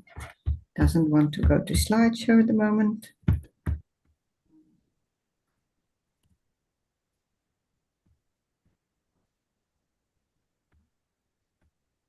Let me see whether I can share from here. Can you see my screen? Yes, thank you. Good afternoon, and this is a report. You will see I am from Nelson Mandela University. It's a report on an MSc Dietetics study that was done in one area in the Eastern Cape, South Africa. It was part of a longitudinal study on infant nutrition in the province. We are still continuing, and I'm very sorry that I cannot be with you in person today, but know that I am there in spirit. Childhood stunting is the most prevalent form of chronic nutrition, affecting over 150 million children under the age of 5 worldwide. And in South Africa, data collected in 2016 estimated the stunting prevalence of 27%. It's far higher than that would be expected from an upper middle class income country. Stunting leads to higher rates of mortality, morbidity, and suboptimal cognitive and motor development, and therefore poses a risk to human development. As the determinants of stunting are complex and multi-causal, there is no single intervention that can address it. However, a combination of key nutrition-specific and nutrition-sensitive interventions have been identified as effective methods to address many causes of stunting. The aim of the study was to determine the stunting profile of children under the age of 5 who attends the Bishu Hospital Clinic in the Eastern Cape in South Africa. A quantitative study with descriptive cross-sectional design was used, and mothers of all children under the age of 5 who visited the clinic during the 6 months of data collection was the population. 219 mothers were included, and they were either mothers, legal guardians, or caregivers, but we will talk about mothers, and they also consented to participate. For comparative purposes, the height for age Z-scores and weight for age Z-scores were calculated. Dietary diversity was analyzed by calculating a 7-foot group dietary diversity score using the point system recommended by the World Health Organization. Ethics approval was granted by the university, the Department of Health, the sister at the clinic, and the hospital manager, and mothers gave consent. Data collection took place by means of an interview-administered questionnaire with 6 sections. The first, socio-demographic information, then the water and sanitation facilities, information about the child in the Road to Health booklet that's used by healthcare workers to record health data for children, growth monitoring of the child, dietary diversity, and lastly, a report on the infant feeding practices. Anthropometry was weight, height, and mid-upper arm circumference. Data were divided into 2 categories: children younger than 6 months and those 6 months and older. The determinants of stunting were compared against 3 height groups: not stunted, moderately stunted, and severely stunted. And we call them height groups. Of the 219 children, 36% were under 6 months and 54.3% were boys. The interviewees and for the questionnaire were predominantly the mothers. The prevalence of stunting was 47.5%. Of the 119 who were stunted, 57.7% were classified as moderately stunted, but the rest were all highly stunted, severely stunted. And the stunting was also high in the group of children who were younger than 6 months old. Can you still hear me? Can you? Yes, Professor. Okay. Most of the participants had a normal weight. Only 6.4% were underweight, and obesity and overweight were found in 13.2% of the children. To determine the main source of drinking water, the results were categorized into pipe water and other sources. Most participants had pipe water in their households, and there were no association found between drinking water and height groups. To determine the main form of sanitation, the results were categorized into flush toilets or non-flush toilets that were mainly the pit latrines. Most of the participants had non-flush toilets. Significantly more children in the moderately stunted group and severely stunted group had non-flush toilets. In the group of children younger than 6 months, a significant association was found between the participants' main form of sanitation and their height group specifically. The relative risk factors for the non-flush toilet and stunting prevalence showed that children whose homes had a non-flush toilet had a 1.71 times higher risk of being moderately stunting and 2.9 times higher risk of severely stunting. Poor hand hygiene by mothers after making use of the non-flush toilets could have played a role, as soap and water is not always nearby. These toilets are also used by more than one family, and that can increase adverse health outcomes such as diarrhea and Hellman's infections. The significant association found between stunting and sanitation is supported by literature, and it can also be an indication of the link between that and poor socioeconomic status, as poorer households are more likely to use the government-supplied sanitation facilities. Of the 219 participants, 59.8% received a child grant or child support grant. A significant association was found only between the height groups and the child support grant in the younger children. There is mixed evidence on the effectiveness of cash transfer grants in reducing child undernutrition in the literature. In this study, the severely stunted group had the highest receipt of grants, and they may be living in more impoverished conditions where a grant is crucial to the source of income. It may also contribute to the debate that the grant is not sufficient to prevent malnutrition. Of participants younger than 6 months, 51.9% were being exclusively breastfed. Exclusive breastfeeding did not have a significant association with the height groups.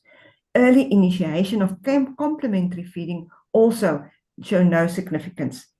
The prevalence of exclusive breastfeeding was far higher than the South Africa's national breastfeeding rate of 32%, or in the Eastern Cape, where we found it to be 20%. This result could be due to the small sample, and it was only at the clinic, and also because mothers may not have given us a truthful answer due to the fact that they wanted to tell us what they know we want to hear. To determine whether the children experienced frequent infections, mothers were asked whether the child had been treated for gastrointestinal or cold and flu symptoms for more than 3 times in the last 12 months. Only children 12 months and older were considered, and there was no association between frequent infections and stunting. However, the mothers had to report over the last year, and they may have forgotten, and there could have been more infections. The dietary diversity was only applicable in children who had already begun complementary feeding. 161 participants were included in the analysis. The dietary diversity groups were low if less than 4 food groups were consumed, medium with 4 to just under 6 food groups, and high if the diversity was 6 or more.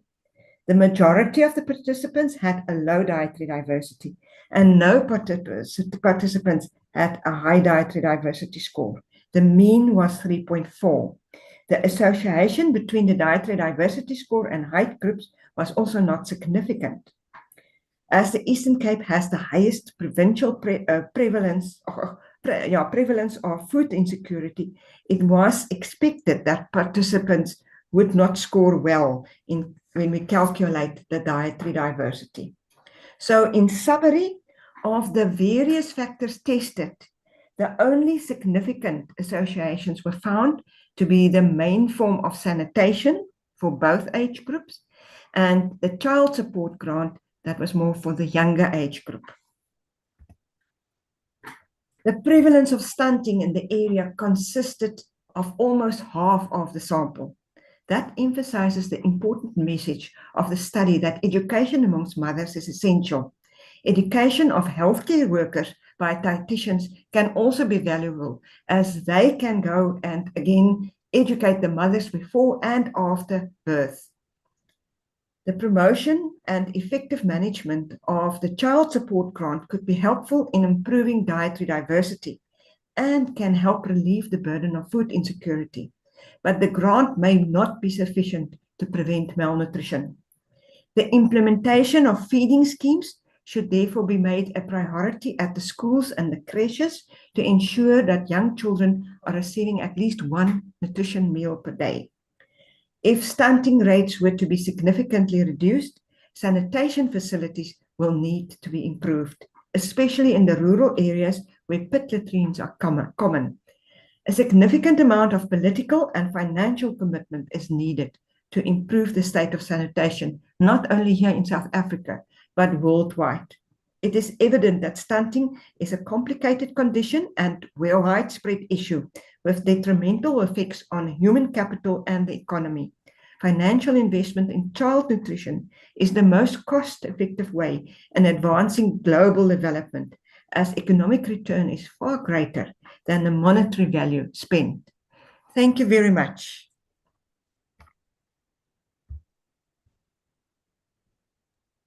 Thank you so very much, Professor Grace, for the nice presentation. Those of you who have any comments, who have any questions, kindly put them in the chat. We welcome comments for both Dr. Cheserek and Professor, but we will start with Dr. Cheserek. Someone in the chat is asking, that is Stella Jerry is asking, the difference you observed in outcomes between female and male households. What factors do you believe contributed to their differences? Is it the nutrition knowledge or is it the socioeconomic status? Yeah, thank Dr. you so much. Cheserek? Yes, I'm here. Thank you, Regina. Yeah, that is a good question. Actually, if you noted from that table, you notice that socioeconomic factors were not playing a role, and it was actually gender dynamics, gender issues. So it is possible that, of course, it's something that we did not investigate further. It is possible that women had, they were not in control of the resources. As you noted from some of the discussions in FGD, women were saying we do not have access to land. We do not have access to inputs like fish feeds like that. Or even when it comes to the income, the income pathway. So it is possible that the difference could be related to gender issues, gender norms in aquaculture value chain.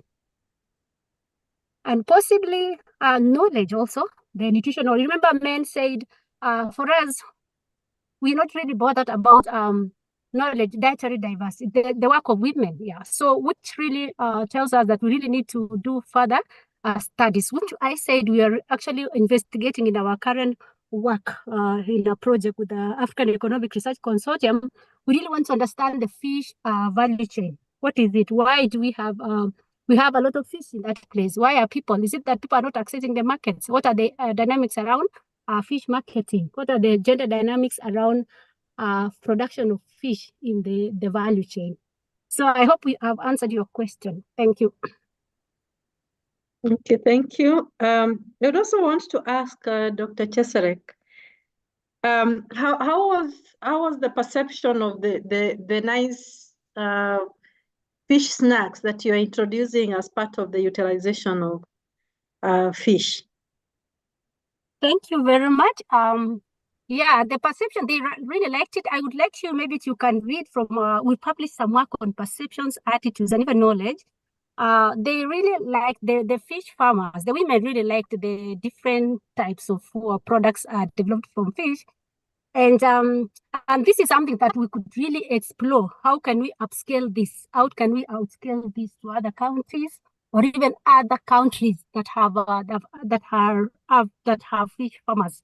So the reception was good. I'll be happy to share one of our papers on perceptions and attitudes of fish farmers. Okay, Thank you. someone is asking about how do you improve nutrition education to all gender in the counties? If you notice in our recommendation, we said we need to have gender responsive nutrition education, not just nutrition education like that. We need to involve all the genders. And for us to be able to involve all the genders, we really have to do gender analysis. And we need to and that's what I'm saying, for us nutritionists, we should not be working alone in isolation. We should work with gender specialists so that they can help us to really underline, how to analyze the gender dynamics, the norms, the resources, who is in control of all the resources in the family, what is the division of labor, like in that family or in the value chain, when it comes to who does the fishing, who does what in the value chain like that, all at all the levels of the value chain. So we need to really do a lot of gender. We need to understand, package gender, the relationship between gender and nutrition for us to be able to improve the nutrition of women and in fig farming community. Of course, I believe in other areas. Okay, Caleb. Yeah, thank you, Dr. Jacek, for that wonderful presentation. From your presentation, I saw that you used a 24-hour recall. What I wanted to know is, did you do any portion sizes? And if you did any portion sizes, which method did you use in estimating those portion sizes? And the second question is, for the mixed dishes, how did you treat that in your research? Thank you. Over to you. Yeah. Thank you so much. Okay, for the 24-hour recall, we did not use a quantitative 24-hour recall. We used a qualitative 24-hour recall to enable us to calculate the dietary diversity. So it was not quantitative. Perhaps maybe in future we can do a quantitative 24-hour recall among these farmers. Thank you. Okay. Any question I hope I from have answered you. I hope I have answered you. Yes. Yes, you've answered me. Thank you. Yes, you've answered me. But on the second question, how did you handle the mixed dishes? Yeah, I'm saying we did not do quantitative. So you remember, if you want to do dietary diversity, you list the food groups, and then you ask them, out of these food, the 10 food groups, did you consume foods from this group like that? And then you just pick. You get it? Like if it is cereals and starches, we don't have to quantify. You recall in the past 24 hours, did you consume these foods from this food group like that? So you get the 24-hour recall, and then now you check if the person or the mother or caregiver consumed the food from that food group. Is it okay now? Yeah, I understand. I understand that. But the question I had is, how do you classify those foods within those food groups? Because when someone has mixed food that has three different foods from three foods from three different food groups, how do you classify that? Yeah, maybe I don't know. Because of time, I may not be able to share. We need to. Maybe I can share with you the how do we calculate dietary diversity in the first place. So we have from FAO for children and also WHO for women. So I think maybe I cannot share it now. Perhaps somebody in KNDI can just Google and get for us how to calculate dietary diversity scores, and then you should be able to see which are these food groups for women and even food groups for men like that. Oh, sorry, for children under 5. So they are there online. Yeah. Thank you. I see Mary Oyunga also raising up her hand. Yes, Mary Oyunga.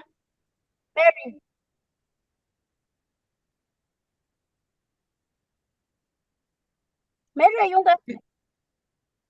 Before Mary comes in, there's a question for Professor Grace, sorry.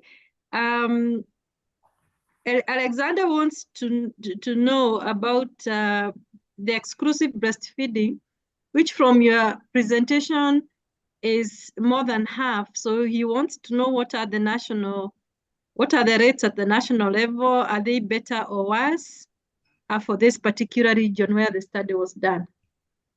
Professor Grace? Thank you for your question, Alexander. Yes, we have found that usually the national breastfeeding rate is around 32%. And here in the Eastern Cape, it is 20%, especially because often the child is not with the mother. From early, the child is left with grandmother because the mother is going to work. So our breastfeeding rate was quite high. One of the reasons could be the fact that these are mothers coming to the clinic. At the hospital, they're usually on a much lower socioeconomic level, so they may not have a job. There is no food, so therefore they do have more breastfeeding. But it can also because we do education on exclusive breastfeeding, and they might want to please us by telling us that they do exclusively breastfeed while it's not happening. But we do hope that it is so high. Thank you. Okay, thank you.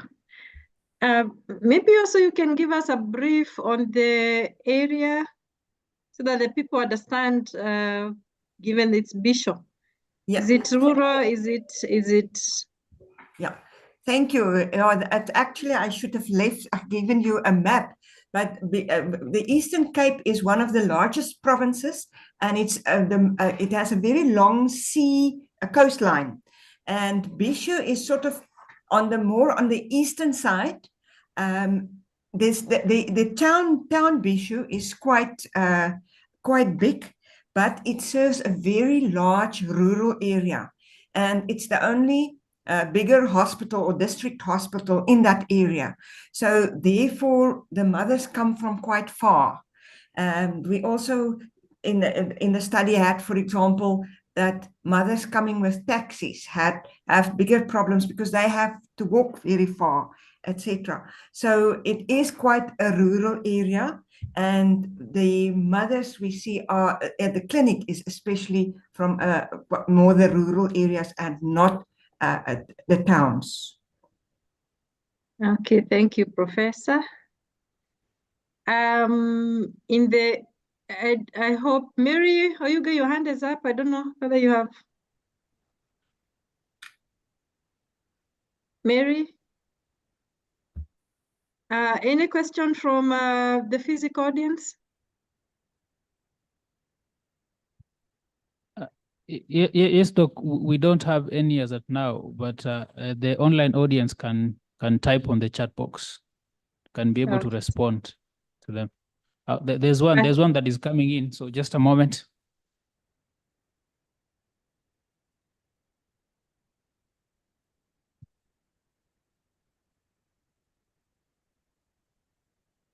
So I have a question to Dr. Cheserek. So my question is that we did some study looking at food security in Migori, which is also a community that engages in fish farming. And among this population, education, we found that women who had education level above secondary school had issues with the food insecurity. So in as much as they came from food secure households, we would still find issues like obesity within these families. So I wanted to know if in your study you had some finding that looked at education levels and how that affected the food security. And also, as a recommendation, you had indicated education, and I just wanted to reiterate that educating populations about food security should be nutrition targeted, as you have indicated, which is a good recommendation. The second question was, I was looking at the inclusion of fish snacks as a determinant of food diversity. I think that was the statistical analysis. But when I looked at the p-value and the confidence interval, I saw that the confidence interval was quite wide in as much as the p-value was significant. Would that interpretation of having that variable as significant because of that wider confidence interval, would it be interpreted differently so that we have the correct prediction of that as a determinant? Thank you. Yeah, thank you so much for your comment. I think I got the first one was on education. That you found that in Migori, education was the level of education of visit for the caregiver was a determinant. That is how I understood it. So you find that in our study, actually, level of education for the fish of these women was not really a determinant of dietary diversity or even food access.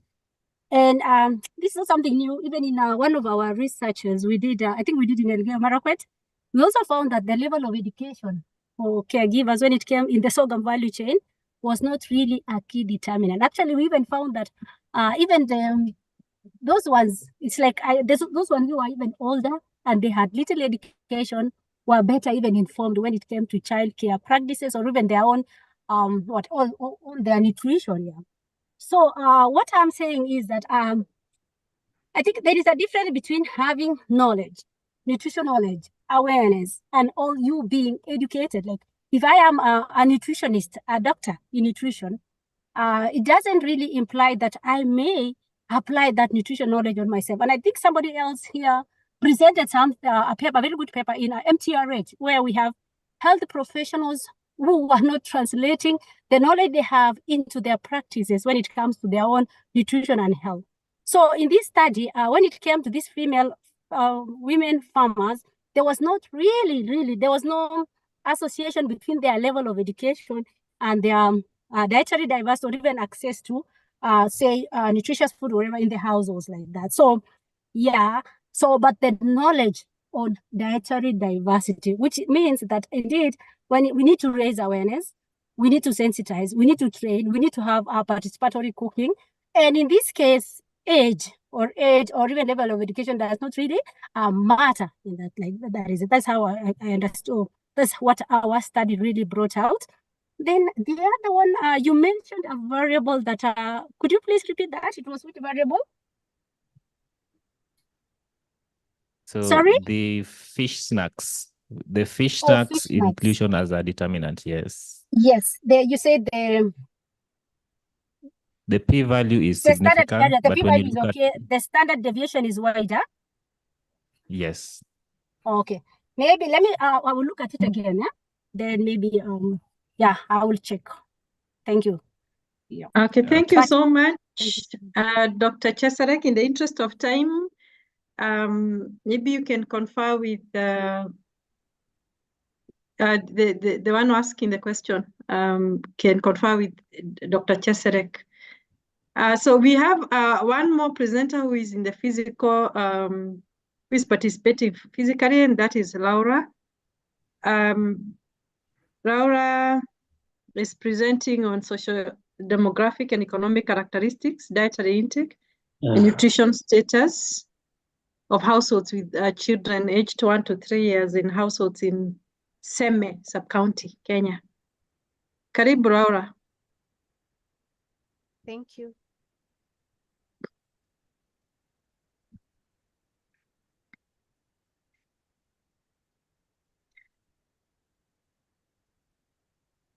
Laura, you have 10 minutes for that, and then we shall have one more presenter, and we can go to the questions.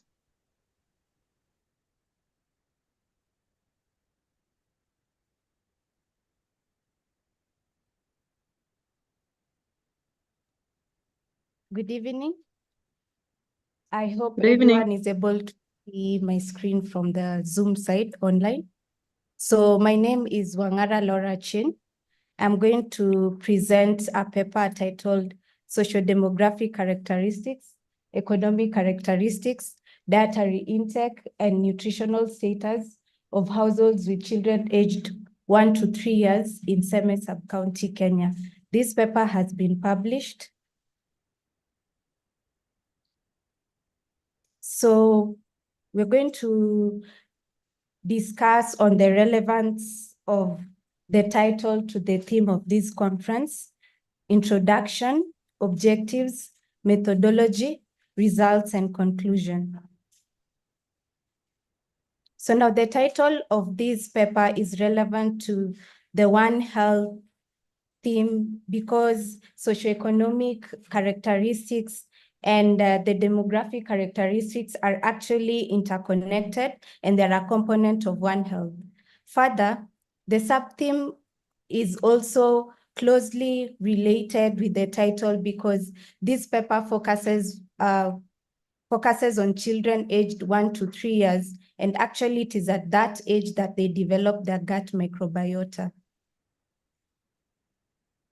So now in Seme sub-county, 41.9% of households report not having food or money to access food, which as compared to the national rates at 36.2% is quite high. This is as per the KDHS of 2014. Then apart from them reporting not having access to food or money to buy food, we also have high under 5 mortality rates at 72 deaths per 1,000 live births, which is also quite high as compared to KDHS 2014 rates at 52 deaths per 1,000 live births. But the current KDHS rate is at 45 deaths per 1,000 live births. Despite all these, we still have mothers in Seme sub-county still practicing early introduction of complementary feeding, with more than 50% of them introducing complementary feeding early, which predisposes these children to undernutrition in terms of stunting, wasting, and underweight. So because of these problems, this study sought to assess the nutritional status of children aged 1 to 3 years. It also sought to assess the socio-demographic characteristics, economic characteristics, and nutritional status of households with children 1 to 3 years. It further went ahead to determine the relationship between the dietary intake and nutritional status of children between 1 to 3 years in households in Seme sub-county, Kenya. So now, the socio-demographic characteristics and economic characteristics data was collected using questionnaires. The nutritional status was assessed using the anthropometric measures. This data was then entered into SPSS version 26, and multilinear regression was used to determine the relationships between the dependent variables and the independent variables. So a total of 193 households participated in this study, and what came out strongly in Seme sub-county was 38.9% of children aged between 1 to 3 years were stunted, which actually denoted that this specific population have chronic malnutrition, which basically is an indicator of long-term food deprivation. So again, if you check the statistics of stunting at 38.9%, you will realize that as per the KDHS of 2014, stunting rates are at 26%, but this one is at 38.9%, which is quite high. The current KDHS rate is at 18%, which still the 38.9% stunting rates that was got from this study is quite high. So this may be because the high percentages of stunting may be because most households in Seme sub-county reported having lack of food or money to purchase. And then equally, mothers of these children, they introduced complementary feeding earlier, which again predisposes children to undernutrition. This is backed up by a study done by Sigewa et al.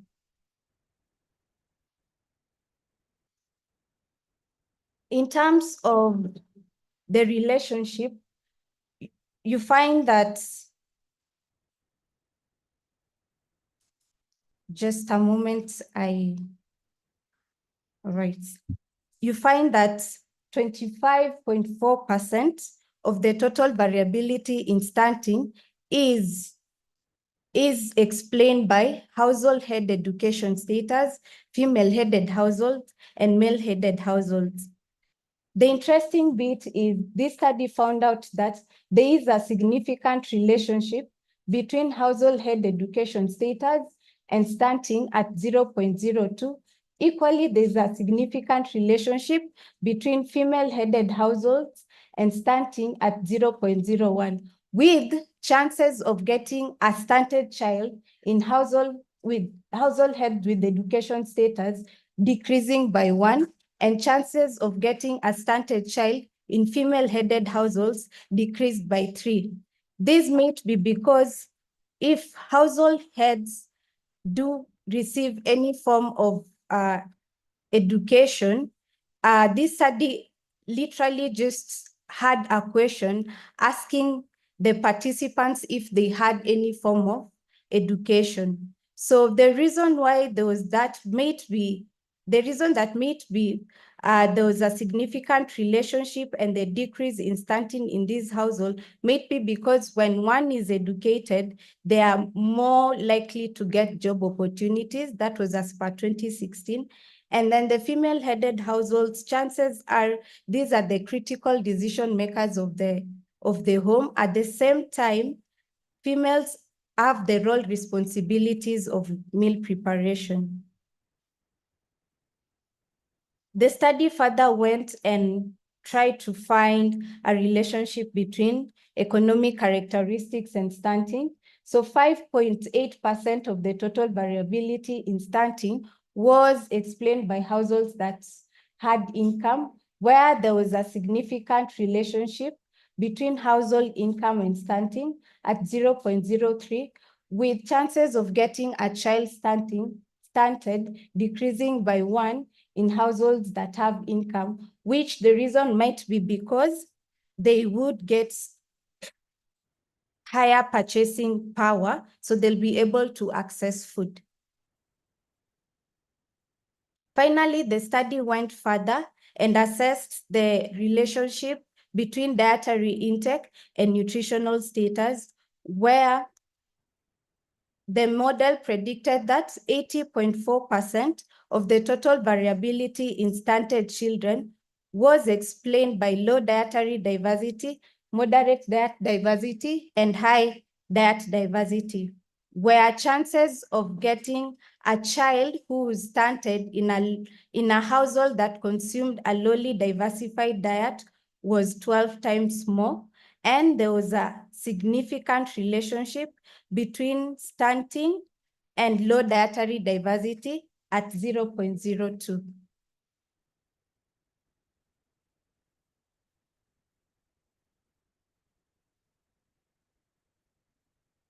So now, in conclusion, the findings of this study, as per the nutritional status of children aged 1 to 3, there needs to be possible interventions to be done to seize early introduction of complementary feeding, and at the same time, child diet diversity should be promoted in households in SEME. In terms of socio-demographic characteristics, providing education to household heads, this, to note, is not nutrition education, but any form of education would improve their awareness and job acquisition chances. In terms of economic characteristics, it will be really important to empower households in order to increase their purchase power. In Kenya, we have a national food nutrition security policy, which this study recommends that it should give a clear systematic matrix on how to promote child diet diversity. Those are some of the references. And thank you. I acknowledge the people outlined down there. And in case anyone has a question, it's open for questions. Thank you. Back to you, Doc. Thank you, Laura. We welcome 2 questions for Laura before we close the day.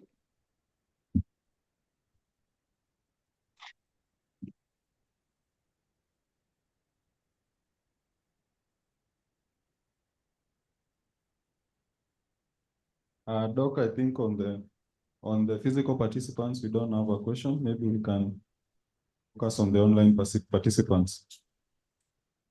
Okay, I'm trying to see whether there is any question in the chat. You don't have any question? Mary Oyunga, your question, your hand is up.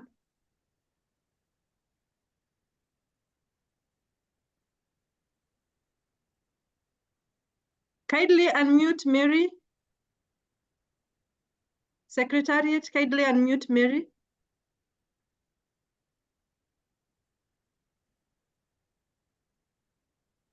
She's not able to unmute.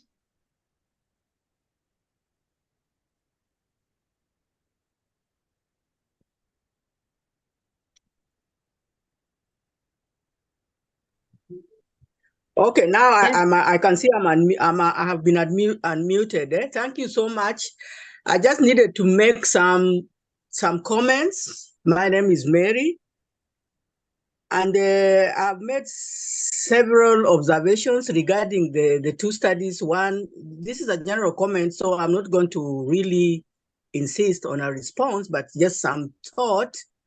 in the sense that in some of these studies regarding nutritional status, especially on stunting that we know begins quite early in communities.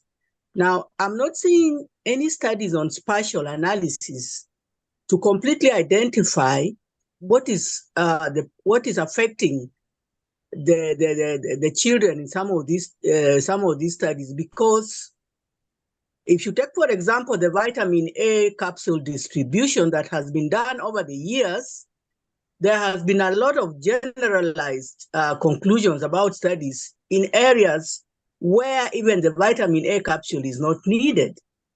And this leads to a waste of resources, a waste of other people's time.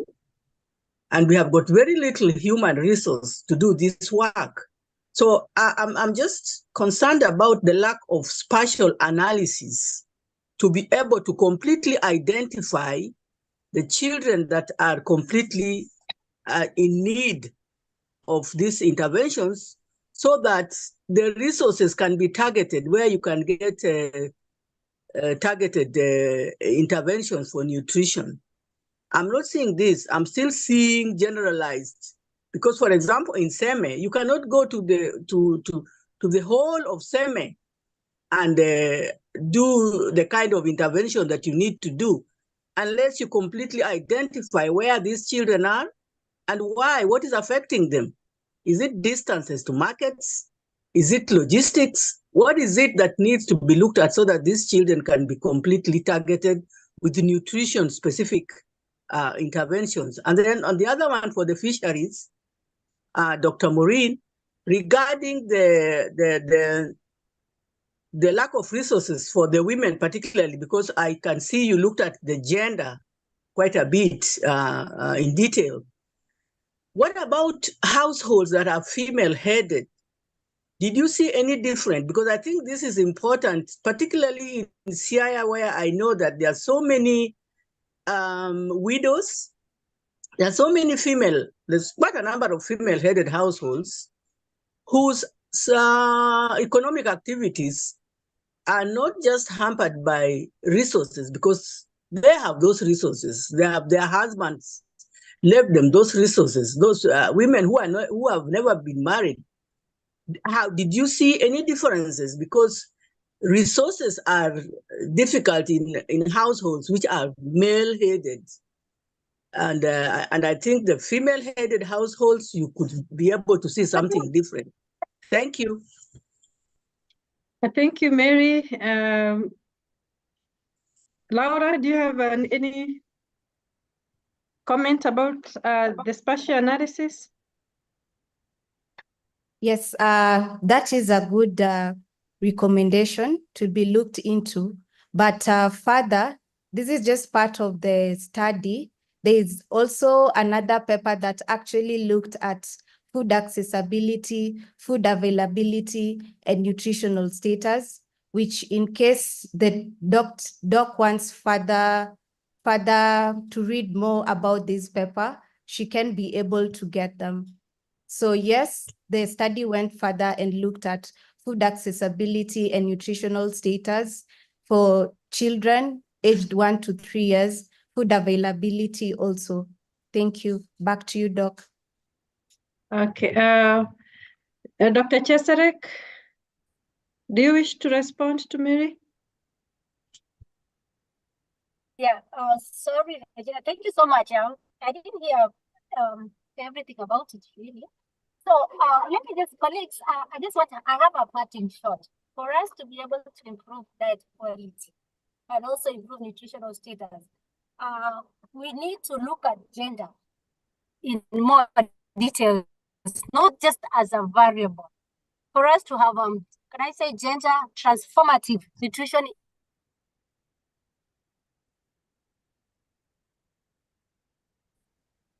You're losing you. Interventions. Let's look at gender, not like male and female. Let's work with. Thank you very much.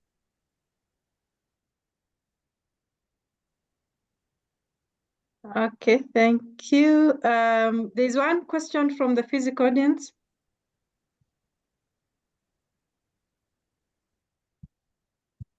Okay, thank you. I have a question related to what you said. So the people who the child who start the complementary feeding early are the one who experience stunting. So I would like to know, according to your experience, why those people with limited access to food are the one who start complementary feeding early. So the second question was about to tell us further information about how starting complementary feeding early leads to stunting. Thank you. That's quite a good question.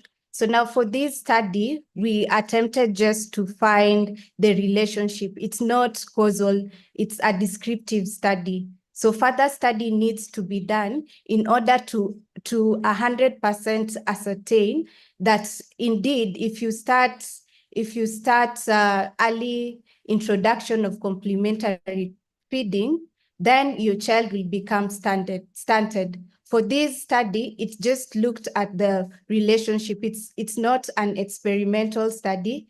It's a descriptive cross-sectional study. So it just brought out the relationship between the dependent variable and independent variable.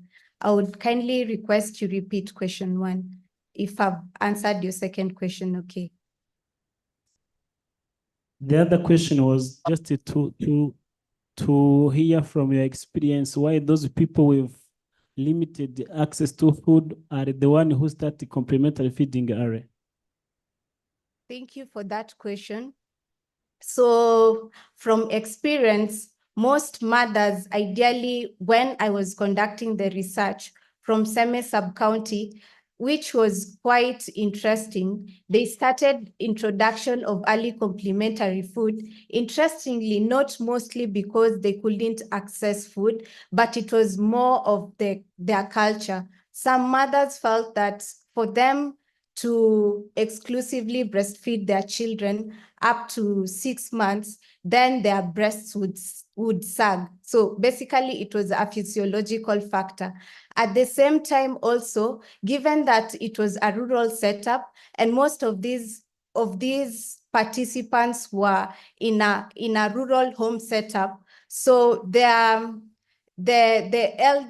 elderly populations like their grandfather, their grandmothers actually influenced them to start early introduction of complementary foods because they felt that children who are exclusively breastfed are not satisfied.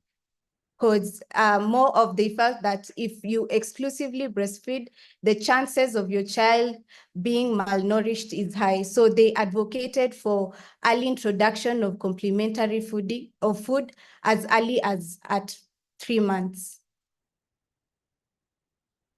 Thank you.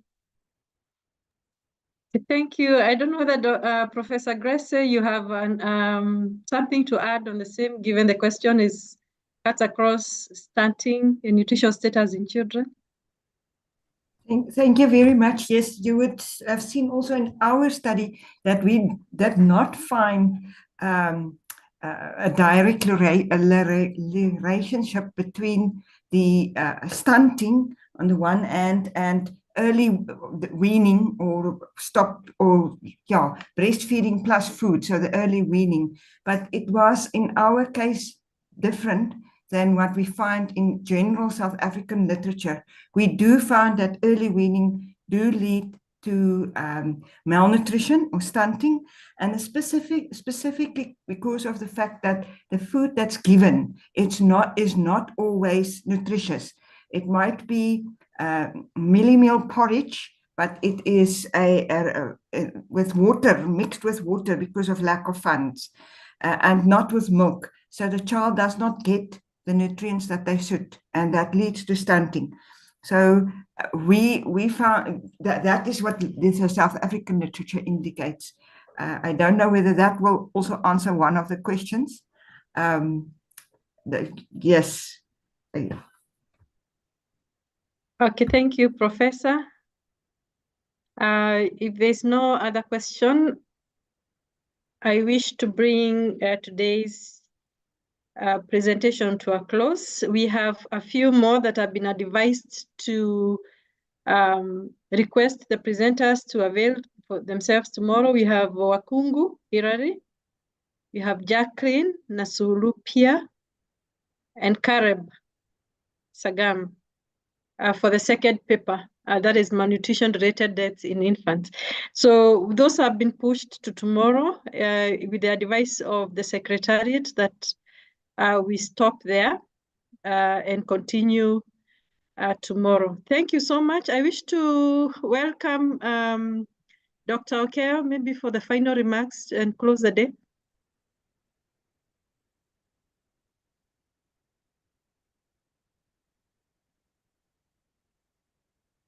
Dr. Okeo? Dr. Gordon? Dr. Regina, you know, the afternoon was yours. So maybe the organizers can now take over for the tea and other thing, logistics. Okay. Dr. Gordon? Yes, Dr. Regina, how are you? I'm fine, thank you. Maybe you Are have you a hearing final me? remark? Yes, we are. Yes. Now, thank you very much. It has been a good run for you today. Mm-hmm. And I think it is time to have a health break. Get some tea. Dr. Regina, will you get a virtual tea? Yes, But you have have somebody in the kitchen. You have tea there. So the Yes. people who are here, we would like to have tea. We are already here before we move to the next level, isn't it? Okay. So welcome. So thank you very much. Thank you for the wonderful session from Sylvester.